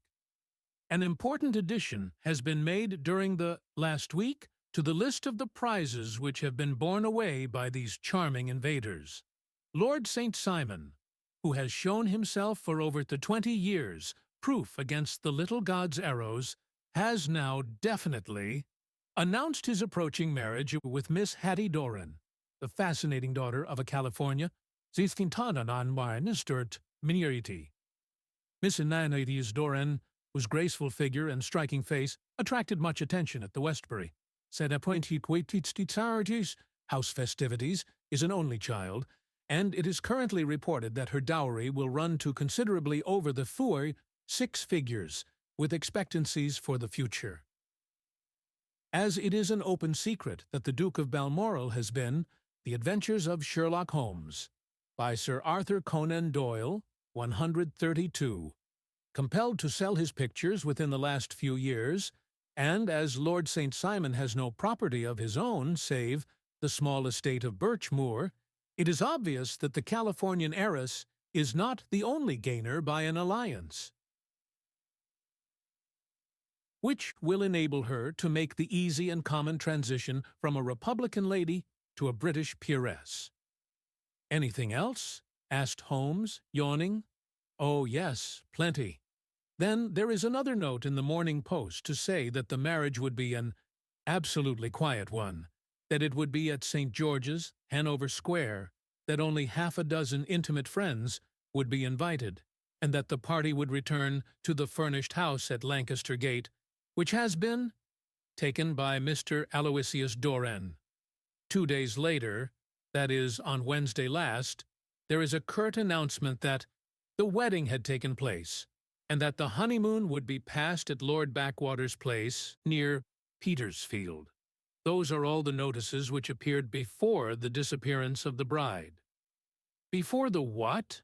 asked Holmes with a start. "The vanishing of the lady." "When did she vanish, then?" At the wedding breakfast. Indeed, this is more interesting than it promised to be, quite dramatic, in fact. Yes, it struck me as being a little out of the common. They often vanish before the ceremony, and occasionally during the honeymoon, but I cannot call to mind anything quite so prompt as this. Pray, let me have the details. I warn you that they are very incomplete. Perhaps we may make them less so. Such as they are set forth in a single article of a morning paper of yesterday, which I will read to you. It is headed, Singular Occurrence at a Fashionable Wedding. The family of Lord Robert St. Simon has been thrown into the greatest consternation by the strange and painful episodes which have taken place in connection with his wedding. The ceremony, as shortly announced in the papers of yesterday, occurred on the previous morning, but it is only now that it has been possible to confirm the strange rumors which have been so persistently floating about. In spite of the attempts of the 8 friends to hush the matter up, so much public attention has now been drawn to it that no good purpose can be served by affecting to disregard what is a common subject for conversation. The ceremony, which was performed at St. George's, Hanover Square, was a very quiet one, no one being present save the father of the bride, Mr. Aloysius Doran, the Duchess of Balmoral, Lord Backwater, Lord Eustace and Lady Clara St. Simon, the younger brother and sister of the bridegroom, and Lady Alicia Whittington. The whole party proceeded afterwards to the house of Mr. Aloysius Doran at Lancaster Gate, where breakfast had been prepared. It appears that some little trouble was caused by a woman, whose name has not been ascertained, who endeavored to force her way into the house after the bridal party, alleging that she had some claim upon Lord St. Simon. It was only after a painful and prolonged scene that she was ejected by the butler and the footmen. The bride, who had fortunately entered the house before this unpleasant interruption, had sat down to breakfast with the rest, when she complained of a sudden indisposition and retired to her room. Her prolonged absence having caused some comment, her father followed her, but learned The Adventures of Sherlock Holmes by Sir Arthur Conan Doyle, 133, from her maid that she had only come up to her chamber for an instant, caught up an ulster and bonnet, and hurried down to the passage. One of the footmen declared that he had seen a lady leave the house thus, apparelled, but had refused to credit that it was his mistress, believing her to be with the company. On ascertaining that his daughter had disappeared, Mr. Aloysius Doran, in conjunction with the bridegroom, instantly put themselves in communication with the police, and very energetic inquiries are being made, which will probably result in a speedy clearing up of this very singular business. Up to a late hour last night, however, nothing had transpired as to the whereabouts of the missing lady. There are rumors of foul play in the matter, and it is said that the police have caused the arrest of the woman who had caused the original disturbance, in the belief that, from jealousy or some other motive, she may have been concerned in the strange disappearance of the bride. And is that all? Only one little item in another of the morning papers, but it is a suggestive one, and it is that Miss Flora Millar, the lady who had caused the disturbance, has actually been arrested. It appears that she was formerly a danseuse at the Allegro, and that she has known the bridegroom for some years. There are no further particulars, and the whole case is in your hands now, so far as it has been set forth in the public press. And an exceedingly interesting case it appears to be. I would not have missed it for worlds. But there is a ring at the bell, Watson, and as the clock makes it a few minutes after 4, I have no doubt that this will prove to be our noble client. Do not dream of going, Watson, for I very much prefer having a witness, if only as a check to my own memory. Lord Robert St. Simon, announced our page boy, throwing open the door. A gentleman entered with a pleasant, cultured face, high-nosed and pale, with something perhaps of petulance about the mouth, and with the steady, well-opened eye of a man whose pleasant lot it had ever been to command and to be obeyed. His manner was brisk, and yet his general appearance gave an undue impression of age, for he had a slight, forward stoop and a little bend of the knees as he walked. His hair, too, as he swept off his very curly-brimmed hat, was grizzled round the edges and thin upon the top. As to his dress, it was careful to the verge of foppishness, with high collar, black frock-coat, white waistcoat, yellow gloves, patent leather shoes, and light-colored gaiters.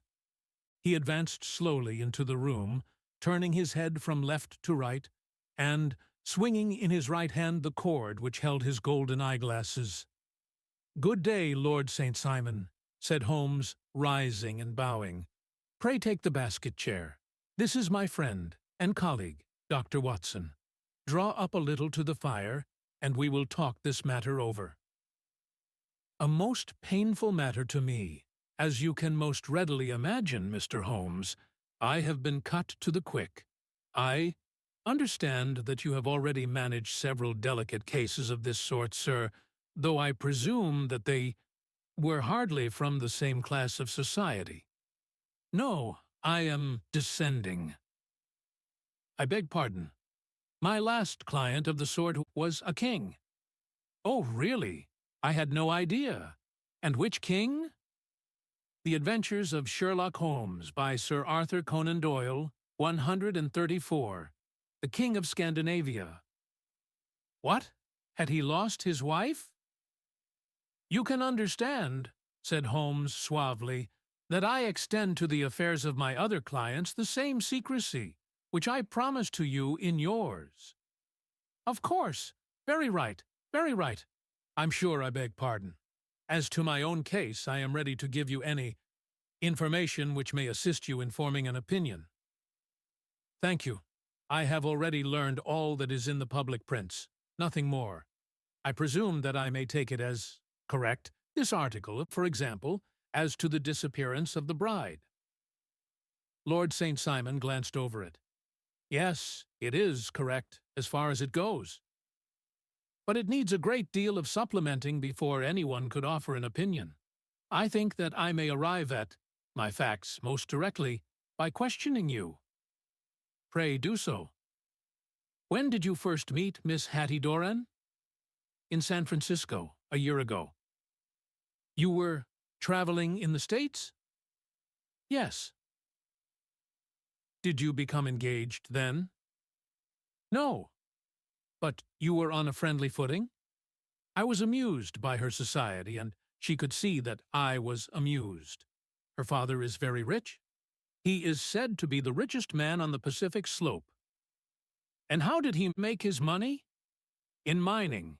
He had nothing a few years ago. Then he struck gold, invested it, and came up by leaps and bounds. Now, what is your own impression as to the young lady's, your wife's, character?" The nobleman swung his glasses a little faster and stared down into the fire. "You see, Mr. Holmes," said he, "my wife was 20 before her father became a rich man. During that time she ran free in a mining camp, and wandered through woods or mountains, so that her education has come from nature rather than from the schoolmaster. She is what we call in England a tomboy, with a strong nature, wild and free, unfettered by any sort of traditions. She is impetuous, volcanic, I was about to say. She is swift in making up her mind, and The Adventures of Sherlock Holmes by Sir Arthur Conan Doyle, 135, fearless in carrying out her resolutions. On the other hand, I would not have given her the name which I have the honor to bear." He gave a little stately cough. "Had not I thought her to be at bottom a noble woman? I believe that she is capable of heroic self-sacrifice and that anything dishonorable would be repugnant to her. Have you her photograph? I brought this with me. He opened a locket and showed us the full face of a very lovely woman. It was not a photograph, but an ivory miniature, and the artist had brought out the full effect of the lustrous black hair, the large dark eyes, and the exquisite mouth. Holmes gazed long and earnestly at it. Then he closed the locket and handed it back to Lord St. Simon. The young lady came to London then, and you renewed your acquaintance. Yes, her father brought her over for this last London season. I met her several times, became engaged to her, and have now married her.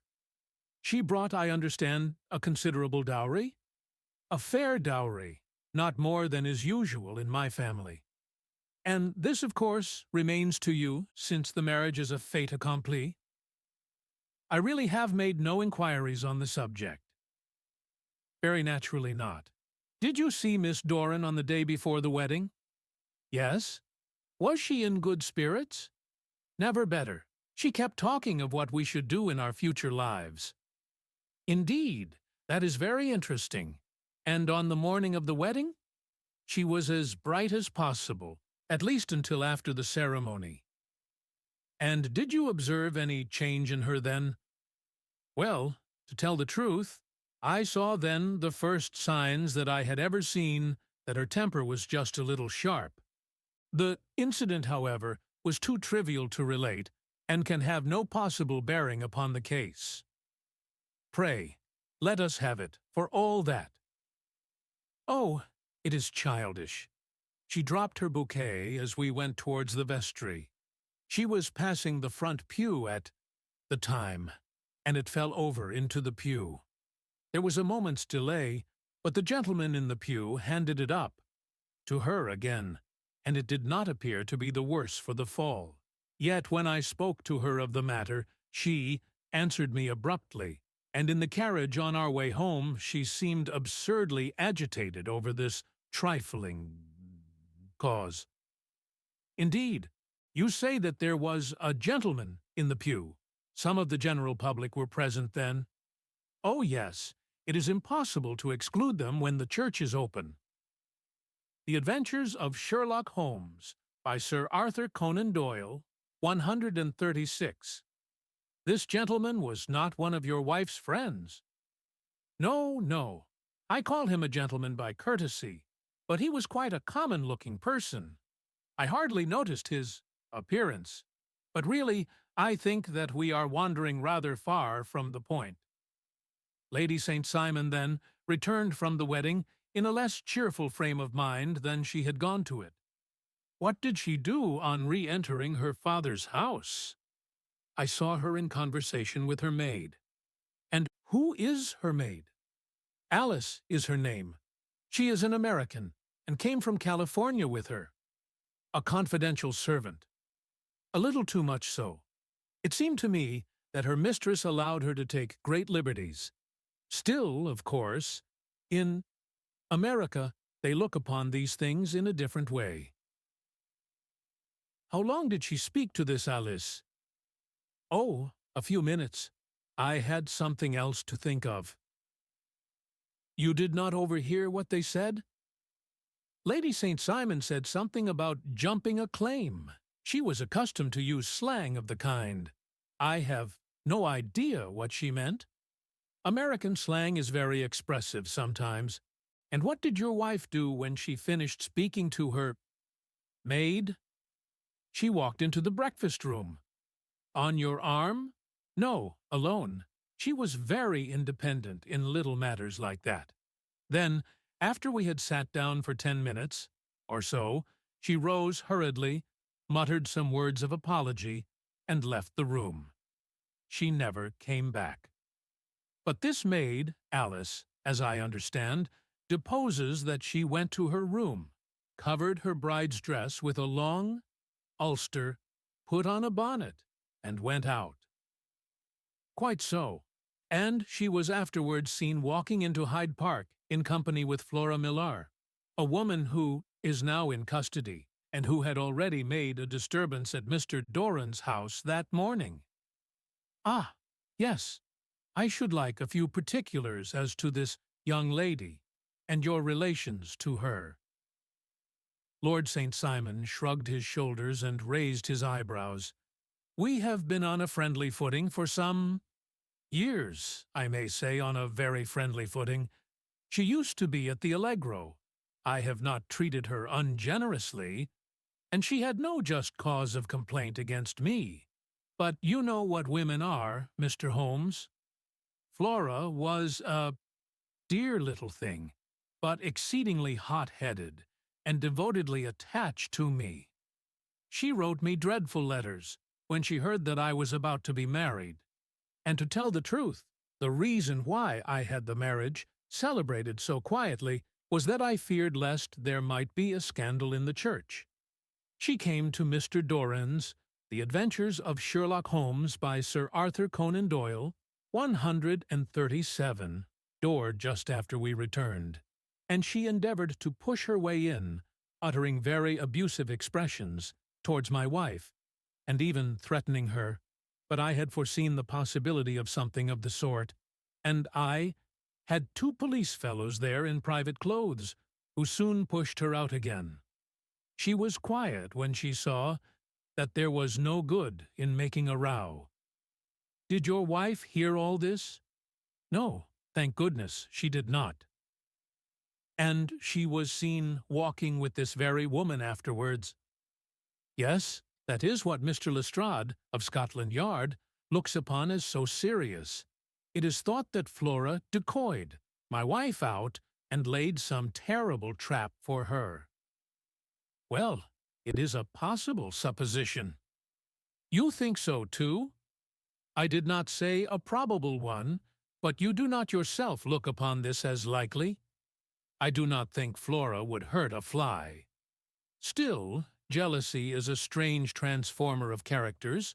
Pray, what is your own theory as to what took place? Well, really, I came to seek a theory, not to propound one. I have given you all the facts. Since you ask me, however, I may say that it has occurred to me as possible that the excitement of this affair, the consciousness that she had made so immense a social stride, had the effect of causing some little nervous disturbance in my wife? In short, that she had become suddenly deranged. Well, really, when I consider that she has turned her back, I will not say upon me, but upon so much that many have aspired to without success, I can hardly explain it in any other fashion.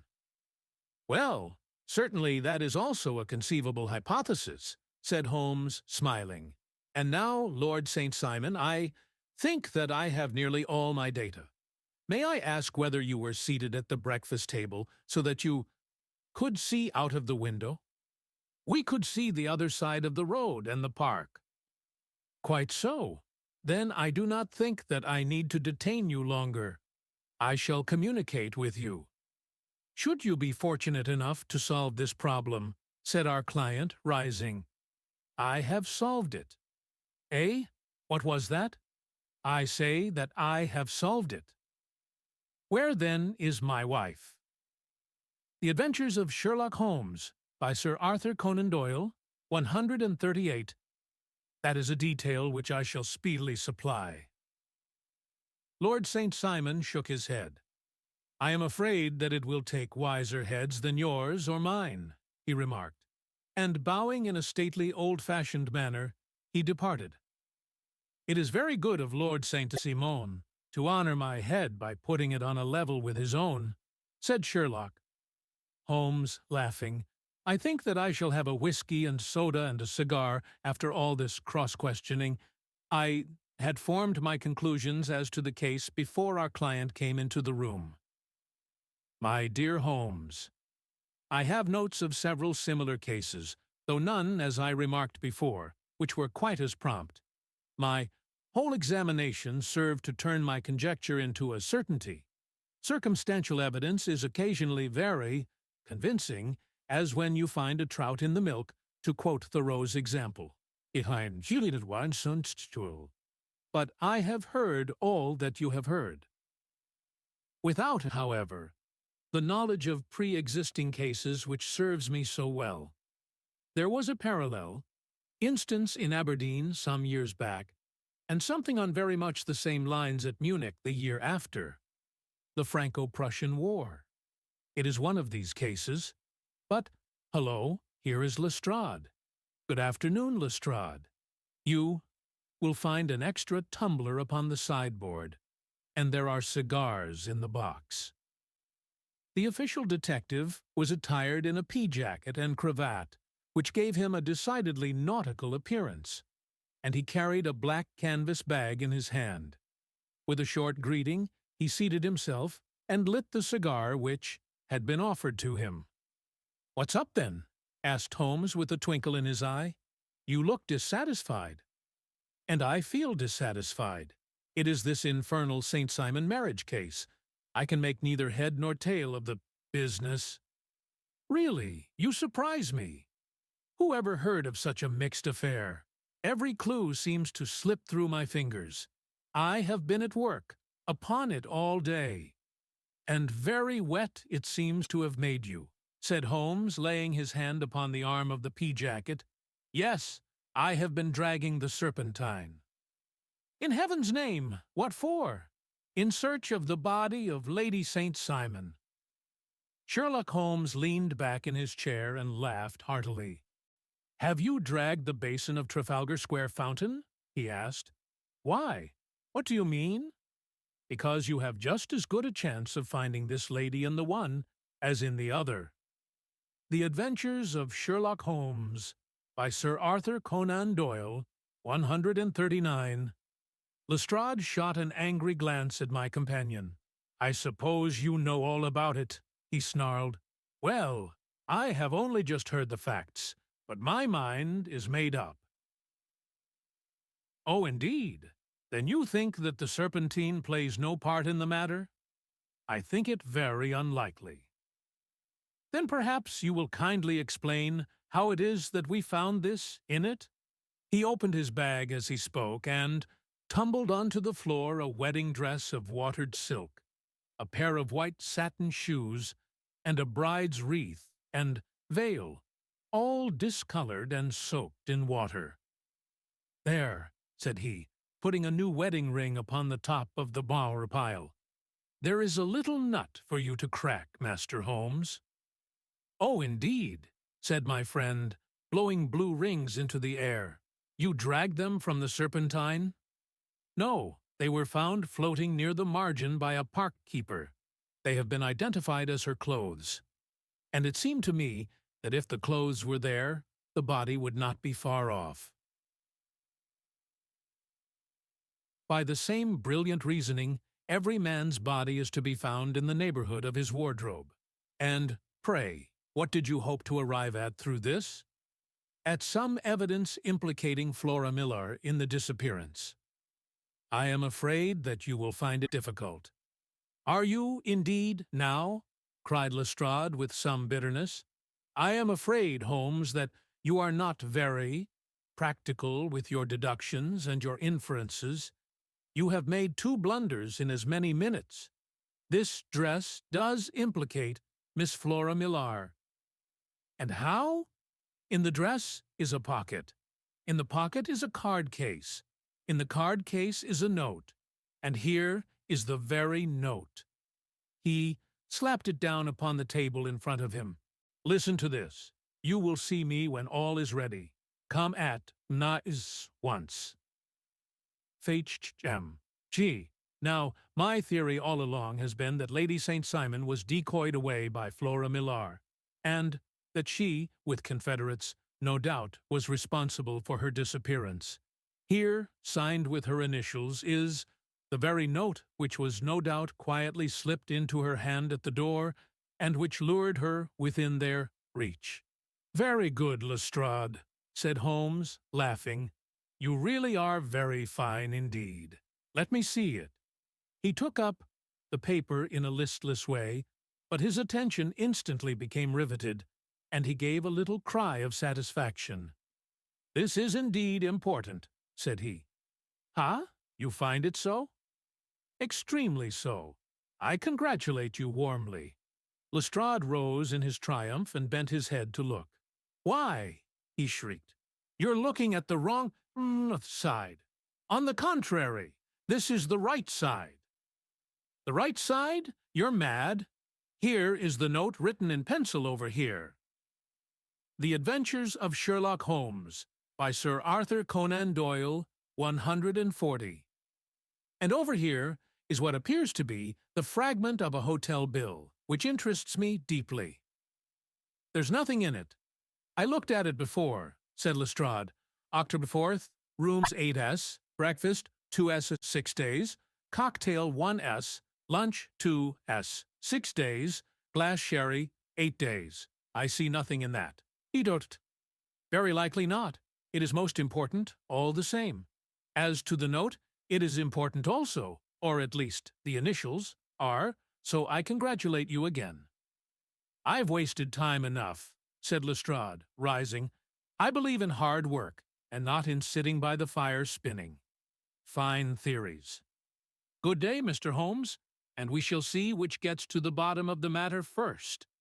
He gathered up the garments, thrust them into the bag, and made for the door. "Just one hint to you, Lestrade," drawled Holmes before his rival vanished. "I will tell you the true solution of the matter. Lady St. Simon is a myth. There is not, and there never has been, any such person." Lestrade looked sadly at my companion. Then he turned to me, tapped his forehead 3 times, shook his head solemnly, and hurried away.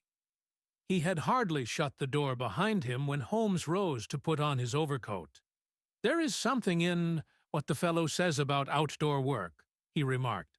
"So I think, Watson, that I must leave you to your papers for a little." It was after 5 o'clock when Sherlock Holmes left me, but I had no time to be lonely, for within an hour there arrived a confectioner's man with a very large flat box. This he unpacked with the help of a youth whom he had brought with him, and presently, to my very great astonishment, a quite Epicurean little cold supper began to be laid out upon our humble lodging-house mahogany. There were a couple of brace of cold, woodcock, a pheasant, a pâté de foie gras pie, with a group of ancient and cobwebby bottles. Having laid out all these luxuries, my 2 visitors vanished away, like the genii of the Arabian Nights, with no explanation, save that the things had been paid for and were ordered to this address. Just before 9 o'clock, Sherlock Holmes stepped briskly into the room. His features were gravely set, but there was a light in his eye which made me think that he had not been disappointed in his conclusions. "They have laid the supper, then?" he said, rubbing his hands.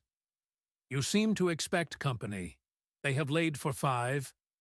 "Yes, I fancy we may have some company dropping in," said he.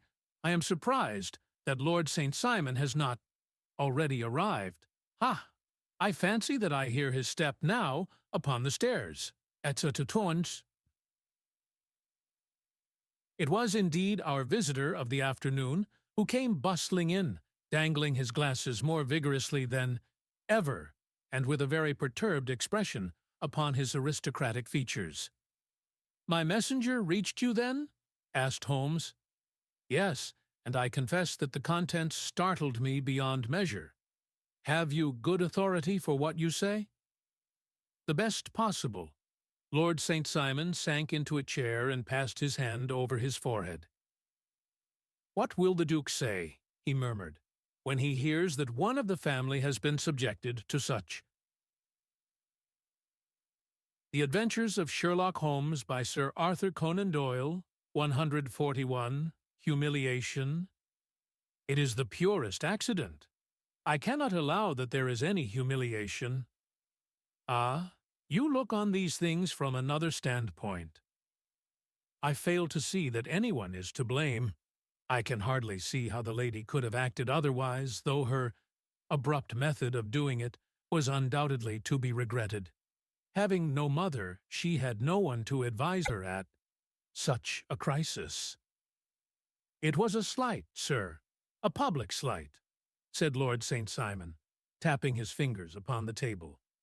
"You must make allowance for this poor girl, placed in so unprecedented a position." "I will make no allowance. I am very angry indeed, and I have been shamefully used." "I think that I heard a ring," said Holmes. "Yes, there are steps on the landing. If I cannot persuade you to take a lenient view of the matter, Lord St. Simon, I have brought an advocate here who may be more successful." He opened the door and ushered in a lady and gentleman. "Lord St. Simon," said he, "allow me to introduce you to Mr. and Mrs. Francis Hay Moulton. The lady, I think, you have already met." At the sight of these newcomers, our client had sprung from his seat and stood very erect, with his eyes cast down and his hand thrust into the breast of his frock coat, a picture of offended dignity. The lady had taken a quick step forward and had held out her hand to him, but he still refused to raise his eyes. It was as well for his resolution, perhaps, for her pleading face was one which it was hard to resist. "You're angry, Robert," said she. "Well, I guess you have every cause to be." "Pray make no apology to me," said Lord St. Simon bitterly.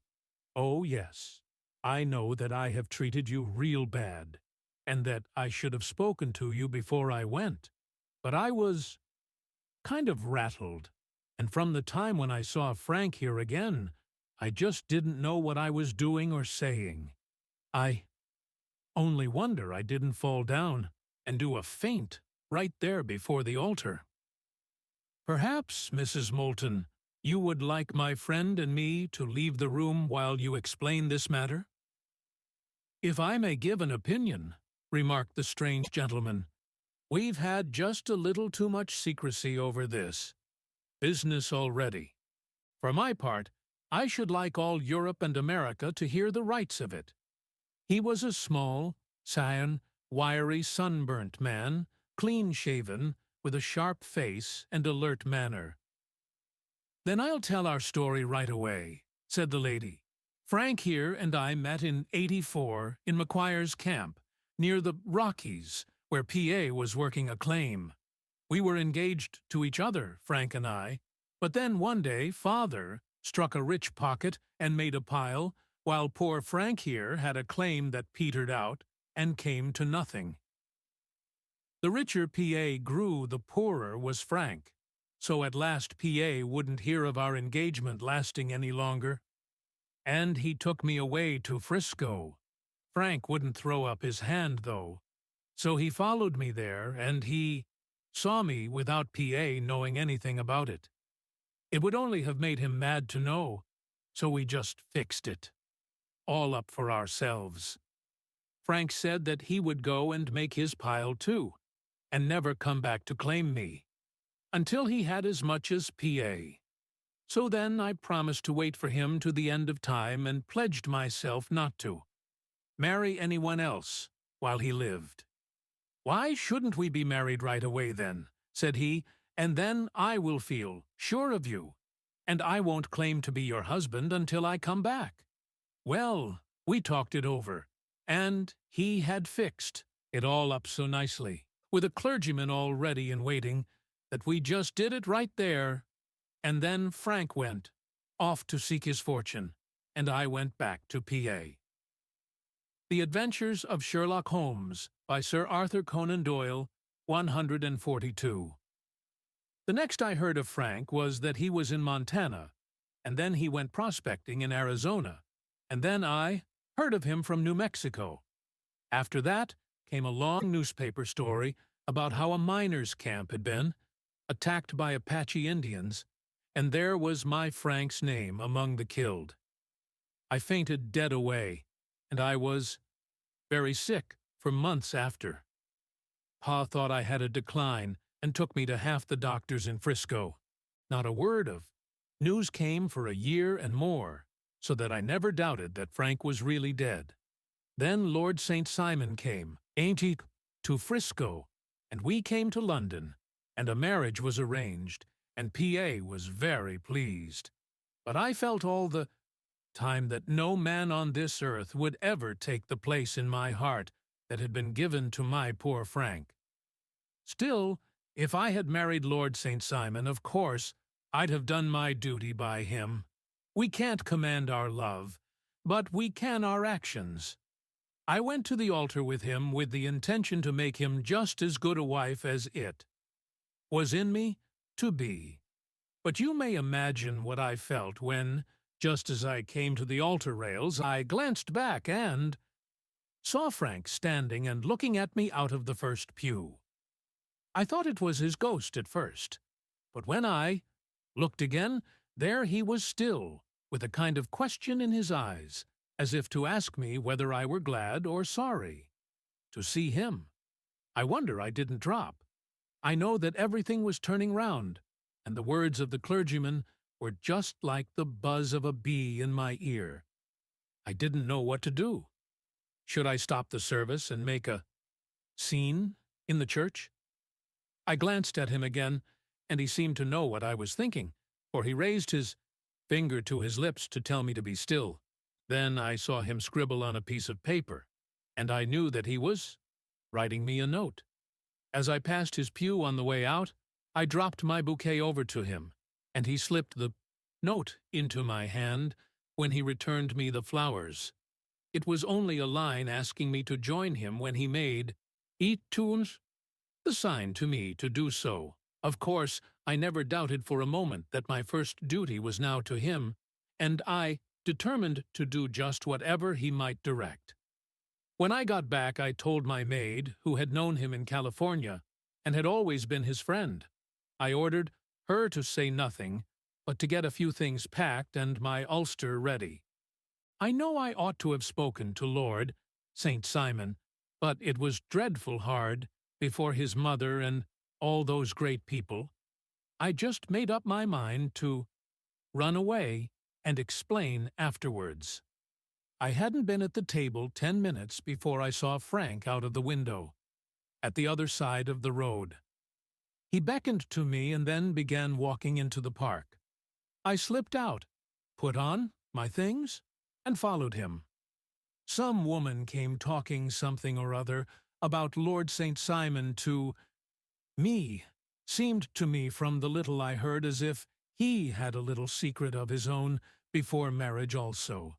But I managed to get away from her and soon overtook Frank. We got into a cab together, and away we drove to some lodgings he had taken in Gordon Square, and that was my true wedding after all those years of waiting. Frank had been a prisoner among the Apaches, had escaped, came on to Frisco, found that I had given him up for dead, and had gone to England, followed me there, and had come upon me at last on the very morning of my second wedding. "C'est un enfant ernst tidum." I saw it in a paper, explained the American. It gave the name and the church, but not where the lady lived. Then we had a talk as to what we should do, and Frank was all for openness, but I was so ashamed of it all that I felt as if I should like to vanish away and never see any of them again. Just sending a line to P.A., perhaps, to show him that I was alive. It was awful to me to think of all those lords and ladies sitting round that breakfast table and waiting for me to come back. So Frank took my wedding clothes and things and made a bundle of them so that I should not be traced, and dropped them away somewhere where no one could find them. It is likely that we should have gone on to Paris tomorrow, only that this good gentleman, Mr. Holmes, came round to us this evening, though how he found us is more than I can think, and he showed us very clearly and kindly that I was wrong, and that Frank was right, and that we should be putting ourselves in the wrong if we were so secret. Then he offered to give us a chance of talking to Lord St. Simon alone, and so we came right away round to his rooms at once. Now, Robert, you have heard it all, and I am very sorry if I have given you pain, and I hope that you do not think very meanly of me. Karst. Lord St. Simon had by no means relaxed his rigid attitude, but had listened with a frowning brow and a compressed lip to this long narrative. The Adventures of Sherlock Holmes, by Sir Arthur Conan Doyle, 143. "Excuse me," he said, "but it is not my custom to discuss my most intimate personal affairs in this public manner." "Then you won't forgive me? You won't shake hands before I go?" "Oh, certainly, if it would give you any pleasure." He put out his hand and coldly grasped that which she extended to him. "I had hoped," suggested Holmes, "that you would have joined us in a friendly supper." "I think that there you ask a little too much," responded his lordship. "I may be forced to acquiesce in these recent developments, but I can hardly be expected to make merry over them. I think that, with your permission, I will now wish you all a very good night." He included us all in a sweeping bow and stalked out of the room.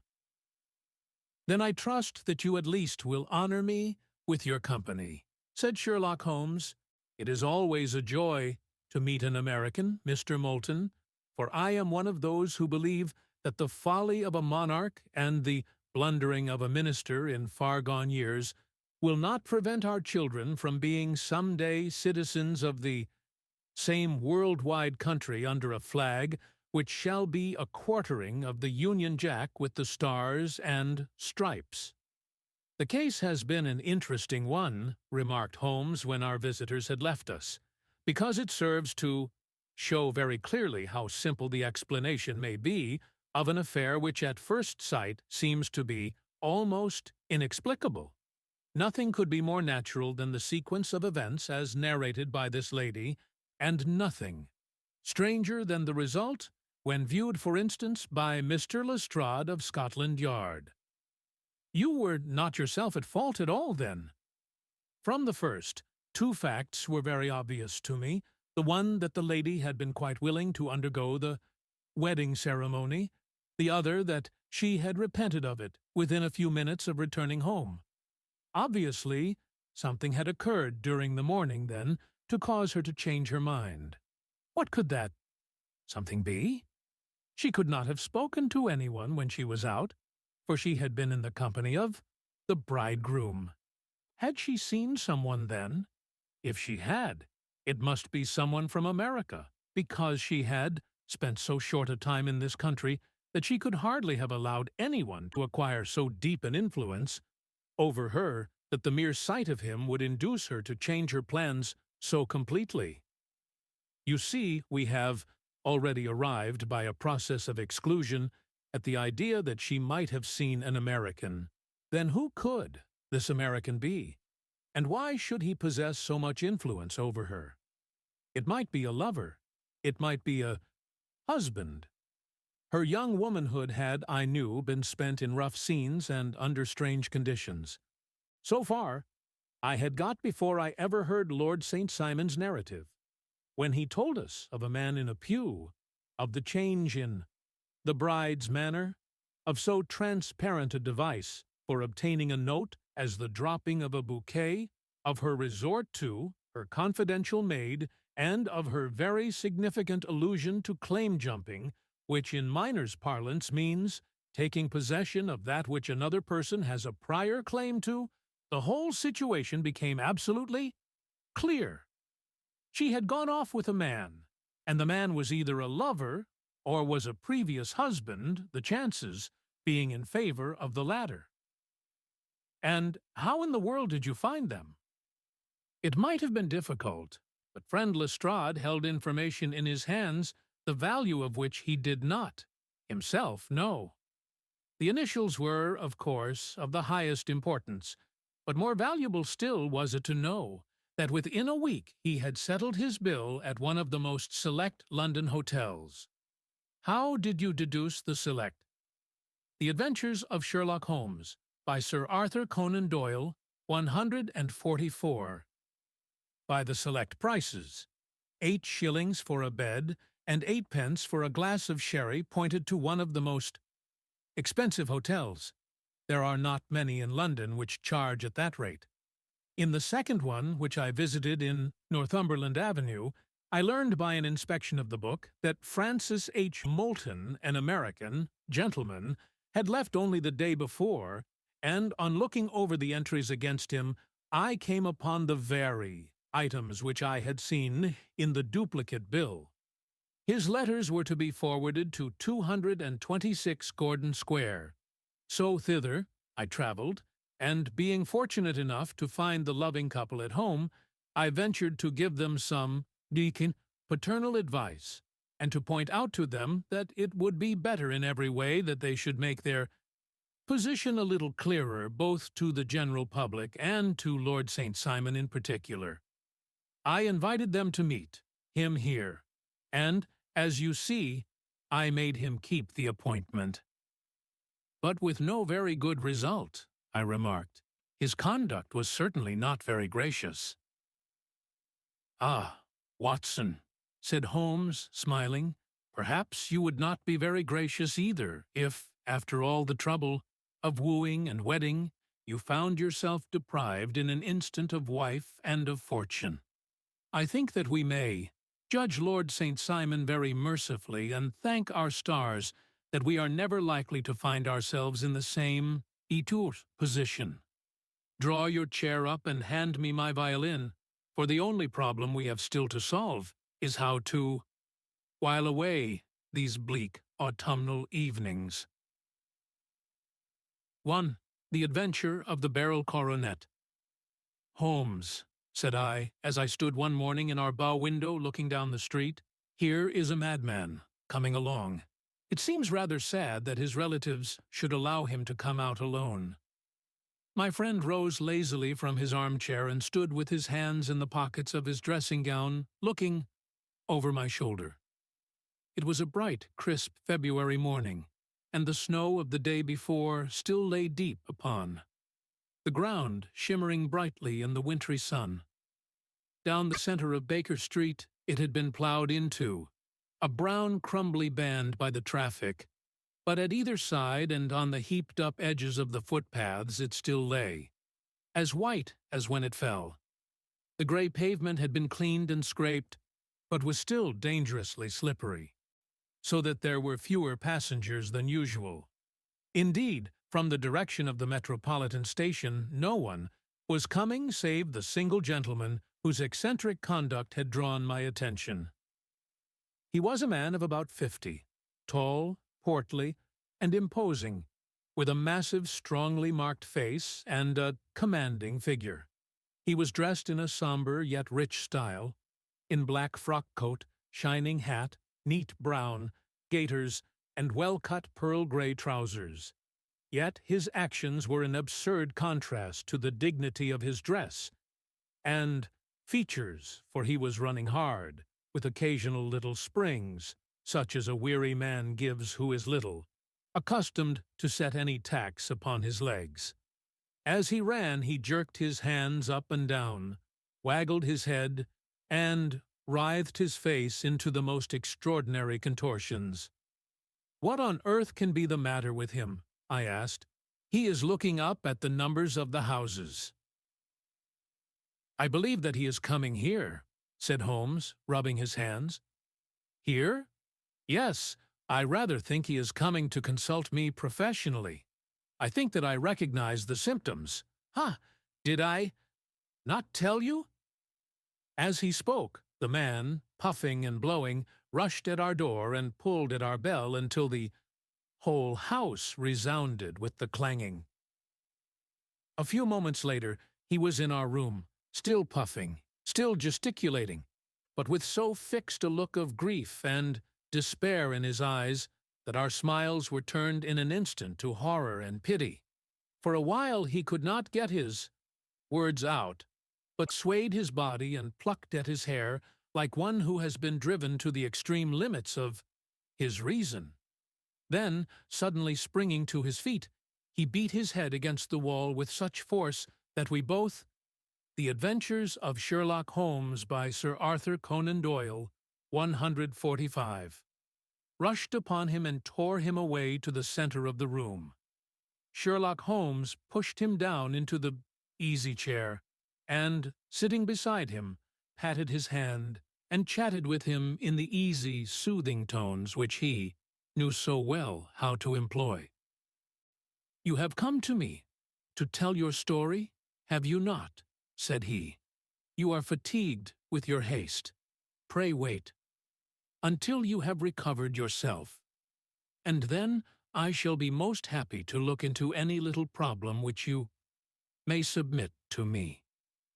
The man sat for a minute or more, with a heaving chest, fighting against his emotion. Then he passed his handkerchief over his brow, set his lips tight, and turned his face towards us. "No doubt you think me mad," said he. "I see that you have had some great trouble," responded Holmes. "God knows I have. A trouble which is enough to unseat my reason, so sudden and so terrible is it. Public disgrace I might have faced, although I am a man whose character has never yet borne a stain. Private affliction also is the lot of every man, but the two coming together, and in so frightful a form, have been enough to shake my very soul. Besides, it is not I alone. The very noblest in the land may suffer unless some way be found out of this horrible affair." "Pray compose yourself, sir," said Holmes, "and let me have a clear account of who you are and what it is that has befallen you." "My name," answered our visitor, "is probably familiar to your ears. I am Alexander Holder of the banking firm of Holder Stevenson of Threadneedle Street." The name was indeed well known to us as belonging to the senior partner in the second largest private banking concern in the City of London. What could have happened, then, to bring one of the foremost citizens of London to this most pitiable pass? We waited, all curiosity, until with another effort he braced himself to tell his story. "I feel that time is of value," said he.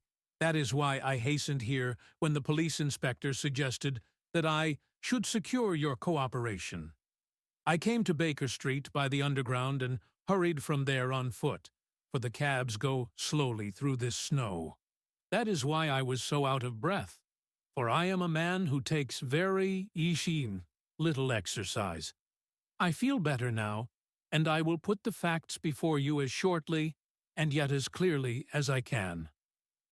It is, of course, well known to you that in a successful banking business as much depends upon our being able to find remunerative investments for our funds as upon our increasing our connection and the number of our depositors.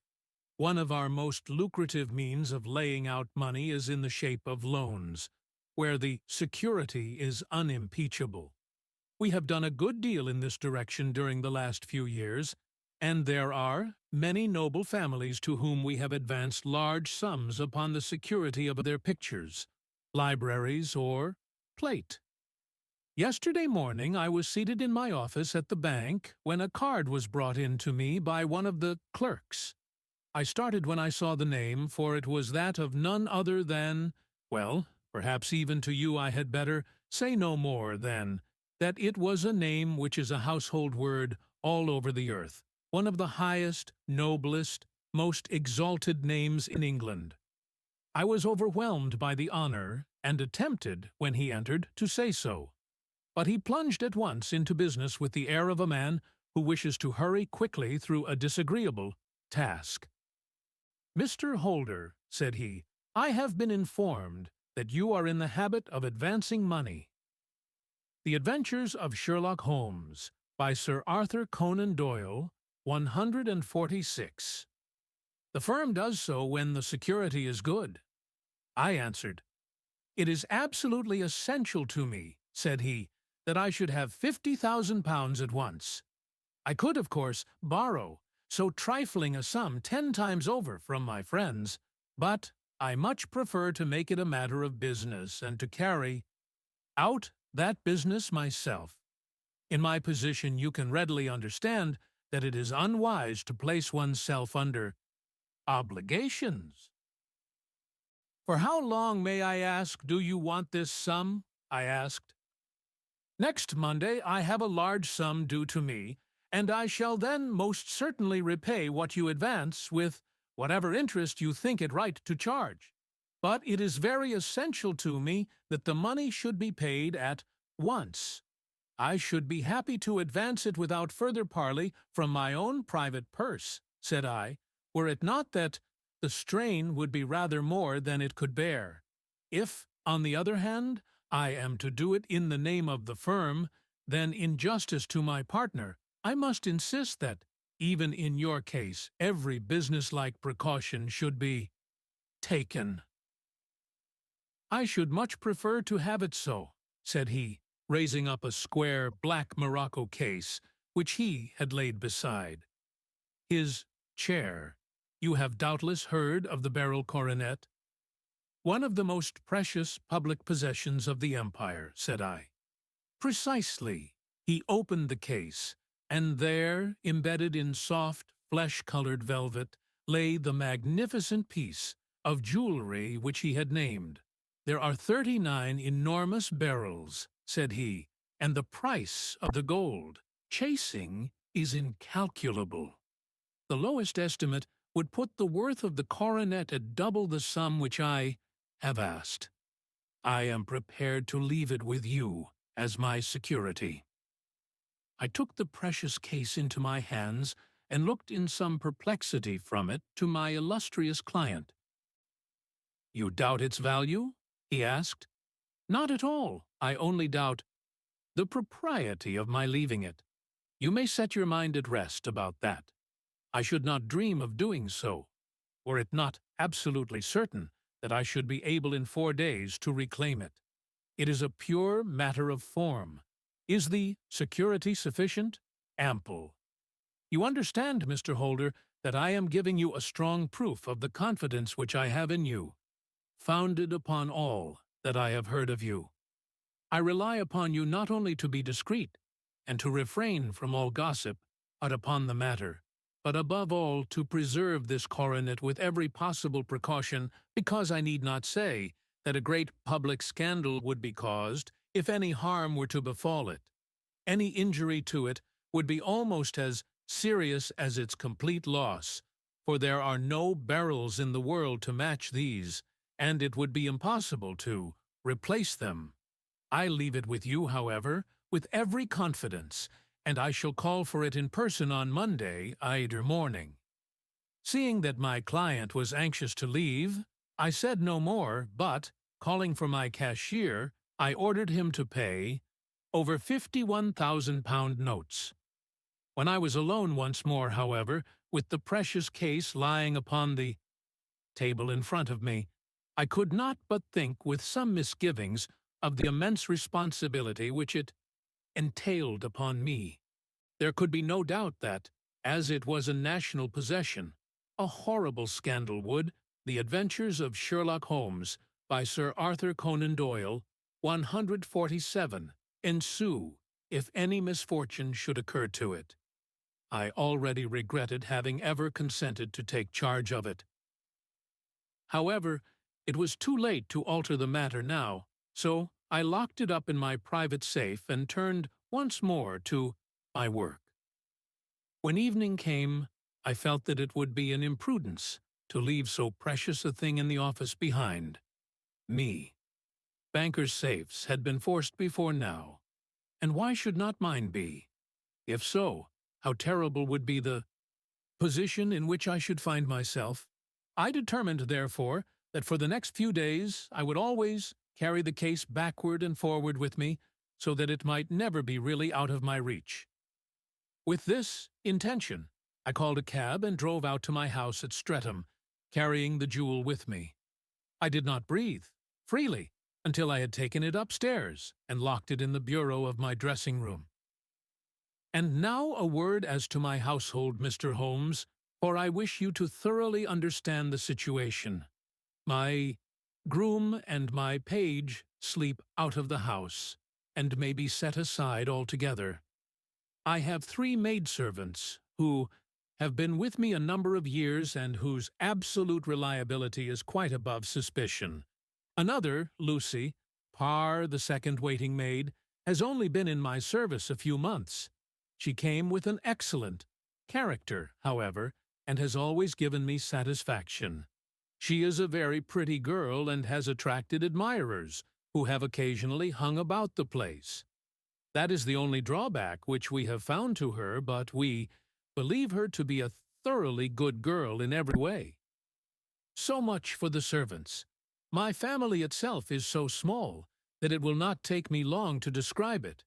I am a widower and have an only son, Arthur. He has been a disappointment to me, Mr. Holmes, a grievous disappointment. I have no doubt that I am myself to blame. People tell me that I have spoiled him. Very likely, I have. When my dear wife died, I felt that he was all I had to love. I could not bear to see the smile fade even for a moment from his face. I have never denied him a wish. Perhaps it would have been better for both of us, had I been sterner, but I meant it for the best. It was naturally my intention that he should succeed me in my business, but he was not of a business turn. He was wild, wayward, and, to speak the truth, I could not trust him in the handling of large sums of money. When he was young, he became a member of an aristocratic club, and there, having charming manners, he was soon the intimate of a number of men with long purses and expensive habits. He learned to play heavily at cards and to squander money on the turf, until he had again and again to come to me and implore me to give him an advance upon his allowance, that he might settle his debts of honor. He tried more than once to break away from the dangerous company which he was keeping, but each time the influence of his friend, Sir George Burnwell, was enough to draw him back again. And, indeed, I could not wonder that such a man as Sir George Burnwell should gain an influence over him, for he has frequently brought him to my house, and I have found myself that I could hardly resist the fascination of his manner. He is older than Arthur, a man of the world to his fingertips, one who had been everywhere, seen everything, a brilliant talker, and a man of great personal beauty. Yet, when I think of him in cold blood, far away from the glamour of his presence, I am convinced from his cynical speech and the look which I have caught in his eyes that he is one who should be deeply distrusted. So I think, and so too thinks my little Mary, who has a woman's quick insight into character. And now there is only she to be described. She is my niece, but when my brother died 5 years ago and left her alone in the world, I adopted her, and have looked upon her ever since as my daughter. She is a sunbeam in my house, sweet, loving, beautiful, a wonderful manager and housekeeper, yet as tender and quiet and gentle as a woman could be. She is my right hand. I do not know what I could do without her. In only one matter has she ever gone against my wishes. Twice my boy has asked her to marry him, for he loves her devotedly, but each time she has refused him. I think that if anyone could have drawn him into the right path, it would have been she, and that his marriage might have changed his whole life. But now, alas, it is too late, forever too late. The Adventures of Sherlock Holmes by Sir Arthur Conan Doyle. 148. Now, Mr. Holmes, you know the people who live under my roof, and I shall continue with my miserable years. When we were taking coffee in the drawing-room that night after dinner, I told Arthur and Mary my experience, and of the precious treasure which we had under our roof, suppressing only the name of my client. Lucy Parr, who had brought in the coffee, had, I am sure, left the room, but I cannot swear that the door was closed. Mary and Arthur were much interested and wished to see the famous coronet, but I thought it better not to disturb it. "Where have you put it?" asked Arthur. "In my own bureau." "Well, I hope to goodness the house won't be burgled during the night," said he. "It is locked up," I answered. "Oh, any old key will fit that bureau. When I was a youngster, I have opened it myself with the key of the box-room cupboard." He often had a wild way of talking, so that I thought little of what he said. He followed me to my room, however, that night with a very grave face. "Look here, Dad," said he with his eyes cast down, "can you let me have £200? "No, I cannot," I answered sharply. "I have been far too generous with you in money matters." "You have been very kind," said he, "but I must have this money, or else I can never show my face inside the club again." "And a very good thing, too," I cried. "Yes, but you would not have me leave it a dishonored man," said he. "I could not bear the disgrace. I must raise the money in some way, and if you will not let me have it, then I must try other means." I was very angry, for this was the third demand during the month. "You shall not have a farthing from me," I cried, on which he bowed and left the room without another word. When he was gone, I unlocked my bureau, made sure that my treasure was safe, and locked it again. Then I started to go round the house to see that all was secure, a duty which I usually leave to Mary, but which I thought it well to perform myself that night. As I came down the stairs, I saw Mary herself at the side window of the hall, which she closed and fastened as I approached. "Tell me, Dad," said she, looking, I thought, a little disturbed, "did you give Lucy, the maid, leave to go out tonight?" "Certainly not.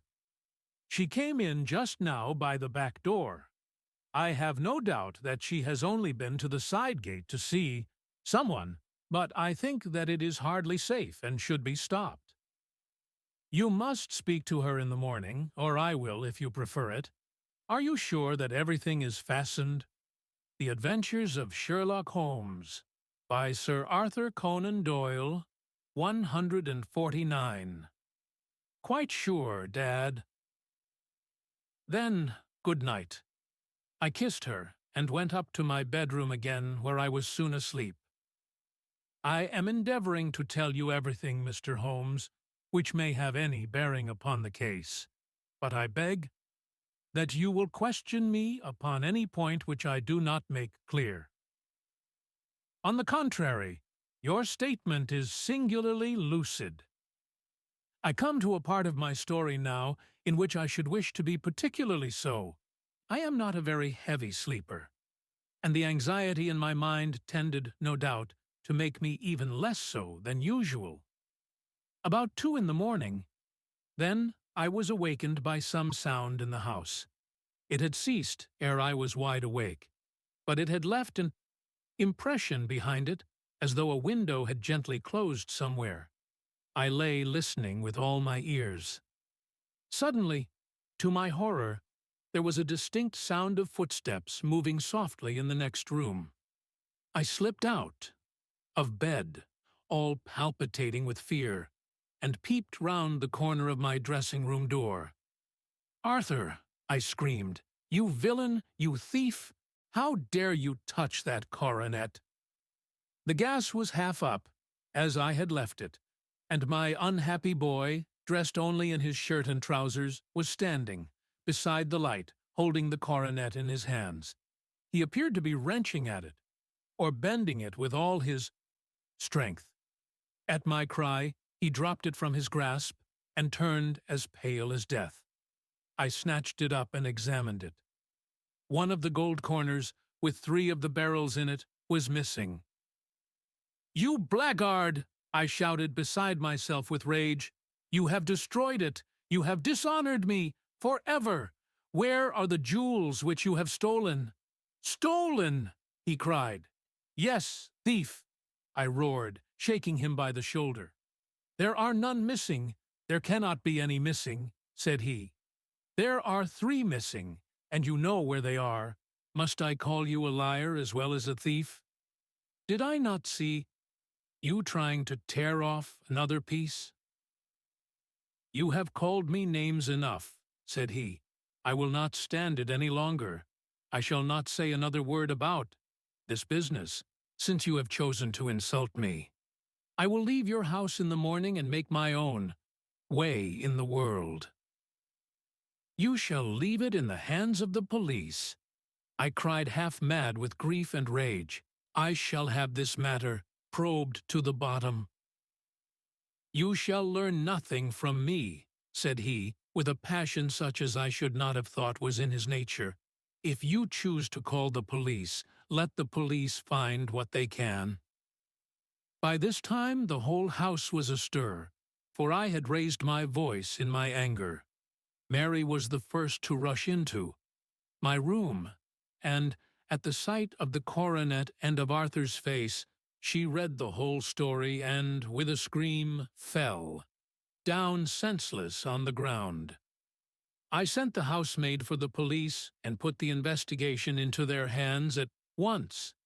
When the inspector and a constable entered the house, Arthur, who had stood sullenly with his arms, my setons folded, asked me whether it was my intention to charge him with theft.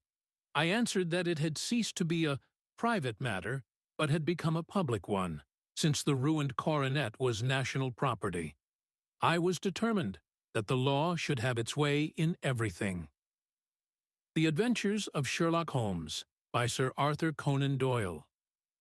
150. "At least," said he, "you will not have me arrested at once. It would be to your advantage as well as mine if I might leave the house for 5 minutes."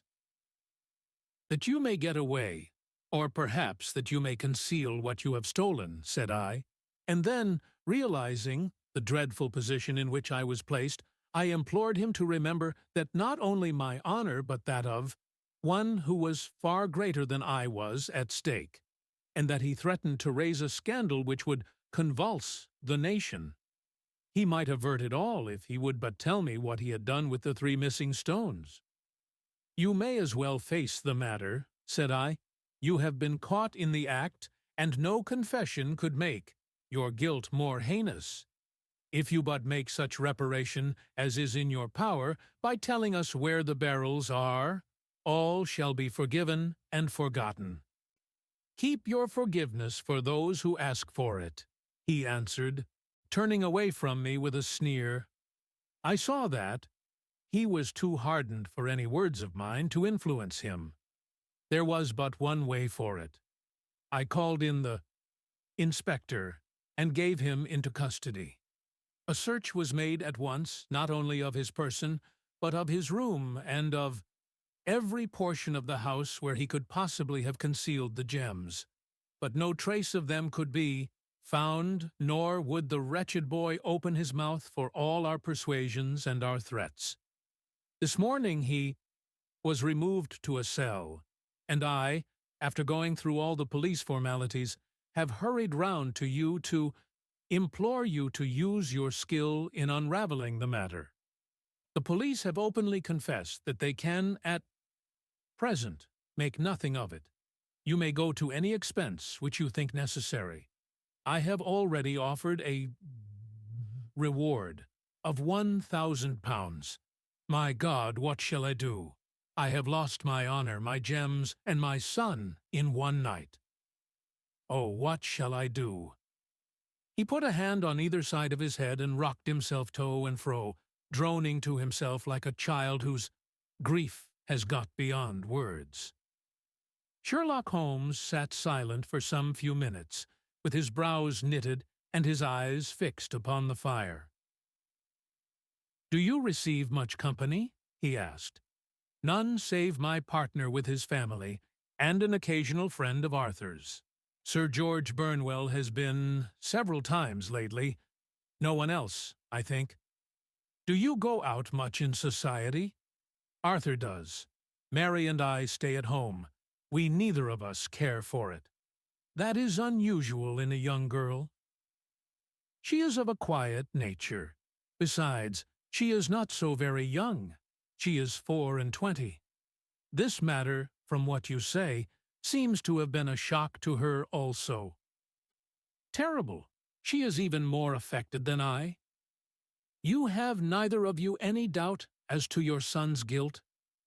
How can we have, when I saw him with my own eyes, with the coronet in his hands? I hardly consider that a conclusive proof. Was the remainder of the coronet at all injured? Yes, it was twisted. The Adventures of Doyle, Sherlock Holmes, by Sir Arthur Conan Doyle, 151. Do you not think, then, that he might have been trying to straighten it? God bless you! You are doing what you can for him and for me. But it is too heavy a task. What was he doing there at all? If his purpose were innocent, why did he not say so? Precisely. And if it were guilty, why did he not invent a lie? His silence appears to me to cut both ways. There are several singular points about the case. What did the police think of the noise which awoke you from your sleep? They considered that it might be caused by Arthur's closing his bedroom door. A likely story, as if a man bent on felony would slam his door so as to wake a household. What did they say? Then, of the disappearance of these gems? They are still sounding the planking and probing the furniture in the hope of finding them. Have they thought of looking outside the house? Yes, they have shown extraordinary energy. The whole garden has already been minutely examined. Now, my dear sir, said Holmes, is it not obvious to you now that this matter really strikes very much, deeper than either you or the police were at first inclined to think? It appeared to you to be a simple case.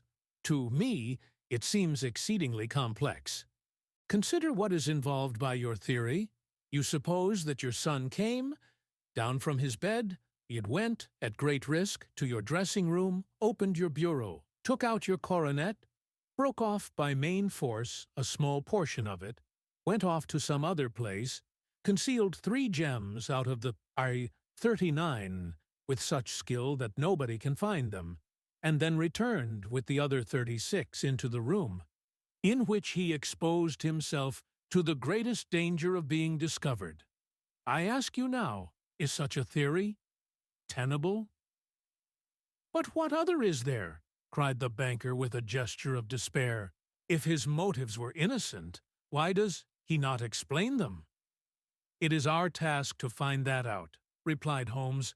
So now, if you please, Mr. Holder, we will set off for Streatham together, and devote an hour to glancing a little more closely into details. My friend insisted upon my accompanying them in their expedition, which I was eager enough to do, for my curiosity and sympathy were deeply stirred by the story to which we had listened. I confess that the guilt of the banker's son appeared to me to be as obvious as it did to his unhappy father, but still I had such faith in Holmes' judgment that I felt that there must be some grounds for hope as long as he was dissatisfied with the accepted explanation. He hardly spoke a word the whole way out to the southern suburb, but sat with his chin upon his breast and his hat drawn over his eyes, sunk in the deepest thought. Our client appeared to have taken fresh heart at the little glimpse of hope which had been presented to him, and he even broke into a desultory chat with me over his business affairs. A short railway journey and a shorter walk brought us to Fairbank, the modest residence of the great financier. Fairbank was a good-sized square house of white stone, standing back a little from the road. A double carriage sweep with a snow-clad lawn stretched down in front to 2 large iron gates, which closed the entrance.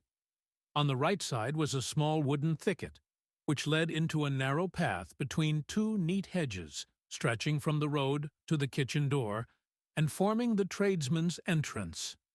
On the left ran a lane which led to the stables, and was not itself within the grounds at all, being a public, though little used, thoroughfare. Holmes left us standing at the door and walked slowly all round the house, across the front, down the tradesman's path, and so round by the garden behind into the stable lane. So long was he that The Adventures of Sherlock Holmes by Sir Arthur Conan Doyle, 152. Holder and I went into the dining room and waited by the fire until he should return. We were sitting there in silence, when the door opened and a young lady came in. She was rather above the middle height, slim, with dark hair and eyes, which seemed the darker against the absolute pallor of her skin.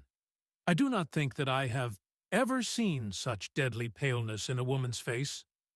Her lips, too, were bloodless, but her eyes were flushed with crying. As she swept silently into the room, she impressed me with a greater sense of grief than the banker had done in the morning, and it was the more striking in her as she was evidently a woman of strong character, with immense capacity for self-restraint. Disregarding my presence, she went straight to her uncle and passed her hand over his head with a sweet womanly caress. "You have given orders that Arthur should be liberated, have you not, Dad?" she asked. "No, no, my girl. The matter must be probed to the bottom. But I am so sure that he is innocent. You know what woman's instincts are. I know that he has done no harm, and that you will be sorry for having acted so harshly." "Why is he silent, then, if he is innocent?" "Who knows? Perhaps because he was so angry that you should suspect him." "How could I help suspecting him when I actually saw him with the coronet in his hand?" "Oh, but he had only picked it up to look at it. Oh, do take my word for it that he is innocent. Let the matter drop and say no more. It is so dreadful to think of our dear Arthur in prison. I shall never let it drop until the gems are found. Never, Mary. Your affection for Arthur blinds you as to the awful consequences to me. Far from hushing the thing up, I have brought a gentleman down from London to inquire more deeply into it." "This gentleman?" she asked, facing round to me. "No, his friend. He wished us to leave him alone. He is round in the stable lane now." "The stable lane?" She raised her dark eyebrows. "What can he hope to find there?"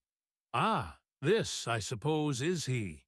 I trust, sir, that you will succeed in proving, what I feel sure is the truth, that my cousin Arthur is innocent of this crime?" "I fully share your opinion, and I trust with you that we may prove it," returned Holmes, going back to the mat to knock the snow from his shoes. "I believe I have the honor of addressing Miss Mary Holder. Might I ask you a question or two?" "Pray do, sir, if it may help to clear this horrible affair up." "You heard nothing yourself last night?" "Nothing, until my uncle here began to speak loudly. I heard that, and I came down." "You shut up the windows and doors the night before. Did you fasten all the windows?" "Yes." "Were they all fastened this morning?" The Adventures of Sherlock Holmes by Sir Arthur Conan Doyle, 153. "Yes." "You have a maid who has a sweetheart. I think that you remarked to your uncle last night that she had been out to see him?" "Yes, and she was the girl who waited in the drawing-room, and who may have heard uncle's remarks about the coronet." "Chut, I see. You infer that she may have gone out to tell her sweetheart, and that the two may have planned the robbery." "But what is the good of all these vague theories," cried the banker impatiently, "when I have told you that I saw Arthur with the coronet in his hands? Wait a little, Mr. Holder. We must come back to that. About this girl, Miss Holder. You saw her return by the kitchen door, I presume?" "Yes, when I went to see if the door was fastened for the night. I met her slipping in. I saw the man, too. in the gloom. "Do you know him?" "Oh, yes. He is the greengrocer who brings our vegetables round. His name is Francis Prosper." "He stood," said Holmes, "to the left of the door, that is to say, farther up the path than is necessary to reach the door." "Yes, he did."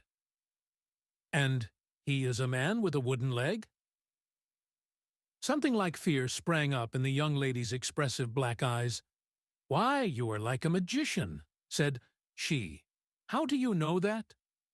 She smiled, but there was no answering smile in Holmes's thin, eager face.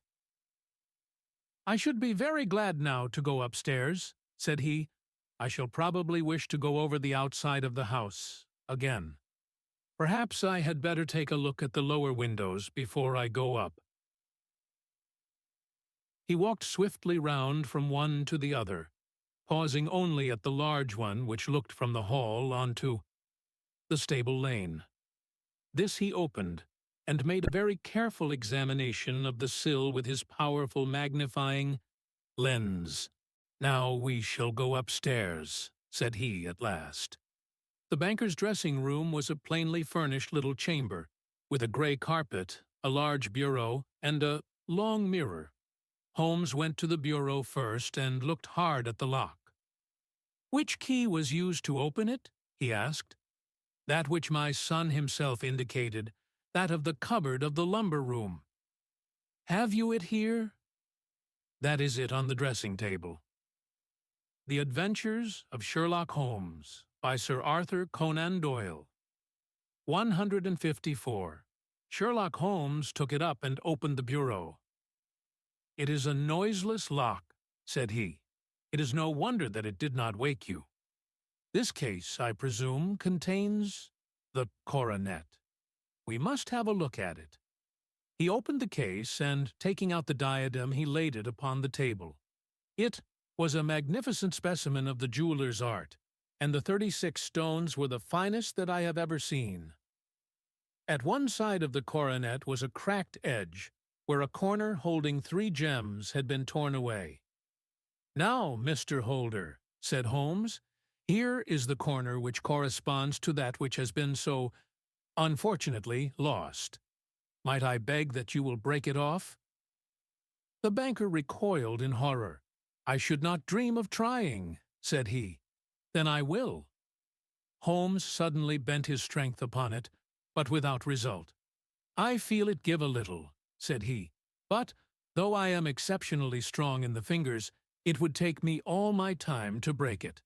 An ordinary man could not do it. Now, what do you think would happen if I did break it, Mr. Holder? There would be a noise like a pistol shot. Do you tell me that all this happened within a few yards of your bed, and that you heard nothing of it? I do not know what to think. It is all dark to me. But perhaps it may grow lighter as we go. What do you think, Miss Holder?" I confess that I still share my uncle's perplexity. "Your son had no shoes or slippers on when you saw him?" "He had nothing on, save only his trousers and shirt." "Thank you. We have certainly been favored with extraordinary luck during this inquiry, and it will be entirely our own fault if we do not succeed in clearing the matter up. With your permission, Mr. Holder, I shall now continue my investigations outside." He went alone, at his own request, for he explained that any unnecessary footmarks might make his task more difficult. For an hour or more he was at work, returning at last with his feet heavy with snow and his features as inscrutable as ever. "I think that I have seen now all that there is to see, Mr. Holder," said he. "I can serve you best by returning to my rooms." "But the gems, Mr. Holmes, where are they?" "I cannot tell." The banker wrung his hands. "I shall never see them again," he cried. "And my son? You give me hopes? My opinion is in no way altered." "Then, for God's sake, What was this dark business which was acted in my house last night? If you can call upon me at my Baker Street rooms tomorrow morning between 9 and 10, I shall be happy to do what I can to make it clearer. I understand that you give me carte blanche to act for you, provided only that I get back the gems, and that you place no limit on the sum I may draw.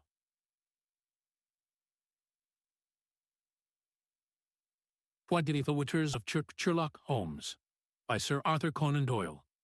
155. I would give my fortune to have them back. Very good. I shall look into the matter between this and then. Goodbye. It's just possible that I may have to come over here again before evening.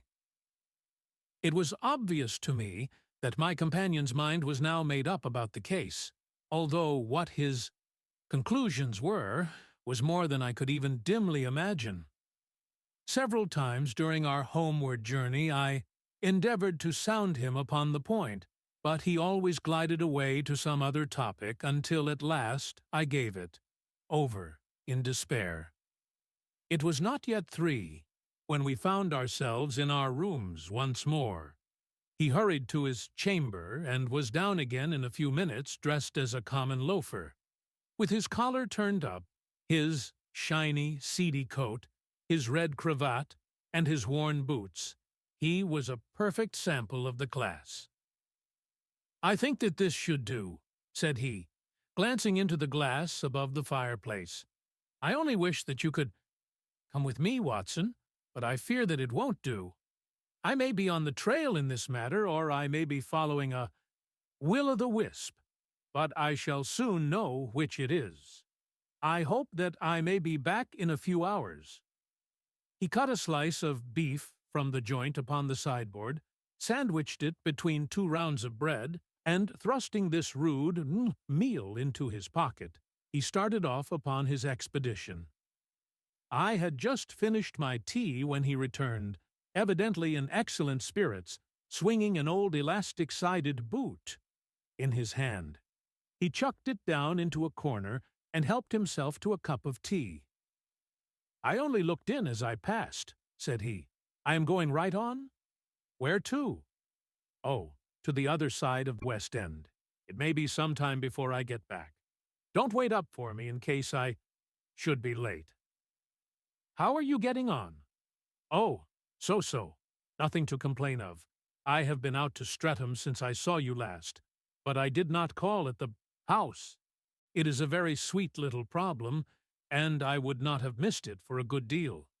However, I must not sit gossiping here, but must get these disreputable clothes off and return to my highly respectable self."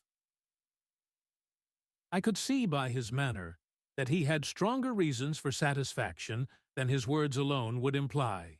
His eyes twinkled, and there was even a touch of color upon his sallow cheeks. He hastened upstairs, and a few minutes later I heard the slam of the hall door, which told me that he was off once more upon his congenial hunt. I waited until midnight, but there was no sign of his return, so I retired to my room. It was no uncommon wise thing for him to be away for days and nights on end when he was hot upon a scent, so that his lateness caused me no surprise. I do not know at what hour he came in, but when I came down to breakfast in the morning, there he was with a cup of coffee in one hand and the paper in the other, as fresh and trim as possible. "You will excuse my beginning without you, Watson," said he, "but you remember that our client has rather an early appointment this morning." "Why, it is after 9 now," I answered. "I should not be surprised if that were he. I thought I heard a ring." It was, indeed, our friend the financier. I was shocked by the change which had come over him, for his face, which was naturally of a broad and massive mold, was now pinched and fallen in, while his hair seemed to me at least a shade whiter. He entered with a weariness and lethargy which was even more painful than his. The Adventures of Sherlock Holmes by Sir Arthur Conan Doyle, 156. violence of the morning before, and he dropped heavily into the armchair which I pushed forward for him. "I do not know what I have done to be so severely tried," said he. "Only 2 days ago I was a happy and prosperous man without a care in the world. Now I am left to a lonely and dishonored age. One sorrow comes close upon the heels of another. My niece, Mary, has deserted me." "Deserted you?" "Yes. Her bed this morning had not been slept in. Her room was empty, and a note for me lay upon the hall table. I had said to her last night in sorrow and not in anger that if she had married my boy all might have been well with him. Perhaps it was thoughtless of me to say so. It is to that remark that she refers in this note. My dearest uncle, I feel that I have brought trouble upon you, and that if I had acted differently, this terrible misfortune might never have occurred. I cannot, with this thought in my mind, ever again be happy under your roof, and I feel that I must leave you forever. Do not worry about my future, for that is provided. For, and above all, do not search for me, for it will be fruitless labor and an ill service to me. In life or in death, I am ever your loving Mary." What could she mean by that note, Mr. Holmes? Do you think it points to suicide? No, no, nothing of the kind. It is perhaps the best possible solution. I trust, Mr. Holder, that you are nearing the end of your troubles. Ha! You say so. You have heard something, Mr. Holmes. You have learned something. Where are the gems? You would not think £1,000 apiece an excessive sum for them? I would pay 10. That would be unnecessary. 3,000 will cover the matter. And there is a little reward, I fancy. Have you your checkbook? Here is a pen. Better make it out for £4,000. With a dazed face, the banker made out the required check. Holmes walked over to his desk, took out a little triangular piece of gold with 3 gems in it, and threw it down upon the table. With a shriek of joy, our client clutched it up.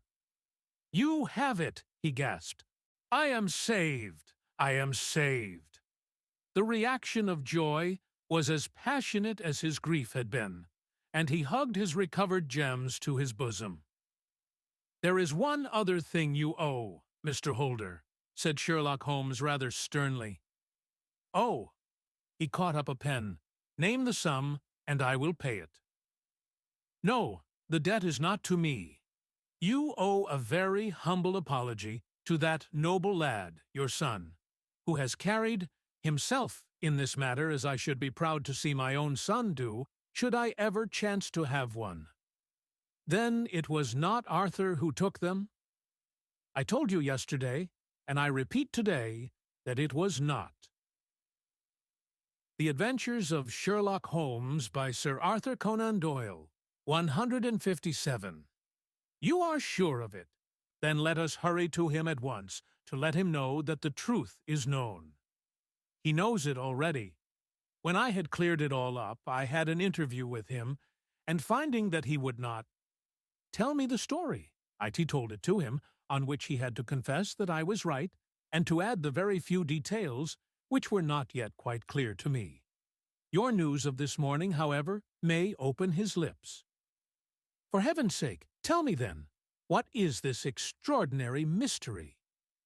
I will do so, and I will show you the steps by which I reached it. And let me say to you, first, that which it is hardest for me to say and for you to hear. There has been an understanding between Sir George Burnwell and your niece Mary. They have now fled together. My Mary? Impossible. It is unfortunately more than possible. It is certain. Neither you nor your son knew the true character of this man when you admitted him into your family circle. He is one of the most dangerous men in England, a ruined gambler, an absolutely desperate villain, a man without heart or conscience. Your niece knew nothing of such men. When he breathed his vows to her, as he had done to 100 before her, she flattered herself that she alone had touched his heart. The devil knows best what he said, but at least she became his tool, and was in the habit of seeing him nearly every evening. "I cannot, and I will not, believe it," cried the banker with an ashen face. "I will tell you then what occurred in your house last night. Your niece, when you had, as she thought, gone to your room, slipped down and talked to her lover through the window which leads into the stable lane. His footmarks had pressed right through the snow, so long had he stood there. She told him of the coronet. His wicked lust for gold kindled at the news, and he bent her to his will. I have no doubt that she loved you, but there are women in whom the love of a lover extinguishes all other loves, and I think that she must have been one. She had hardly listened to his instructions when she saw you coming downstairs, on which she closed the window rapidly and told you about one of the servants' escapade with her wooden-legged lover, which was all perfectly true. Your boy, Arthur, went to bed after his interview with you, but he slept badly on account of his uneasiness about his club debts. In the middle of the night, he heard a soft tread pass his door, so he rose and, looking out, was surprised to see his cousin walking very stealthily along the passage until she disappeared into your dressing-room. Petrified with astonishment, the lad slipped on some clothes and waited there in the dark to see what would come of this strange affair. Presently she emerged from the room again, and in the light of the passage lamp your son saw that she carried the precious coronet in her hands. She passed down the stairs, and he, thrilling with horror, ran along and slipped behind the curtain near your door, whence he could see what passed in the hall beneath. He saw her stealthily open the window, hand out the coronet to someone in the gloom, and then closing it once more, hurry back to her room, passing quite close to where he stood hid behind the curtain. As long as she was on the scene, he could not take any action without a horrible exposure of the woman whom he loved. But the instant that she was gone, he realized how crushing a misfortune this would be for you, and how all-important it was to set it right. He rushed down, just as he was, in his bare feet, opened the window, sprang out into the snow, and ran down the lane, where he could see a dark figure in the moonlight. Sir George Burnwell tried to get away, but Arthur caught him, and there was a struggle between them, your lad tugging at one side of the coronet and his opponent at the other. In the scuffle, your son struck Sir George and cut him over the eye. Then something suddenly snapped, and your son, finding that he had the coronet in his hands, rushed back, closed the window, ascended to your room, and had just observed that the coronet had been twisted in the struggle and was endeavoring to straighten it when you appeared upon the scene. The Adventures of Sherlock Holmes by Sir Arthur Conan Doyle, 158. "Is it possible?" gasped the banker. You then roused his anger by calling him names at a moment when he felt that he had deserved your warmest thanks. He could not explain the true state of affairs without betraying one who certainly deserved little enough consideration at his hands. He took the more chivalrous view, however, and preserved her secret. "And that was why she shrieked and fainted when she saw the coronet," cried Mr. Holder. "Oh, my God! What a blind fool I have been! And his asking to be allowed to go out for 5 minutes? The dear fellow wanted to see if the missing piece were at the scene of the struggle. How cruelly I have misjudged him. When I arrived at the house," continued Holmes, "I at once went very carefully round it, to observe if there were any traces in the snow which might help me. I knew that none had fallen since the evening before, and also that there had been a strong frost to preserve impressions. I passed along the tradesman's path, but found it all trampled down and indistinguishable. Just beyond it, however, at the far side of the kitchen door, a woman had stood and talked with a man whose round impressions on one side showed that he had a wooden leg. I could even tell that they had been disturbed, for the woman had run back swiftly to the door, as was shown by the deep toe and light heel marks, while Wooden Leg had waited a little and then had gone away. I thought at the time that this might be the maid and her sweetheart, of whom you had already spoken to me, and inquiry showed it was so. I passed round the garden without seeing anything more than random tracks, which I took to be the police. But when I got into the stable lane, a very long and complex story was written in the snow in front of me. There was a double line of tracks of a booted man, and a second double line, which I saw with delight, belonged to a man with naked feet. I was at once convinced from what you had told me that the latter was your son. The first had walked both ways, but the other had run swiftly, and as his tread was marked in places over the depression of the boot, it was obvious that he had passed after the other. I followed them up and found they led to the hall window, where Boots had worn all the snow away while waiting. Then I walked to the other end, which was 100 yards or more down the lane.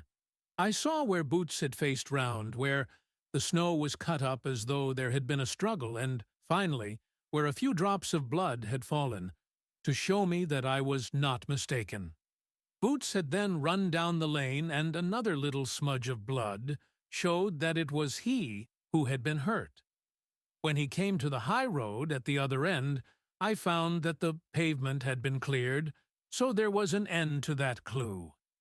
On entering the house, however, I examined, as you remember, the sill and framework of the hall window with my lens, and I could at once see that someone had passed out. I could distinguish the outline of an instep, where the wet foot had been placed in coming in. I was then beginning to be able to form an opinion as to what had occurred. A man had waited outside the window. Someone had brought the gems. The deed had been overseen by your son. He had pursued the thief, had struggled with him. They had each tugged at the coronet, their united strength causing injuries which neither alone could have effected. He had returned with the prize, but had left a fragment in the grasp of his opponent. So far I was clear. The question now was, who was the man, and who was it brought him the coronet? It is an old maxim of mine that when you have excluded the impossible, whatever remains, however improbable, must be the truth.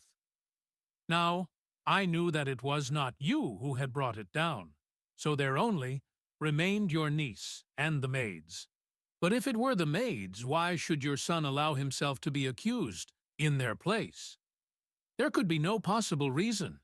As he loved his cousin, however, there was an excellent explanation why he should retain her secret, the more so as the secret was a disgraceful one. When I remembered that you had seen her at that window, and how she had fainted on seeing the coronet again, my conjecture became a certainty. And who could it be who was her confederate? A lover, evidently, for who else could outweigh the love? And The Adventures of Sherlock Holmes by Sir Arthur Conan Doyle, 159. Gratitude which she must feel to you.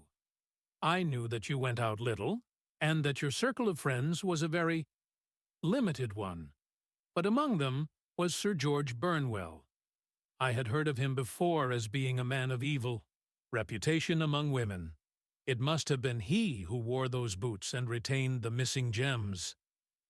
Even though he knew that Arthur had discovered him, he might still flatter himself that he was safe, for the lad could not say a word without compromising his own family.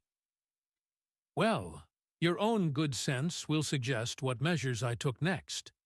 I went in the shape of a loafer to Sir George's house, managed to pick up an acquaintance with his valet, learned that his master had cut his head the night before, and, finally, at the expense of 6 shillings, made all sure by buying a pair of his cast-off shoes. With these, I journeyed down to Streatham and saw that they exactly fitted the tracks. Nein, so tidin. I saw an ill-dressed vagabond in the lane yesterday evening, said Mr. Holder. Precisely. It was I. I found that I had my man, so I came home and changed my clothes. It was a delicate part, which I had to play then, for I saw that a prosecution must be avoided to avert scandal, and I knew that, so astute a villain would see that our hands were tied in the matter. I went and saw him. At first, of course, he denied everything. But when I gave him every particular that had occurred, he tried to bluster and took down a life-preserver from the wall. I knew my man, however, and I clapped a pistol to his head before he could strike. Then he became a little more reasonable. I told him that we would give him a price for the stones he held, £1,000 apiece. That brought out the first signs of grief that he had shown. "Why, dash it all," said he, "I've let them go at 600 for the 3.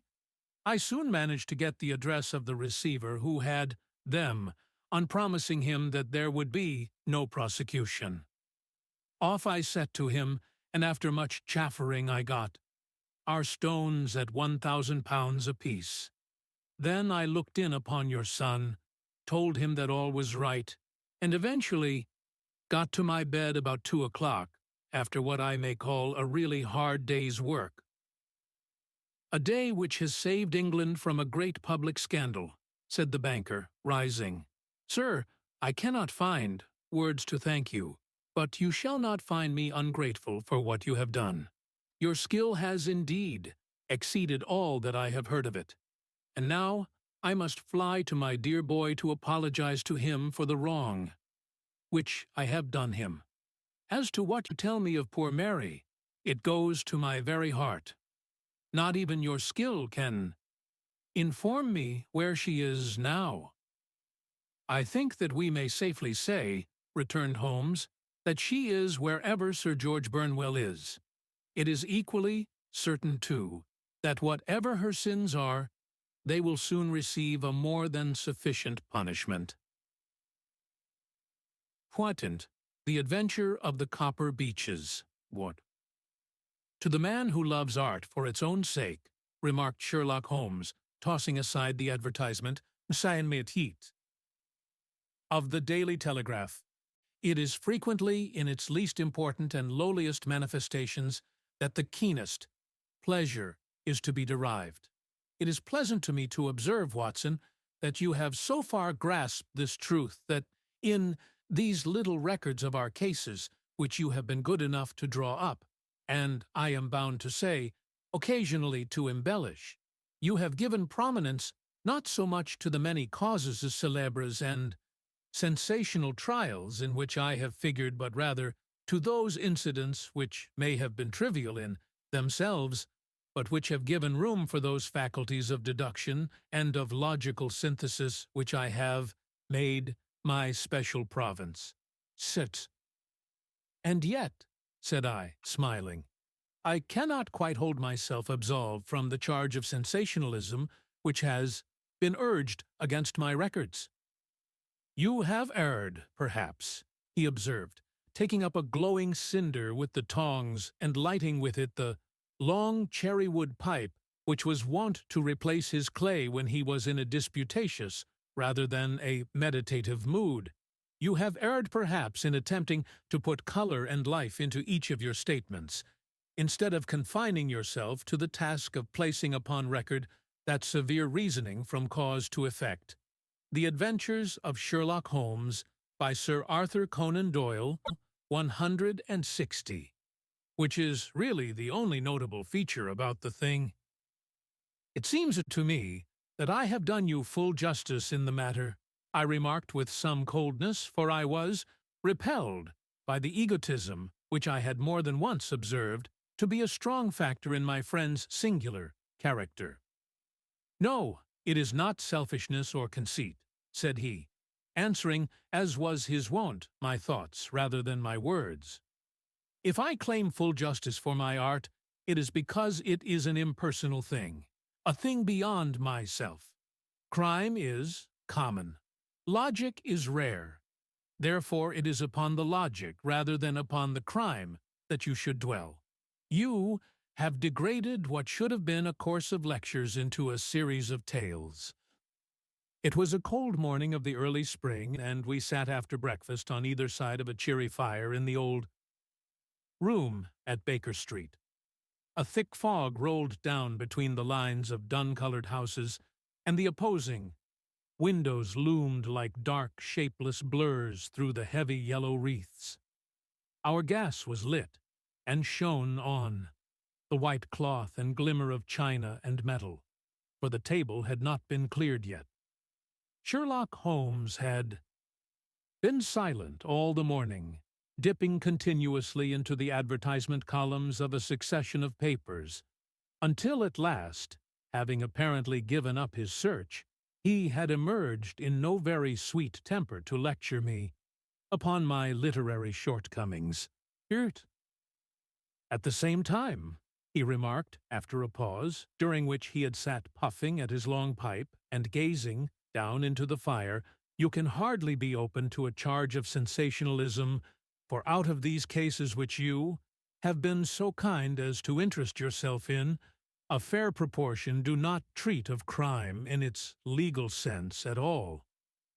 The small matter in which I endeavored to help the King of Bohemia, the singular experience of Miss Mary Sutherland, the problem connected with the man with the twisted lip, and the incident of the noble bachelor, were all matters which are outside the pale of the law.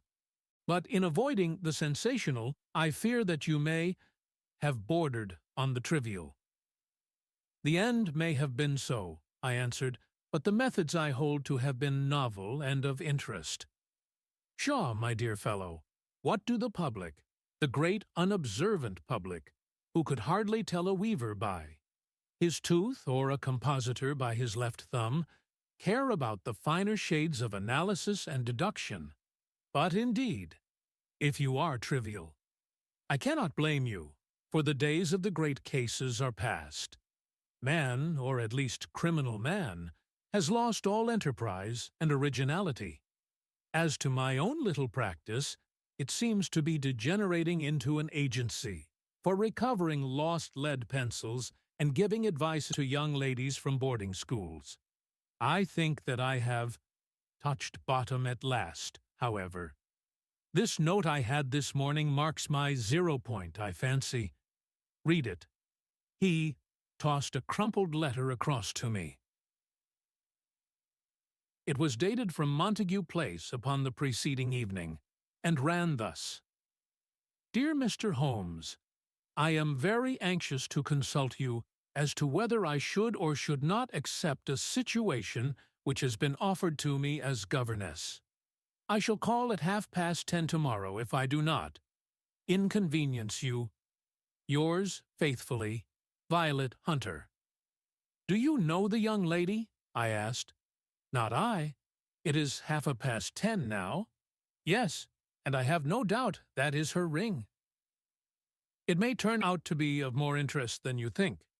You remember that the affair of the blue carbuncle, The Adventures of Sherlock Holmes by Sir Arthur Conan Doyle, 161, which appeared to be a mere whim at first, developed into a serious investigation. It may be so in this case also. Well, let us hope so, but our doubts will very soon be solved, for here, unless I am much mistaken, is the person in question." As he spoke, the door opened, and a young lady entered the room. She was plainly but neatly dressed, with a bright, quick face, freckled like a plover's egg, and with the brisk manner of a woman who has had her own way to make in the world. "You will excuse my troubling you, I am sure," said she, as my companion rose to greet her, "but I have had a very strange experience, and as I have no parents or relations of any sort from whom I could ask advice, I thought that perhaps you would be kind enough to tell me what I should do. Pray take a seat, Miss Hunter. I shall be happy to do anything that I can to serve you." I could see that Holmes was favorably impressed by the manner and speech of his new client. He looked her over in his searching fashion, and then composed himself, with his lids drooping and his fingertips together, to listen to her story. "I have been a governess for 5 years," said she, "in the family of Colonel Spence Munro. But 2 months ago the colonel received an appointment at Halifax, in Nova Scotia, and took his children over to America with him, so that I found myself without a situation.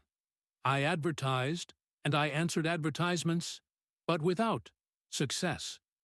At last, the little money which I had saved began to run short, and I was at my wits' end as to what I should do. There is a well-known agency for governesses in the West End called Westaway's, and there I used to call about once a week in order to see whether anything had turned up which might suit me. Westaway was the name of the founder of the business, but it is really managed by Miss Stoper. She sits in her own little office, and the ladies who are seeking employment wait in an anteroom, and are then shown in one by one, when she consults her ledgers and sees whether she has anything which would suit them. Well, when I called last week I was shown into the little office as usual, but I found that Miss Stoper was not alone. A prodigiously stout man with a very smiling face and a great heavy chin which rolled down in fold upon fold over his throat sat at her elbow with a pair of glasses on his nose, looking very earnestly at the ladies who entered. As I came in he gave quite a jump in his chair and turned quickly to Miss Stoper. "That will do," said he. "I could not ask for anything better.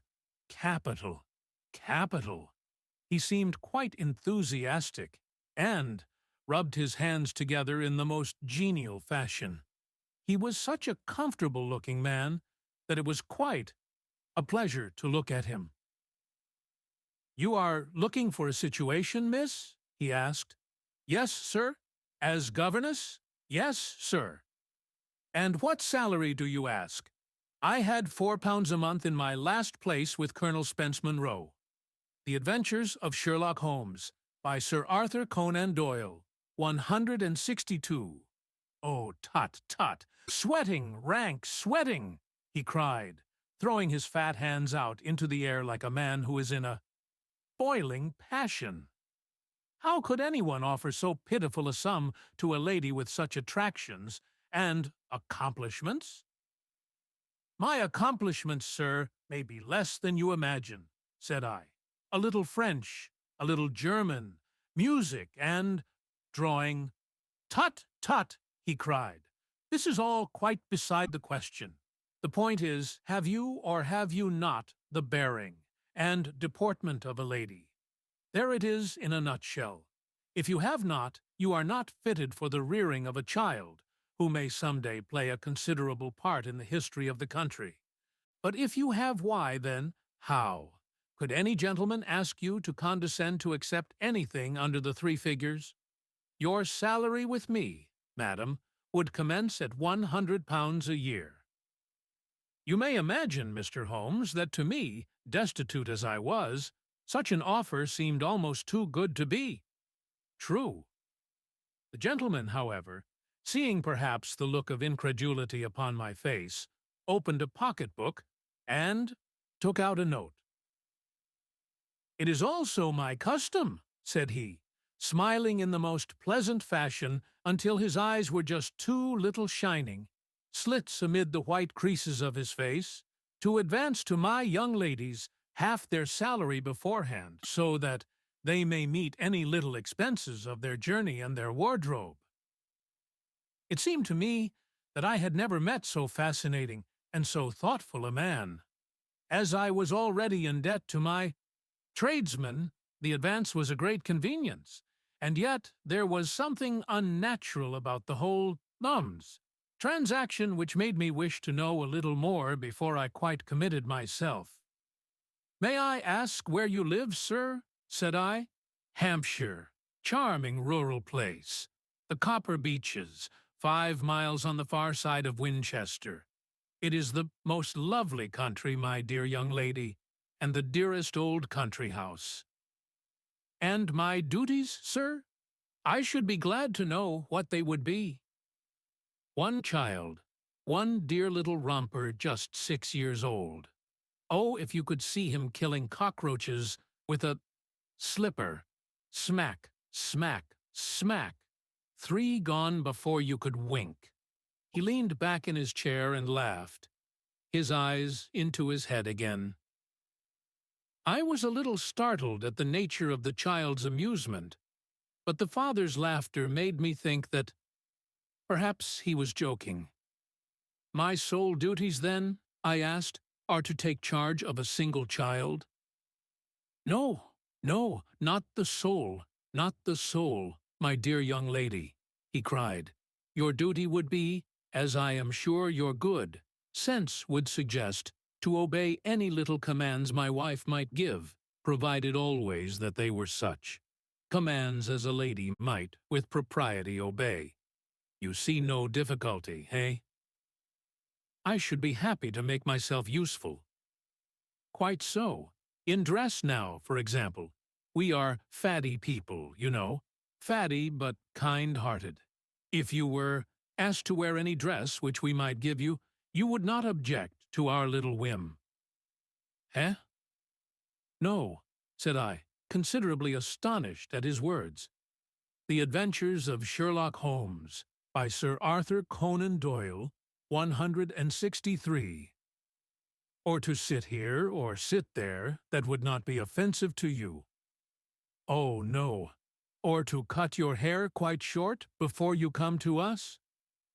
I could hardly believe my ears. As you may observe, Mr. Holmes, my hair is somewhat luxuriant, and of a rather peculiar tint of chestnut. It has been considered artistic. I could not dream of sacrificing it in this offhand fashion. "I am afraid that that is quite impossible," said I. He had been watching me eagerly out of his small eyes, and I could see a shadow pass over his face as I spoke. "I am afraid that it is quite essential," said he. "It is a little fancy of my wife's, and ladies' fancies, you know. Madam, ladies' fancies must be consulted. And so you won't cut your hair?" "No, sir, I really could not," I answered firmly. "Ah, very well. Then that quite settles the matter. It is a pity, because in other respects you would really have done very nicely. In that case, Miss Stoper, I had best inspect a few more of your young ladies." The manageress had sat all this while busy with her papers without a word to either of us, but she glanced at me now with so much annoyance upon her face that I could not help suspecting that she had lost a handsome commission through my refusal. "Do you desire your name to be kept upon the books?" she asked. "If you please, Miss Stoper." "Well, really, it seems rather useless, since you refuse the most excellent offers in this fashion," said she, sharply. "You can hardly expect us to exert ourselves to find another such opening for you. Good day to you, Miss Hunter." She struck a gong upon the table, and I was shown out by the page.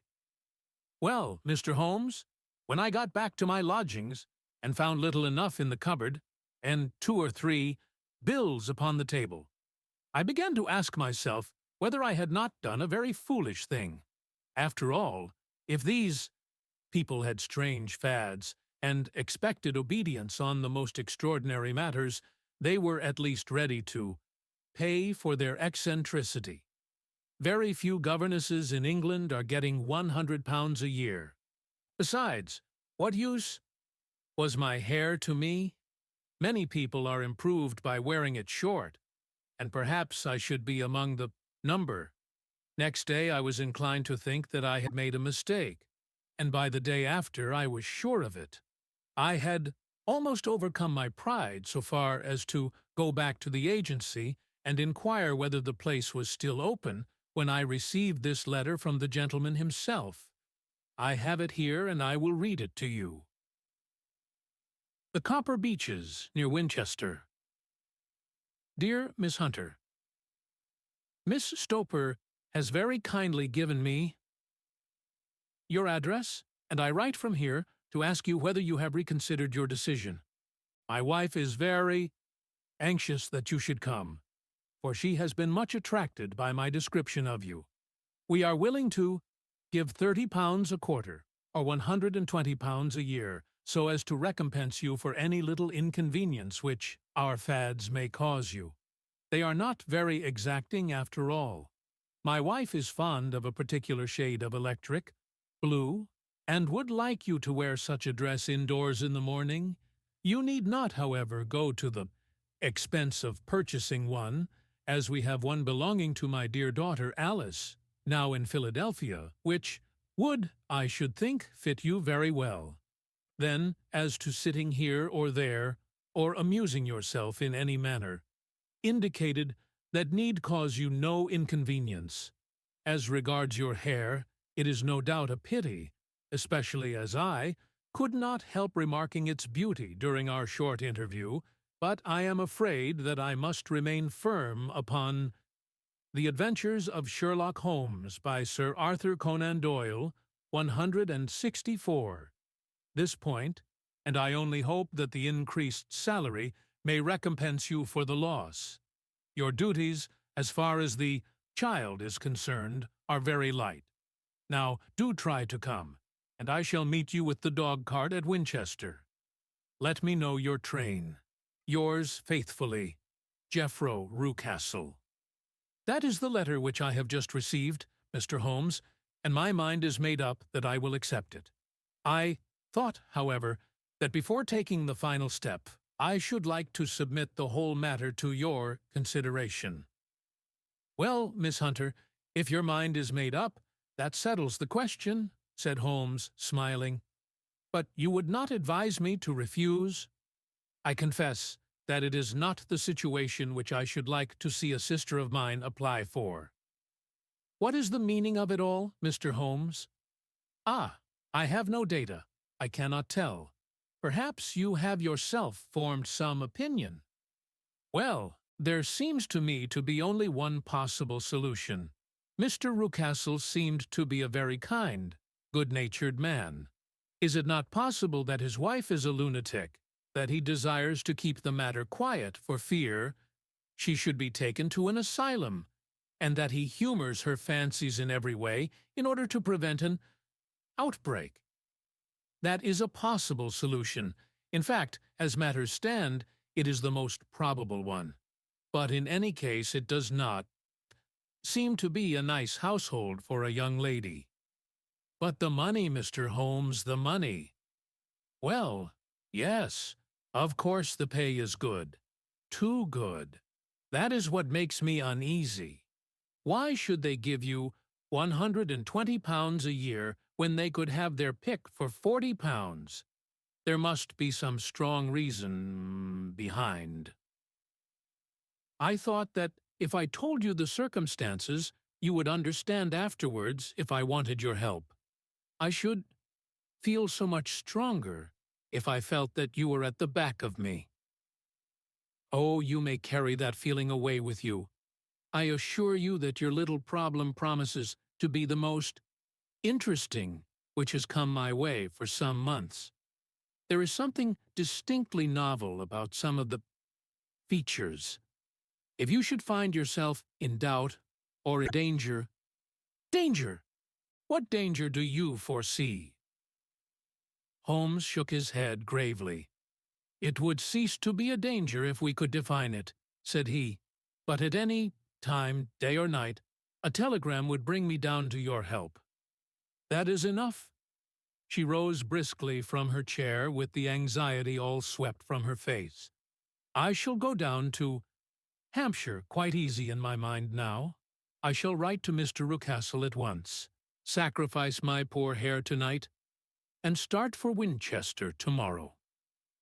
With a few grateful words to Holmes, she bade us both good night, and bustled off upon her way. "At least," said I, as we heard her quick, firm steps descending the stairs, "she seems to be a young lady who is very well able to take care of herself." The Adventures of Sherlock Holmes by Sir Arthur Conan Doyle, 165. "And she would need to be," said Holmes gravely. "I am much mistaken if we do not hear from her before many days are past." It was not very long before my friend's prediction was fulfilled. A fortnight went by, during which I frequently found my thoughts turning in her direction, and wondering what strange side-alley of human experience this lonely woman had strayed into. The unusual salary, the curious conditions, the light duties, all pointed to something abnormal, though whether a fad or a plot, or whether the man were a philanthropist or a villain, it was quite beyond my powers to determine. As to Holmes, I observed that he sat frequently for half an hour on end, with knitted brows and an abstracted air, but he swept the matter away with a wave of his hand when I mentioned it. "Data! Data! Data!"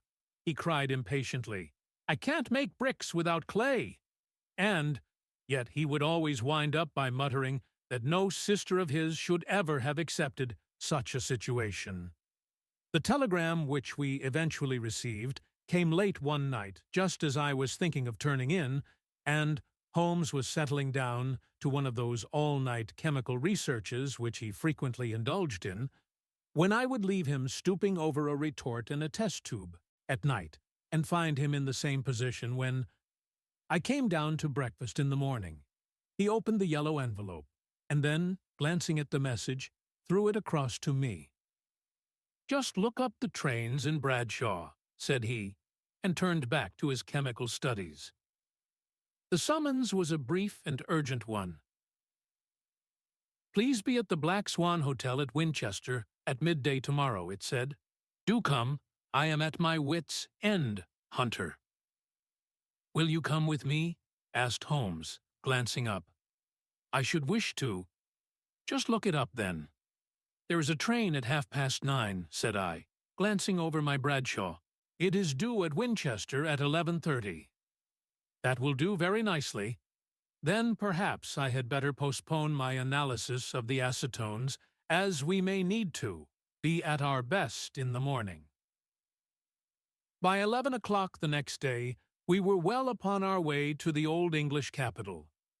Holmes had been buried in the morning papers all the way down, but after we had passed the Hampshire border, he threw them down and began to admire the scenery. It was an ideal spring day, a light blue sky, flecked with little fleecy white, clouds drifting across from west to east. The sun was shining very brightly, and yet there was an exhilarating nip in the air which set an edge to a man's energy. All over the countryside, away to the rolling hills around, Aldershot, the little red and grey roofs of the farmsteadings, peeped out from amid the light green of the new foliage. "Are they not fresh and beautiful?" I cried, with all the enthusiasm of a man fresh from the fogs of Baker Street. But Holmes shook his head gravely. "Do you know, Watson," said he, "that it is one of the curses of a mind with a turn like mine that I must look at everything with reference to my own special subject. You look at these scattered houses and you are impressed by their beauty.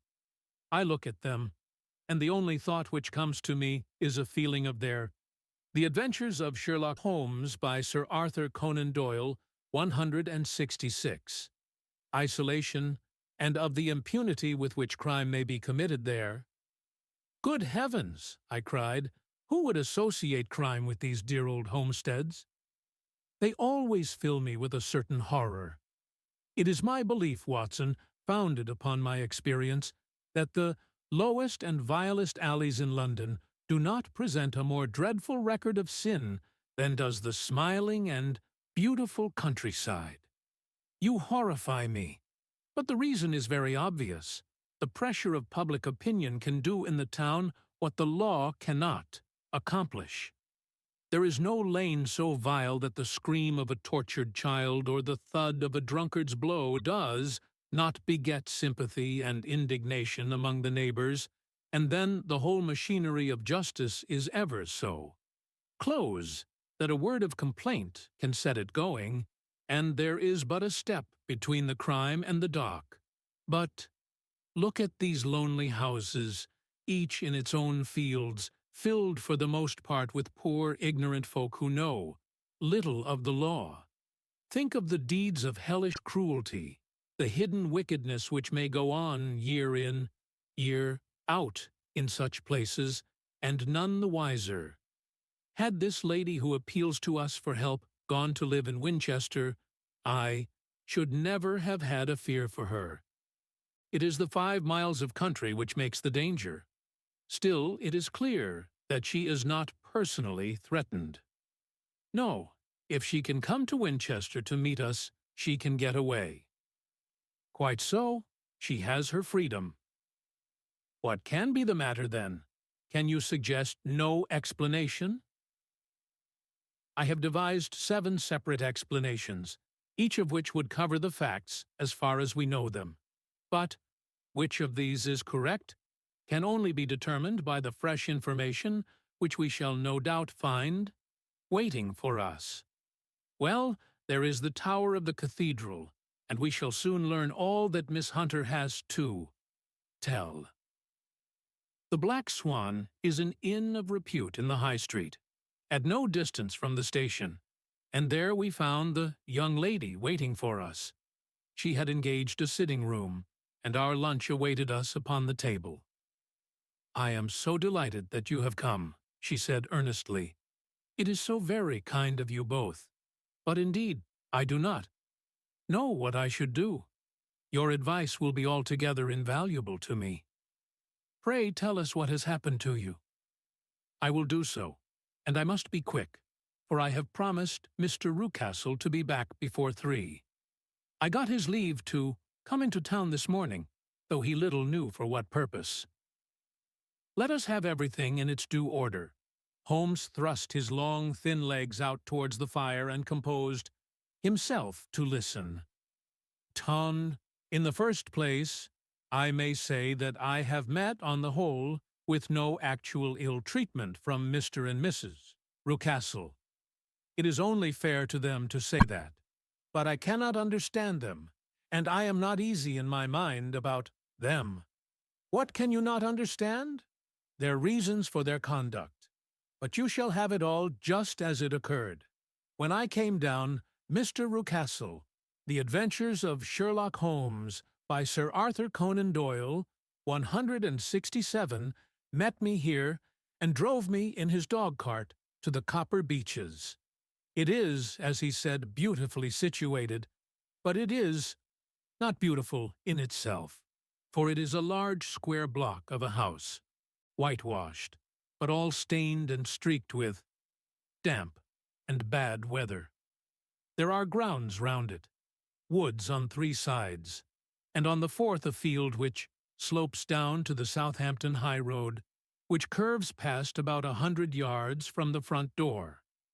This ground in front belongs to the house, but the woods all round are part of Lord Southerton's preserves. A clump of copper beeches immediately in front of the hall door has given its name to the place. I was driven over by my employer, who was as amiable as ever, and was introduced by him that evening to his wife and the child. There was no truth, Mr. Holmes, in the conjecture which seemed to us to be probable in your rooms at Baker Street. Mrs. Rucastle is not mad. I found her to be a silent, pale-faced woman, much younger than her husband, not more than 30, I should think, while he can hardly be less than 45. From their conversation, I have gathered that they have been married about 7 years, that he was a widower, and that his only child by the first wife was the daughter who has gone to Philadelphia. Mr. Rucastle told me in private that the reason why she had left them was that she had an unreasoning aversion to her stepmother.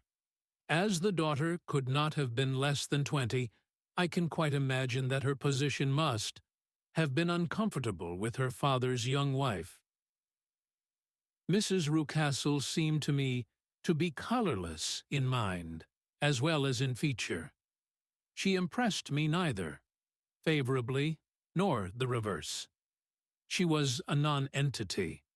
It was easy to see that she was passionately devoted both to her husband and to her little son.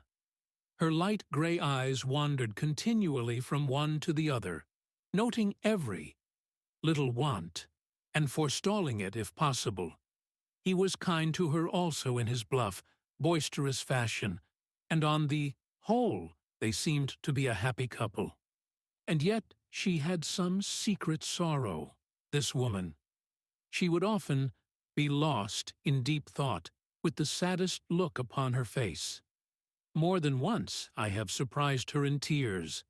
I have thought sometimes that it was the disposition of her child which weighed upon her mind, for I have never met so utterly spoiled and so ill-natured a little creature. He is small for his age, with a head which is quite disproportionately large.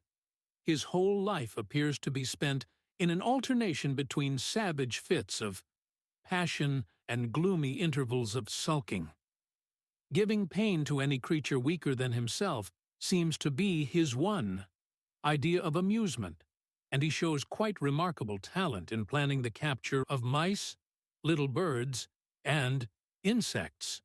But I would rather not talk about the creature, Mr. Holmes, and indeed he has little to do with my Enos's story. I am glad of all details, remarked my friend, whether they seem to you to be relevant or not. I shall try not to miss anything of importance.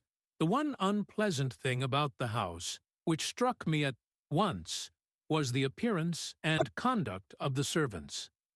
There are only two, a man and his wife. Toller, for that, is his name, is a rough, uncouth man, with grizzled hair and whiskers, and a perpetual smell of drink. Twice, since I have been with them, he has been quite drunk, and yet Mr. Rucastle seemed to take no notice of it. His wife is a very tall and strong woman with a sour face, as silent as Mrs. Rucastle and much less amiable. They are a most unpleasant couple, but fortunately I spend most of my time in the nursery and my own room, which are next to each other in one corner of the building. For 2 days after my arrival at the Copper Beeches, my life was very quiet. On the third, Mrs. Rucastle came down just after breakfast and whispered something to her husband. "Oh, yes," said he, turning to me, "we are very much obliged to you, Miss Hunter, for falling in with our whims so far as to cut your hair. I assure you that it has not detracted in the tiniest iota from your appearance. We shall now see how the electric blue dress will become you. You will find it laid out upon the bed in your room, and if you would be so good as to put it on, we should both be extremely obliged." The dress which I found waiting for me was of a peculiar shade of blue. It was of excellent material, a sort of beige, but it bore unmistakable signs of having been worn before. It could not have been a better fit if I had been measured for it. Both Mr. and Mrs. Rucastle expressed a delight at the look of it, which seemed quite The Adventures of Sherlock Holmes, by Sir Arthur Conan Doyle, 168, exaggerated in its vehemence. They were waiting for me in the drawing-room, which is a very large room, stretching along the entire front of the house, with 3 long windows reaching down to the floor. A chair had been placed close to the central window, with its back turned towards it. In this I was asked to sit, And then Mr. Rucastle, walking up and down on the other side of the room, began to tell me a series of the funniest stories that I have ever listened to. You cannot imagine how comical he was, and I laughed until I was quite weary. Mrs. Rucastle, however, who has evidently no sense of humor, never so much as smiled, but sat with her hands in her lap and a sad, anxious look upon her face. After an hour or so, Mr. Rucastle suddenly remarked that it was time to commence the duties of the day, and that I might change my dress and go to little Edward in the nursery. 2 days later, this same performance was gone through under exactly similar circumstances. Again I changed my dress, again I sat in the window, and again I laughed very heartily at the funny stories of which my employer had an immense repertoire and which he told inimitably. Then he handed me a yellow-backed novel, and moving my chair a little sideways, that my own shadow might not fall upon the page, he begged me to read aloud to him. I read for about 10 minutes, beginning in the heart of a chapter, and then suddenly, in the middle of a sentence, he ordered me to cease and to change my dress. You can easily imagine, Mr. Holmes, how curious I became as to what the meaning of this extraordinary performance could possibly be. They were always very careful, I observed, to turn my face away from the window, so that I became consumed with the desire to see what was going on behind my back. At first it seemed to be impossible, but I soon devised a means. My hand mirror had been broken, so a happy thought seized me, and I concealed a piece of the glass in my handkerchief. On the next occasion, in the midst of my laughter, I put my handkerchief up to my eyes and was able with a little management to see all that there was behind me. I confess that I was disappointed. There was nothing. At least that was my first impression. At the second glance, however, I perceived that there was a man standing in the Southampton Road, a small bearded man in a grey suit, who seemed to be looking in my direction. The road is an important highway, and there are usually people there. This man, however, was leaning against the railings which bordered our field, and was looking earnestly up. I lowered my handkerchief and glanced at Mrs. Rucastle, to find her eyes fixed upon me with a most searching gaze. She said nothing, but I am convinced that she had divined that I had a mirror in my hand and had seen what was behind me. She rose at once. "Jeffro," said she, "there is an impertinent fellow upon the road there who stares up at Miss Hunter." "No friend of yours, Miss Hunter?" he asked. "No, I know no one in these parts." "Dear me, how very impertinent. Kindly turn round and motion to him to go away." "Surely it would be better to take no notice?" "No, no, we should have him loitering here always. Kindly turn round and wave him away like that." I did as I was told, and at the same instant Mrs. Rucastle drew down the blind. That was a week ago, and from that time I have not sat again in the window, nor have I worn the blue dress, nor seen the man in the road. "Pray continue," said Holmes. "Your narrative promises to be a most interesting one." "You will find it rather disconnected, I fear, and there may prove to be little relation between the different incidents of which I speak. On the very first day that I was at the Copper Beeches, Mr. Rucastle took me to a small outhouse which stands near the kitchen door. As we approached it, I heard the sharp rattling of a chain. The Adventures of Sherlock Holmes, by Sir Arthur Conan Doyle, 169, and the sound as of a large animal moving about. "Look in here," said Mr. Rucastle, showing me a slit between two planks. "Is he not a beauty?" I looked through, and was conscious of two glowing eyes, and of a vague figure huddled up in the darkness. "Don't be frightened," said my employer, laughing at the start which I had given. "It's only Carlo, my mastiff. I call him mine, but really old Toller, my groom, is the only man who can do anything with him. We feed him once a day, and not too much then, so that he is always as keen as mustard. Toller lets him loose every night, and God help the trespasser whom he lays his fangs upon. For goodness' sake, don't you ever on any pretext set your foot over the threshold at night, for it's as much as your life is worth." The warning was no idle one, for 2 nights later I happened to look out of my bedroom window about 2 o'clock in the morning. It was a beautiful moonlight night, and the lawn in front of the house was silvered over and almost as bright as day. I was standing, wrapped in the peaceful beauty of the scene, when I was aware that something was moving under the shadow of the copper beeches. As it emerged into the moonshine, I saw what it was.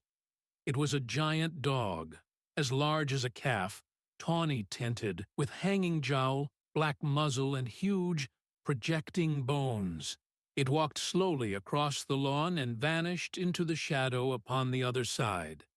That dreadful sentinel sent a chill to my heart, which I do not think that any burglar could have done. And now I have a very strange experience to tell you. I had, as you know, cut off my hair in London, and I had placed it in a great coil at the bottom of my trunk. One evening, after the child was in bed, I began to amuse myself by examining the furniture of my room and by rearranging my own little things. There was an old chest of drawers in the room, the 2 upper ones empty and open, the lower one locked. I had filled the first 2 with my linen, and as I had still much to pack away, I was naturally annoyed at not having the use of, the 3rd drawer. It struck me that it might have been fastened by a mere oversight, so I took out my bunch of, keys and tried to open it. The very first key fitted to perfection, and I drew the drawer open. There was only one thing in it, but I am sure that you would never guess what it was. It was my coil of hair. I took it up and examined it. It was of the same peculiar tint and the same thickness, but then the impossibility of the thing obtruded itself upon me. How could my hair have been locked in the drawer? With trembling hands I undid my trunk, turned out the contents, and drew from the bottom my own hair. I laid the 2 tresses together, and I assure you that they were identical. Was it not extraordinary? Puzzle as I would, I could make nothing at all of what it meant. I returned the strange hair to the drawer, and I said nothing of the matter to the Rucastles, as I felt that I had put myself in the wrong by opening a drawer which they had locked. I am naturally observant, as you may have remarked, Mr. Holmes, and I soon had a pretty good plan of the whole house in my head. There was one wing, however, which appeared not to be inhabited at all. A door, which faced that which led into the quarters of the Tollers, opened into this suite, but it was invariably locked. One day, however, as I ascended the stair, I met Mr. Rucastle coming out through this door, his keys in his hand, and a look on his face which made him a very different person to the round, jovial man to whom I was accustomed. His cheeks were red, his brow was all crinkled with anger, and the veins stood out at his temples with passion. He locked the door and hurried past me without a word or a look. This aroused my curiosity, so when I went out for a walk in the grounds with my charge, I strolled round to the side from which I could see the windows of this part of the house. There were 4 of them in a row, 3 of which were simply dirty, while the 4th was shuttered up. They were evidently all deserted. As I strolled up and down, glancing at them occasionally, Mr. Rucastle came out to me, looking as merry and jovial as ever. "Ah," said he, "you must not think me rude if I passed you without a word, my dear young lady. I was preoccupied with business matters." The Adventures of Sherlock Holmes by Sir Arthur Conan Doyle, 170. I assured him that I was not offended. "By the way," said I, "you seem to have quite a suite of spare rooms up. There, and one of them has the shutters up."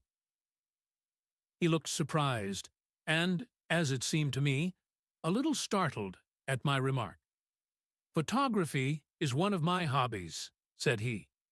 "I have made my dark room up there, but, dear me, what an observant young lady we have come upon. Who would have believed it? Who would have ever believed it?" He spoke in a jesting tone, but there was no jest in his eyes as he looked at me. I read suspicion there and annoyance, but no jest. "Well, Mr. Holmes, from the moment that I understood that there was something about that suite of rooms which I was not to know, I was all on fire to go over them. It was not mere curiosity, though I have my part of that. It was more a feeling of duty, a feeling that some good might come from my penetrating to this place. They talk of woman's instinct. Perhaps it was woman's instinct which gave me that feeling. At any rate, it was there, and I was keenly on the lookout for any chance to pass the forbidden door. It was only yesterday that the chance came. I may tell you that, besides Mr. Rucastle, both Toller and his wife find something to do in these deserted rooms, and I once saw him carrying a large black linen bag with him through the door. Recently he has been drinking hard, and yesterday evening he was very drunk, and when I came upstairs there was the key in the door. I have no doubt at all that he had left it there. Mr. and Mrs. Rucastle were both downstairs, and the child was with them, so that I had an admirable opportunity. I turned the key gently in the lock, opened the door, and slipped through. There was a little passage in front of me, unpapered and uncarpeted, which turned at a right angle at the farther end. Round this corner were 3 doors in a line, the first and third of which were open. They each led into an empty room, dusty and cheerless, with 2 windows in the one and one in the other, so thick with dirt that the evening light glimmered dimly through them. The center door was closed, and across the outside of it had been fastened one of the broad bars of an iron bed, padlocked at one end to a ring in the wall, and fastened at the other with stout cord. The door itself was locked as well, and the key was not there. This barricaded door corresponded clearly with the shuttered window outside, and yet I could see by the glimmer from beneath it that the room was not in darkness. Evidently there was a skylight which let in light from above. As I stood in the passage gazing at the sinister door and wondering what secret it might veil, I suddenly heard the sound of steps within the room and saw a shadow pass backward and forward against the little slit of dim light which shone out from under the door. A mad, unreasoning terror rose up in me at the sight, Mr. Holmes.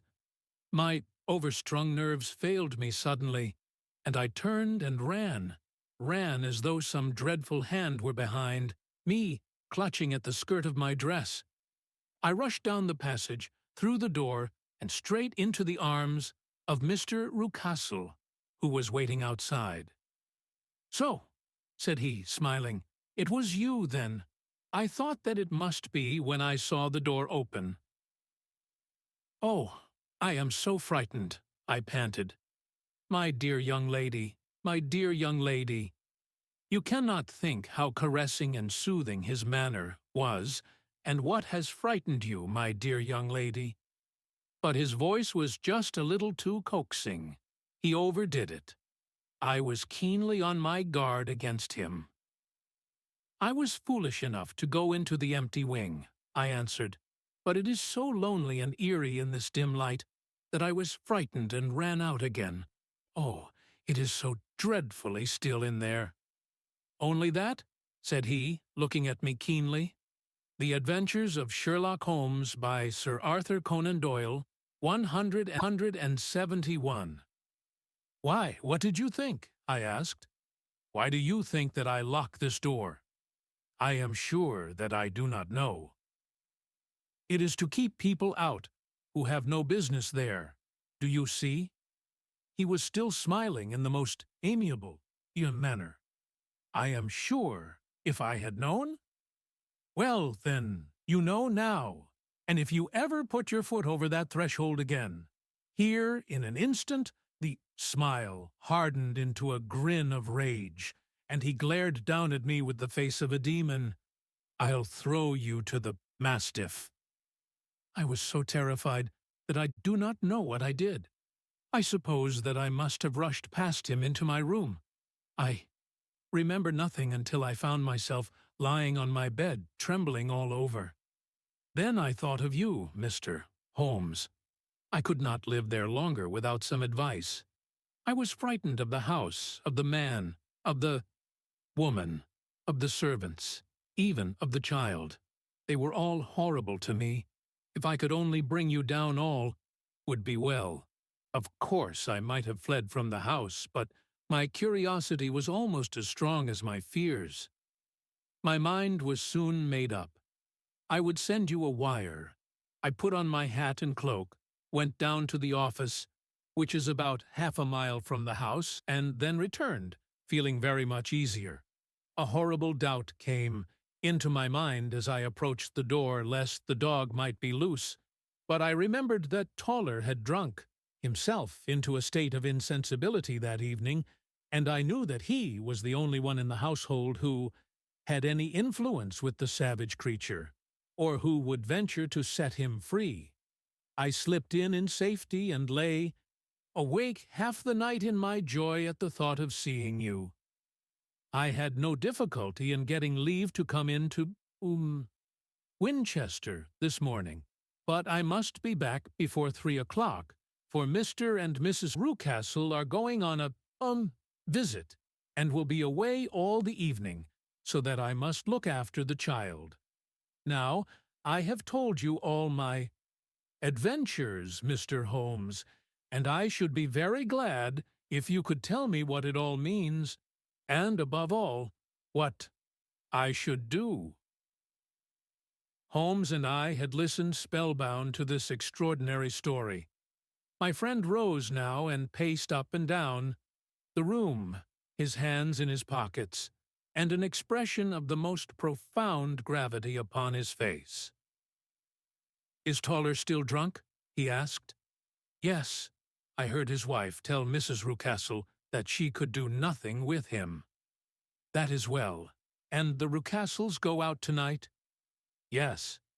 "Is there a cellar with a good strong lock?" "Yes, the wine cellar." "You seem to me to have acted all through this matter like a very brave and sensible girl, Miss Hunter. Do you think that you could perform one more feat?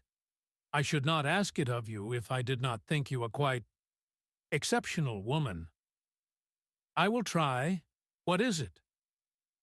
The Adventures of Sherlock Holmes, by Sir Arthur Conan Doyle, 172. We shall be at the Copper Beeches by 7 o'clock, my friend and I. The Rucastles will be gone by that time, and Toller will, we hope, be incapable. There only remains Mrs. Toller, who might give the alarm. If you could send her into the cellar on some errand, and then turn the key upon her, you would facilitate matters immensely. I will do it. Excellent. We shall then look thoroughly into the affair. Of course, there is only one feasible explanation. You have been brought there to personate someone, and the real person is imprisoned in this chamber. That is obvious. As to who this prisoner is, I have no doubt that it is the daughter, Miss Alice Rucastle, if I remember right, who was said to have gone to America. You were chosen, doubtless, as resembling her in height, figure, and the color of your hair. Hers had been cut off, very possibly in some illness through which she has passed, and so, of course, yours had to be sacrificed also. By a curious chance you came upon her tresses. The man in the road was undoubtedly some friend of hers, possibly her fiancé, and no doubt, as you wore the girl's dress, and were so like her, he was convinced from your laughter whenever he saw you, and afterwards from your gesture, that Miss Rucastle was perfectly happy, and that she no longer desired his attentions. The dog is let loose at night to prevent him from endeavoring to communicate with her. So much is fairly clear. The most serious point in the case is the disposition of the child. What on earth has that to do with it? I ejaculated. My dear Watson, you as a medical man are continually gaining light as to the tendencies of a child by the study of the parents. Don't you see that the converse is equally valid? I have frequently gained my first real insight into the character of parents by studying their children. This child's disposition is abnormally cruel, merely for cruelty's sake, and whether he derives this from his smiling father, as I should suspect, or from his mother, it bodes evil for the poor girl who is in their power. I am sure that you are right, Mr. Holmes, cried our client. 1,000 things come back to me which make me certain that you have hit it. Oh, let us lose not an instant in bringing help to this poor creature. We must be circumspect, for we are dealing with a very cunning man.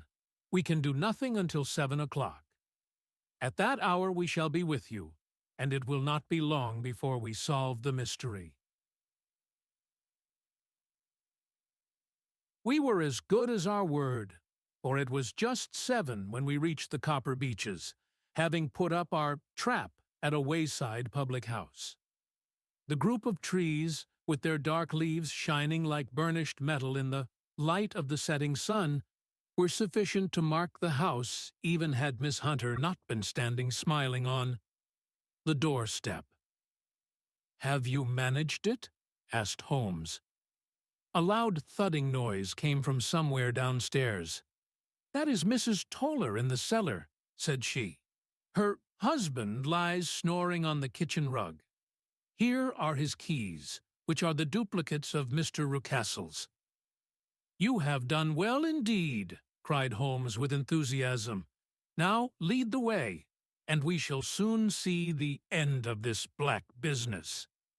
We passed up the stair, unlocked the door, followed on down a passage, and found ourselves in front of the barricade which Miss Hunter had described. Holmes cut the cord and removed the transverse bar. Then he tried the various keys in the lock, but without success. No sound came from within, and at the silence, Holmes' face clouded over. "I trust that we are not too late," said he. "I think, Miss Hunter, that we had better go in without you. Now, The Adventures of Sherlock Holmes, by Sir Arthur Conan Doyle, 173. Watson, put your shoulder to it, and we shall see whether we cannot make our way in." It was an old rickety door, and gave at once before our united strength. Together we rushed into the room. It was empty. There was no furniture save a little pallet bed, a small table, and a basket full of linen. The skylight, above, was open, and the prisoner gone. "There has been some villainy here," said Holmes. "This beauty has guessed Miss Hunter's intentions, and has carried his victim off." "But how?" "Through the skylight. We shall soon see how he managed it." He swung himself up onto the roof. "Ah, yes," he cried. "Here's the end of a long light ladder against the eaves. That is how he did it." "But it is impossible," said Miss Hunter. "The ladder was not there when the Rucastles went away." "He has come back and done it. I tell you that he is a clever and dangerous man. I should not be very much surprised if this were he whose step I hear now upon the stair. I think, Watson, that it would be as well for you to have your pistol ready." The words were hardly out of his mouth before a man appeared at the door of the room, a very fat and burly man, with a heavy stick in his hand. Miss Hunter screamed and shrunk against the wall at the sight of him, but Sherlock Holmes sprang forward and confronted him. "You villain," said he, "where's your daughter?" The fat man cast his eyes round, and then up at the open skylight. "It is for me to ask you that," he shrieked. "You thieves, spies and thieves! I have caught you, have I? You are in my power. I'll serve you." He turned and clattered down the stairs as hard as he could go. "So he's gone for the dog!" cried Miss Hunter. "I have my revolver," said I. "Better close the front door," cried Holmes, and we all rushed down the stairs together. We had hardly reached the hall when we heard the baying of a hound, and then a scream of agony with a horrible worrying wide sound which it was dreadful to listen to. An elderly man with a red face and shaking limbs came staggering out at a side door. "My God!" he cried. "Someone has loosed the dog. It's not been fed for 2 days. Quick, quick, or it'll be too late." Holmes and I rushed out and round the angle of the house, with Toller hurrying behind us. There was the huge, famished brute, its black muzzle buried in Rucastle's throat, while he writhed and screamed upon the ground. Running up, I blew its brains out, and it fell over with its keen white teeth still meeting in the great creases of his neck. With much labor we separated them and carried him, living but horribly mangled, into the house. We laid him upon the drawing-room sofa, and having dispatched the sobered Toller to bear the news to his wife, I did what I could to relieve his pain. We were all assembled round him when the door opened, and a tall, gaunt woman entered the room. "Mrs. Toller," cried Miss Hunter. The Adventures of Sherlock Holmes, by Sir Arthur Conan Doyle, 174. "Yes, miss. Mr. Rucastle let me out when he came back before he went up to you." "Ah, miss, it is a pity you didn't let me know what you were planning, for I would have told you that your pains were wasted." "Ha!" said Holmes, looking keenly at her. "It is clear that Mrs. Toller knows more about this matter than anyone else." "Yes, sir, I do, and I am ready enough to tell what I know." "Then, pray, sit down, and let us hear it, for there are several points on which I must confess that I am still in the dark." "I will soon make it clear to you," said she, "and I'd have done so before now if I could have got out from the cellar. If there's police court business over this, you'll remember that I was the one that stood your friend, and that I was Miss Alice's friend too. She was never happy at home. Miss Alice wasn't, from the time that her father married again. She was slighted-like and had no say in anything, but it never really became bad for her until after she met Mr. Fowler at a friend's house. As well as I could learn, Miss Alice had rights of her own by will, but she was so quiet and patient, she was, that she never said a word about them, but just left everything in Mr. Rucastle's hands. He knew he was safe with her, but when there was a chance of a husband coming forward who would ask for all that the law would give him, then her father thought it time to put a stop on it.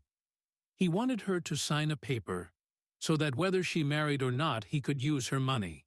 When she wouldn't do it, he kept on worrying her, until she got brain fever, and for 6 weeks was at death's door.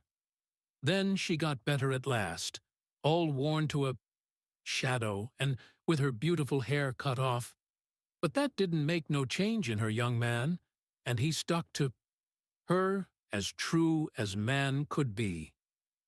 "Ah," said Holmes, "I think that what you have been good enough to tell us makes the matter fairly clear, and that I can deduce all that remains. Mr. Rucastle, then, I presume, took to this system of imprisonment." "Yes, sir, and brought Miss Hunter down from London in order to get rid of the disagreeable persistence of Mr. Fowler. That was it, sir. But Mr. Fowler, being a persevering man, as a good seaman should be, blockaded the house, and having met, you succeeded by certain arguments, metallic or otherwise, in convincing you that your interests were the same as his. Mr. Fowler was a very kind-spoken, free-handed gentleman, said Mrs. Toller serenely, and in this way he managed that your good man should have no want of drink, and that a ladder should be ready at the moment when your master had gone out. You have it, sir, just as it happened. I am sure we owe you an apology, Mrs. Toller, said Holmes, for you have certainly cleared up everything, which puzzled us. And here comes the country surgeon and Mrs. Rucastle, so I think, Watson, that we had best escort Miss Hunter back to Winchester, as it seems to me that our locus standi now is rather a questionable one. The Adventures of Sherlock Holmes, by Sir Arthur Conan Doyle, 175.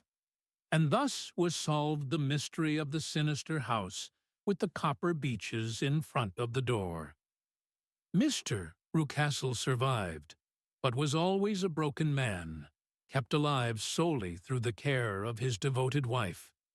They still live with their old servants, who probably know so much of Rucastle's past life that he finds it difficult to part from them. Mr. Fowler and Miss Rucastle were married, by special license, in Southampton the day after their flight, and he is now the holder of a government appointment in the island of Mauritius. As to Miss Violet Hunter, my friend Holmes, rather to my disappointment, manifested no further interest in her when, once she had ceased to be the center of one of his problems, and she is now the head of a private school at Trio, Walsall, where I believe that she has met with considerable success.